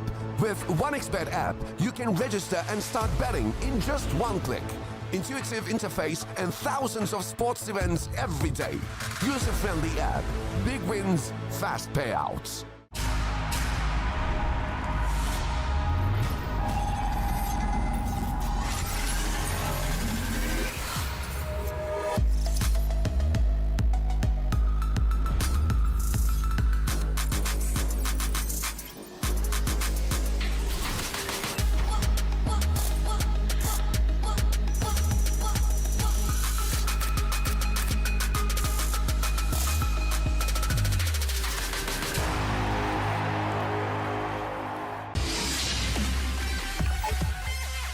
The human body was built to move. Not trapped at a desk in one singular posture for 12 hours a day. It's time your chair evolved. This is Secret Lab Titan Evo. Ergonomically engineered for you, gamers, hybrid workers, artists, backing your every move.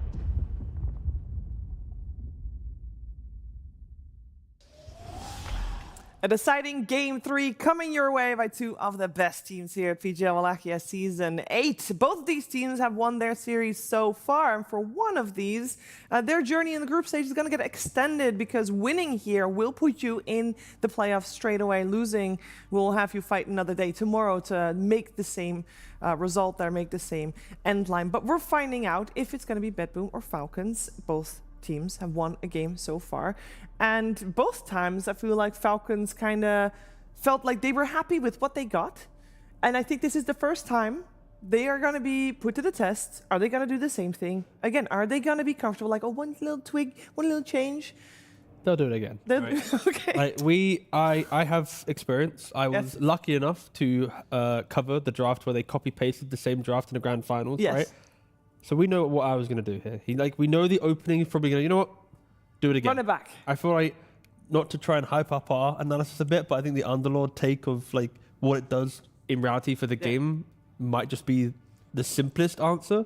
They might go for that, or it's a matter of maybe Lone Druid needs to be a later pick rather than like giving Skidder a bit more of a counter pick into him. Yeah, because in the previous game, as in Game 1, they picked a Tidehunter in the second pick phase, so they had more options at that point. It was banned out in the last ban phase in the game we just had, so that's an easy solution we have. Yeah, I mean, to me, I want to talk about something else. I feel like BB's draft is basically screaming, "We're better." That's what they're trying. They're sending a message to Falcons, in my opinion. They're saying, "We're better. We're not afraid to come and challenge." And I think Falcons, as you said, they might do the same thing. Yeah. but I feel like they need to switch up something. Either the Lone Druid, as you said, or something with the Alchemist. But the Alch, not leave it. But the Alch's fine if they tied, like Shiva mentioned, in the second phase, right? Because you know Alch's going to go carry. You know tide's been important. So why would you pick Lone Druid there? Why do you value Lone Druid higher suddenly when normally you just lock in the Tide Hunter, you have the free lane, you give more information, Skidder now gets a carry, he doesn't get Dawnbreaker and Cross Domain and random like anti-bear tech thrown into him that he's probably not going to be ready for. Skidder is not a one hero pool player. No. Skidder has a big pool. Give him don't need to give him Lone Druid right now. I that agree. fast. It's also a matter of 2 games, BB have just won. I feel like the laning phase in both times, right? If you kind of average it out, that's another way that Falcons can approach game 3, right? Like maybe they find a certain way to set up a lane that they aren't going to be struggling in it. They can actually find a bit more of a net worth lead. Sure, there is the skew of what Alchemist brings, but you know, GPK has done pretty well both games from the mid lane. Oh, he definitely dealt with the problems. Find some supports that can rotate into mid, like shut GPK down. Of course, Tide Hunter in the offlane doesn't need help. It can kind of create these opportunities. Gotta remember, in game 1, they did only one mistake and they lost the game off of that. Yeah. If they didn't, we would be having a different conversation right now. Very we'd have to talk to a player. It would be a 2-0, yeah. Yeah. They are going back to the bans of game 1 on the side of Falcons. For BetBoom, it's just the same. So Monkey, Huskar, and Bat is the same. But the Rubik is back to being banned. The game that they won, they were managing to get their hands on a Phoenix still in the second phase that was left in the pool. Other heroes they banned out at this time were the Puck, which I think you still need to respect against GPK. Whoa, hold on a second. They actually did it. Okay. They're switching it up. They're done. They've learned from that finals, to be fair. That is impressive, though. This is a massive win for BetBoom. Sure, that's massive. And again, Falcons are second pick. Yes. Yeah. I would say it's a massive win, but Falcons have been banning like Silencer in the first phase. Yes. As kind of like we want our Queen of Pain because of Alk. So it's not as if Falcons have been forced into 4 other really important tournament-based bans. True. And now, you know, Alk was in the pool. It's like Falcons are not only giving away Alk, but they're also kind of not wasting bans, but they're putting some kind of like self-respect on certain heroes, right? So it's still a massive win, but there will be some interesting bans now potentially for Falcons instead. I'm excited. This is the first time we see it happen for Falcons, so it's like, you know. Freedom. Freedom from the Alchemist. You should be happy. I'm trying to hold it back, Chico. I don't know if it'll be good for the show if I start getting giddy over Falcons banning Alchemist. Fair. This Puck is still in the pool. We see it banned so often in the first phase. The Falcons banned themselves the Queen. Yep, and the Pango makes it through. Dangerous pick. I mean, again, we are absolutely free because out of 7 games so far of Dota with Falcons, there have been an Alk or Queen of Pain in 6 of them. There's only been 1 game where we haven't had to talk about these heroes for Falcons. Finally, we are free. Immediate answer to the Pango, and just so I can extend on that, Primal Beast is very good against Pango here, because when Pango uses his ultimate, if Primal Beast casts his ultimate on the Pango, it stops the roll immediately, effectively making the hero half of what it is. Yeah, it's very nice, especially because also Primal doesn't mind jumping into scary positions. So like this combination that you're talking about, supports used to be able to do it, but like you can't rely on them to get to that position. They will die. But Primal's so beefy and tanky that you can rely on this. This is not going to like fade away in the game. Of course, Lincolns and stuff might, but one thing I'm worried about is Primal is a Mallorini hero, and most likely it's going to go mid, but it doesn't do very well in most matchups on the mid lane.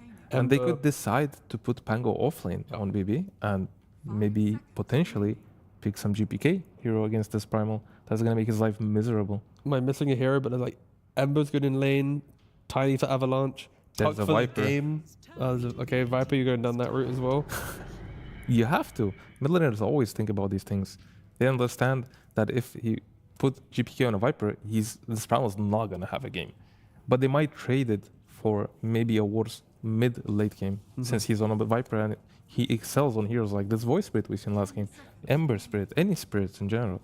It feels already like Falcons for their first 2 picks. They have access to Phoenix. It was banned out in the last game, but it's inviting the fight from BB, knowing like if you execute, make that mistake, we can easily counterplay you, right? Like Prime will stand his ground with Pulverize, Phoenix will press Egg or have Sunray. Like they're very statement heroes for punishing this initiation. And now with Silencer, a hero that's first phase banned by Falcons in Game 1 and Game 2 because of them wanting Queen of Pain, it slips into the pool, and it is a very, very good pick here. Very effective. Due to the start of the fight from Falcons. Just as you said, they want to do this counter plays. Yep. They just can't anymore. This hero says, no, you don't. I mean, it's a matter of BB. Their draft is, you know what it's going to do. You need to kill during Rolling Thunder. You need to kill during Global. So Falcons, they might start trying to pick up some heroes to at least soak up that initiation. I think Amar has been thriving when that is his main game plan, the Bristles, the Tide Hunters. You pretty much want one big blob up front, eat this couple spells, and then you get to utilize the rest of your team Something after. to poke them, you know? Yeah, exactly. Maybe a Tie Hunter that is in the pool currently. Yep. And I feel like for BB, a good answer and a very good hero for GPK is Invoker. But against this Primal. The problem this time is Ursa is in the pool, and Alchemist hasn't been picked, forcing it to the carry, right? True. So you can't really pick a Mars hero blind. He has the last pick. This is where he comes in. That's where I think Skidder kind of needs to take his hero. You can just go for Lone Druid again. I feel like if they go Tide, they go Weaver as well, which is untalked about. I feel like one of the strongest carries, but for some reason this tournament it seems quite a bit ignored so There's far. the Lone Druid. Yeah, they decide to go with LD on Falcons. This feels nicer for Falcons because I was concerned that Falcons would just fall apart if Amar gets his hero picked here into Kiritich response, and now what are you going to be doing in the game, right? But the Lone Druid, when you do get Shadowblade, you are killing Silencer and Lion for free every single time. We even saw in the last game, even though the game was quite quiet from Falcons, Save did die a couple times. After a really good early game, you're always going to have that one moment, okay, Lone Druid got me. But supports are food for Lone Druid. They are, but do you feel this is a skater call? The Lone Druid? I think picking it before 18 pick, and yeah. I understand. After he just lost the game with it? Yeah, but it's like, I know what I said after game 2, I wasn't too excited by the Lone Druid, but the draft was very different, where it's like, I can envision the Tide or replacement hero. I don't know what hero Skidder can pick here that blind plays multiple lanes. I think Lone Druid has become that, especially when seeing, let's say, Mickey play it for Liquid. I don't know what the Skidder here is. Because you can't pick Amar here, in my opinion. And I don't know what is the replacement for Lone Druid right now on the patch for Skidder. Like, we're not in a DK meta or whatever. Because that's true. Pre-patch, you're seeing DK probably and other heroes to progress the draft for Falcons. And it seems like BB favored this Dawnbreaker against this Lone Druid. Yeah. Last game, he did do very well against the LD on lane. He even killed him. Yeah. I kind of didn't. I kind of forgot in the moment about how important the lane is against Lone Druid. Like, you need to jump over the bear and just make sure you lock on to the main hero, and Dawnbreaker can do that really nicely, especially paired with a Lion, because you have multiple stuns, multiple ways to contain heroes. And most Lone Druid players don't even skill his roar early on, so there's no potential for a counterplay. It does mean you 100% lock in Pango in that mid lane. They're not. Actually, it does, Yeah, that's fine. Yeah. I think that's that's not a major problem. For BB, though, they are respecting the Tide Hunter. One thing that Falcons maybe could have done, and if they are to lose this game, hindsight is Falcons still pick the Tide, force Ursa. It's gone. Yeah. But it's like, if the Falcons could have maybe forced BB down a different draft path if they wanted to, and but still, very, very good hero for Falcons. Of course, BB have identified that, as already mentioned. And now what's the other frontliney hero? I kind of feel like Bristleback's the simplest option for Falcons. You buy Lotus into Silencer, into Lion. You just frontline the entire time. It could be a very good option right now, for especially since Amar enjoys this BKB 24 BB. You did say poking heroes are really important. He is a poking hero. How about the And rise hard of to Night kill Stalker one. in the patch? How do you feel seeing Night Stalker in play? For Falcons, I don't see it. Okay. I don't feel like it's Amar hero.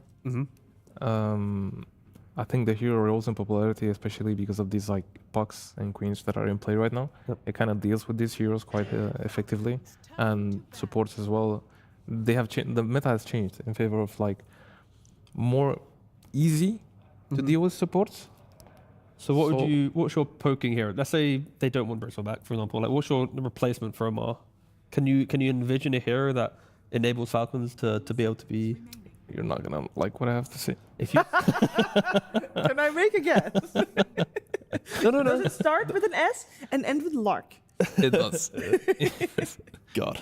If there's somebody who could do it, it's Amar. And I'm saying this because I actually have played a lot of Slark offlane recently with Falcons members in the game. You have? Crit at some point asked me if Slark offlane is good against Alk because I was currently playing against it and I had like 100% win rate in 6 games against it. And I told him, yes, it is. Should give it to Ammar. That's why I keep saying about the Slark. To be fair, I like influenced him. Yeah. I played a pub yesterday. We did have a Slark against Alchemist. It felt really just free. Him giving away Axe, it just felt nice. I agree. But it's not the 5th time that you said it in 5 different drafts. It's gonna happen at some point. I'm trying to no, make you're it happen. You know? I'm manifesting it. I Yes, very respect much. it. I respect it. We'll see if it comes out. The Viper is the one that gets banned out against Amar. He will, of course, have the overall last pick. So let's see what Kiritich gets for himself, as he wants to get a carry that will sway Amar away, probably from the Bristleback. Maybe. What carry could that be? Maybe a Weaver? Yeah, I kind of feel just like strong laner is all you kind of want to see from Kiritich. You have the map play and the aggression from Pango and what the supports kind of enable cause. Tiny. Oh, the Tiny. Yeah, that's fine. A classic.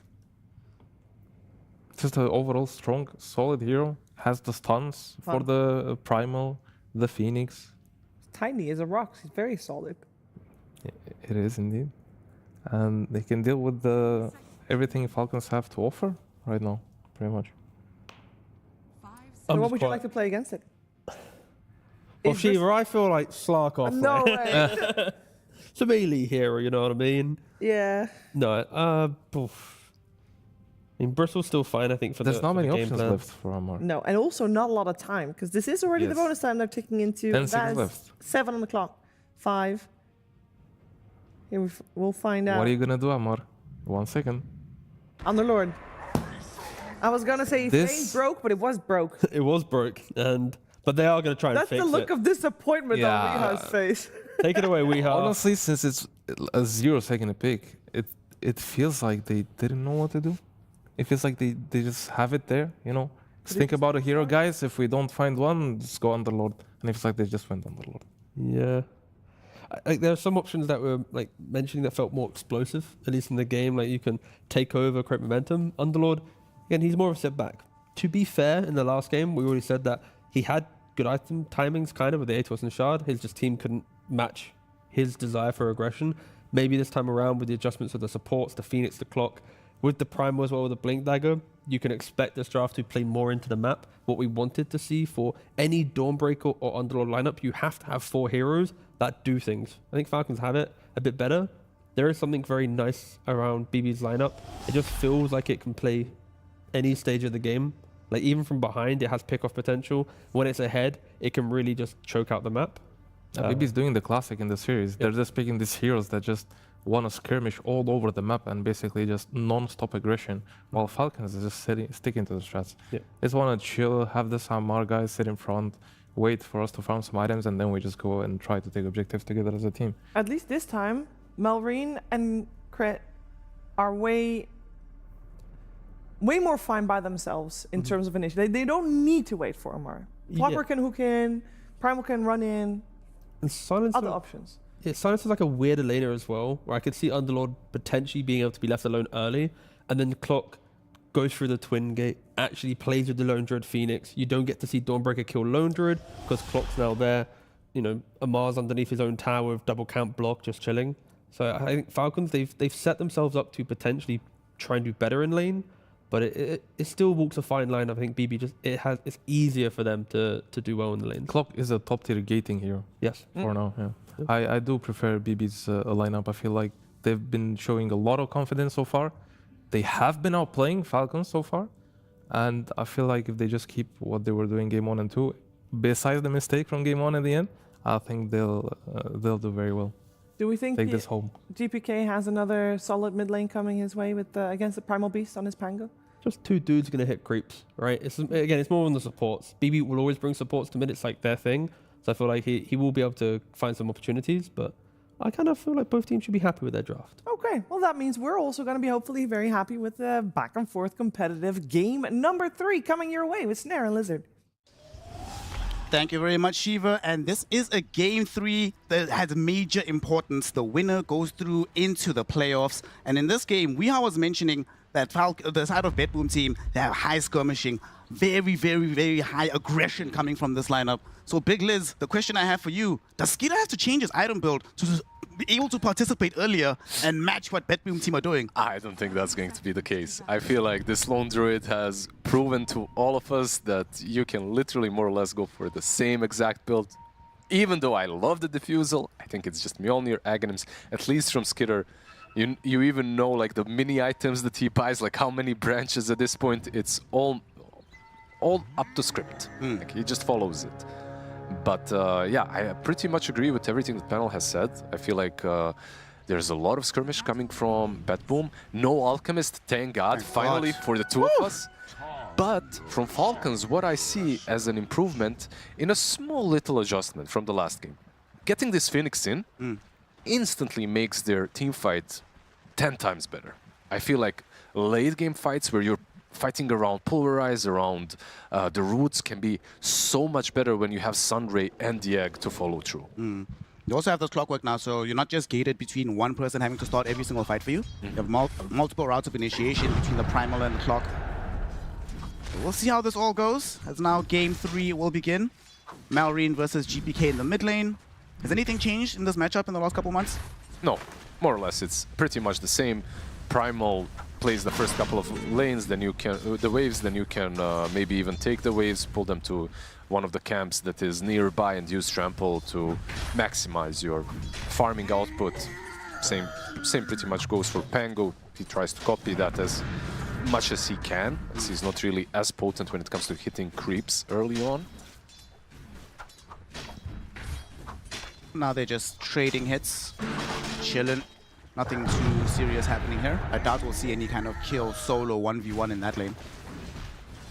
Mistakes can happen, but when it comes to the first blood, when it comes to these early kills, we most likely will see them on the sidelines. Once again, on top lane, we have a very strong lane.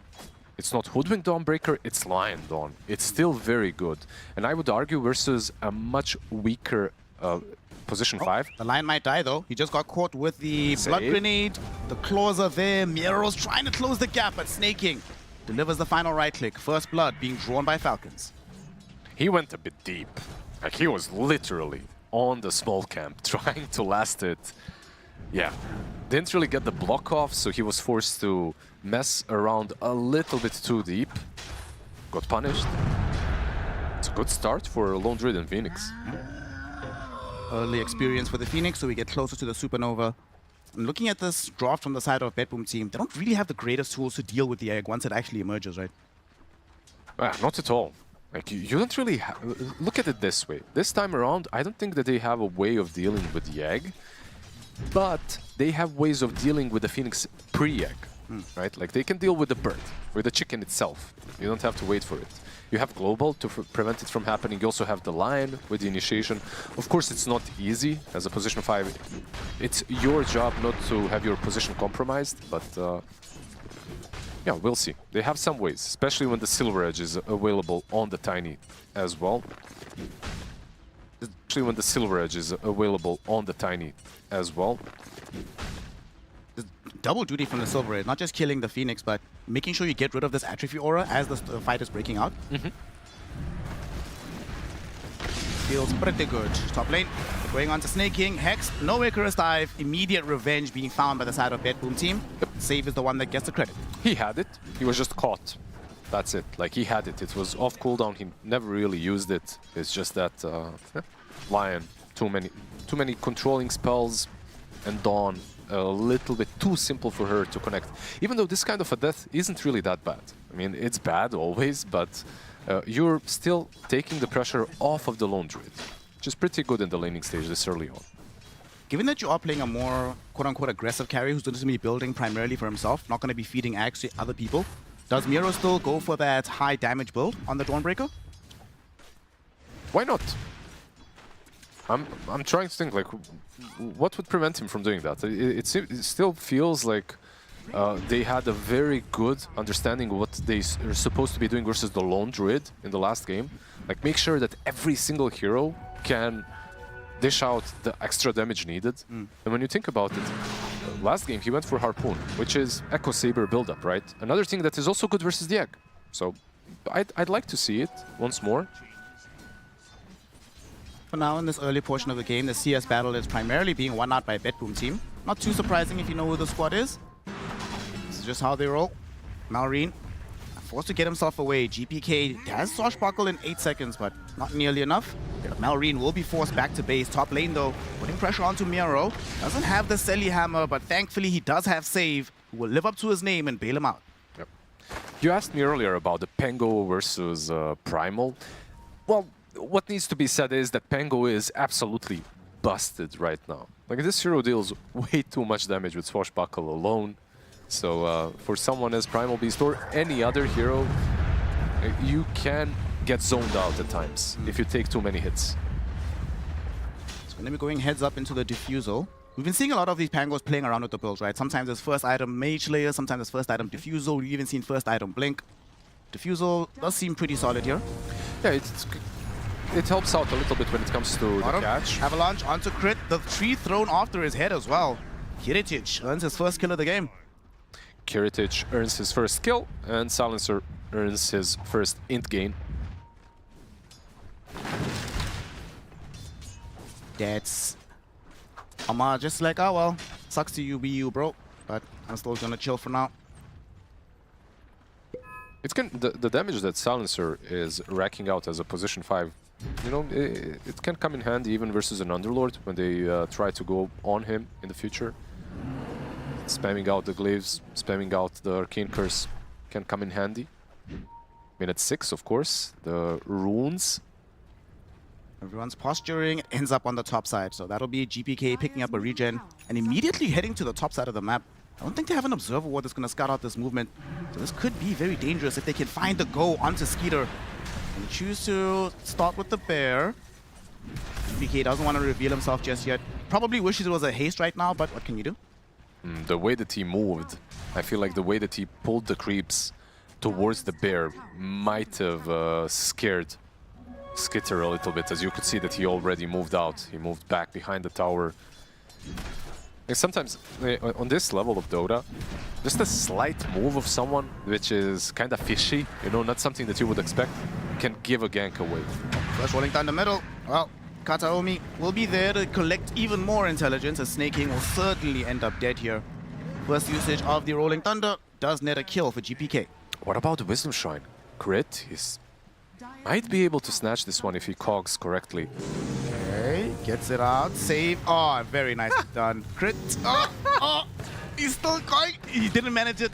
He tried his best. He tried. Did what he could, coming. but he's going to die for this one. Yeah. So in the end, ends up not being worth it, but cool to watch nonetheless. I mean, worth it.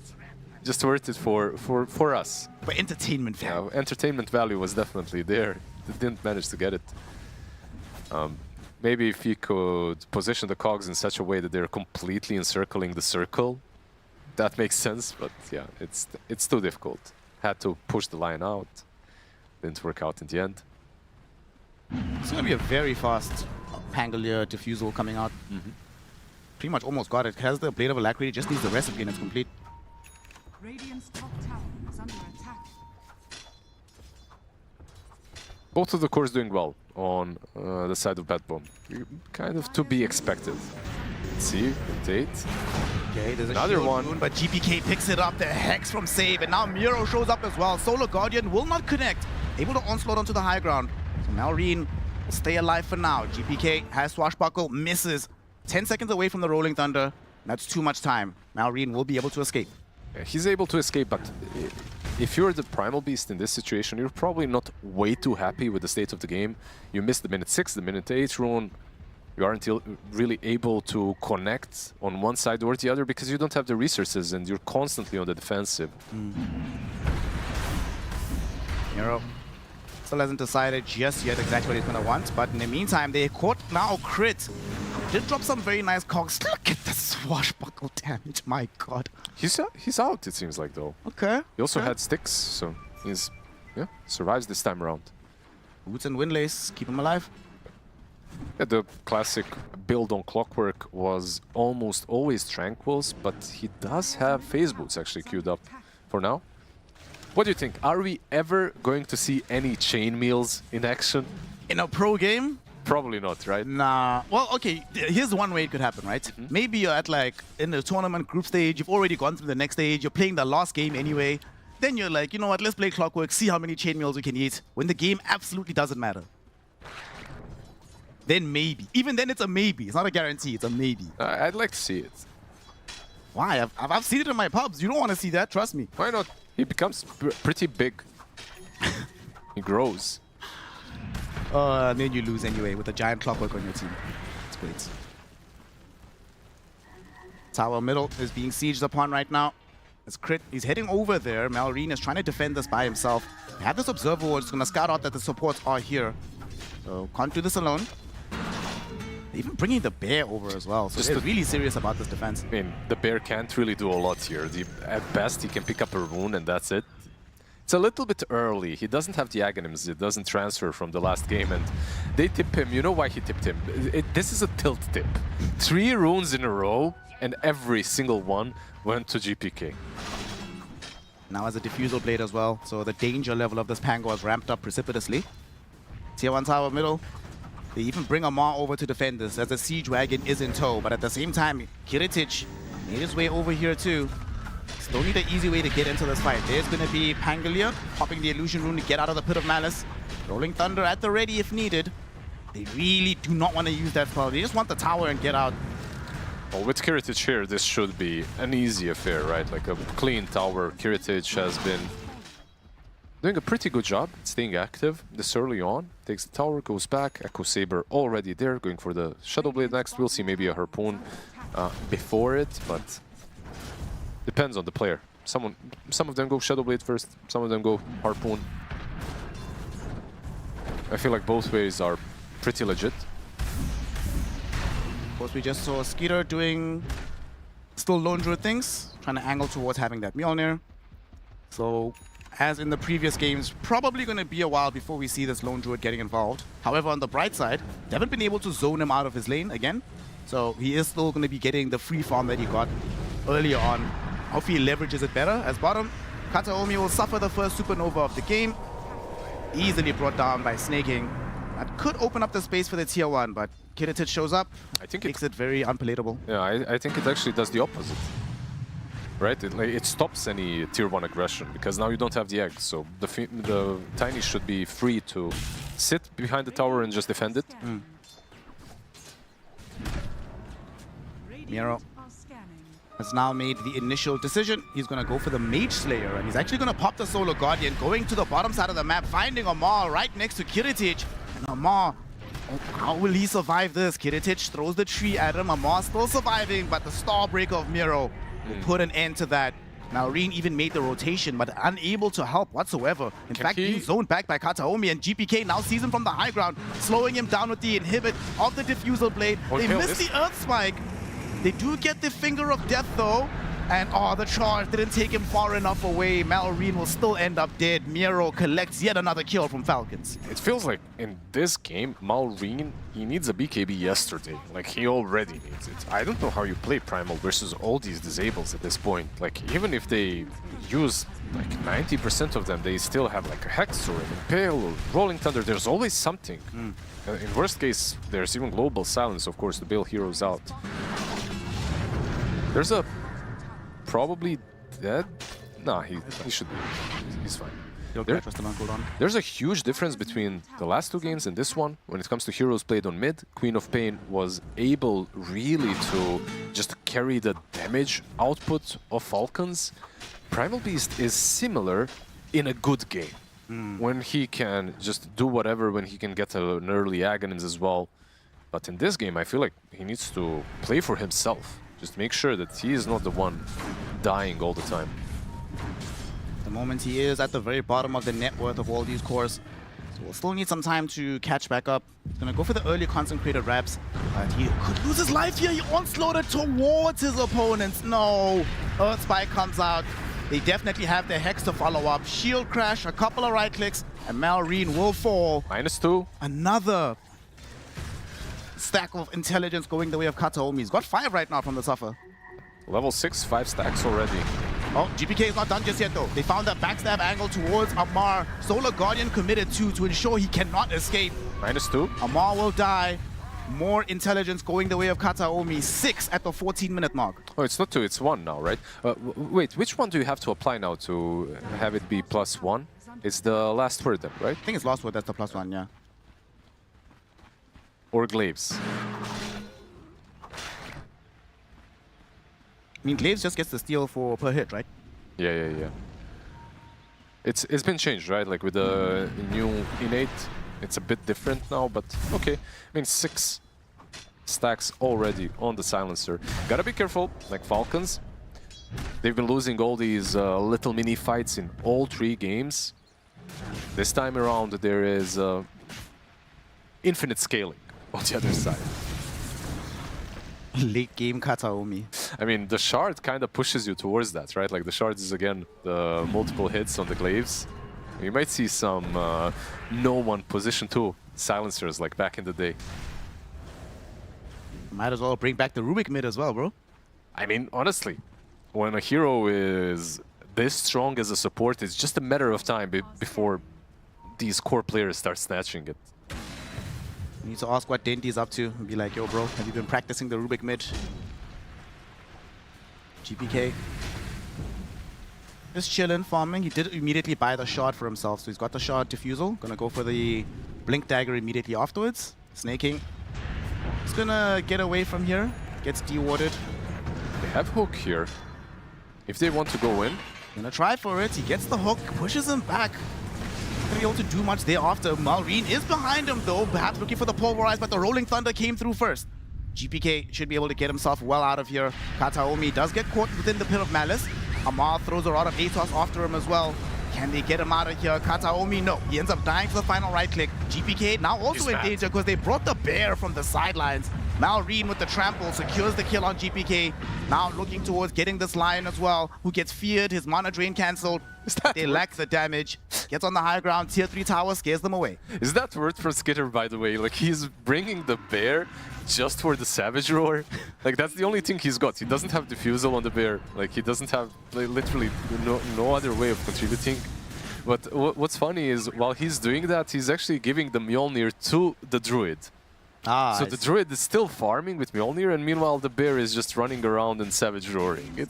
I mean, it's kind of a gimmick, but it can help, I guess, you know, anything. Oh, Skeeter, that's not going to help. Skeeter, no! You went to farm! You literally ran directly into Kiritich and saved.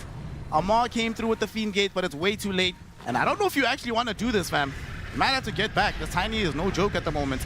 Kiritich, Rod of Atos, holds him within the Pit of Malice. But Amar wisely realizes it's the time to retreat. Oh, save! They're still almost in range to find the stun. Phoenix, though, did he get out with the TP? No, Starbreaker cancels it. Swashbuckle finishes him off. And they get a 2-for in the top lane, plus a tier 1 tower. Can I get the stack count? 7? Okay. You know, slowly but surely we're getting there. We're getting some serious numbers. Soon to be 2 digits on the silencer. Now, this game is definitely very different for Falcons because BetBoom Team, we've already seen them leverage heavy aggression early, but not like this game. Kiritich especially being able to get as easily involved as he is now relative to when he was playing Alchemist. I think that in this kind of a game, you were spot on with the Lone Druid maybe joining a bit earlier. Hookshot mid. GPK should be fine. He's got himself the roll-up. Trying to get the Rolling Thunder, though he actually can't do it. Gets interrupted multiple times. Nero did come through with the Solar Guardian, and on top of the Global Silence, they managed to find 2 of the core kills. Malrine and Amara gone. TP out from Crit will keep the Clockwork alive. This is like a really cool adaptation from Primal Beasts. The time that we're seeing, it's pretty meta right now. Very early shard. Allows you to get that 1 extra disruption on a target, 1 extra stun, disable, which basically netted them the kill on Pango. Unfortunately, of course, they did lose a couple of heroes in the process, but so be it. It is what it is. Yeah, but the problem is the guy that was getting these kills is Kiritich. He's back in Kiritich mode right now. 5-0-1. About to finish off the Silver Edge. I believe it's flying out as we speak. I think he's going for a BKB, actually. Yeah, he is. He's got a Mithril Hammer, so this is a bit of a safer approach, you know? Like, doesn't go for the...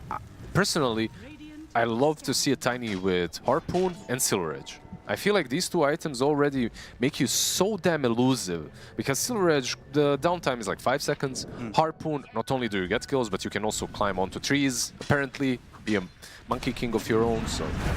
Snake, he's contributing to the Kataomi Fund. Now we have 12 intelligence, stacked up by the Silencer. GPK will actually go in for the Rolling Thunder. Kiritich came out of nowhere, tosses back Malrine, and GPK will help to finish him off. Kiritich getting tipped by his team. He's 6-0-1 right now. They're owning this game. Such a cool head-zone play, right? It's just a positional gameplay from him, you know? He understands, if this Phoenix is where he is, someone has to be nearby. He's not playing alone. Maybe they were setting up for a fight. He didn't really have a ward or any vision. He just anticipated the Primal or anyone else to be nearby. Well, now that they've come back to the Twin Gate, they might also go for the Tormentor here on the side of BetBoom Team. Spawns up. Tormy time. Nobody from Falcons is anywhere close. This should be a shot for them. Let's just hope it's not the Lion shot. Oh, there we go. Get the bouncies. There we go. Now we're ready. I mean, you know what? I was memeing, but why not? Let's see. Let's see what he can do. That also lets them farm faster, right? The next item that they need, this Solar Crest, is going to emerge a lot faster than it would have otherwise. I mean, kinda, I guess. It's not lightning hands on Zeus, you know? It's not that you right-click a lot as the Silencer anyway. It takes a bit of mana as well to just use Laves all the time, so I'm not really sure, but we'll see. Fine, but he got mana from stealing all the intel. It's okay to dream. Build AC, bro. Oh, Moonshot. There we go. That's what we want to see. The pike into Witchblade. Yeah. You gotta keep the build real. Smoke up. Lion and the Pangolier. Gonna be joined by Kataomi as well. The Global is back online, and Kiritich is here too. I don't really have the greatest vision on possible targets, but Malrine literally just onslaughted towards them. This is the second time this has happened this game. If he dies again just like this, when he watches this replay, he's gonna feel really bad. There's no way out of this one. Finger of Death, just to ensure he goes down. It's a very quick kill on a target that usually does not die very quickly. Courtesy of the Tiny, the Tony, the Big T. Like, this hero just deals way too much damage at the moment. I feel like when it comes to the draft, they got the Pango, they got the Tiny. I mean, they're in a pretty good spot when it comes to the damage department. These two heroes alone can carry games at this point. Everyone else can just focus on disables and utility. Alamar's pushing out bottom. Kiritich and the boys are about to pick up the first Aegis of the game. And they actually have the latitude to come back down bottom and defend this. This tower is halfway, but they could lift this if they wanted to. I cannot believe what I'm seeing. Skitter actually involved. And to be fair, he was usually involved in tier 1 towers. But yeah, this is very brave. And he's keeping the Mjolnir still on himself. He hasn't actually transferred it to the Burr yet. Probably will only do that after he gets the Aghanims. Seems that way. Or maybe he heard us talking about the Sniper Druid and he's like, oh yeah, by the way, I forgot. I can do that. Let me try. He didn't still queue up a Dragonlance, but you never know. We might see something similar at some point. And the Axe is just for the bear to push waves and rats. He's actually going to be the one dealing the damage. The BKB now emerges for this Dawnbreaker. So you have Tiny BKB, Dawnbreaker BKB, and of course the roll-up to protect GPK. The next item basically is what we're waiting for. That's the Aghanims on the Pangolier. I mean, they don't really have to wait for it. 400 gold away. They can fight without it as well, but it's very nice to get that axe up. Silver Edge, of course, and the next set of items more or less is there for BetBoom. Kiritich applying pressure to the tier 2 tower in the top lane. With this Aegis in tow, Falcons will not have the appetite to fight into him. Are just pressuring bottom, pushing alongside the Spare as Malrine farms towards what you said was the crucial item for him in this game. It does have the Ogre Axe, still needs more for the BKB. I sometimes wonder if consecrated wraps on him are really good. If for nothing else, also for the movement speed. Mid lane, snaking, he's contributing to some funds. And he's a smart investor, you know, doesn't put all his eggs in one basket. Gives to Kataomi and to save. Shout out to him. That's unfortunate though. Very unfortunate. You know, he itemized properly though when it comes to this game. He's got the Lotus, so he's got some mana regen from it. Has extra mana from it as well in case he loses way too much int. So he can at least use the spells. But of course, dispelling the global is what it is for. Aghanims is now complete for GPK. Tiny just pushing mid. They might decide to cut the wave on the bottom lane with the Pangolier. This game is going way too fast for Falcons. Like, this does not feel comfortable for them to be playing into right now. Call that out, GPK. Okay, gets hit with the hook shot. But he should still be pretty chilled here. Roll up is going to be there. Here comes Karitich as well. They're focusing on GPK, but he gets the Solar Guardian. That will protect him for now. Miro's in the middle of things, and Kiritich caught snaking on the backlines. No Supernova. Starbreaker onto the Bear and Amar. Now GPK comes back with the Rolling Thunder. Ensures that both of them are stunned up, killed off. A double kill for Karitich. Yeah, just the tip on the GPK. Like he got initiated on. The roll-up just absolutely negates all their initiation. The control wasn't there. I feel like Snake King just died to collateral damage. No one was even really aiming at him. No, Karitich went around, specifically for him. I mean, yeah, I didn't see that properly then, but it seemed to me that Dieg needed to be there immediately, right? But oh boy. Already on the high ground. They still do have set Supernova, and Malrine does have Pulverize, but he doesn't have BKB, and Karitich. Okay, free Aegis. Alright, free Aegis. Clockwork, what can he do about this? Get a 4-star though, push him out of the cogs, so should be A-okay. Radiant are scanning. And I'm glad, I'm looking at BetBoom Team, right? You know how often we've complained over the years, you see a team playing against Clockwork, and you're like, where are the 4-stars? They didn't even waste time. Immediately for the silence, and we just got one for save as well. Yeah, it's a bit different now, right? Like the Clockwork doesn't have expanded armature anymore. Now it feels good buying 4-staff against it. In previous iterations of the Clockwork, where you had this dumbass build where you just get cogged and he's hitting cogs at you 24/7. 4-staff didn't feel that great. Jeez, my goodness, poor Snaking. Just getting demolished time and time again. How much mana does he even have total? 945 mana at the top. I think he didn't give it away this time around, did he? Was Silencer close? If he did, that's really sad, yeah. He's trying to do his best as a position 5, to play the map, to set up some vision, to break some smokes, and unfortunately he's been breaking a lot of them so far. A lot of moves, that is. Karitich comes across the bear. Starbreaker will emerge from Miro. Should be able to kill this one off. Yeah, more than enough damage. He is actually even queuing up a blink on Tiny. Like usually what I'm seeing from most position 1s at the moment is no blink build. Harpoon and Silver Edge is usually all the mobility that you need. But okay. Falcons gonna try to do something. They finally have that BKB for Malrine. So they're smoking up into the jungle. GPK and Save are right ahead of them. But they don't go that direction. And after this much time missing on the map, suspicions must be being raised by BetBoom Team. GPK. They need the right target. And there's also Global on the other side, so it's not so easy. Come back with the smoke. GPK gets a blink forward. He evades the Pit of Malice. There's going to be the global silence, and now he's rolling onto the high ground, trying to maybe isolate Snake King. There is going to be a pulverize to stop him from going forward. Therefore, Snake King does get off the Supernova.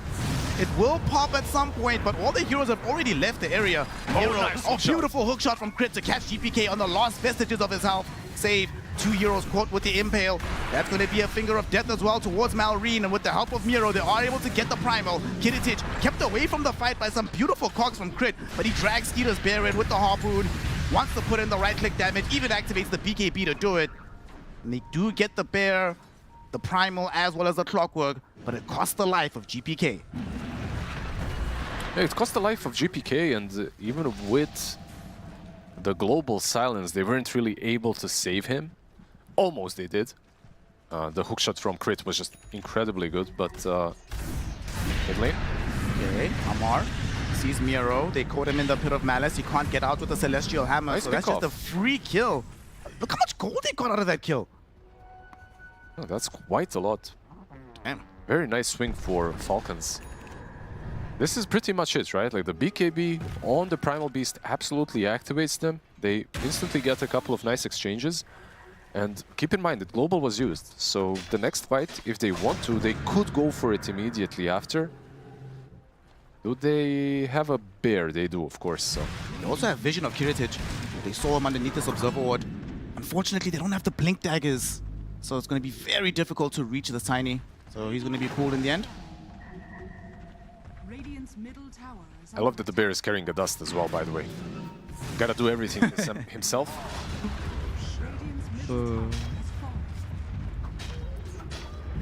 So they back off right now on Falcons. There's 20 seconds to Miro returning, but Falcons actually do the double back. They'll smoke up as 4. Want to still leverage their spells before the Solar Guardian emerges. There is a global, though, once again. Every time the global is up, it's really difficult to use the BKB properly on the Primal Beast to control the Pango. But as long as they can find the right targets, I feel like at this point they already have the necessary damage. Movement through the bottom. Unfortunately, nobody's here. And smokes will expire soon. Everybody from the side of BetBoom Team is sitting in a very tight, compact unit in the middle. Only really Miro that's away from them, of course, on the Dawnbreaker. So, is the Stormy then? Yeah, why not? Yeah, it seems like it will be. When it comes to shards, Phoenix already has his. It's a pretty decent shard on Clockwork as well.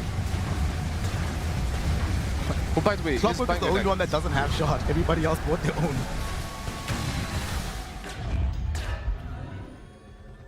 They smoke immediately again afterwards.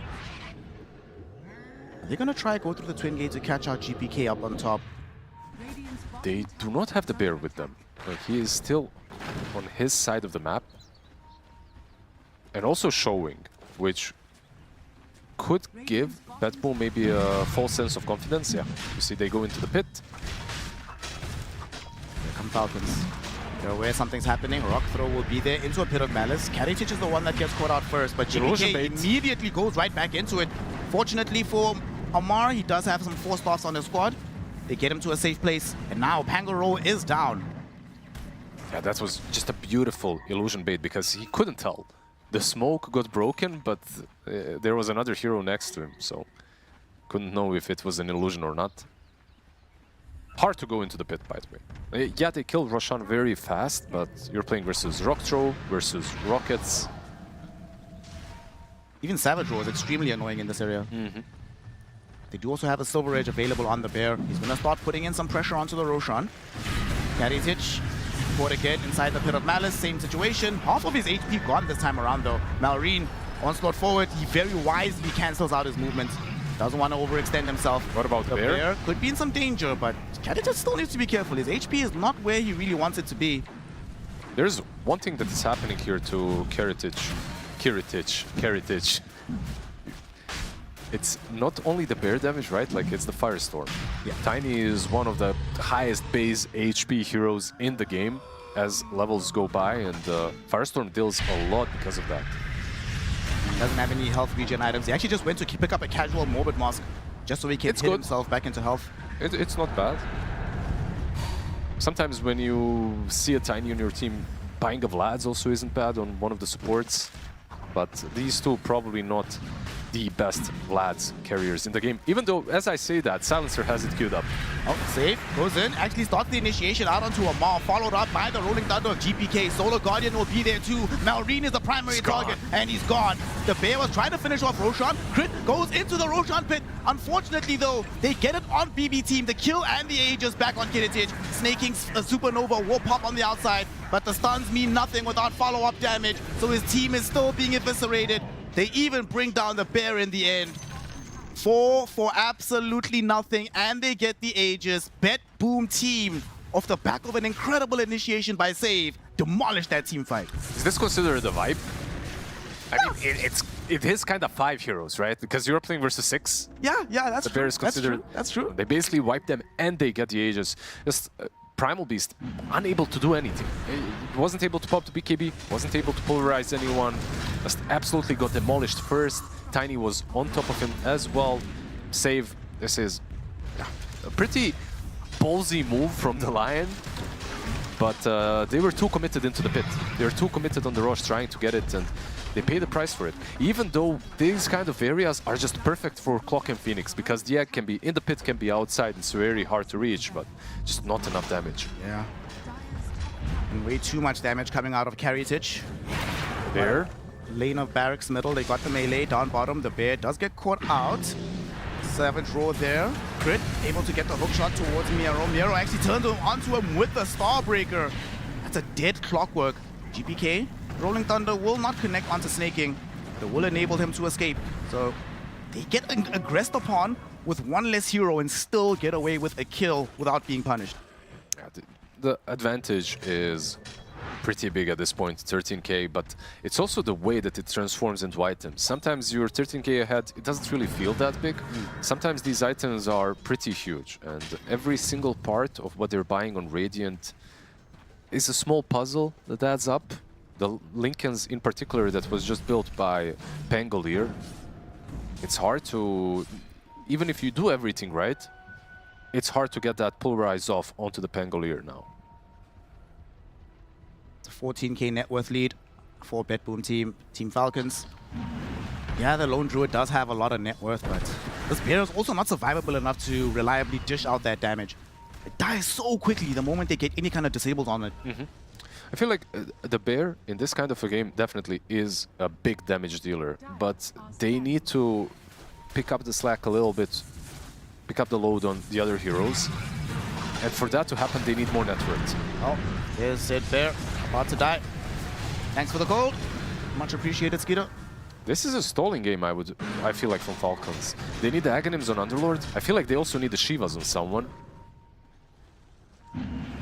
3,000 gold away from the Aghanims on him. No way anybody's getting a Shivas anytime soon. Here's another tier 2 tower being taken. So all the outer towers removed from the game. And they might just continue charging on. Still about 2 minutes remaining on this Aegis. Still a BKB available for the Tiny. Gotta hunt the Bear first. Find the Bear. Looks like they might be able to kill the Bear even solo go. This is one of those hunting game simulators, more than Dota. Oh. Well, now we have got a problem. A minute without a Bear from Skeeter. So what are they going to do without it?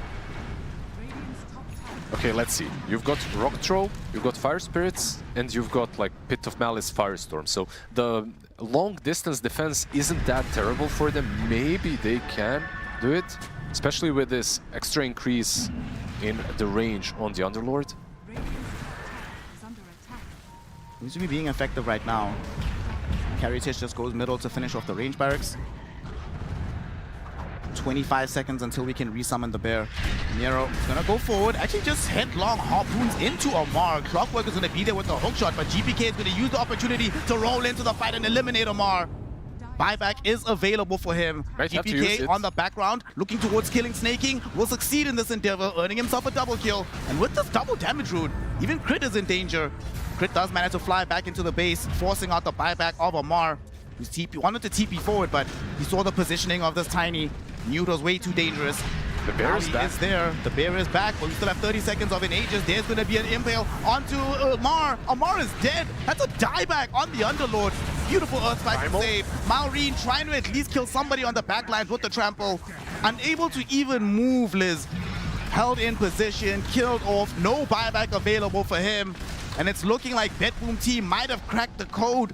That is this Falcons delaying of the game. It definitely feels that way.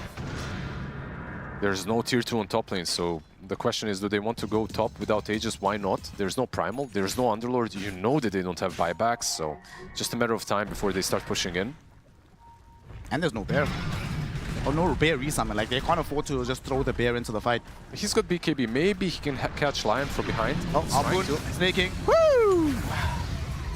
He does get saved, but at what cost? Save as buyback if things really go pear-shaped. It feels like there's no way that he even has... He doesn't have to use it. Straight up to the throne. There's too much damage. Tiny has too much sustain now. He's got full Satanic completed. He's got Vlad's on... Oh, save. What a buyback. He finds the one thing that could stall out the rest of this game. Buys back, catches the bear, kills it off. It's going to be able to be resummoned in 10 seconds. But 10 seconds when you're defending against Tiny is a very long time. Yeah, someone told me this hero hits hard. Hard as a rock? Nero. They just posted up. A couple of seconds till these heroes return. Clockwork does stall things out for a second, but there's going to be a big harpoon into the pulverize, immediately cancelled out by the global silence with GPK rolling on the back lines. There's a supernova there. It's not going to stun anybody except GPK, and he's still inside the rolling thunder, so his life is safe. Save though, came through, Hex, Earth Spike, brings down Malrine with the finger of death, and GPK able to take out Crit as well. They are going to be forced to retreat. A lot of HP was expended on the Tiny, so Karatage wants to play this one safe, but he's got Satanic. Just need to wait 5 seconds, pop the Satanic, hit some creeps, then you can come back in and try and end the game. It's 3 against 5. Right now they don't really have a lot of mana, but like you said, they have Satanic for the HP and they have Save for the mana. So he's just going... This is their little portable fountain here in the triangle.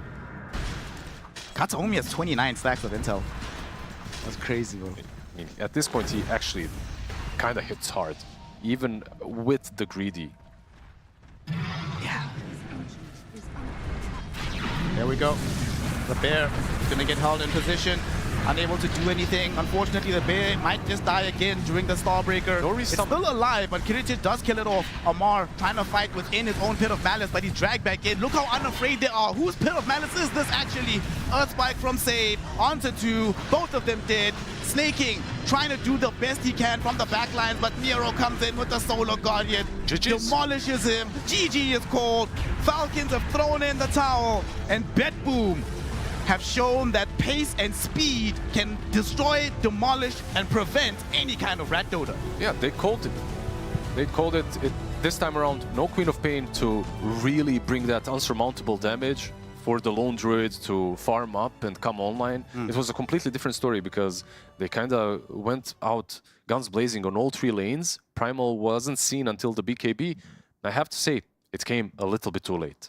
Did come a little bit too late, so that would mean that BetBoom Team will be the ones to progress into the playoffs. The first team here during our group stages to break down how they were able to do it and to talk about the madness that was their early game. We send it back to Lady Shiva and her squires in the panel.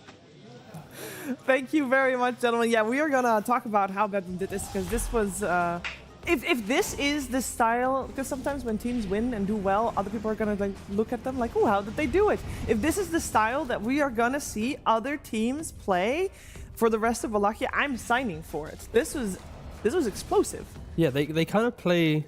If you were to look at all teams in Dota at the moment and say, what's the most like traditional style of Dota? I think this is it. Like supports that want to go to the mid lane, fight through the mid lane. You want your mid laner to be like this playmaker, and then your carry is going to always scale. Your off laner enables. Like I think like they feel like they do the laning thing so well that you get to see these type of lineups work. Other teams, if they took these heroes, they might falter because of their inability to hit these notes. But BB, very reliable on kind of replicating the first 20 minutes of any game they play in, I feel.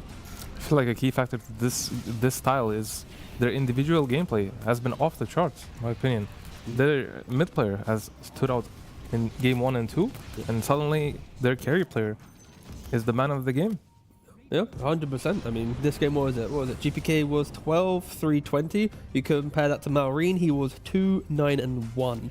Like, there was a major difference in that mid lane, and that's because BB, they just knew what they had to do, play through the mid lane, threaten, Primal Beast. And for Falcons, if Primal's not going in, we said it in the draft, he has to go in, has to use the Clockwork to make Underlord feel like he can join the fight. Yeah. Amar can't start fights this time around because of him playing Underlord. I think BB read that really nicely and just went, yeah, Primal Beast, you will have 0 game. Yeah, it still feels like it was a pressure pick, the Underlord. That's what I like to assume. Still, BB played their draft to their strengths, so end up victorious. All 3 games went similar fashion. For Kirtish, I did not realize it was 0 deaths whole game. Yeah, he was jealous of Save in the last game. Yeah. And he was like, you know what? I can do it too. Yeah, incredible game. Save probably just called him a feeder. He's like, yeah, sure, Yeah, all right, I'll show you. And he did well-deserved MVP. Got counterpicked on the lane as well with that Underlord, or rather, there was a chance for Falcons to counterpick the carry. Counterpick the carry of BetBoom, and still had a fantastic game. What more can you wish for? And he did it with the Tiny. It is a meta pick currently, doing very well. The Tiny itself as a hero. Maybe something that should be higher on priorities? Very solid pick right now. I feel like it fits into almost any lineup that you want to pick. Yep. He can be the solid guy in Skir's late game. He's very strong early as well. The laning has no problems. Yep.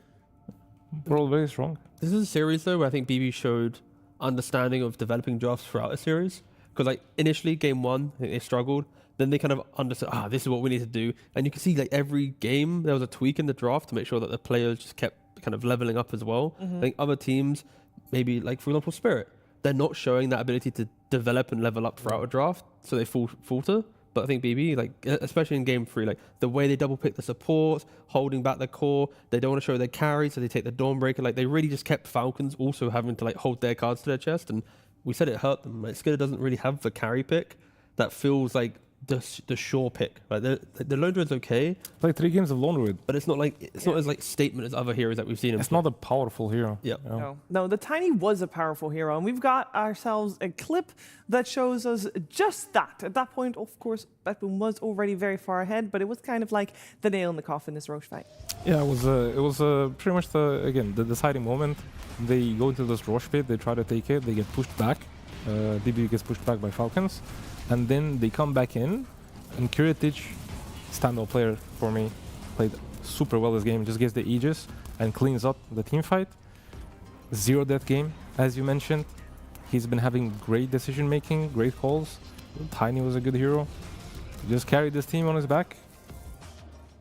Yeah, clean. What else do you want to say? He did his job nicely. A little shout out as well, I think, to Silencer. Falcons have been banning out a lot in their drafts. Yeah. We've been waiting, like, what teams are going to play it. I think we've only seen a couple Silencer games, and now in like the hands of Katomi as well, it's like, that's what it can do. That's right. You go 3-1-1, you play lane with your glaive, you walk around the map, throw some curse on some dude. Like, you want to explore the map on Silencer, you don't want to AFK. You're not just a global bot, you can do other stuff. So I think Katomi is reminding everyone that's why Falcons are banning this hero. Yeah, and he set Kiritic up for a perfect game. And speaking of Kiritic, I believe I can summon him to the couch because I think he's around. Yay! Hey, Kiritic, how are you doing? Hello, good.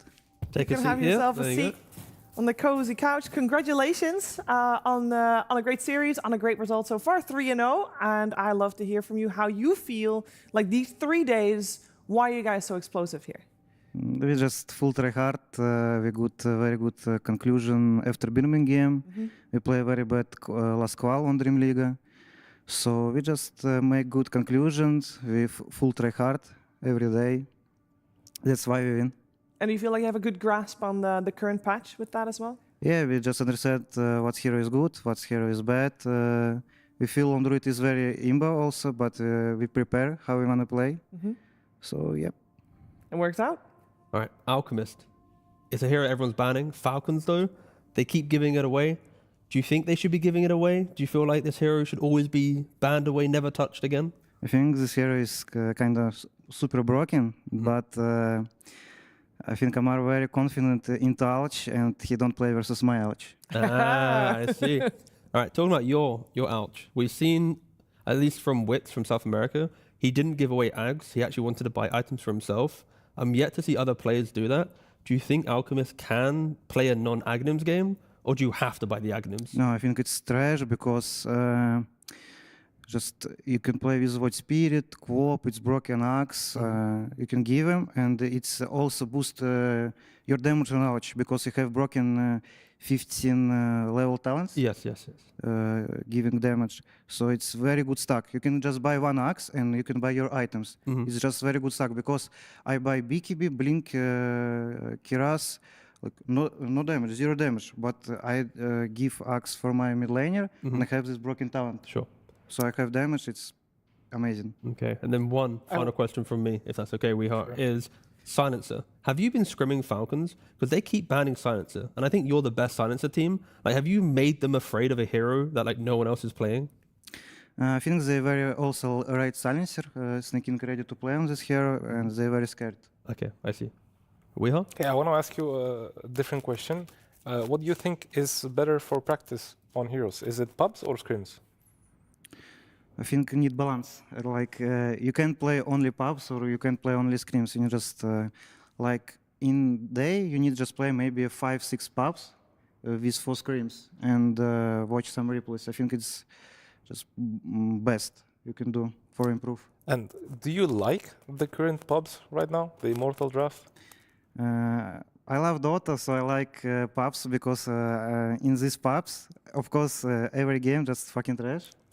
It's not joke, it's just life. So, but I'm so happy to play Dota. I'm so happy to play in BetBoom Team and just full try hard.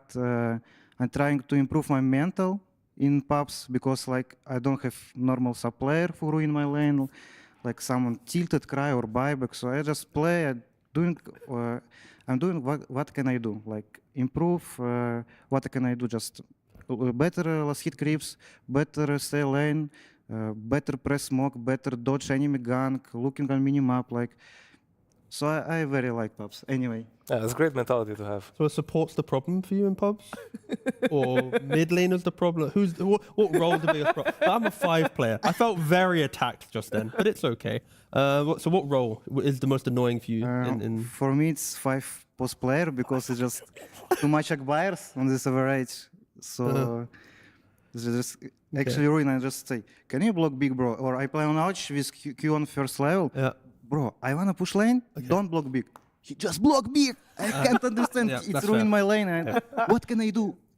I'll queue into you next week and I'll ask if you think I'm an account buyer, okay?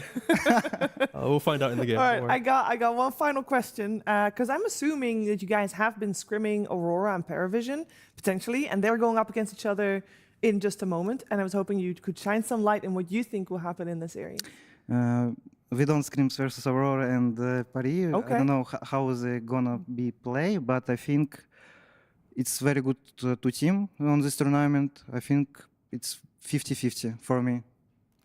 Okay. But I think Nightfall right now is the best carry in the world. So we see. Better than yourself. And Satanic? Right now, yeah. But not on this tournament. Ooh, okay. Well, we're going to find out. Thank you so much for joining us, Kirtich. We're going to let you go to celebrate with your team. You're going to have a couple of days off. You can just take your leave. 2 days off is going to be lovely for BetBoom. I'm sure they're going to be playing a lot of Dota and potentially a lot of pubs as well. I can move closer to We Are again. Come. Yeah, no, I'm good. I'm here. We are going to be moving forward because that is one team that is secured for playoffs. There's going to be another team secured for playoffs. It's going to be either Aurora or PARIVISION, and one best of 3 will decide that after the break.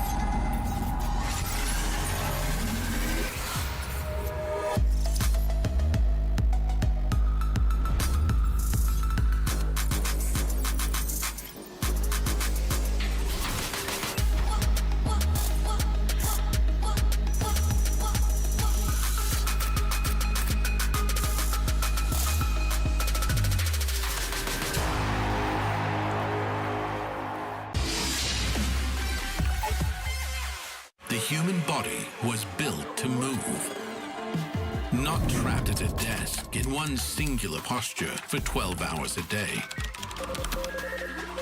It's time your chair evolved. This is Secret Lab Titan Evo. Ergonomically engineered for you, gamers, hybrid workers, artists, backing your every move.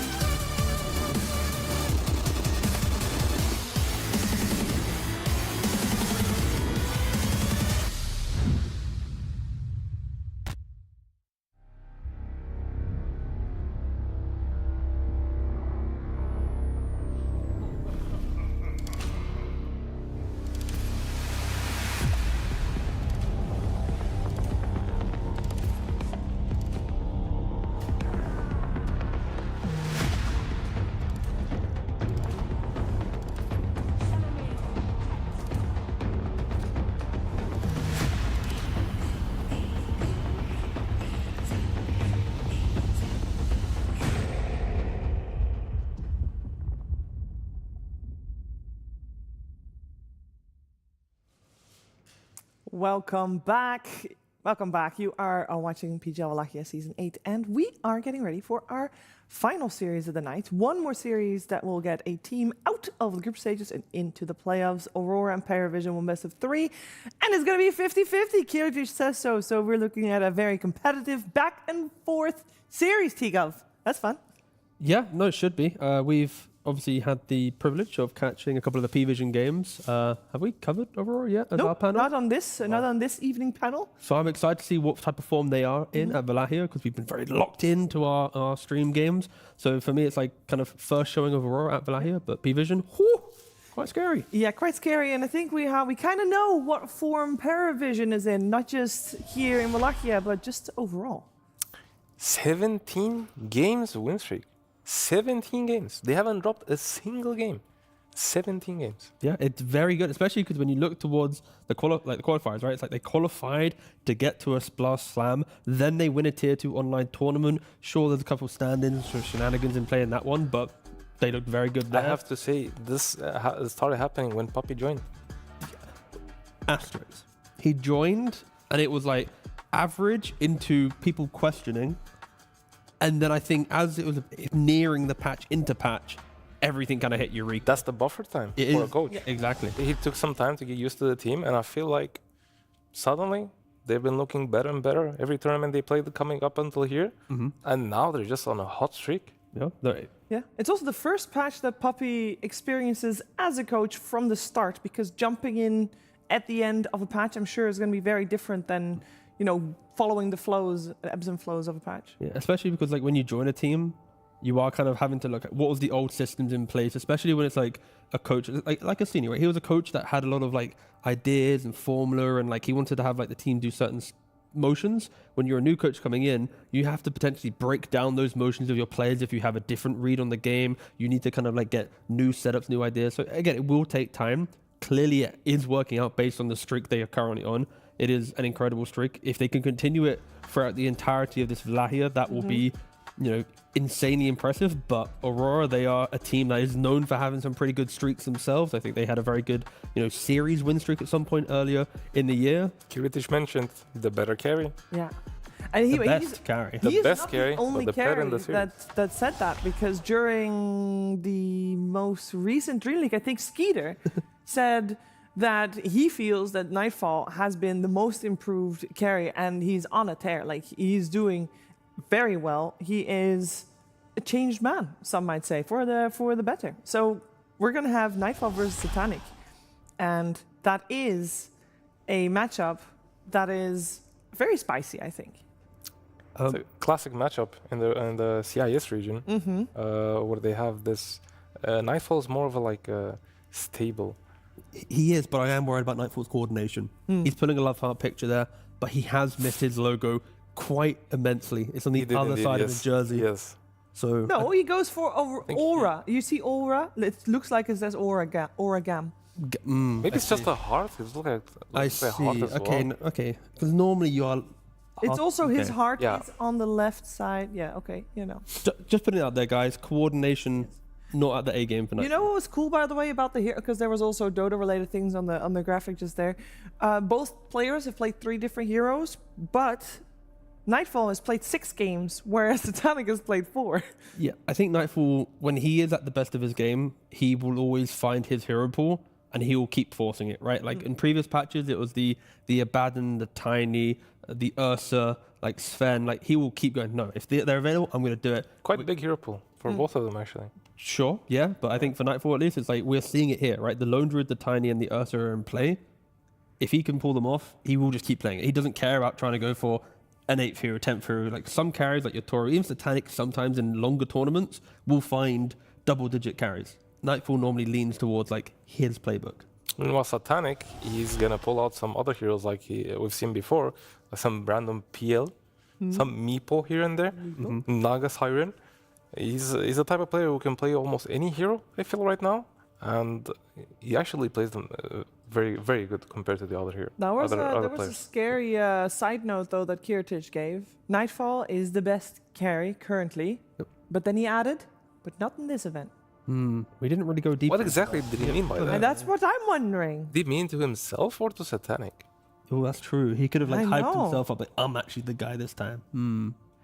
Yeah, we should have asked. We should have asked. Kiritic has been playing pretty well, He's been but playing so does really Satanic. So has Satanic. Yeah. I mean, maybe Satanic, based on pubs, he's been setting a bit more meta through like playing the PL, reminding people. Nightfall's kind of like playing his staples. So maybe Kiritic just has a bit more respect towards innovators versus the kind of consistent. Who knows? Again, we should just ask the question. So let's just get it out of the way. Alchemist is out. Woohoo! No more Alchemist discussion. Freedom. Into Tiny as well. Tiny is out as well. Monkey is out. A lot of carriers are being banned here in first phase. I mean, Aurora, it's the support respect towards 9 class, right? It's the Monkey Flexor support, the Rubik, the IO. When P-Vision are truly in their prime, I think when 9 class is able to step up and kind of eat a lot of the bans. So he's doing that exactly for Aurora. And for P-Vision, we mentioned the heroes Nightfall were playing, the Tiny, the Lone Druid. Of course, Ursa was a later pick for him in one of the drafts. We're going to assume Alchemist will always be banned out. I think P-Vision have like one free ban now, and they put it towards the Phoenix. 3 carry bans on P-Vision Very and good. 1 carry ban on Aurora. Both teams respecting the carries, they understand. And as you said, 9 class, always a danger to play against. He always comes up with these weird heroes that nobody really plays. Has a lot of impact on. He does it a lot in pubs as well. It's his place of practice, of course. Everybody feels it. And the hero we talk about potentially heading towards being a very important corner piece of the entire event, Slaughter. Classic Slaughter. Already love Aurora's lineup. You want a hero in. You're like, that's good. You just want to go on let's strike? We just won't say anything now until the end of the draft. Slaughter it is. Slaughter. 72% win rate in 14 games. That's actually very high. Super high. Especially because like all teams are playing the hero. Like normally. But not only that, sorry to please interrupt. do. He is picked early in almost every single game. Yes. I can't wait for his shard to get nerfed and the hero to disappear. Like he lives because of shard. Like he's very much a shard only hero kind of vibe. But it is so it's also the night pick to SSS. We saw him yesterday play really well on it. But WS also has an explosive playstyle, so it's also very fitting offlaner for him. But now it's a Slaughter versus a Tidehunter. I feel like they already switched the style on Parry right now with this Tidehunter, because yesterday he played Night Stalker and Slaughter, which, as you mentioned, they're kind of like assassin heroes. And now they have this like blubber, this fish that's just sitting in front. They just have chilling. They have done it already though in the tournament. So it's like it's not as if it's like, oh, can he play it? They have played it. They have won with it.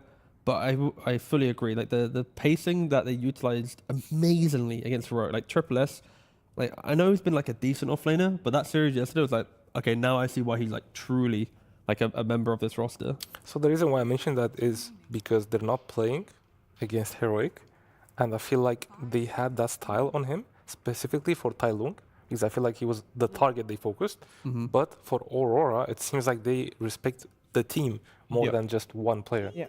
I mean, also against Heroic, Yuma and KJ always want to be aggressive. So if you can match their aggression and kill them, you can break them in the first 4 minutes before the game even starts. Yeah. That's kind of what happened, right? The Night Stalker and the Slardar games, they got a couple kills. Yuma's on the back foot, right?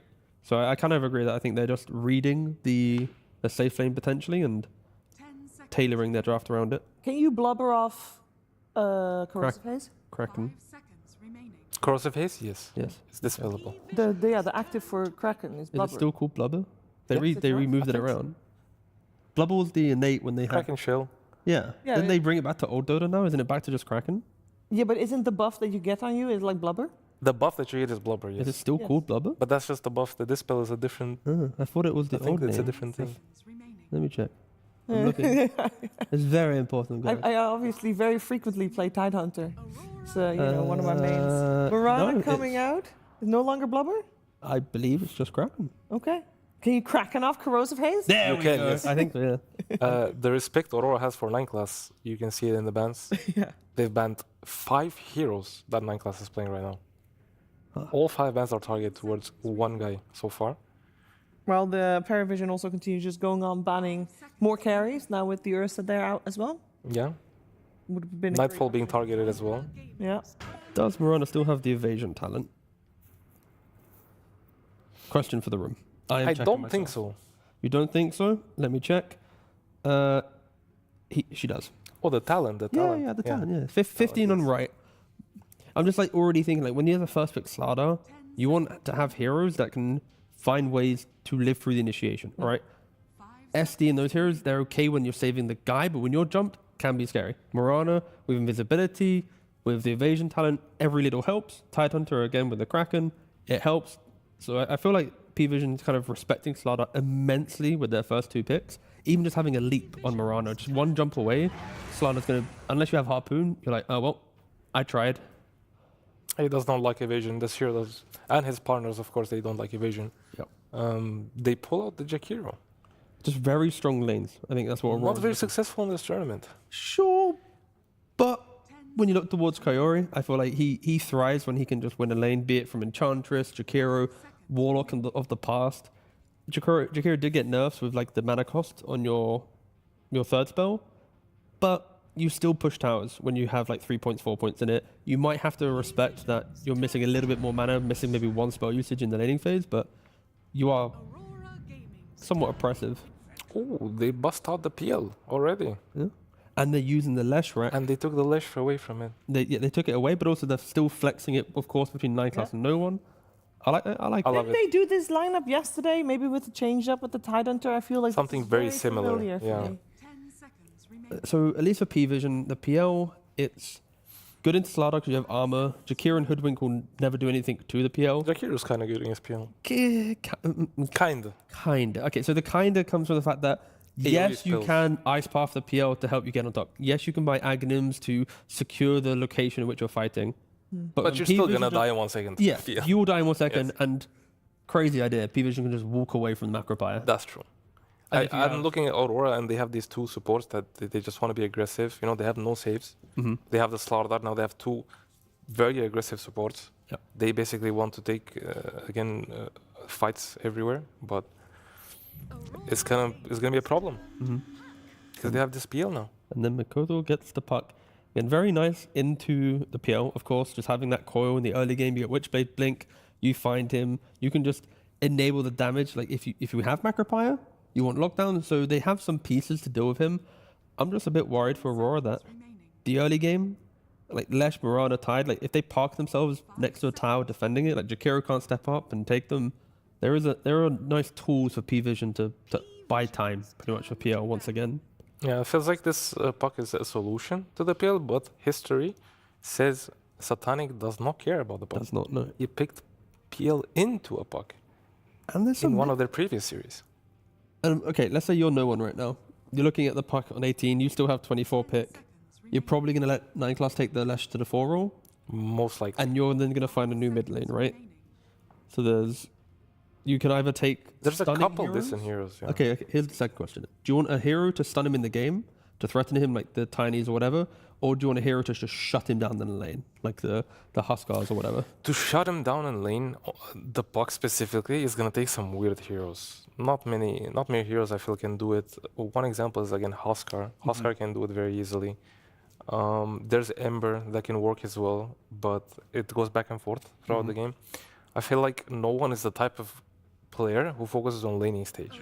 So he's definitely going to look for something to do good against the puck. But they already have a Lesh, and Lesh is still decent against the puck on the lane.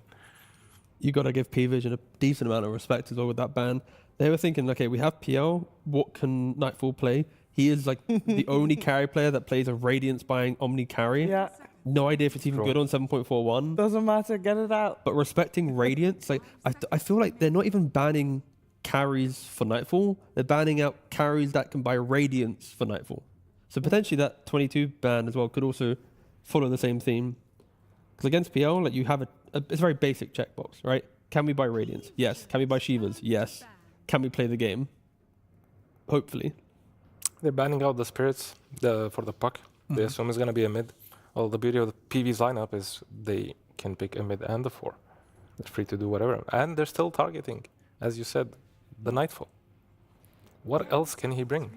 It is overall last pick for PARIVISION, so they get to choose what to do in that mid lane.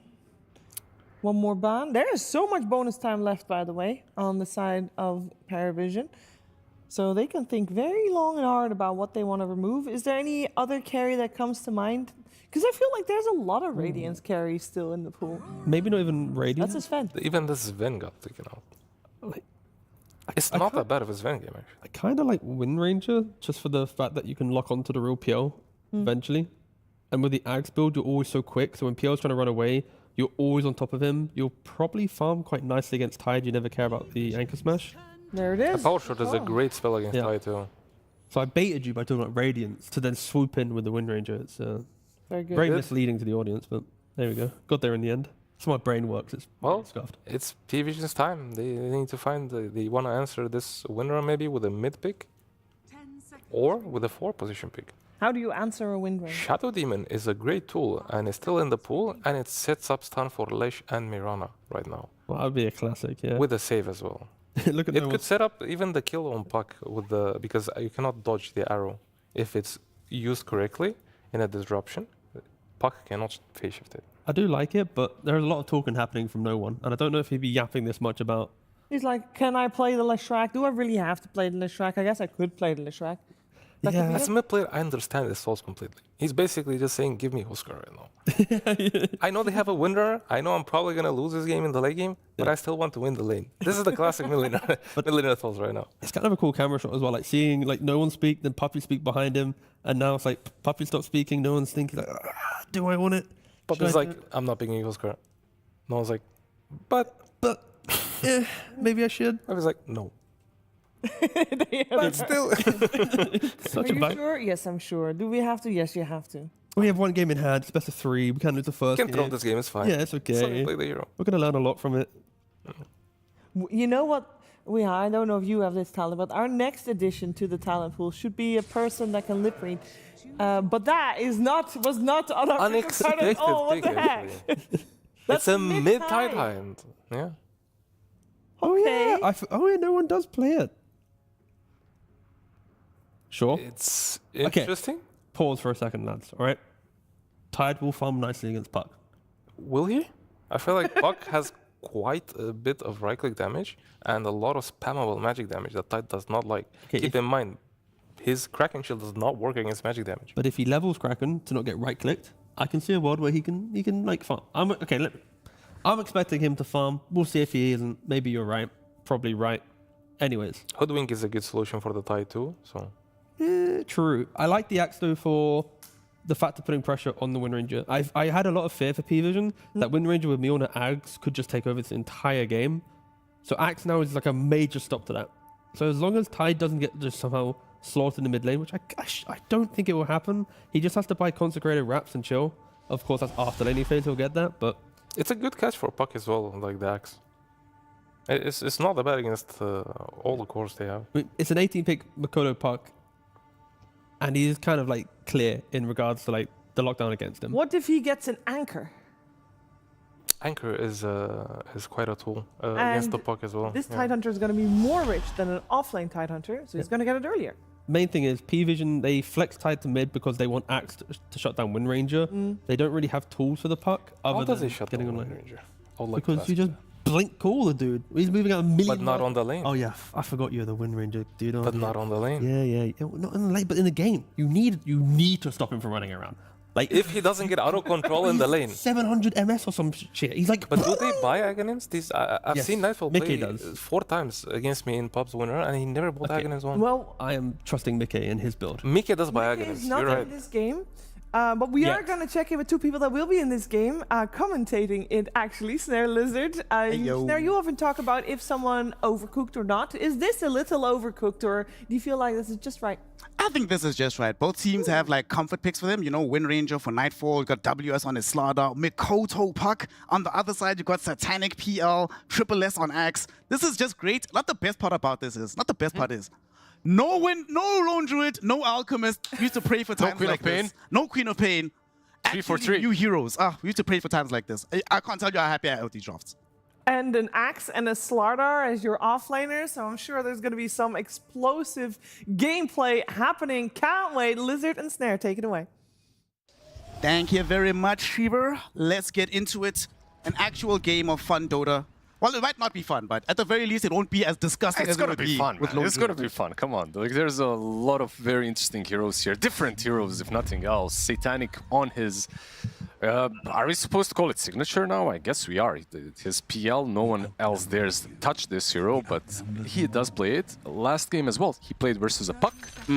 Albeit, that Puck was countered in all sorts of ways, right? There was a Rubik, there was a Night Stalker, it was a really difficult Puck game. I'm looking at the Puck here and honestly, I know they mentioned Axe and maybe some Anchor from the Tidehunter, but if you're a good Puck, you shouldn't be afraid of that. And Mikoto is one of the best Pucks in the world. Mikoto, this is the hero that, this is an Ember Spirit, but I think this one more made us all realize, oh, okay, this guy is the future. This guy really is the one. Super hyped to see the game. Also just want to see Axe, man. This hero doesn't get picked nearly enough. I don't really actually even care if it's good or not. It's just fun to watch in the game. Yeah, Miro played it a little bit recently, but overall, of course, Axe is fun. As long as you're not absolutely miserable in the lane, I have to say, right? Like, you have to have at least a little bit of a decent lane. You're playing into double range, you're playing into a Jakiro, and you're playing into a Wind Ranger. I mean, it could be a bit rough out here. What do you make of this lane here? The Tidehunter versus the Puck. This is definitely not something you see all the time. I mean, I have no idea. I guess Puck should be able to farm very well with spells. Of course, you are playing versus a melee hero with 63 damage. Anchor Smash doesn't really help a lot versus Puck because he's keeping his range all the time. Like, it comes down to like equilibrium play. How long can you keep your creeps on the high ground if you're Tidehunter so that Puck isn't just constantly spamming you with right clicks? Let's see. I mean, no one... He absolutely asked for this, and he did play it in the past, so let him cook, like you said. He's in the kitchen right now, chilling. So far, things are going as expected. Middle, Mikoto should be able to get more CS at the moment, but unlikely to kill no one anytime soon. Where are the first kills going to be happening? Which is the bomber lane in this game? I feel like there's just a lot of kill potential on top lane, on both sides. On bot lane, maybe a bit more from the Slardar and the Hoodwink. If you're Hoodwink and Slardar and one of you is dying, you're probably making a positional mistake. You're putting yourself out there a little bit too far. Got a couple of stuns to work with. The Anchor shot, like, on paper, Slardar and Hoodwink should be the stronger lane down bottom. On the other side, 9class is just eating some right clicks to create space for SSSS to get his CS. That's an extra S. Yeah, you're right. It's a clone. Some random dude just took over the controls. He upgraded. Super Saiyan Soldier... something. There you go. It works. Super Saiyan Soldier. Yeah, we'll see how it goes for him. So far, he has fit right into this team of PARIVISION. I feel like this patch as well has been very kind to them. I think it activated a lot of their strategies. We'll see if Axe is one of the good ones. So far, so good, though. 17 last hits. Not looking too bad at all, I have to say. Top of the CS right now. Not really being aggressed into by Nightfall. Carlos just get forced into leaping away down bottom. So this is something that you and I were talking about as the drop was ongoing. The setup for these arrows.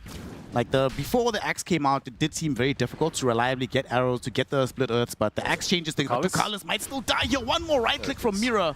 After the Acorn shot, secures the kill and the first blood for Aurora. It's a hard lane, right? Like, even for a Mirana, you might have some leaps to work with, but you still want to put yourself out there. You still want to be trading hits. You want to be protecting your Phantom Lancer. You can't be covering behind him. Top lane, they're dropping so damn diving low. behind the tower here. They lift the wave to make sure they can get that far. Nightfall almost died himself, down to about 40 HP. He's not completely safe just yet. He's got power shot. Does have it. Throws it out. He misses. So this could be an awkward situation. 9class pinging it out, saying, yo, Triple S, dog, let's make this happen. Let's find this kill. Windrun will come out one last time. That might just be enough to save Nightfall's life. 9class took a lot of damage, but Nightfall doesn't have enough mana to throw out the power shot to finish him off. Yep, Nightfall had to ring around the Rosie quite a bit. They're behind the tower. Missed a couple of last hits as well. So overall, the pressure is mounting on the top lane. And this is the power of 9class Lesh. I've seen this in multiple games now from him. Whatever he's playing with, I feel like he's making this Leshrac work. Like, there's way too much damage, and he isn't even playing around Diabolic Edict. Like, he doesn't even have it skilled. Level 3, it's all about the spam of the Lightning Storm and a couple of splitters here and there if needed. He's going to be building into a Spirit Vessel. Maybe not a full vessel, but at least an urn to complement the damage output in the early game. Could be the Distiller as well. Not too bad on yeah. him. The stats, you know, the items, the build-up is nice. SSS, top lane. They're zoning him at least. Yeah. Leshrac has had to leave, so without that spam, very difficult for Axe to approach the lane. Fortunately, where the wave is right now, it still should come close enough that he's not going to be harassed into it, so should be able to get this one. Yeah, meanwhile, on the mid lane, we can see no one already resorting to shenanigans. Creep skipping a little bit, farming the medium camp in the triangle as Tidehunter this early on, 5 minutes in. I mean, he's just maximizing his farming, right? Like, there isn't really anything that they can do to him. The Callis is fine, for now. It's down to 50 HP, so it could have been a very scary moment, but he will pop the salve, regen himself up. Tower spots vision of Mira, so, and the Observer Ward as well. They know where he's at.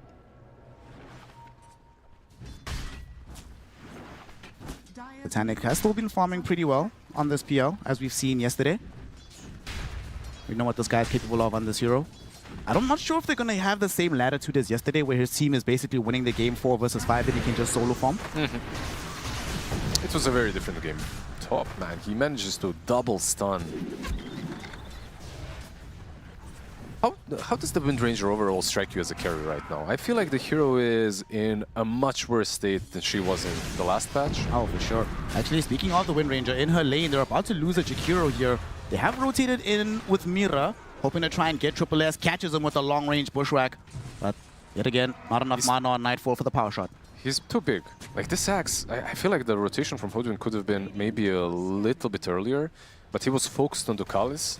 If he rotates a bit earlier, maybe they could shut down the Axe, because right now this lane, even though maybe it doesn't feel like that right now, it's becoming a bit out of control. He has too much. To your earlier point about where I feel Wind Ranger is at, I think her losing Tangle would make a big difference, but now, hold on, Triple S. Still going to be fine for now. Does have a Lotus to eat, so he's going to be cool, chilling. Nineclaws bailed him out for a little bit, but Mira is still in the vicinity. Bushwhack makes the connection. Gonna try to kill Leshrac's courier as well. Ends up killing off the real hero too. Unfortunately, it does waste the rotation of Mikoto, so they might have to go contest for the shrine. Yeah, exactly. It's not wasted, right? Because he will be able to get into the shrine area. On the other side, no one is already there together with the Mirana, so 1 for 1 in the end. No chance for WS to solo zone them. So back to Wind Ranger. I kind of feel like this hero has gone from like a staple carry to a specialist carry. Like, certain people are able to use this, being able to reliably get the shackle shots, because when you miss a shackle shot in the middle of a fight, you just feel really bad. And I think the build is, you know, we heard between T and Weeha on the panel that there's disagreement between carries about which is the correct build on the hero. Yeah, I mean, the only question is whether to Ags or not to, right? To Ags or not to Ags. But overall, I feel like Nightfall, in general, has been struck quite hard with a patch. And maybe that's something that Skiritic meant when he was talking on the panel. Because Nightfall up to this patch, like a month ago, I swear he was the strongest carry in the world. He looked that way. At the moment, most of his heroes, and not only his, like Aurora's heroes in general, when you think about it, have been nerfed. Like, they're one of the first teams, if not even the first team, to start spamming Largo on the offlane. A lot of very crazy, peculiar safe laners that they were playing, like Anomaly Knight, position 1 as well. They've all been more or less relegated from position 1. Nightfall, certainly a good enough carry to be able to adapt under these circumstances. Arrow going towards Mira will not connect. WS will draw himself back to chase into 9-class, and then Mikoto is here with the Dream Coil if needed. It is not. WS finds the crush, and they do find the kill. Yep. Tidehunter aggressing a little bit on the Tier 1 tower. Is he building the wraps? He's not. Okay, so it's just a Vlad's classic Tidehunter. Vlad's phase boots, a couple of bracers, Soul Ring. That's tanky enough. This is going quite nicely for the Tidehunter. Getting the Tier 1 like this. Yeah, sure, the Puck has been able to participate in the kill, has been moving around the map, but he just feels like he's chilling. Like, who's going to really threaten him? What TP is he worried about that realistically can kill him at this stage? Before level 6 on Hoodwink, probably he feels like a true Leviathan. Like, you're not taking care of him, so... once you get the sharpshooter, he's definitely killable. Speaking of said Hoodwink, down bottom, just putting some pressure onto the PL so we can leave this pool. Top lane. Top lane, we do have now Makoto does still have the Dream Coil looking towards Triple S. They've already burst through 9 class very quickly, but Triple S, it's a bit of a different candidate here. 3 points into the spin, has a bracer, some phase boots, still chilling with a Lotus. So also hard to kill. PARIVISION, they're a very different team when it comes to the way they play Dota, the way they itemize, the way the heroes that they play as well. And I feel like this kind of a game is going to test that a little bit, because they're playing the Tidehunter, Lads, Soul Ring. They won't have a Blink Dagger. They won't have any sort of initiation for quite a while, because keep in mind, on their offlane, they last picked an Axe. This hero generally buys at least Blade Mail before Blink, at least. Right now he has it queued up. I expect Blink to come after, but it's quite some time before they will have some solid catch. Maybe they can play around Moonlight Shadow. We'll see. We'll see how well they're able to hold on to this portion of the game before those Blink Daggers arrive, because of course Makoto and them have a much easier time getting out now that they have the puck. Oh, absolutely. Bottom, they're gonna try a dive to Carlos, yet again leaping away, and no one is gonna TP in. Ravage is at the ready. Not made the decision to use it just yet. They might need one more hero to be nearby. WS coming forward, but too many decisions for no one to make. Doesn't want to expend Ravage for nothing. It's good enough to just show up with the Ravage and dissuade them from pushing the tower. They're still doing Meantime, the Mirana. Macropire onto Ducalis, but Ducalis is still alive. Blood Grenade might put an end to that. The final right click of Mira destroys the Mirana. Yeah, the level 1 leap usually does this to you, right? Like the charge restore time is pretty damn long, so if you use it once in the fight, you're probably gone after the moment you're caught. Way too squishy of a hero. And I really like what they're doing with the PL. Like even though they move the Tide down bottom, right? Because there's like 3-4 heroes down bottom, or at least where? Top lane. Okay, we do have the first focus fire of the game going out onto 9 class. You will not be able to get off the split earth. Shackle shot interrupts the cast. Carlos came in, hopefully looking for a save, not going to be able to find it, and instead he finds Mira, who was hiding in the trees, catches him with the bushwhack, opens up the opportunity, and secures the kill. To be real, this draft of PARIVISION, until they have a Blink on Axe, as long as Aurora keeps on dodging Tidehunter, is unplayable. There isn't really a lot that they can do. PL is literally AFK farming hero for a long time. It's not even only the Manta. I feel like he needs another item after. And by the way, he's being gone on. At the moment, he's silenced. And there's also a Dream Coil and an Arcane Room Puck. So this could be a dead PL on the mid lane. Nobody else is nearby for the Aurora. There is a Tidehunter in the offing, but there's no way he'll reach there in time. Yeah, he's too far. It's way too far. The way that Aurora have played the map so far has been fantastic. The adjustments from PARIVISION were fine. Moving PL mid, trying to delay the push just so that the Tidehunter can delay the other heroes from taking down the tower down bottom. But the adjustment from the other side as well, just moving top with everyone and killing the PL most likely on the mid lane. Yep. Just perfect. Makoto takes him out. No one lumbers over, but not going to be able to catch him. So that's just a kill you have to give up. Top lane, Triple S at least trying to catch up to Kaori, but Mira there with the bushwhack, making sure that there's no more progress for the Sax. He does at least have the Blade Mail, so he can begin the progress towards getting that blink and opening up the game for his team. Yeah, with the Blade Mail, they do have some additional damage source, right? And with the Blade Mail, maybe some rotation from the supports, they can start pressuring the map. There's a couple of ways that you can create space for your carry. One of the best ways, in my opinion, is to attack, right? Just go for these tier 1 towers. The one on the top lane is probably the best to go for. Well, you were mentioning earlier that without the Tidehunter being available, they can't really do anything. And Tidehunter will lumber towards the top side of the map, putting pressure onto Mira right now. They find this Hoodwink. Arrow will not connect, but they should find the call. No dunk, he just gets killed off by the Anchor Smash. They're just dodging him. Anywhere they see the Tidehunter, they just move away with everyone that is able to move away. He's TPing bottom. I'd be surprised if they stayed here. Maybe they want to take down the tower at least. No one. Yeah, okay. No, it's just so funny to watch. Just shows up and they're just like, all right, peace out, dog. We'll see you later. Just no one wants to play with him. That's it. He's a sad boy right now. Why are you giving me a flashback to my childhood, bro? It's like carrying a doll. It's not an anchor. It's an inflatable doll next to him. You know, the only thing that he plays with, that little boat of his. It's like, guys, come play with me. No. You can have my toy as well, please. Come, Puck. Puck wants nothing to do with that. Dips the hell out, goes the other side. Very interesting, by the way, from WS as well. He has the Blink Dagger and Midas queued up, and actually going for Midas. Okay. Very interesting. Like, from the offlane, you very rarely see this. Like, there was a time where mid lane Slardars were doing Midas very often. He's basically securing himself for maybe a little bit of a later stage in the game. The reason why Midas fell out of favor is basically the Shard. Like, the moment Shard became an active build for Slardar, everyone stopped buying Midas. Yeah, has a complete right now. They're gonna try and collapse onto Triple S. They hit him up with the Dream Coil. Nightfall's nearby as well. They should be able to get all the damage out with the Focus Fire. Blade Mail was activated, but his HP pool is too low. Nightfall secures the kill on Triple S.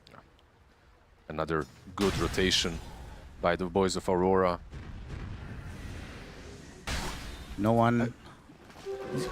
What do you think about the Axe build on the Tidehunter here? It's interesting, like, when I see a mid lane no one Tidehunter, I'm not necessarily expecting an Axe. I don't know why, but I'm expecting something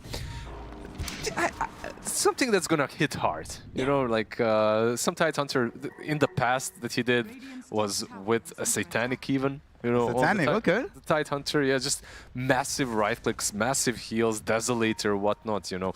Of course, it's a meme build. Nightfall. This is real. Nightfall. Oh, there's the first Ravage of the game. Nightfall has been dodging as much as he could around no one, but unfortunately that Invis rune ends up being the death of him in the end. You don't need a blink when you can find a good rune for yourself, apparently. Triple S is also using the time period. You know, all of this time that they've been either dodging no one or he goes to where they are, that has created enough space for Triple S to basically have his Blink Dagger. It has. He's got his blink, and you know what's actually kind of funny? The fact that he's going to, in the end, have a faster blink than the Slardar. Because of the Midas. Ducalis, woof! I mean, it's a sharpshooter. To be fair, this Slardar isn't even forced to be a part of most of the fights, right? Like, he's just farming. Puck is doing all the work for everyone on his side. So I guess it's justified, but let's see. Axe is going to have this advantage now. Does have the Blink Dagger. Would love to be able to find the Puck. Would be a great catch, but will come across Mira instead. Doesn't have Nine Claws with him. Nine Claws was going for Kaori, so a little bit of miscommunication coming in from PARIVISION will enable both of these supports to get out safely. That's... yeah, is that greed? What was that? It felt like greed. It felt like they wanted to get both heroes at the same time. They are still operating under Moonlight Shadow though. Ducalis will get a D-ward here. Makoto thinking about the jump. He doesn't see enough heroes, so he doesn't know if he's safe to do this. Axe, you got him. Be able to get the connection Arrow. out onto the Puck. Arrow will be there as well. Starfall, dunk! And that is what we want to see from this Axe. Able to catch these elusive heroes. In the meantime, Nine Claws able to connect onto this Hoodwink. Activates the Diabolic Edict, hits him with the Pulse Nova, and they end up bringing down the Hoodwink. Even though they already revealed the Blink Dagger and they failed with the first initiation, they just used that positioning to still find the right kills. Pretty well done. Very deep wards as well set up by 9 Class, so this kind of a map placement is perfect for them to continue the aggression. Yeah, we saw yesterday, of course, that for this PL to work, you do need the rest of the team just creating as much space as humanly possible. And Tidehunter now is about to pick up the Axe. He's queued up the Ghost Scepter next. I don't think he wants to wait for that before getting involved. So I can imagine that the rest of PARIVISION, in this interim period while PL is farming, they're going to try and make things happen on the map. He's 101 on Tidehunter, but he's very involved when it comes to hitting creeps. He's top net worth, 10k net worth at this point. Doing a pretty decent job. There's now the blink from Slaughter, so Aurora also have now a different tool to be able to initiate fights. See if they connect back together and smoke. Is Jakiro carrying one? No, but the Hoodwink does have Hoodwink, yeah. I expect the smoke. Flash, down bottom, solo kill. Yep.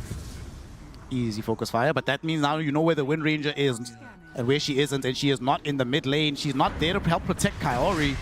So we are going to have another dunk for the game. Makoto does have the Dream Coil.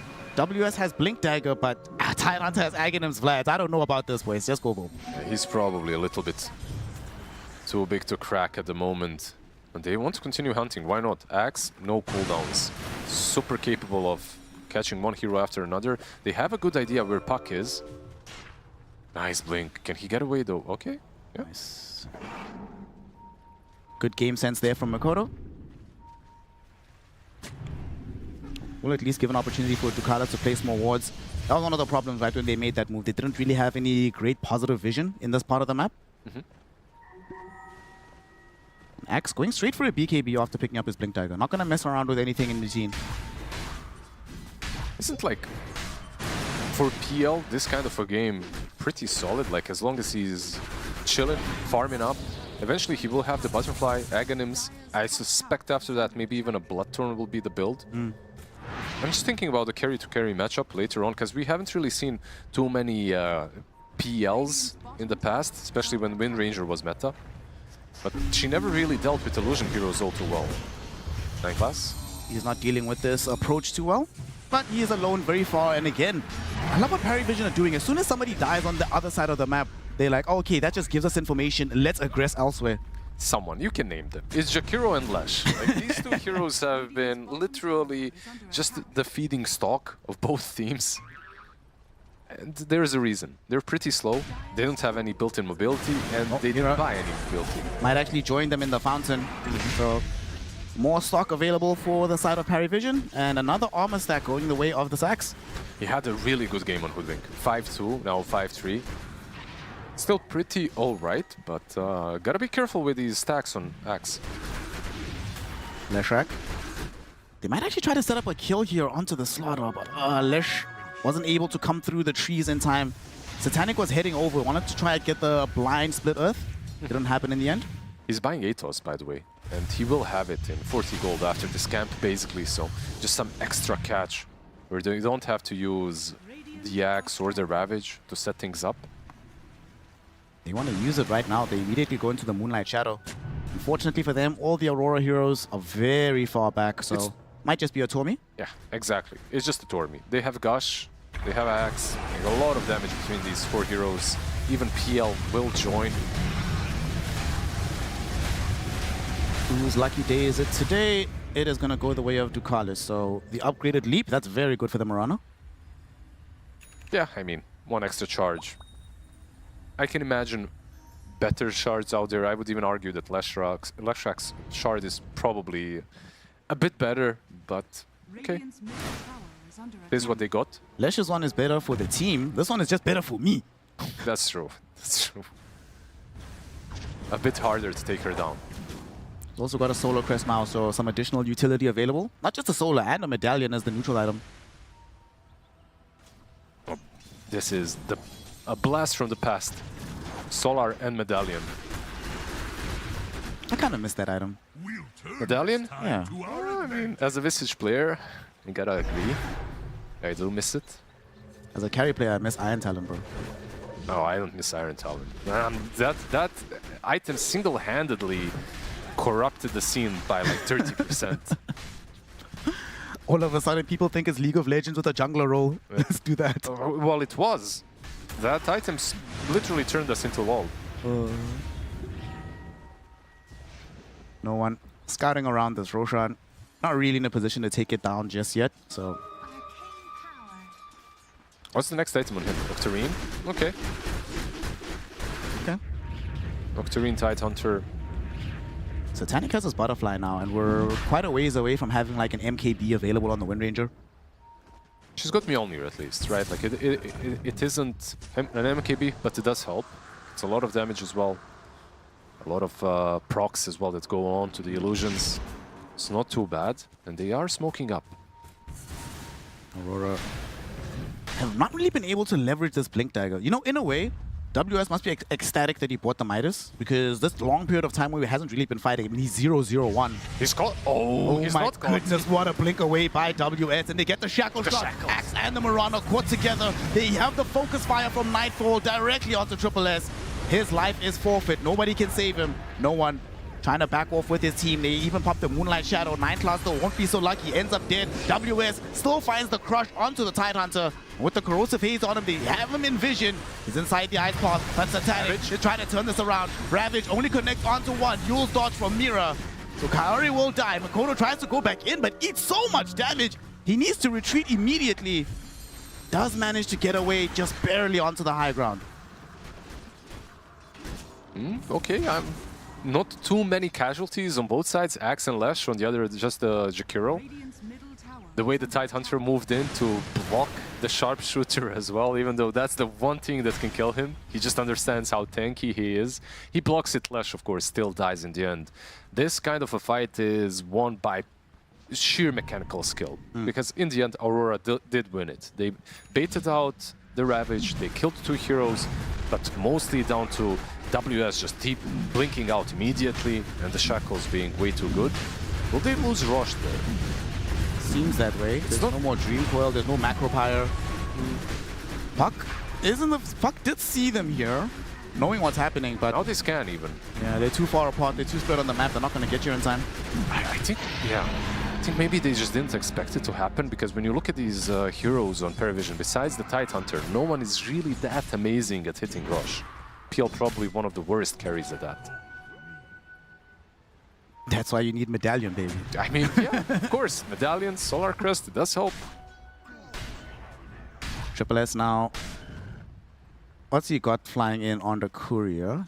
Making an express delivery. The full Crimson is delivered, okay. Pretty good. Probably. And especially against Wind Ranger, right? Yeah. Probably doesn't want to die the same way that he just did. That was the first BKB reveal as well from Nightfall. 1 BKB and Axe was pretty much deleted. Kaori and the boys are gonna just easily claim this tier 1 tower middle. Solitary instance of the Liquid Fire is all it takes. However, at the same time, top tier 2 gets taken by PARIVISION, leveraging the power of this Aegis to advance more on the map. They are smoking up only with 2 heroes, so they're showing top and at the same time smoking bottom. It's like a very standard play, but it might work. Kaori is the first one that's going to be showing. Satanic TP is back. Mira is the one that's in the jungle. Gonna get caught and killed. For Aurora, they're like, well, as long as it's not Mikoto in that position. And not only that, they managed to bring the tower down to half HP. That feels definitely worth it for the life of the Hoodwink at this stage. Half of the tower, they got some deep wards behind it as well for their next advance. They're chasing the Puck, who's got A on disc, by the way, so not really the easiest hero to catch or kill. He's sticking around, though. Yeah, there's a rod of Atos that's going to come in. Beautiful dodge of the Axe Call. Triple S unable to catch him. Would have been very dangerous for Mikoto in that situation. Trying to TP out, and they're not going to clock it. He's gone. Axe is one of those initiators that he isn't necessarily always the best as the first initiation. He likes someone to cook things up for him, you know, show a target or two and then for him to jump in. Because you can still kind of react to the call. You saw the Slardar in the river, now the Puck as well. There's a bit of time where you can react if you're on point. Speaking of the one that dodged the earlier one, Slaughter has a full Aghanim Scepter now available. They'll try to leverage it somewhere. They know that there must be a Tide maybe in this triangle. They know that Satanic is sieging the tier 2 bottom, but Satanic does have an Aegis. Not an appetizing target. Yeah, he's got Aghanim's Aegis. They actually do commit wholly onto him. They bring it down very quickly. Triple S did manage to at least find the call on the Slaughter, but not more than that. There was a big arrow, but BKB activated by Nightfall allows him to dodge it. Shrapnel shot onto the PL. Focus fire, and Nightfall able to bring down Satanic. The chase is still on though. WS, will he be able to find the angle for the crush? Yes, he does. 2 heroes caught, Axe and the Mirana, but on the back end of the fight, no one pops the Ravage, stuns everybody else, and they end up killing off Kaori. Mikoto now at least looking for revenge onto 9class. Will be able to find it. No one wants WS, but WS finds Ducalis first. Nightfall, he's the one that's in danger. There's no more BKB available, but there's also very few stuns. Can he find the core? He does, but he dies nonetheless. He doesn't do enough damage. There's going to be the gush onto Nightfall. No one desperately trying to chase after this Wind Ranger. Can he get there? He cannot. Nightfall gets out. They get team wiped, and Aurora show dominance on the tier 2 tower. That's a wipe, and wipe +1 hero, because they did take down the Aegis as well. And they get the gem for their efforts. Just a beautiful fight. Honestly, when I saw the PL dying and the Ice Bat and everything committed, I expected them to go back. I expected for that to be it when it comes to this push. They decided to stick around. Why? Because the BKBs were used, right? Like the BKB on Wind Ranger got used and they thought maybe they had the fight. But the Aghanims on Stardar, just making him way too tanky. He's able to just constantly go in and out. You were never really able to bring him low enough to zone him out of this fight. Well, we'll see if it remains the case that it makes him super tanky, as he is on the run right now. Ducalis and Satanic, they want blood, they want revenge. WS doing his level best to get out of here, but even Triple S gets involved in the fray, throws out the Battle Hunger, cancels out the Blink Daggers. No way, dude. Is he actually going to live here? It's running out. The Battle Hunger's going to finish. He's TPing. He's going to get out. He lives. Ah, so close. I mean, it's Lardar, right? Like, it's one of those most annoying heroes when it comes to being elusive, especially in the river. And, of course, we've been given 2 extra rivers down north. And I mean, we've been given lakes. I don't know what this is. Waterworld already. One of the few times where PL was like, man, if only I had a Diffusal Blade for the inhibit or something, bro. Definitely would have helped. He isn't really buying it, though. He's queuing up a Skadi and an expected Orchid, most likely into the Bloodthorn afterwards. His counterpart, Wind Ranger, is about to finish off that MKB. He's also chilling with an Unrelenting Eye. Not a hero I want to tussle with. They go on to no one. Shackle Shot misses. Sharpshooter connects, but he's inside the Ghost Scepter, so very safe for now. Mikoto feels the need to just drop a Dream Coil, but he gets caught by Triple S, who dives directly on top of him. Aeon Disco will save him, enable him to get out of this prickly situation. Satanic on the far side was caught inside the Ice Path. He cannot keep the pursuit going. Might cost the life of Kaori, but if it does, definitely #worth. Yeah, absolutely worth. Like, he completely cut this fight in half. Sacrificed himself, sure, but well worth it. And I love the meta of Aeon Discs being purchased on mid this early on. Like, a lot of mid laners, if you think about the Queen of Pains that we have been watching, like every single game more or less, we see a very early Aeon Disc. Same goes this time around for the Puck.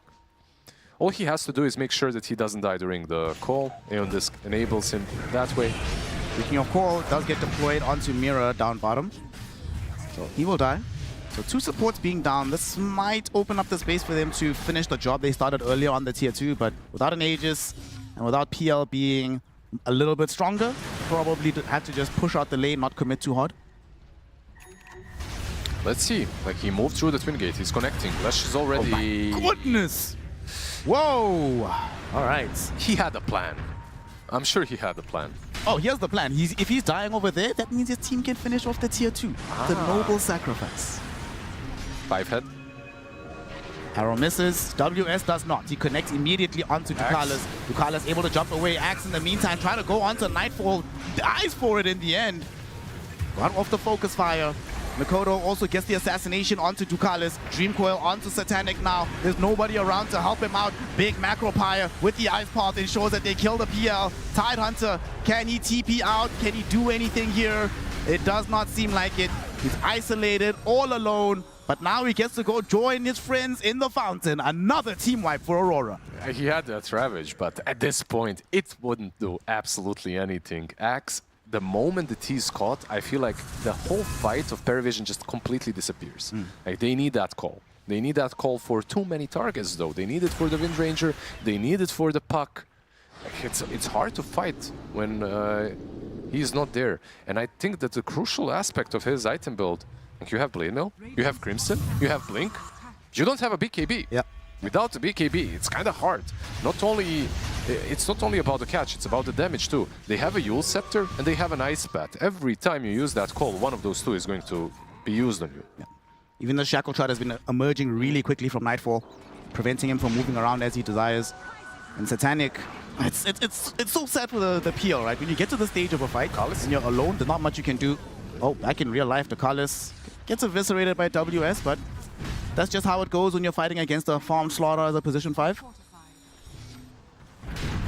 He's very farmed, by the way. The Midas paid off, bro. Paid off. Yeah. He is almost top net worth. And what the hell is going on in this Dota, by the way? The last 2 or 3 Slardars that I'm watching, they're like top net worth, top XP. I think Sind and Sunsfan had one game where Slardar was literally the highest level in the game. This always used to be the hero that you kind of get your blink, you get your BKB, and you're happy. You know, that's it. Like, So this is a new breed. That was the old man Slaughter. This is Gen Z Slaughter right now. The Gen Z Slardar with the shard, definitely the shard helps, right? But he bought the Midas as well. Oh, this is a gentleman Slardar right here. There's definitely money maxing on the Slaughter. Just picked up the Nullifier as well. Good God. That is so good. No more Ghost Scepter from the Tidehunter to save him. Flash. 409 Slaughter. WS having the easiest game of his life. Axe and no one are going to try and at least catch Nightfall. Nightfall. Oh no. As the smoke broke, they were standing in the wrong place on the Tidehunter, so Nightfall saw it, immediately pops the win run, so he's A-okay. Let's see the smoke on Mikoto though. The counter smoke. He's got Parasma, he's got Octarine. Yeah, and he's got WS with him as well. He's the true assassin, the real carrier of this game. Will he be able to find the stuns? There's a Dream Coil on the 2. It's the Tidehunter and the Marana. WS hasn't initiated just yet. Goes in right now. They eviscerate the Tide. Sharpshooter comes in, connects on the Tidehunter to that Hunter. Is he going to be able to get off the Ravage? He does. It will be huge, but unfortunately not big enough. Nightfall got off the BKB Focus Fire. Absolutely rips through these heroes. Satanic did what he could, but now he realizes he shouldn't have been there at all. Buyback? They are collapsing onto him. Buyback on the axe. He wants to go back towards WS. Ducalis with the Rod of Atos ensures that the Slaughter can't escape. And Satanic is the one that ends the killing spree. Double kill for the PL. This overcommitment actually might cost them Roshan. It's up. Like, they're super lucky with the respawn timer. Although it's 34:55. 5 seconds until Roshan moves houses, so have to wait for him down on the bot lane. Yeah. They cannot do it fast enough. Dude, look how long this respawn timer is for the Slaughter. He's level 24, what? He's, yeah, pretty much the highest level in his team. The Puck is also level 24, about to hit 25 now. With the Shrine, and of course, actually he got the 350 waning rift radius, max distance. Okay, cool. I mean, versus PL. It's kind of good, right? Like, you get some more AoE. Should be able to always find the right PL easily. Aurora still enjoy a 9k gold lead at the moment. WS is dead. So for a small moment, they might have a numerical advantage, and Mira gets caught by Triple S. Okay, this could open up the Roche. Now that Ducalis is here too with the Medallion Solar Crest. It should have probably opened it up, right? Like, there is no Slardar, no supports. You know that Mira is dead for way too long.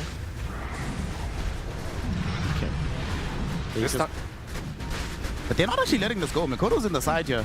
And so is Kaori. Mikoto goes in. It's a little bit of damage onto Ducalis, but perhaps a preemptive Macro Pyre there. Yeah, that Macro Pyre was not amazing. Well, they didn't have all the heroes. They were here 3 against 5. Initiating and going all in was definitely difficult. Satanic does manage to get this Aegis, so will grant him some degree of protection for the next fight. And crucially, we're like about 500 gold away from the BKB for the Axe. Yeah, 500 gold away, but he needs to farm it, he needs to get it. And keep in mind, he did use that buyback of his, so he's a pretty big target now for Aurora.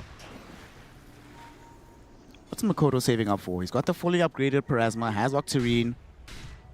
Does he want eggs? He can buy a house, so the amount of net worth.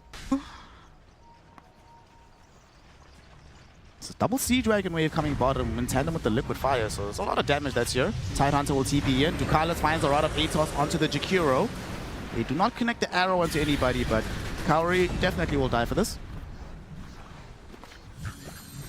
Not great in terms of the objective, but at least it does force PARIVISION all into one location.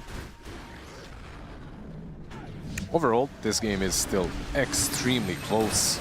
Like 7k advantage, it doesn't really feel like a lot. This game is in anybody's hands. It's all about the initiation. The hell did Nightclaws find a Shivas from? He was farming it for quite some time. Like, he queued it up. Puck. Oh, Puck gets caught. Arrow will be there, but there is still an A on this to protect Mikoto. Makoto should be able to get out. Wait, did I just see that the anchor just doesn't work on puck at all? He phase shift, right? Like yeah. He just phase shift and got away. Just puck things. By the way, your question is answered.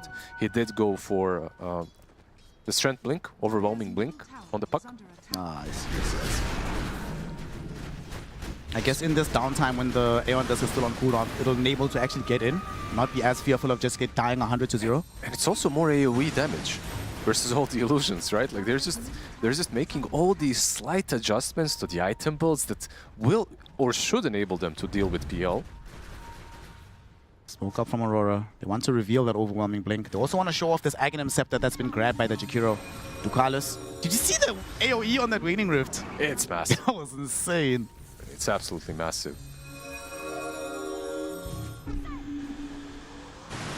Smoke will fail, unfortunately. So Aurora, in the meantime, they find themselves having their gold lead slightly be detracted from. It's now 6 instead of 7. Hey. One brain cell between us. Between the two of us. Yeah. We're sharing a brain cell. Triple S. Oh, he's in vision. They got him. Makoto goes in, back onto this 9-class Leshrac, trying to make something happen on him. Okay, Power Shot will not connect. There's the Ravage from no one. It finds WS, but he manages to pop the BKB afterwards. He's still alive, fighting through this as Nightfall focus firing onto Satanic. They can't stop him from ripping through the PL. Now, what will Aurora do for life 2? There's no BKB available for this PL. There is a Dream Coil from Puck, Ice Pop from Jakiro, and a death onto the PL. No one looking likely to join them within the grave. Won't be able to run from all of this slow, from all of this damage. It's a double kill for Nightfall. And Aurora looking super solid. 3 heroes dead and 3 heroes without buyback. This should, like, their objective taking perhaps is not the greatest, but this should be a high ground push. The way that PL is dying makes me think that he as well needs a BKB. Yeah. I know that this isn't like a PL item. It never was. It's a bad item, but Jakiro is just posing too many difficulties. Like the moment he dies the first time through the ages, the ice path is always there waiting for him. And he just cannot get away. Like there is no control for Nightfall. I know they picked this axe for that exact reason, but you cannot expect your axe to always be there on the Nightfall. Wind Ranger. It's just way too slippery, way too fast. And Nightfall's positioning has been way too good throughout the game. We can see why he's a specialist at this hero, right? He knows where to be at the right moments. They take 2 lanes of barracks now. Absolutely no shot at defending this from PARIVISION. Still 24 seconds before they have the full complement available.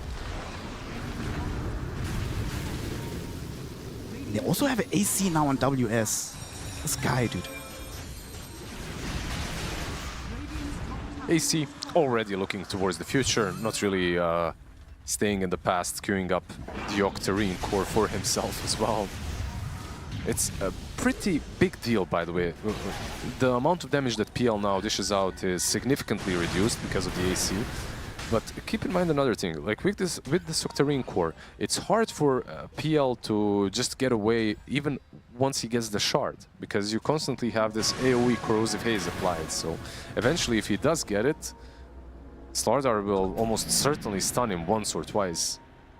They've also just complicated the game for Triple S. Slash gonna get jumped. WS saying, hey buddy, it's been a while since I've seen you, how you been? Miro's gonna be the one that gets the credit for the kill. And he's also built an Aeon Disc, so he was one of the people that was reliably dying to Triple S, able to find him in the backlines. But now you'll just be wasting a jump if you try to engage upon him.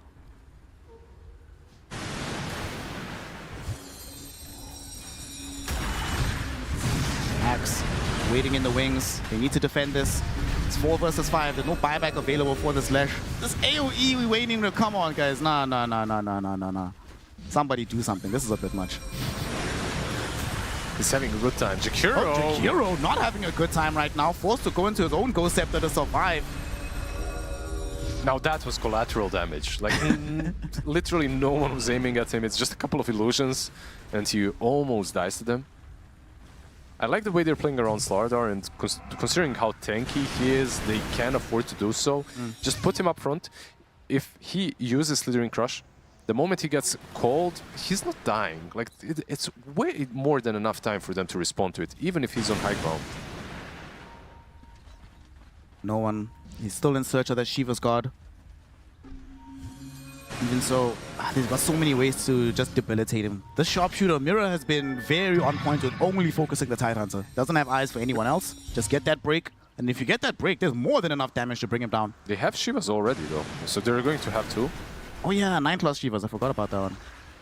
Okay, double Shivas, perhaps not the most optimal thing that you can have in your team, but let's see. They need the armor, for sure. Satanic is angling for a Wind Waker next. It's very interesting. Yeah. Arrow will hit Mira on the high ground, but Park comes through, gets the silent to Carlos. There used to be a Marana there, not any longer. Sharpshooter connects directly onto the Tidehunter, so WS is happy to put out that damage. Triple S found the catch on the backlines. They bring down the Leshrac as well. Satanic trying to fight through this. As Triple S's BKB expires, he's in a very dangerous place, brought down by WS. Satanic trying to chase down onto the Slaughter. Now though, he's so alone. Caught with the bushwhack from Mira. Mikoto throwing in the right clicks. He's definitely going to chase him on the high ground. Buyback from Axe, buyback from no one. They throw out the Ravage. It connects onto Mikoto, but they don't have any follow-up. They did manage to bring down Nightfall though. That is the big deal that they earned from that buyback. In the end, it still costs so much on their lineup. 2 core buybacks, multiple heroes dead. And yeah, Nightfall does die, but what else do you get off of it on the map? Let's see if they can get anything. I doubt it, because just the Slardar and Puck, I feel like they have more than enough firepower to take these heroes down and out. And PL has been facing a very big issue. Like, one of the reasons maybe why he's buying Wind Waker. The spells do not work on him anymore, right? Like, there's a level 25 Slardar, you cannot dispel it with the Manta, you cannot dispel it with the Doppelganger. Wind Waker as well will not help, but at least you can get out of the Dream Coil, right? So, let's see. It's an interesting adaptation on the PL, not really an item that you see all too often. Puck also did get the Waning Rift talents, of course, the 25. Yeah, that's the AoE. Smoke up from PARIVISION. They want to keep the action going right now. Makoto could get caught here. He's playing a little bit cautiously. Kaori is behind him, but they don't have interest in a Jakiro. They don't need a bigger target. They're not going to find anybody. You want to go fishing, bro? Absolutely. I got things to other day. I've never been fishing. Someone needs to like take fun. that. Yeah, you can pick up a lot of things, but the fish you cannot. Would be nice. Random hero getting some extra range. Mirana just absolutely deleted. Solo Literally takes Slardar. like half a second. Solo Slardar, by the way. No one else helped. 8, 1 in 16 on WS. Having a monster performance on this hero. Satanic really needs that Wind Waker at some point. Still, though, there is at least one lane of barracks that's preventing them from getting megaed. The problem, though, is that it's kind of difficult for them to get off the map. Oh, he caught a fish. That's the fishing rod that he has. Yeah. He's selling. He's a fishmonger. Yeah, that's a fish market now. Roshan. There seems to be a market for Aegises, and Aurora will go and collect. Pick one up on this Nightfall. Get a refresh on the Slaughter. Refresher Banner. cheese on Slaughter and a banner. Good God. Yeah, they gave the refresh shard to the Puck. And at this point, anyone can pick it up. Realistically, it's good on all of them. Probably the best to get a couple of these Dream Calls in fights, of course. The longest cooldown ulti that they've got. Looks like a discussion has been had amongst PARIVISION. They're swapping the itemization. It's not going to be Wind Waker, but he's going for the Disperser instead on the PL. I mean, for an active, it's good. If you use it on someone on the other side. The Diffusal does not work on PL anymore, so it's really not that great. And you cannot dispel the Corrosive Haze either off of yourself, so let's see. I mean, the stats are good. The item generally is nice on the PL. And you get some movement speed from it, right? So the next item that you're replacing probably are the boots. He's not really buying the Aghanim's Blessing. It's too much gold. Aurora coming to end this game now. They have a significant amount of time with this Aegis. Got the banner. Just going to be annoyed somewhat by the Aghanim shot from 9+ with these Split Earths. Yeah, you still have to find the right angle. You're pushing high ground. you do know that they don't have buybacks on PARIVISION, right? So Aurora, with that info, should smoke up, should find an angle. This looks like it should be their game with 30k advantage and these buybacks missing. Okay, best case scenario, let's say you ravage everybody with the tide and get like Coral on Puck, Wind Ranger. How many of the heroes die during that salvo?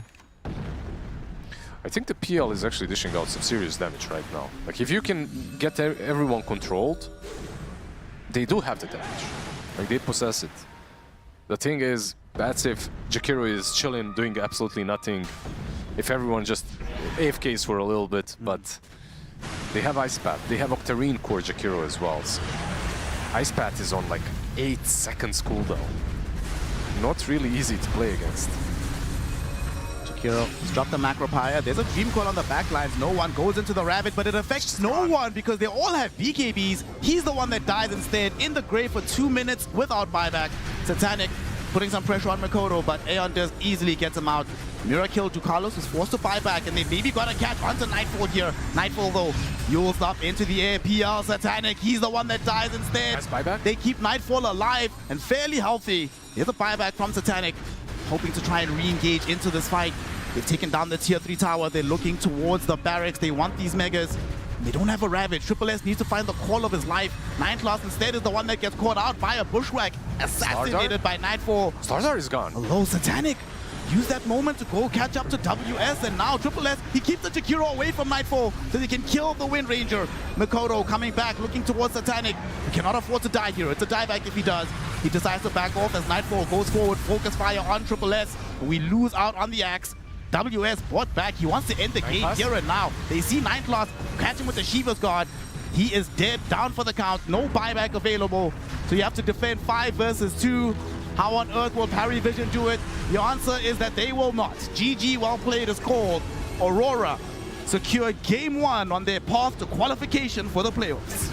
Just a beautiful game of Dota, right? Like, after all of these Queen of Pains and Alchemists and Lone Druids, this is kind of refreshing, I have to admit, seeing these two teams duke it out with a bit of a different style and a different clash of ideas. This drafts from PARIVISION was literally for Protect 1, right? Let's just make sure, put all the eggs in the PL basket and make sure that he can carry you eventually.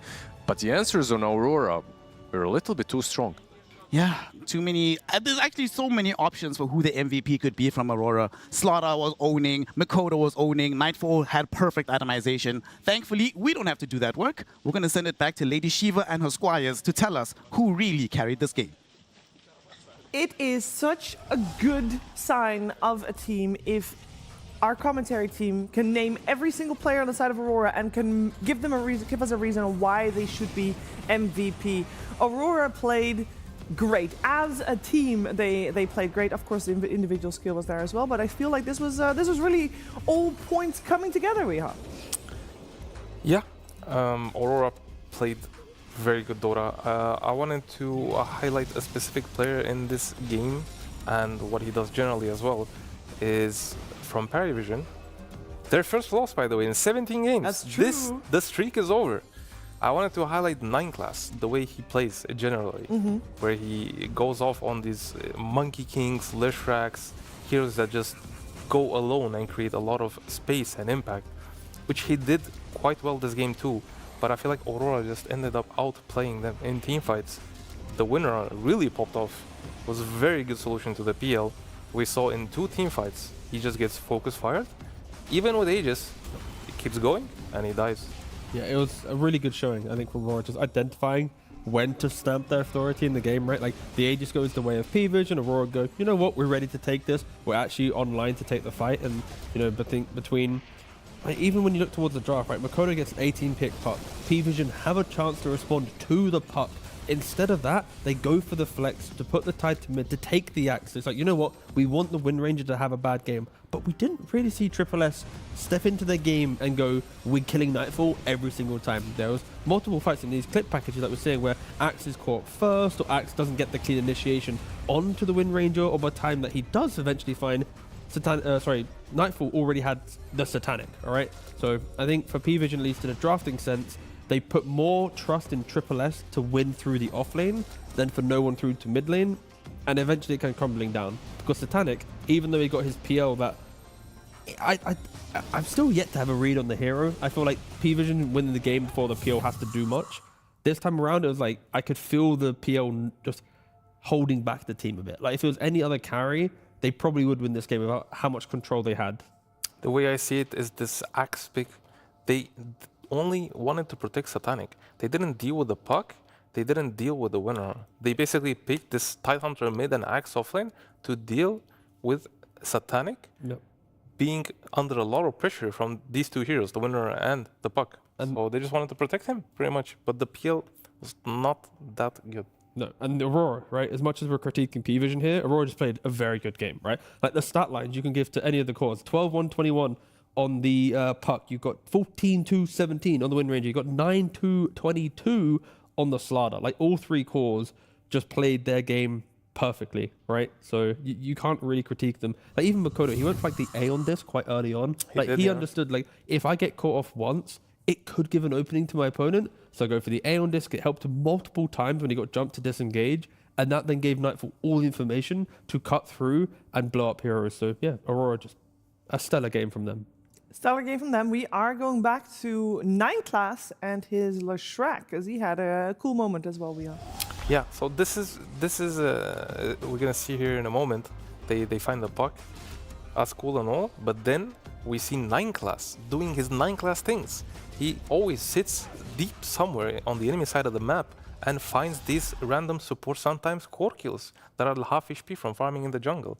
And this is one of his biggest strengths and why Aurora decided to just ban all of his heroes, and he still did it on Leshrac. He had a great game, despite, of course, not pulling through at the very end. The other side, also on his team, PL did not have as much fun, T-Gov, because he was a little bit focused. Yeah, I feel like PVision here. You have the 4,000 gold lead, looking at the net worth. They're looking pretty decent. Again, Axe, the last pick, kind of falling off a little bit in net worth, but his job was to jump the Wind Ranger ideally. But here, PVision, they make a critical mistake, and this is 100% getting discussed in this post game. Like, you have the ages, you had the advantage, but there was no positioning. You offer up your PL to die twice in a row. They still take the engagement as 4 in the hope to clutch up without their PL. But with hindsight in play, if this fight just went like 20% better for PVision, if the PL didn't die instantly at the start, could kite back and use his ages correctly, this fight should have led to 6,000 gold lead, maybe 7,000, into next ages, 12,000. You're not getting deleted by Nightfall. Your maybe Makoto isn't truly popping off, right? You're holding back the Slaughter. But this blunder was such a large blunder, capitalized on Aurora. They had great initiation. Like, as much as when you look at these moments, you say, oh, it's a blunder by one team, Aurora pounced on it so quickly that they then had authority in the entire game after this. So it's like major credit to Aurora, but for PVision, after like a 17-game win streak, that type of mistake, I was surprised to see it. Yeah, we had, well, sorry, go for it. I just feel like they let the guard down. And it just happens. Yeah. It does just happen. Maybe it happens at the wrong moments rather for PARIVISION. The right moments for Aurora, as Tigov says, to pounce on it. Very important. Someone who does like to pounce on opportunities like that is, of course, Nightfall, who we're going to look at as well. So I want to highlight his item build. We talked about Aghanims in the beginning of the game. He's not a Mickey fan. That's what we come to the conclusion. It's okay. It's true. He's a Nightfall fan. He won it eventually. Did he? I feel like he ended the game with all the Aghanims. Anyways, what's the point about this time? The whole point of this is I want you guys to, viewers watching, Aghanims is not necessarily the best item, as Nightfall has shown us clearly that sometimes you need to progress your item build in a way that doesn't stop you from getting your next item faster and faster, and that is one of the biggest problems on Winner and Aghanims on Winner. Mickey has a different idea of the hero, obviously. I would definitely side with Nightfall, though. Okay, well, I was wrong. He did not have it at the end of the game. Oh, okay. He did not at all, so. One thing I kind of forgot about Nightfall is often he itemizes for himself to always punch into the game. Mm-hmm. So talking about an item that kind of plays more towards like the team skirmish doesn't really make sense for him. Because I think Mickey can utilize it, and Nightfall, when you look at his items, if you took away the player name and look at like the build, you go, it's probably like a Nightfall looking build. Like he is like every item he buys, he's like, I am the carry, yes, right? So he is the carry. Yeah. So it very much is a scaling build compared to the liquid style of Dota that can work sometimes. And he was allowed to make a scaling build because of the puck, having the game that he had, and of course the Slardar, WS, popping off on a Slardar that was overall first picked in this game 1. We're going to find out if he has such a high priority again, game number 2 after the break. The new breakthrough, an innovative phone with 1xBet app. With 1xBet app, you can register and start betting in just one click. Intuitive interface and thousands of sports events every day. User-friendly app. Big wins, fast payouts.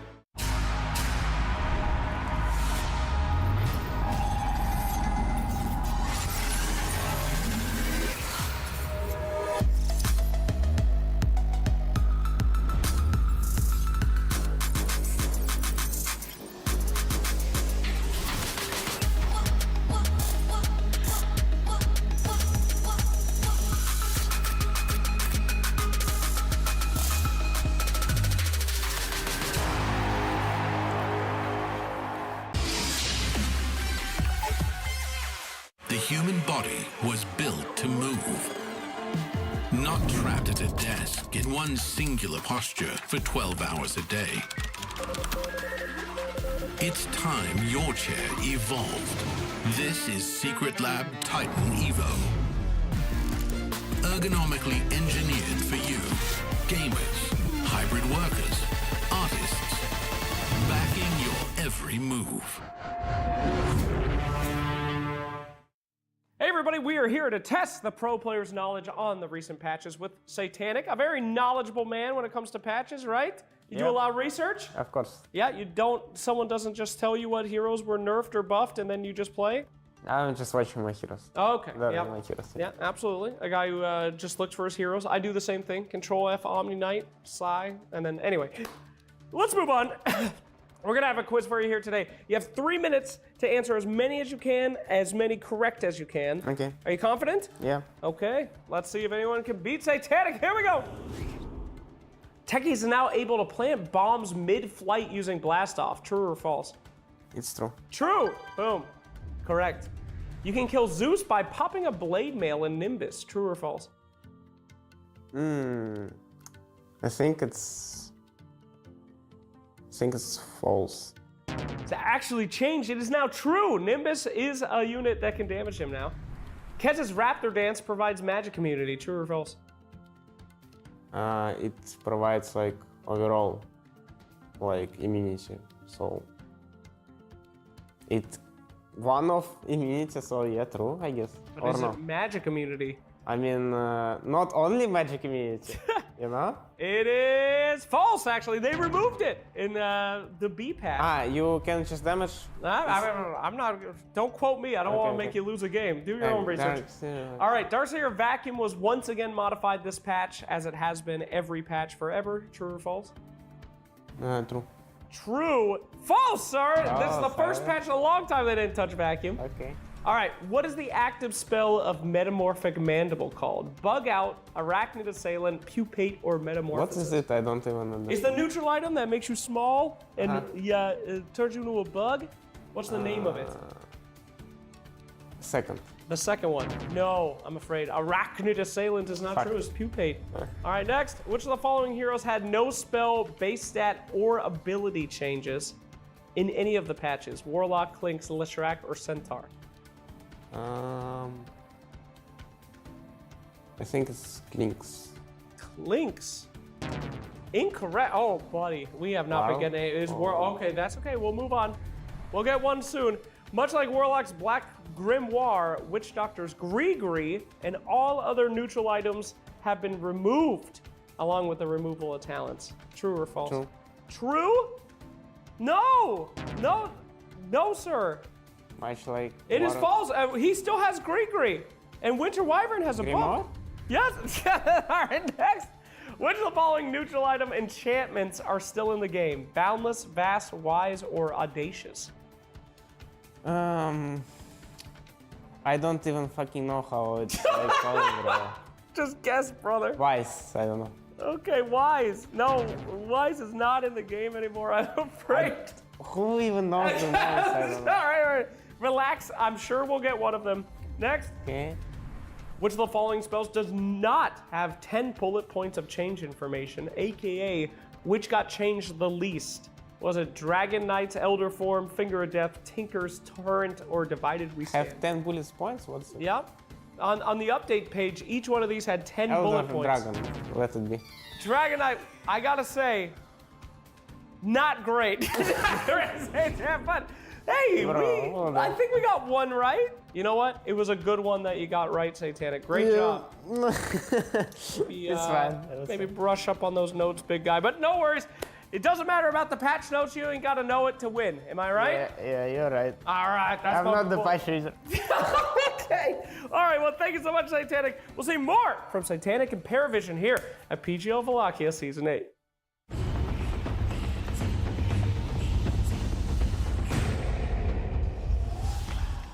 We are getting ready with Aurora and PARIVISION game number 2. Aurora is 1 game up, and of course the winner of this series will make it through the playoffs. We've got 2 streams going on at the same time, and the stream where you're watching right now is the last 2 series, like this series and the previous one, is all about who makes it to playoffs.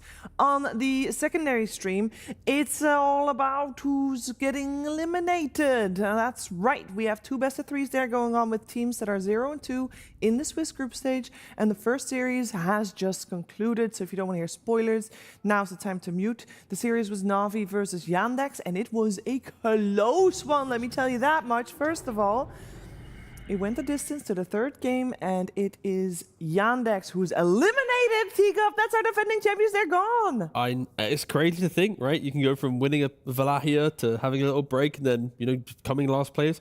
Also, a very scary time, right? TI invites potentially on the horizon, the qualifiers as well. Yandex, they got 2 tournament wins in the year so far, a couple 2nd and 3rd, so you'd like to think they're okay. But for Na'Vi, if they can create the miracle run, that's the things you're looking at, right? That's how important Wallachia can be as we look towards the good part of the year. To be fair to Yandex, the year has just started.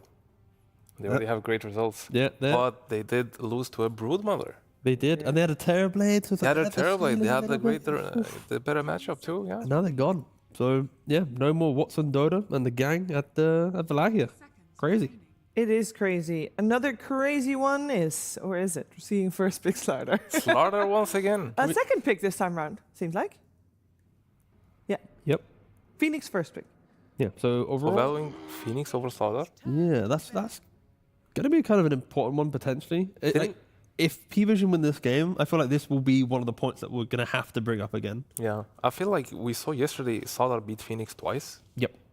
And even teams prioritize the Slaughter as well. I think sometimes in that draft, like to me, I think I'd actually lean towards the Slaughter out of the 2. I know Phoenix historically, the fire spirit, so the attack speed slow, the egg so that you don't die to the Slaughter, but just the pacing Slaughter brings, and also like if you see Phoenix and you force him to egg, I think that's already a net win just to run away, right? So to me, the difference is Phoenix is not a game changer like Slaughter is. Phoenix is just solid. Slaughter will change the game. In the hands of Priori, game changers. It might be a game changer. All these magic terms. Could be. Game changer is also just a really normal word. Just overall. That is true. I just started playing in December, guys. It's kind of fun. I have to say, PVision banned Puck. Respect. I mean, you have to. Like, Mikoto is one of the We top did players. not hype up Mikoto Puck enough in the previous draft, even on like an 18 pick. Like, there are 2 players in the world, I might be missing one, Nisha and Mikoto. If they get Puck on 18, you have to respect it. So the fact that they put the axe to off lane, put tied to mid, and they did not respect the Puck, you've kind of already dug your own grave, potentially. True. It's a dangerous hero if let alone. Now we see another 9 class priority for Aurora in the bans. Same bans, same player. Actually, there is a Ducalis hero, the Enchantress. It's just a lot of... They don't like PARIVISION support. No, but 9class has played the Ench in the 4-row as well. He did go for the 4-4-0 build, no points heal, full aggression. So a 9-class hero as well. It kind of feels like there's just a lot of... Basically, just look at his heroes and I'm like, yeah, just get him out. Get them all out. At some point, it becomes disrespectful, where it's like, you could only play these heroes, right? I think that was kind of like the TI sentiment, right? When they got the 3rd place. And 9class says, I don't care. I'm just going to play Lishrak again, maybe. Since it's a flex. Maybe, probably. Should. Could be. Could be. You can see as well the Lone Red ban from Parry. basically what Kiritish talked about. If he thinks the hero is Imba, others do as well. And then they promote Nightfall just said, "Give me winner." Again, it kind of makes sense, right? Like into the Slaughter, just having the win run. Like it's now 2 heroes that you can make a case for being able to survive the Slaughter initiation. And now even the Hoodwink, right? You got some evasion, you can scurry throughout the tree line. So it's 3 heroes that can just complicate Slaughter's jump. And I don't mind it. I think it's just a good respect towards Slaughter. And if you are to give Slaughter away, like, I'm expecting this type of draft. Like, you shouldn't be giving Slaughter any entry to the game, which is clean. Like, I want him to jump in, go for the crush, and I need one more. Like, don't allow him just to solo heroes with Blink Shard BKB. Phoenix is decent against Slaughter on the lane. Yeah, again, like, you can dive on top of him, you can body block him up with The Fire Spirits is just too good, yeah. There's so many fun things to do. And it's double range now against the Slaughter. That's going to help a lot in the lane as well. Just constantly clicking him down. Although the Leshrac has been making a difference in his lanes, I feel like he pretty much single-handedly won the lane last game for the Axe. True. I mean, with Storm and Stun, you always have ways to follow up. Like, if Slaughter gets a crush, Lesh will get the stun after. You can then, you're not playing on like Edict. I'd be surprised if he's trying to Edict to Phoenix in a Wind Ranger, right? Like, you're going to just run away from the Edict and not care, but if you can control him as well, the Shackle. Just respect your positioning. That's the main thing for Aurora's safe lane. Never step too close. And then they go for the Chen and the Kez. Chen-Kez combination. Still leaving it open on the last pick. But what will 9 class play?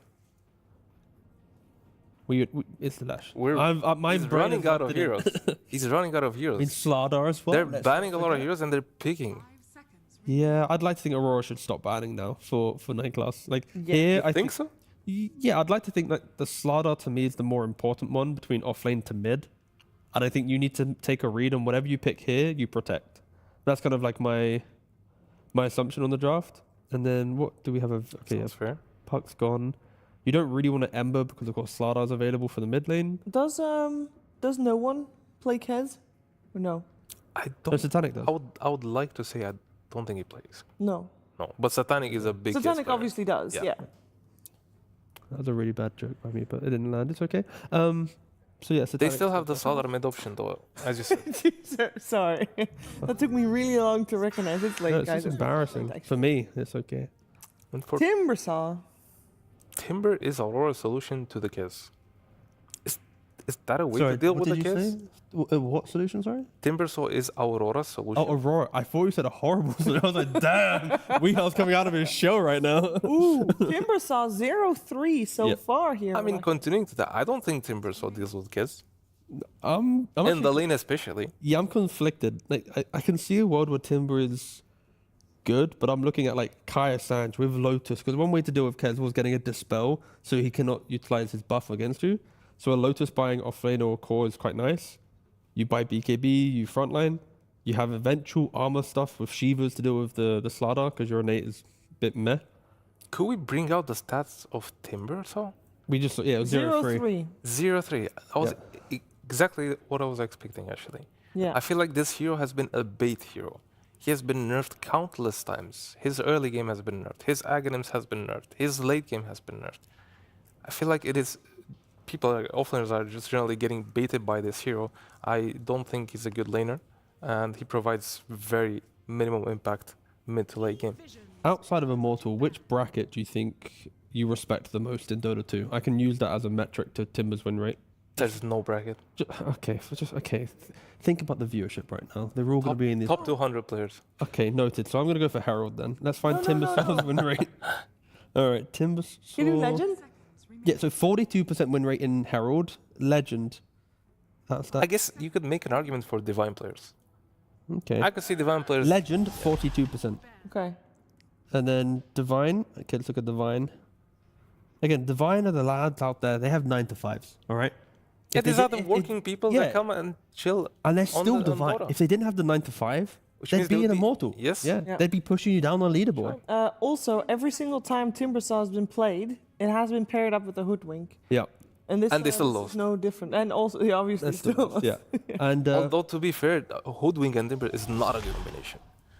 Because but why is it every time? The tree Hoodwink stuns on gets destroyed by Timbersaw if he wants to do damage.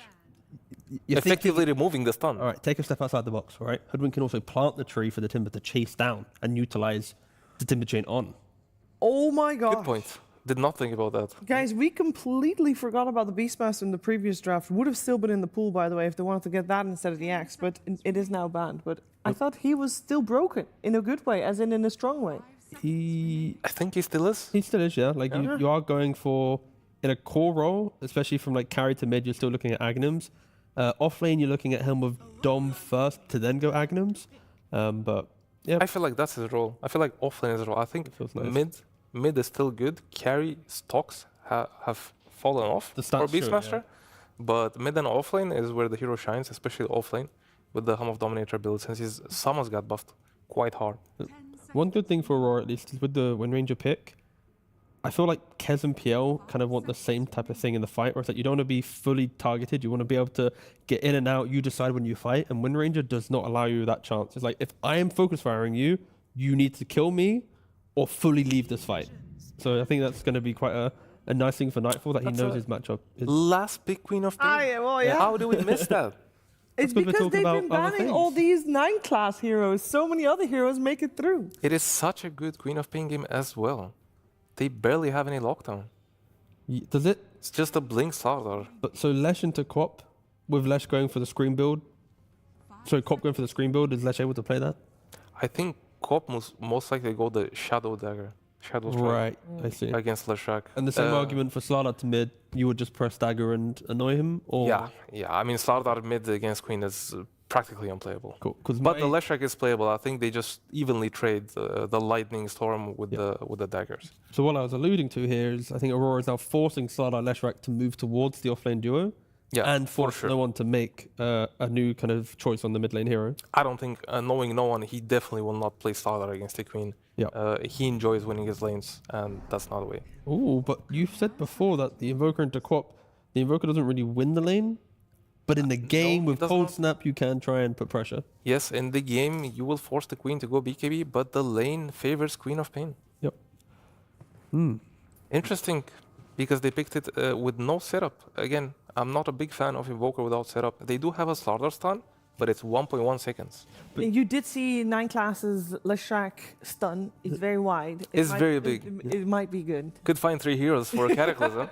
Yes. But at least with Noman, I think he has shown that when it isn't a good Ags game because he doesn't have setup, he is opting to do it for like Octarine, constant like Shivas. Like he was playing more for himself and items rather than going, team, please get me the Cataclysm. And that might be a thing here, right? An EMP in this game against a Makoto Queen or a Timbersaw from WS, you put their mana pools to low, it can disrupt them quite heavily. So that's maybe one thing to look at. Alacrity against the Egg could be a clutch moment if Kaori is having a good game. I gotta say, I love the Invoker besides the Queen of Pain. Like against the rest 4 heroes, Invoker fits really, really good here. I would love to see some early Wix levels for the Tornado this spell. I already mentioned that PARIVISION has lost their win streak, but the lose streak begins. Force 50. No, that's so negative. No, I was gonna go for a positive because they can still, have a series win streak, and they're now at 8. They won 8 series in a row. That's true. They could make it 9 if they win the next 2 games. We're positive. It was positive. I would really like to see who's gonna be the better CIS carry. Is it Satanic or Nightfall? The stakes are high right here. This is where they decide. Kiritich is like, oh, what about me, Kiritich man? is gonna base his opinion off of this series from now on. He set it up. Yeah, it's true. He did set it up. I think PVision have made pretty decent adjustments. That said, I think Aurora Makoto, when he gets like a Queen of Pain like this, is a menace. Nightfall, we've seen how comfortable he is on the Wind Ranger. So I think Aurora is back in their comfort, looking to play well. And for PVision, it's a lot of like individual components. They utilized it in the yesterday and the day before, but that did not work out in game 1 against Aurora. Yeah, this is gonna be an exciting game for sure. I feel like we're gonna notice something spectacular here. Hopefully. Yeah. Game 1 kind of got a little bit, I'll be honest, it ended a bit boring. I'll be real. This game, though, has the makings of a much better game. So much potential. Okay, let's see if this game 2 can live up to its potential. Let's head over to commentary duo of Snare and Lizard. The stakes are extremely high. It's a spot in the playoffs, but more importantly, it's the confidence of knowing that you are the best carry in the Eastern European region. Kez versus Wind Ranger. This is a very interesting matchup to me, Liz, because on the one side, obviously, Wind Ranger, Nightfall has been playing amazingly on the hero, right? But now with the Kez, you've got that Shoto Shy parry. You can actually send back a lot of that focus fire damage back towards Nightfall himself. Yeah, there's a lot of cool interactions in this game on both sides. A lot of interactions in the old chat already. Nightfall trolling no one a little bit as he's not playing Tide anymore. He's like, okay, you can play a normal hero now on the mid lane. You can have some fun. So we'll see. Yeah. We will see if he will be able to have some fun. The matchup itself is not really that simple for him. I know the panel wasn't really impressed with the Timbersaw. Like when you look at the Timbersaw lane as well versus Kaz, it's not really the easiest one. But dude, WS is an incredible Timbersaw player. Like it's one of his sick heroes. So yeah, we'll see. We'll see how he does this time around. Timber has been nerfed, needs to be said, of course. Completely agree with that part, but maybe he's a specialist player that can make it work. Well, talk to me about another incredible hero here. We've got the Slaughter for Triple S. This is one of these heroes, of course, at this tournament, arguably the hero of the tournament. How do they deal with him on the side of Aurora? Will they be able to curtail his progress in the laning phase? The lane itself is what Slardar and Lesh versus Phoenix and Wind Ranger. I feel like it's definitely playable for Phoenix and Wind Ranger. Perhaps they're not a lot stronger, but you have minus attack speed. With the Fire Spirits, you have double ranged versus Slardar. Like this lane itself should not be the hardest one. You saw something similar in the last game versus Axe. The difference maker, of course, is 9 class Lash. Like he's been doing a ton of work on his position 4. Let's see what he can accomplish here. As mid lane, you have Makoto versus nobody. And you saw what he did there, right? Like he soaked a lot of the damage from the Sunstrike to get the deny. Nicely done. Yeah, man, you can't get those cheap range creep kills anymore. I know what you're doing. Nightfall. Put some damage out onto 9 class, but for now content to just get some of his CS going for himself. This game, we've obviously been seeing mostly the Meteor Hammer build at this tournament on the Invoker. Is that going to change? Hold on. 9 class. So. Yep. Is he going to die here? Nah, he's fine. He's cool. He should be good. Yep. He had another Fairy Fire. Phoenix, although at the same time, a lot of regen on him. Like his resources are looking a little bit healthier. When it comes to the Meteor Hammer, I think we will stick to it. I think we will see another Meteor Hammer. It's what? Midas or Meteor Hammer? You don't really have a lot of other options. And Meteor Hammer to me on Invoker looks what Shard looks like on Slardar. It's like a better way of farming, but also staying active on the map. So I think it's a better Midas at the moment. And with the Midas, you're not getting levels anymore anyway, so perhaps it's not as good. Bot lane, Sunstrike. Sunstrike, is it going to kill Mira? No, but the right clicks from Dukal as well. Shout out to the Zealots, being able to create the opportunity to get the vision, they get the kill. And yeah, very good starts. WS couldn't even punish on the wave to force the Kez away, so nicely done. Yep, we've seen this, right, from PARIVISION. They have played Invoker, they've played it with, I believe, something like a Tidehunter, but they've also played it in games where they don't have any massive setup for Cataclysm. Worked well in both times, so yeah, we'll see what no one can accomplish. So far, so good. 1 assist. If I remember, this is actually a very similar draft to the one they ran yesterday, right? Yesterday in their game against Heroic, they had Slaughter, Leshrac, Kez, Invoker. The only difference is Morano's been swapped out for the Chen. And they dominated that game. So they certainly do know how to make this work. But in that game, they did crush the laning phase first. So if Aurora can at least hold them to an even state, perhaps they won't be able to run away with the game again. Yeah, the laning stage more or less was the same, right? Invoker wasn't really doing all too well in the mid lane, but he was recovering because of all of the Sunstrikes. Although in this game, right now, Aurora is the one that's winning out in all 3 lanes. Like the CS, being quite favorable for them.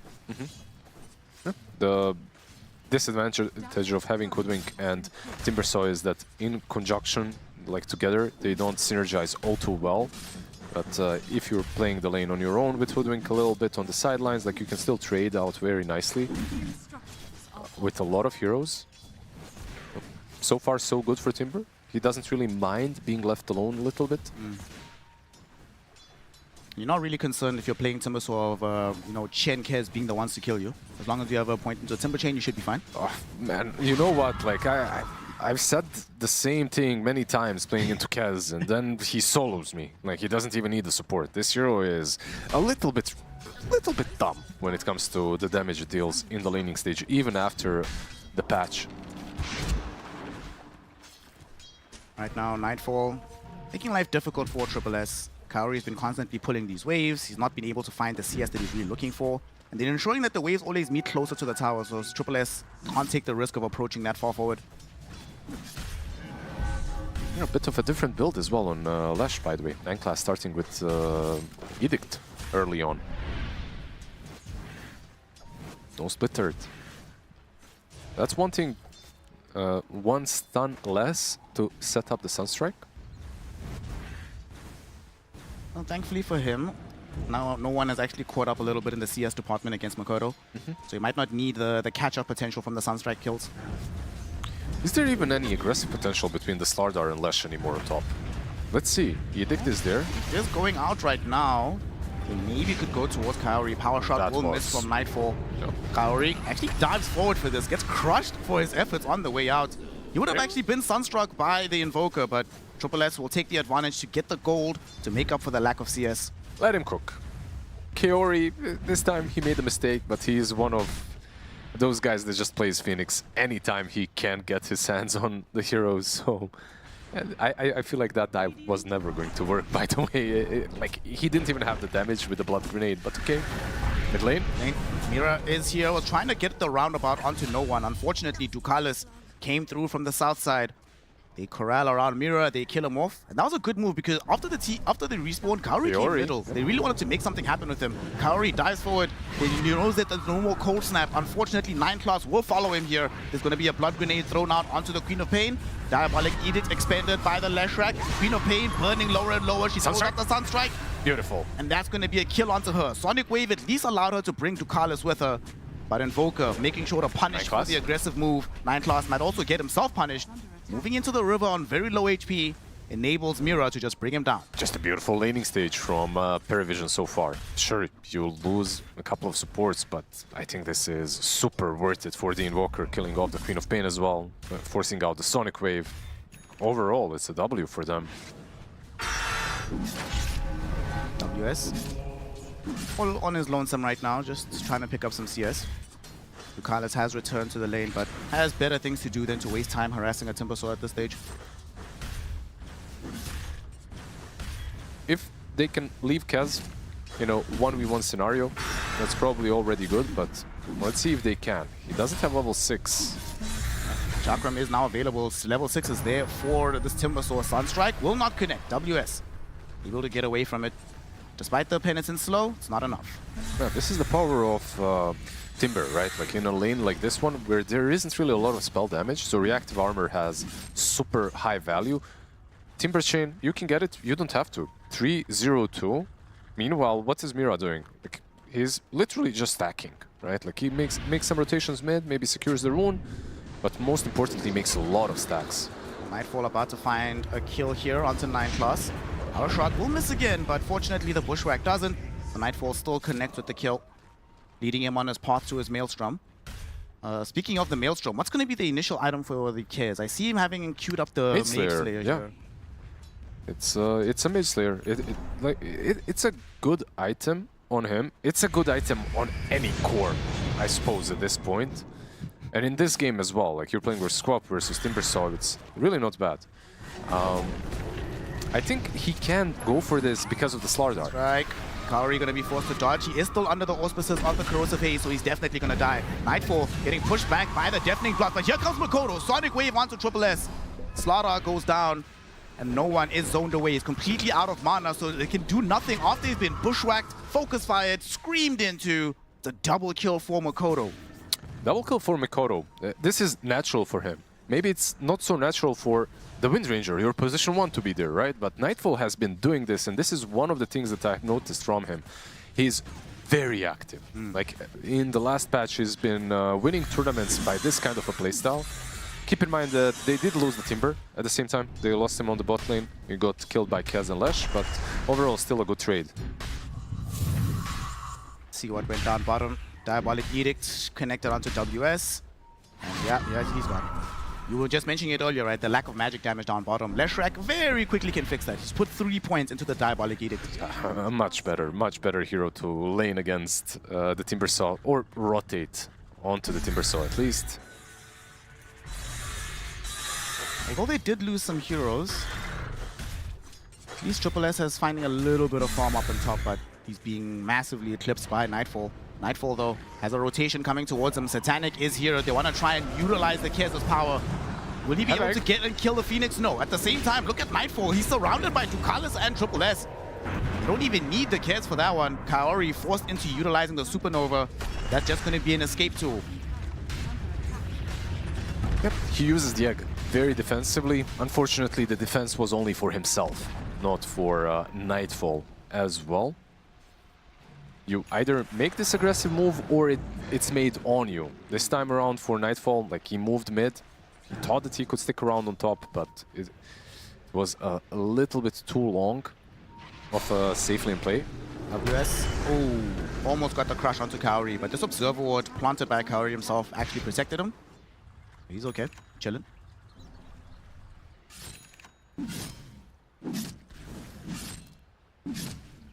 He's got Ezzo, by the way, queued up. I was wondering as well, like when you asked me about the Mage Slayer, I was wondering if he'll go for, even go for the Desolator or maybe Mage Slayer straight into Axe or something like that, because mid lane, Mikoto, okay, blinks out, should be fine.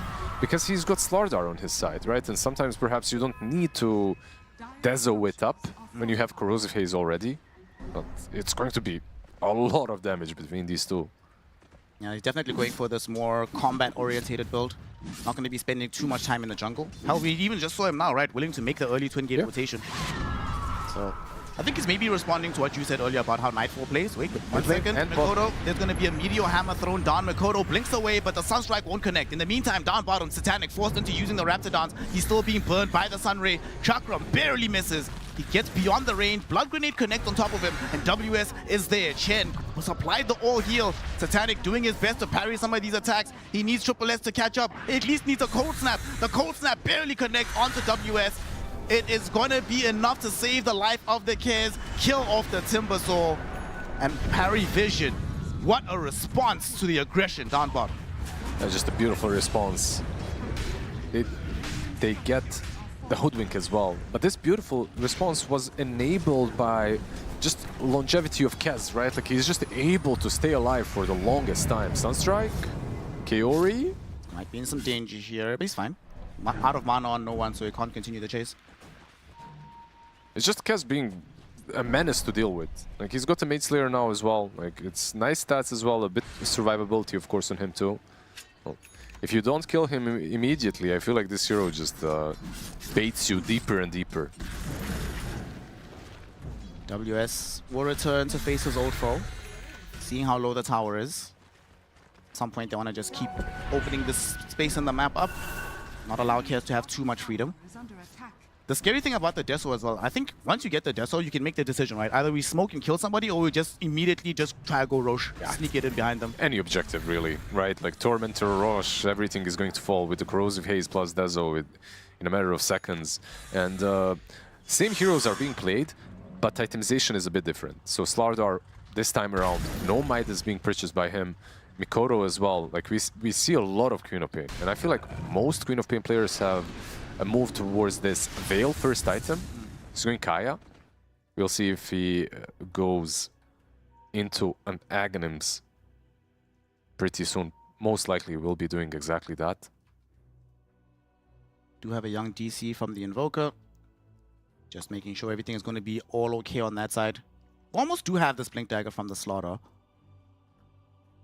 And it's actually a pretty decent power spike. Blink Dagger is going to be up on Slaughter at the same time as Leshrac has a Rod of Atos. So even though the initial stun from Slaughter is not that long, as long as Leshrac's in the vicinity, you can always follow up, perhaps set up for the Sunstrike kill as well. It's a lot of stuns, right? Like, and the roots. You will have the stun, Atos, Splittered, perhaps the Cataclysm is a good item choice. I mean, it definitely is for Invoker in almost any game, but sometimes it doesn't really feel that great without a setup.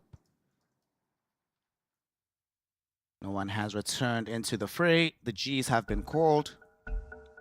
Now let's resume proceedings. Nightfall has his Maelstrom, starting to farm towards having the Mjolnir, so he's going to be dipping into the jungle right now. Doesn't really want to put himself in dangerous positions. No real reason for him to engage fights right now. Dire's bottom tower is under attack.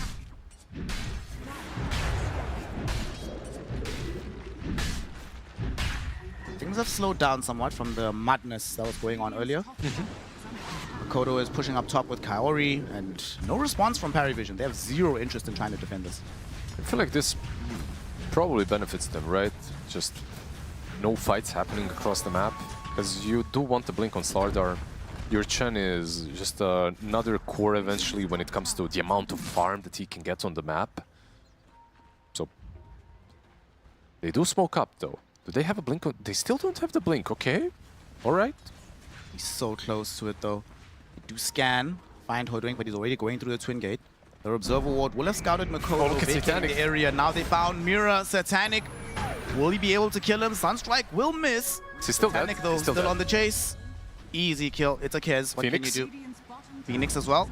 Underneath the Corrosive Haze, there's going to be the Supernova, but no one is right there with the right clicks. They should be able to get rid of this egg. Omelette for breakfast. Slaughter will use that gold to just pick up the Blink Dagger immediately. Yeah, unfortunately for Aurora, these kind of deaths on supports sometimes unlock a certain thing on the map that they can do. Go for an objective, maybe take some stacks. Currently, nothing really is... They're not benefiting from it in any significant way. No vision was set up on the map. Tier 1 towers are still standing strong, mid and bot. Kez is still farming this exact area. Yeah, they can't. They tried that one rotation. That one rotation when they died while diving him, that was supposed to be, we kill the carry and we take the tier 1 tower. Top lane. Easy out. Chillin'. Wait, chillin'. Chillin'. It's all good, man. Yeah, forced the fairy fire, but yeah, absolutely. Wasn't worried for a second.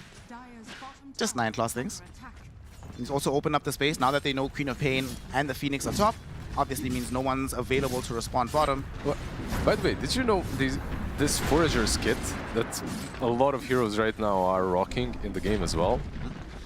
If you see them next to a tree, I learned this last night. If you see them next to a tree, I was chasing a hero and he was foraging for a nut. And I was closer to the tree than he was. Yeah? And I got his nut. Oh, wait, what? What? Okay, cool. Seems legit to me. Down bottom, Satanic getting away from WS here. Should be A-okay. No real concern for him. Oh, wait, maybe not, because Kaori's here as well with the Sunray. Is it? I mean, this is not enough. Yeah.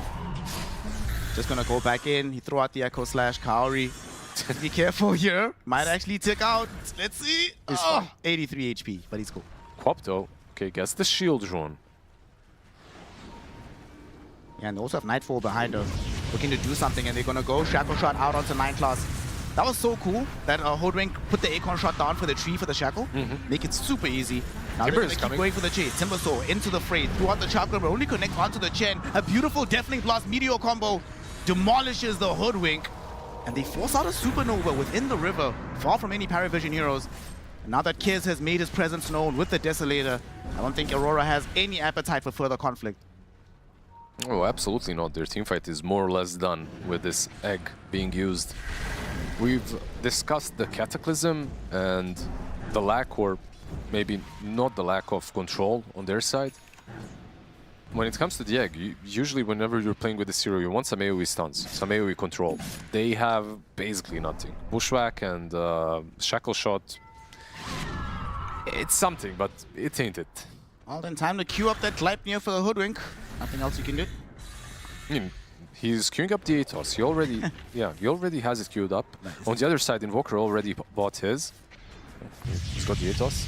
Well, Atos is being used on said Hoodwink by the Leshrac this time around.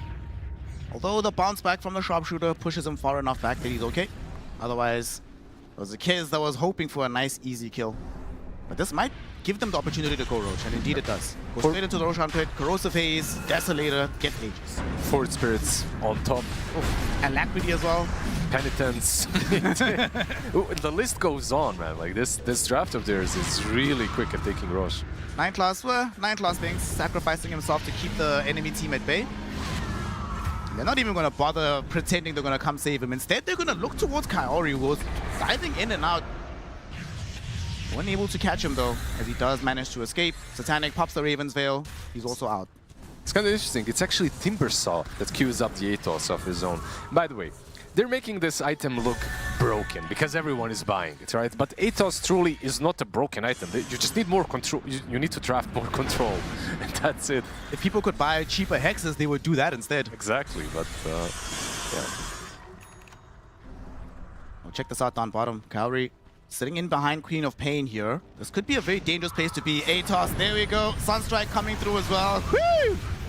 Very, very, very dead on the Queen of Pain. Yeah. The Raven's Veil actually connected on Phoenix as well. Oh, he's marked. Good. Yeah, he's marked. They see the vision. Grappling Claw forward. Triple S follows up. And you know there used to be a Phoenix there. Yep. The Quap as well as the Phoenix. This is looking...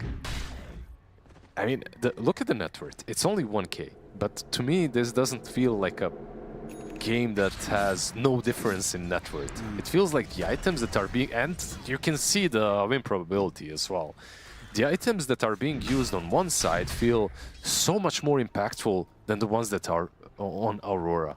Like just the Dezos, the Corrosive Haze, everything kind of works together. Real talk though, man. I don't think anybody should allow Slaughter to go through anymore. Because think about it, he didn't even have that great of a lane, right? He spent most of it being zoned out, not really meaningfully be able to participate. And look at him now. He looks broken because there are no stuns on both sides, so he's looking really strong.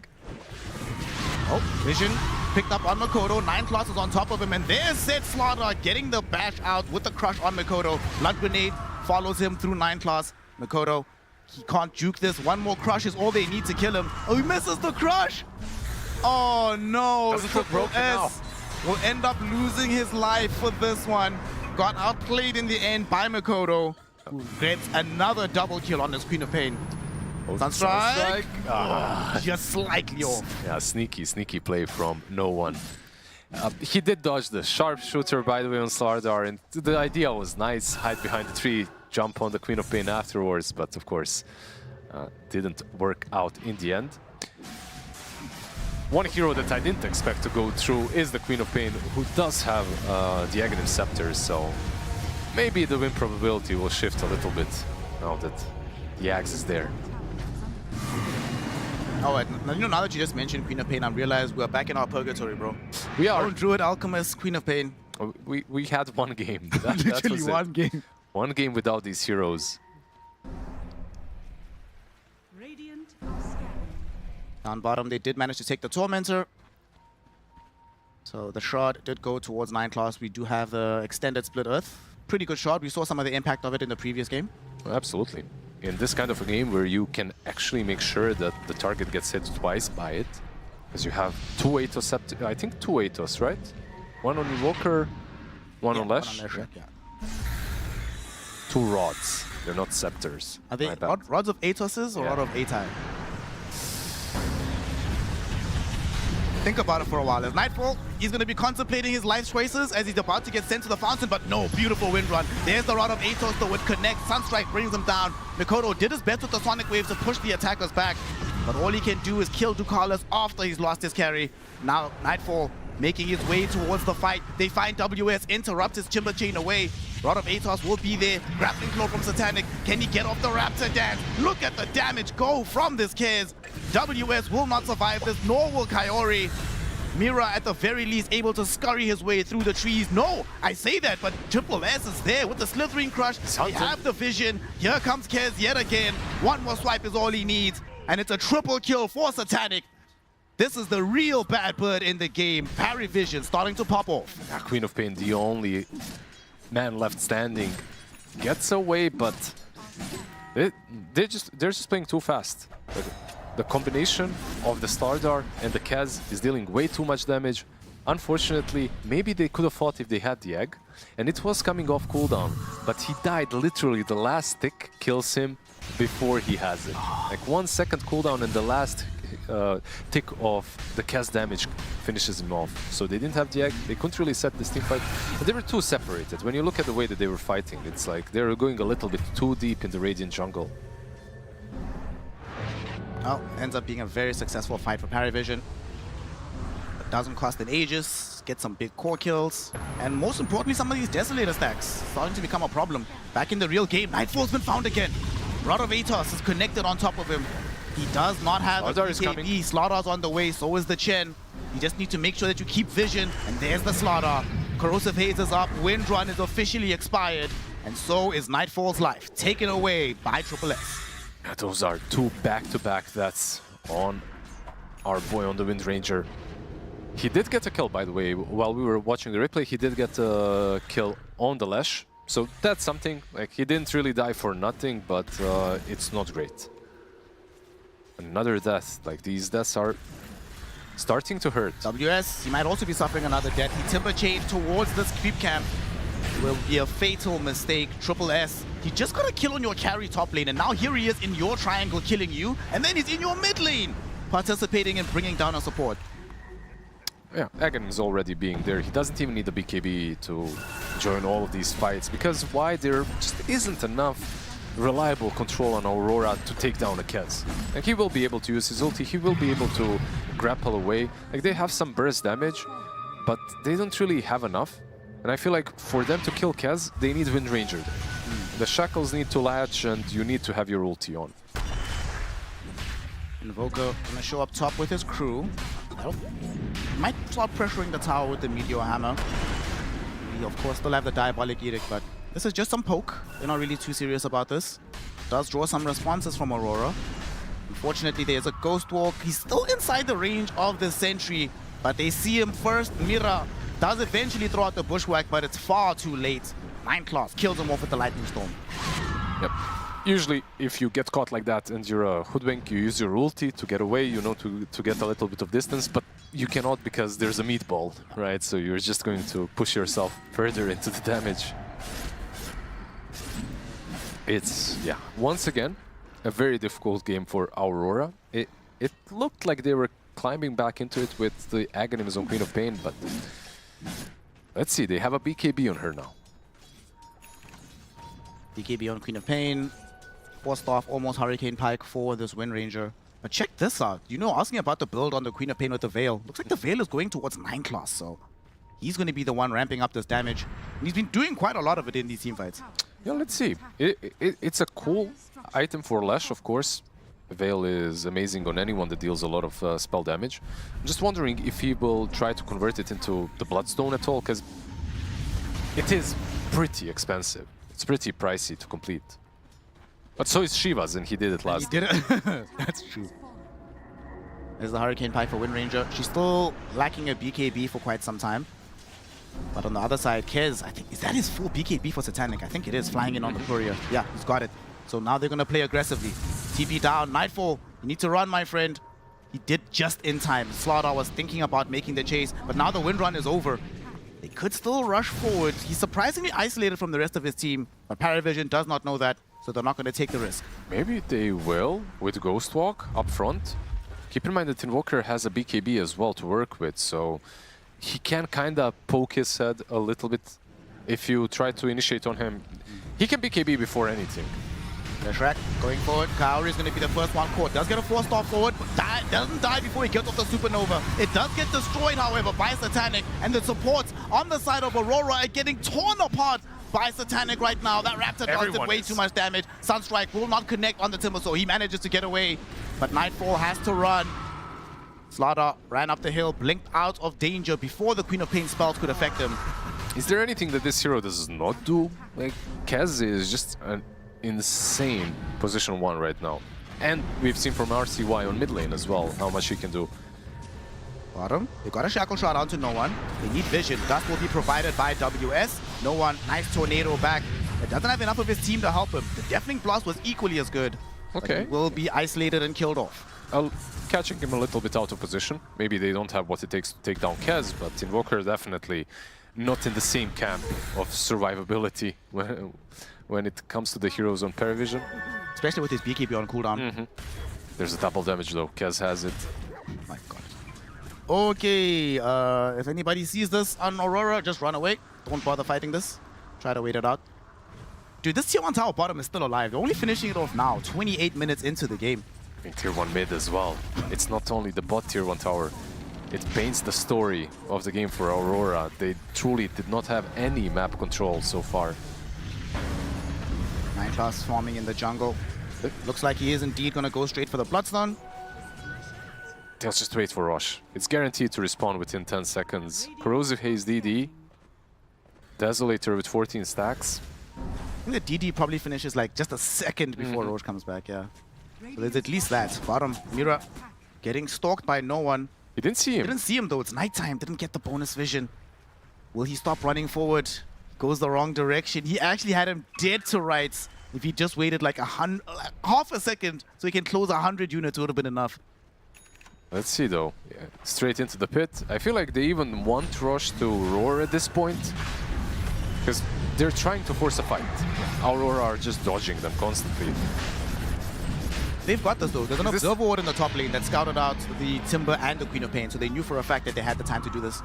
They forgot the banner, but they don't have time for the banner, it seems like. Okay, Chen will go back. Oh, will he? Yeah, he will. I mean, that rush just fell so quickly. Kaori might fall quickly as well. The Shrine is taken away. Grappling Claw going forward. Kaori. Whew. Able to get the dive away. Living for now. Now Slaughterhouse chasing. Look at that. They got another piece of vision on the Timbersaw. They saw him as he was going into the camp, so they have a decent idea of where to go to hunt him. But they have lost vision now. I don't want to dive that deep. On Aurora, I feel like at this point you just want to stabilize. You want to get as many items as possible on your cores before the next fight. 9 class.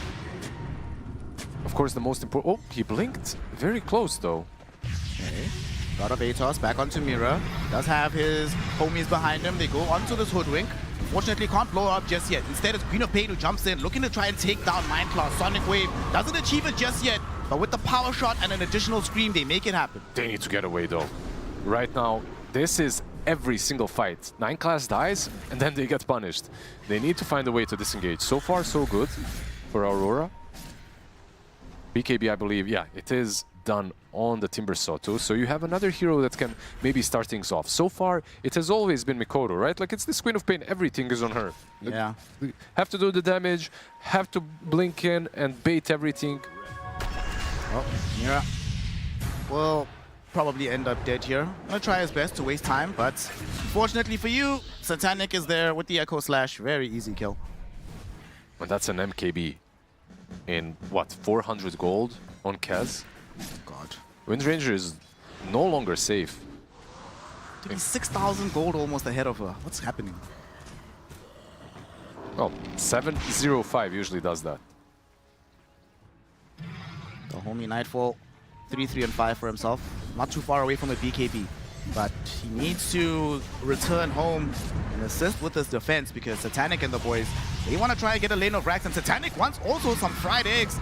Kaori going to be forced back on this Phoenix. They do jump into Satanic right now though. Sunstrike actually kills him! He came back with the Sunray, which made it so easy for the Sunstrike to connect directly on his head top. Yeah, the prediction was kind of easy to make. Double-S now going in, Corrosive Haze out onto WS. They force out the BKB, and there's a big Sonic Wave though coming in from Mikoto. It brings down no one. WS though may be overextended right next to Satanic and Triple S. Doesn't die just yet. Nightfall instead also able to bring down 9 class. That's so they're holding it down. WS not gonna tick out. He survives towards the end. Kez able to come back with the BKB looking towards Nightfall. There are the additional slashes. Look at the damage emerging from him. Nightfall is going to die. MKB plus Deso plus the BKB. This hero is a monster, but now the BKB is down. Perhaps they can punish this. Mikoto, BKB of his own, trying to escape. Bushwhack directly onto the Kez. Satanic throws out the Raptor Dance. Look at the damage going in from him. Chen comes in with the all heal. WS trying to run before he dies to the damage of the Kez. He will be able to escape momentarily. Kaori helped him out somewhat with the Sunray, and they've managed to control and corral and isolate the Kez long enough that they finally bring him down. This looks like Elden Ring, you know, he's... I don't know, this Kez hero in the current state, with the current farm, is they barely managed to kill him. Yeah. They managed to kite him out somehow, but of course he didn't have the BKB that he already used. He didn't have the ulti, Aegis was gone already. It's kind of a W for Aurora, I have to say though. All things said and done, they killed Invoker very quickly, like he was completely out of position. They managed to take down the Aegis as well in the same go. Yeah, sure, you lose the Wind Ranger, but at this point, she didn't even have a BKB, right? So it was inevitable that she was going to die in that fight.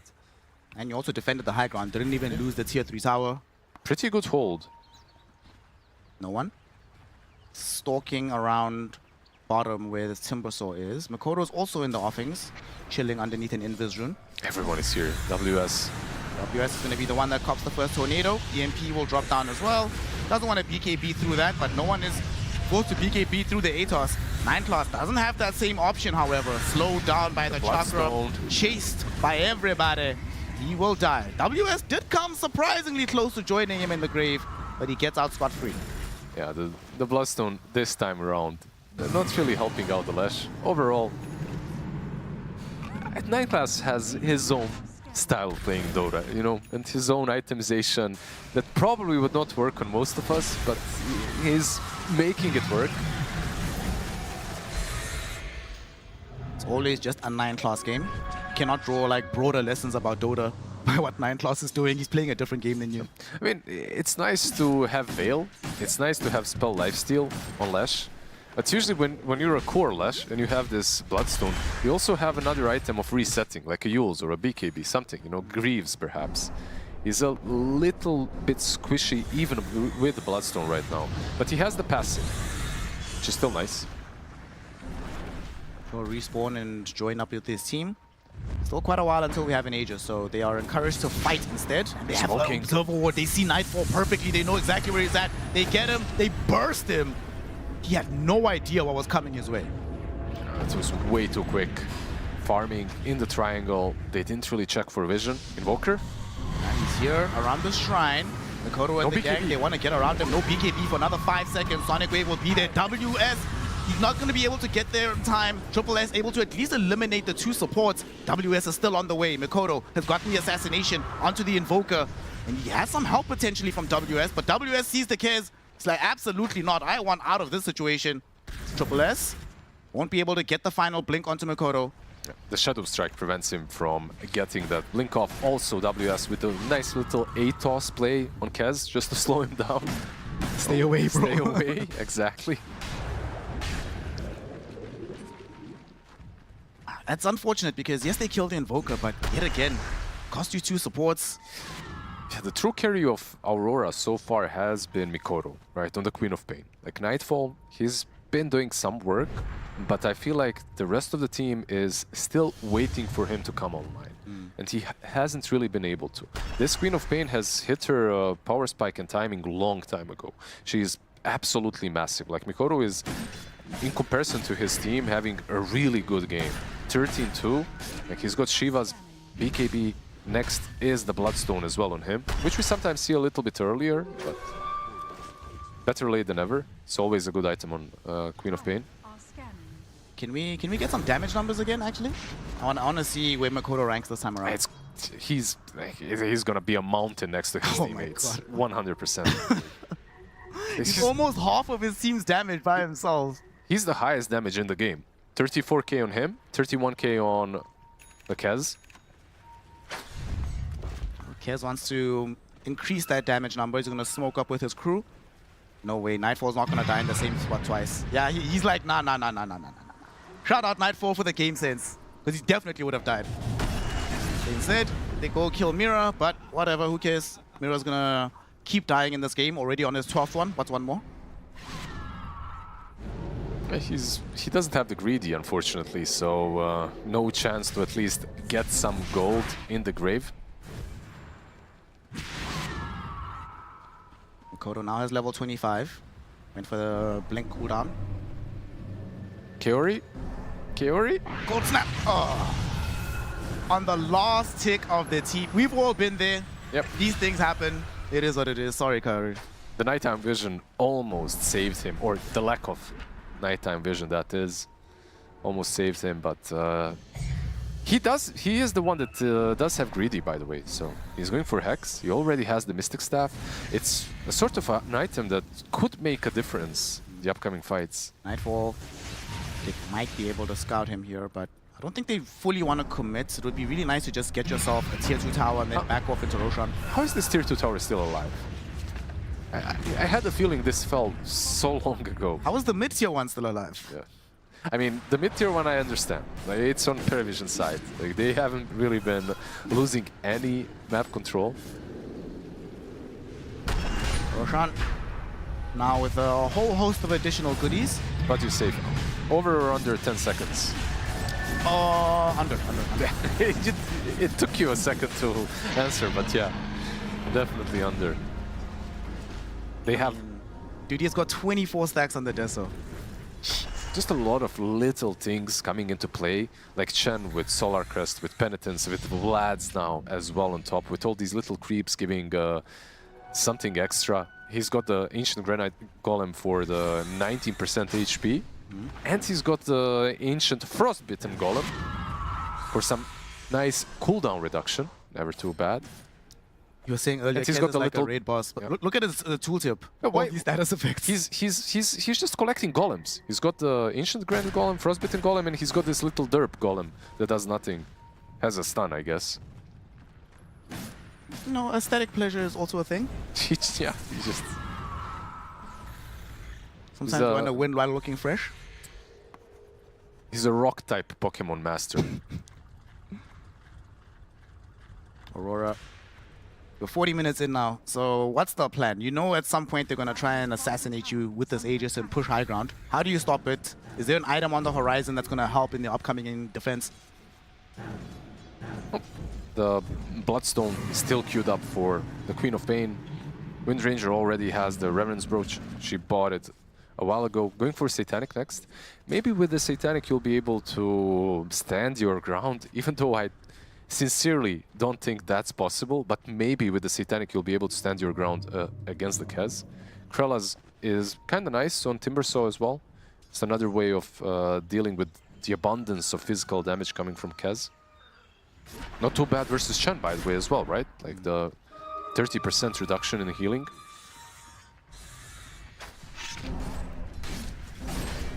As things stand right now, Mira and the gang sitting together. They don't want anybody to get caught out alone. They see this Kez. They know what's coming. It's a double siege wagon wave, so PARIVISION will try to do something here, but they're playing very disciplined. They're not going to overextend. They're not going to just throw somebody onto the high ground. They are going to wait for the opportunities. They are struggling to get some vision into the base. Does Zucalis have a ward? He does, but it's in the backpack for now.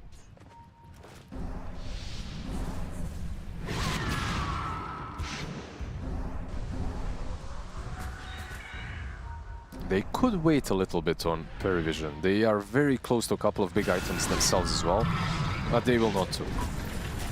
Already the banner is there. Nice bushwhack from the Hoodwink to drag as many of the creeps as far from the banner as possible. Because you cannot pull, like, your point is good, but you will not pull the siege creep away. Like, it will stay there. Nightfall, look at Nightfall going to the high ground to try and deal with the banner. I mean, this is a very cool placement for the banner. Pop. They're going in. Queen of Pain, she's in danger. Almost just heads up dying. She might still tick out in the end. She's fleeing for her life. She's in the fountain. She will live, but she's going to be stuck there for a little while longer. In the meantime, at least they did manage to get rid of the banner. So the tier 3 tower survives till the end. So it's like, you're in a checkmate position. If you don't go for the banner, you're losing your tower. If you go for it, you're probably losing a hero. Queen of Pain, yeah, like you said, if he didn't blink into the fountain, he's absolutely dead. Yeah, 100%. The dots were enough. Did you see how big the stack was? It was 1,300. Yes. Crazy. Yes, getting caught out right now. Still has an Aegis to play around with. Not dead just yet, but finally will fall. Nikola from the high ground got a very nice sonic wave, pushing all the heroes away from the egg, having it burst onto the Leshrac and also connected onto the Kez as well. On the far side of the fight, Kez is dying, but the general heal keeps Satanic alive. Now instead it's gonna be Nightfall that ends up dying. No one controlled him perfectly, and Kez is now ready to turn around and get the damage into the fight. He brings down Kaori. WS is right next to no one with Mikoto. The SSS gets the stun onto Mikoto, preventing him from easily killing off no one. Finally, no one does die, but Mikoto will have to sacrifice his life for it, and nobody is left that can deal with Satanic. He is going ham. He's got himself an ultra kill, and Mira has to flee before he delivers him a rampage. This Kez, whether life 1 or life 2, just cannot be dealt with.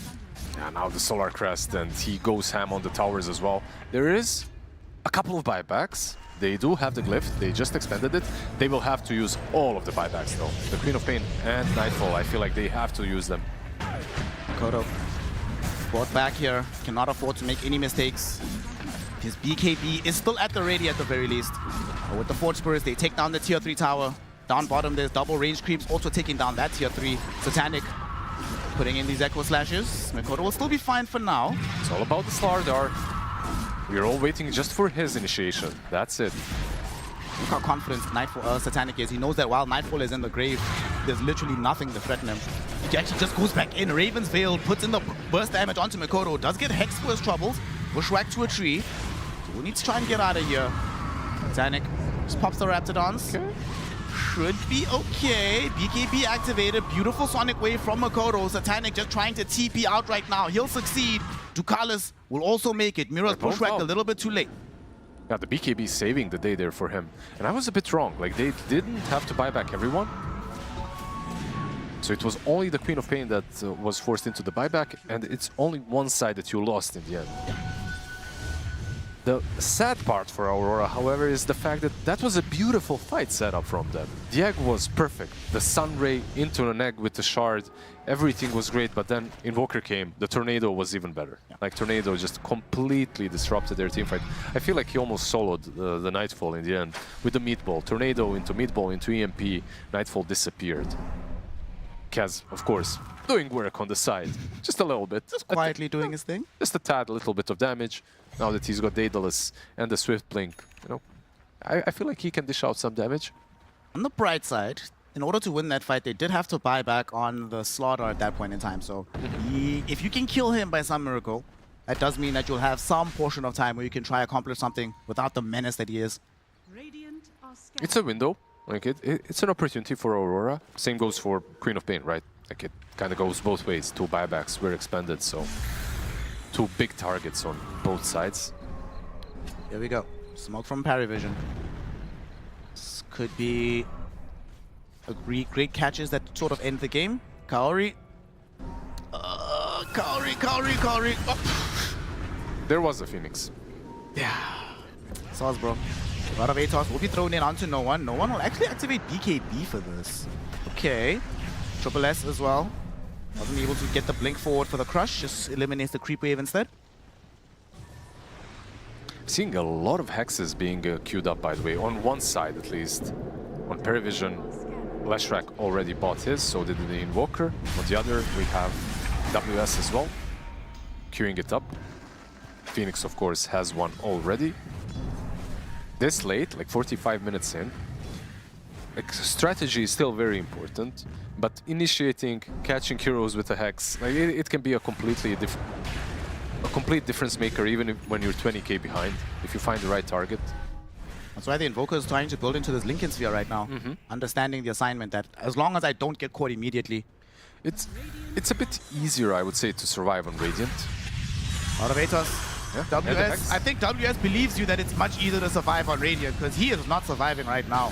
Ripped to shreds by the Kez. WS double hex as well, by the way. It was from Lesh and I believe from the Invoker as well. So 1 hex after another. He literally had no chance. No chance. That's what you got. It was WrestleMania weekend, right? You gotta forgive me. It's fine. Invoker now has his own hex to play around with. We shall see where things go in the upcoming fights if they don't expect us. But they just want to wait for the Roshan. Get the next Aegis. I mean, there have been times where Kez could have died, And he has, of course, like sacrificed at Aegis a couple times, but PARIVISION's been very disciplined about trying not to fight unless they can guarantee that this Kez will live through it. PARIVISION, they're just very disciplined right now. They're playing the map. Like even with this kind of a lead, they understand that pushing high ground to Kez. Actually, onto Nightfall. Good God. Almost soloing him by himself. The rest of the team isn't even here. He's attempting to TP out and he will make it. Okay. So he went, what, 1 versus 4 and still survived? Almost killing Nightfall. Did force out a BKB, by the way. And Roshan is up. This would be a really good opportunity for Aurora to take a fight, maybe smoke up, force the fight while his BKB is still down. If they win a fight, it could be an Aegis as well, so... The problem is Nightfall also BKB'd, right? That's true, yeah. He's gonna feel very skittish, especially with what happened in the last fight with the Invoker. Oh. He needs a BKB. He needs it, but if they both have BKBs, I feel like Kez is in a stronger general position, so... Hex coming out onto the chin. Ducalis brought back with the bushwhack. Should have enough to bring him down.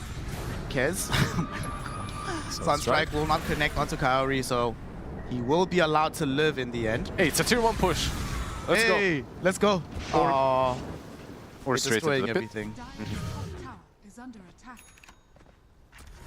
Okay, they're gonna try and angle towards the Roshan. We'll have a Hellbear Smasher sent over to just scout things out. They buy back on Ducalis. They do not want to give anything towards the side of Aurora. 9+ waiting in the wings here in the trees, prepared to just blink in and lay out some big damage. He'll back off for now. This Rosh, this Aegis, it can decide the game. If Aurora can get it, it would be a massive boost to their win probability. But there we go, another smoke. The idea remains the same. The only problem is now that the BKB on Kez is back up. At least they have their own BKB, and they have buybacks now on the side of Aurora. Only the Queen of Pain, important buyback they're still waiting for. Both sides smoked up. It's gonna be him heading directly towards each other. Mira breaks the Oh my god! Yep. Wow! Wow, all right, let's get out of here, boys. Time to run away. Corrosive Haze onto WS. He needs to get out. The 9+ leaping in, getting the Hex out onto 9-4. He gets the Split Earth as well. Triple S though couldn't find the follow-up blink, so he's gonna be fine. In the meantime, Satanic zones back away WS onto their own high ground. And they are now inside the pit on the side of PARIVISION. They can dictate how this fight is gonna go.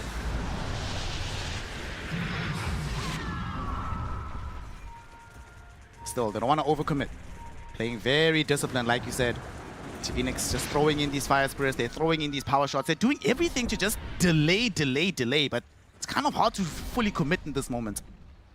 Yeah, Roshan will switch homes, right? Like he's going top now. It's 15, if minute 50.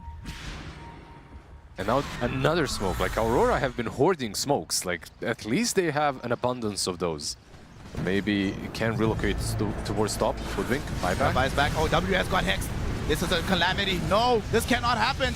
Timbersaw is gone. He might need to buy back if they still want to defend this. There was a big Sonic wave from Makoto, but all it did was push these heroes away. Not much more than that. And now his own BKB has been expended on the Queen of Pain.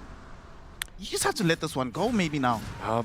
Or maybe buy back on the Timber. Like you have two options. Buy back on the Timber, fight for Rosh, because there's no BKB on Kez as well, right? Queen of Pain used hers, but so did Kez. Okay, they choose to fight. I think this is the right decision.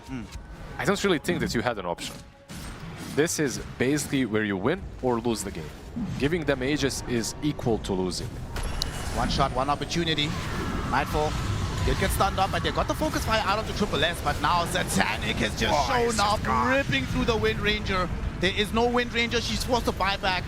In the meantime, the Chaos Meteor destroys and kills the Hoodwink, and that's a dieback for Mira. Can't be involved in this fight anymore. To make matters worse, although Kaori's egg did go off, literally did nothing. Now Aegis is taken by Satanic, all the goodies are picked up.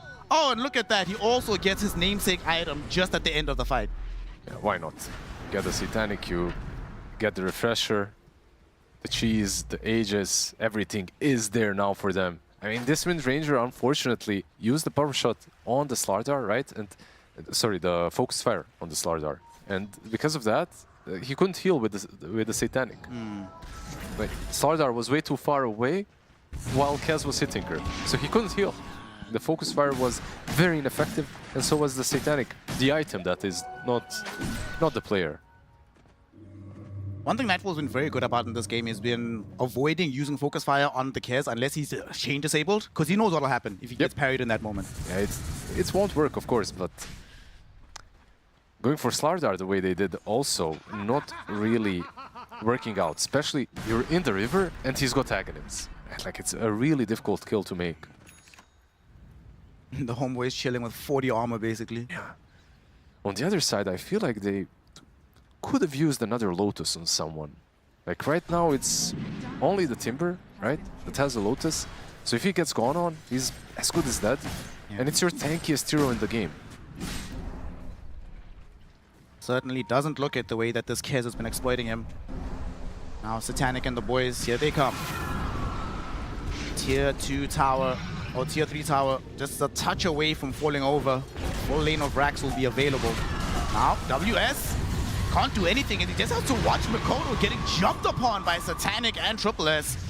There was a Sonic Wave pushing some of these heroes back to keep them alive. Big Chaos Meteor from the Invoker. They take down Mira yet again. Supernova's in a very good position, so maybe it'll be able to stun off 9 Claws at the very least. Indeed it does so, but they can't kill him off because Satanic has just rushed back in, looking for Nightfall, getting the dieback out of the Wind Ranger, and now he has declared himself as by far the strongest hero on the map. GG, well played is called. We are going to a Game 3. PARIVISION's series streak at the very least still remains alive. Yeah, GG's an actual good game. I would argue that game number 1 as well was super fun to watch. Yeah. Right? Some would say it was a bit boring and at the end, but overall, Aurora, they put up a fight here. I feel like with the draft that they had, I think they still executed pretty well considering the start. This cast was just absolutely obliterating everyone on the map with the Dezo and the Corrosive, but they found a way to at least stall it out a little bit. They did indeed find a way, and that way wasn't enough in the end. We're going to be asking our panel what they think about the plan. How on earth, Shiva, do you deal with the Satanic Kaz? Easy, easy, easy. You ban it, or straight up, you ban it. Easy. That was that dealt with. Now, this was, there were a lot more layers to this game, of course. It is PARIVISION that take it, so we're going to a Game 3. Aurora fought so hard and so long to try and hold them off, but they never seem to really have enough in the tank to deal with PARIVISION, including the Kaz, of course. Yeah, before we get to praising P-Vision, right, just got to throw to Aurora Mikoto, 14, 3, and 6 on the Queen of Pain, doing 63,000 damage. Like, he was pulling an absolute shift in this game for Aurora to try and maybe close out their series as a 2-0. But then P-Vision, they kind of changed up their style of draft in this game too. They got the Slardar on second pick. Aurora didn't take it themselves. We got to see it buff other people. He didn't have like the best game for his own net worth, but I feel like you might agree with me here. Like, he kind of did enough to enable his team anyways. Like, we didn't need to see his net worth be number 1. For sure, I feel like the reason the game went long enough is because of the Queen of Pain. Nightfall has just been randomly dying throughout every team fight, and then you have the Queen just holding everything together. He tried his best, but in the end, he could not do it. Yeah. And then for P-Vision, again, like, you look towards their way of play. Satanic, 21 and 10, 81,000 damage himself. Like, they were so explosive, right? Like, 9 class, he is an absolute menace. Like, you like the way he plays, right? We all do. I think Leshrac has become another hero that he can do it on. Last game didn't really work out to the best of strengths, but this time around, he could be explosive. He was able to be a bit greedier. Like, again, his endgame items, they look like just another god. He's got Bloodstone, he's got a Hex, he's got a Blink, an Atos, a Kaya, but I think the way that P-Vision play, I want this style of Dota in every game if possible. It's like cheap spells, progress the map. Lots of impact. Fight, exactly, lots of impact. Like, it never feels like there's a down point in their lineup. But that all is so enabled by a hero like Slardar. Obviously, Triple S plays it great as well.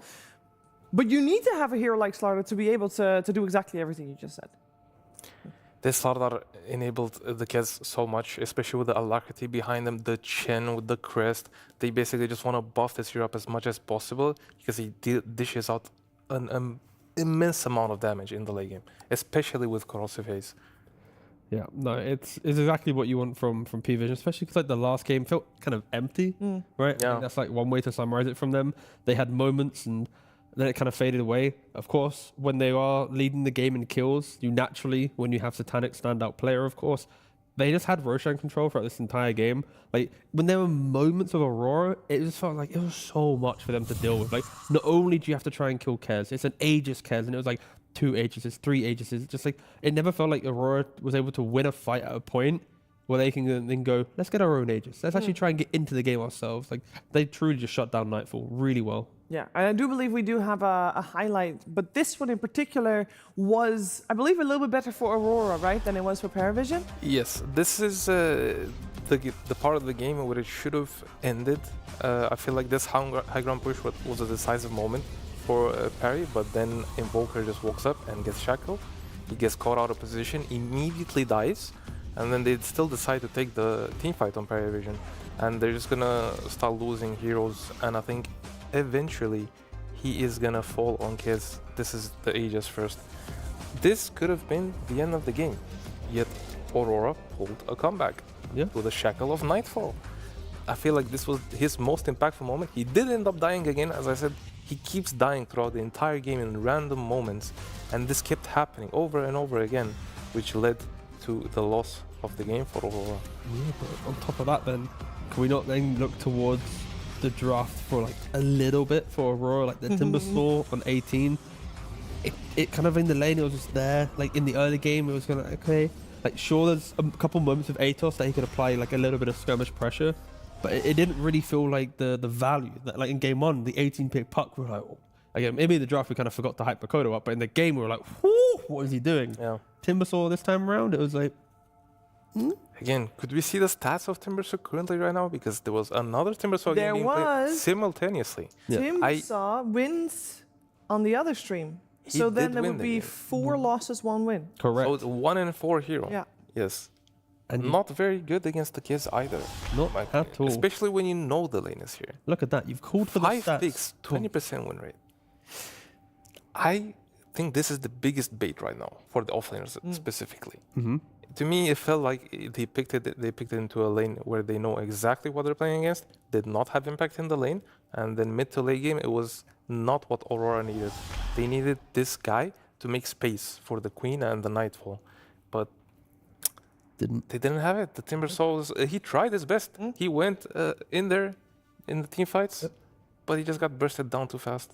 Yeah. And you wanted to highlight the draft, T-Gov. I assume it's because maybe you'd want to criticize that they went for the Phoenix over the Slardar in the opening, or is that not where you wanted to go with that? I'd like to discuss, Shiva, not criticize. Oh, We're here to elevate. I'd love to criticize that. Yeah, it was fucking awful. I've no idea. No, I'm joking.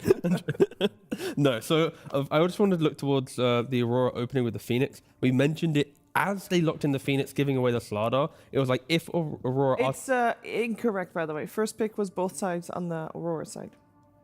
Okay, well, that is true. But if we ignore the first pick thing, Phoenix went away the Aurora. Second pick went towards the Slardar, at least on the top line of that graphic. The key thing here is you have Slardar available. Yes, Sweetheart. You it's wanted there. the stats. It's I can right tell there. you the stats, all right? You wanted them. Slardar, 16 games, 75% win rate. Phoenix, 15 games, 53% win rate. So again, Phoenix is still... Obvious choice. I mean, there is an obvious choice, but to me, if you have first pick available, other teams have taken the Slardar, giving away the Phoenix. We've seen the value of what Slardar can do. Even in a game where he doesn't take over with net worth, kind of becoming like a top 3-4 core because of the shard, he was bottom of the cores, and still you could talk about him being like a key reason why they're winning the fights. He's an enabler. He enables all of the carry. Take the All the carry Slardar, picks. not the Phoenix. He goes Boom. in, has his stun, Simple. allows to blow up a person at the start of a fight, making the next part of the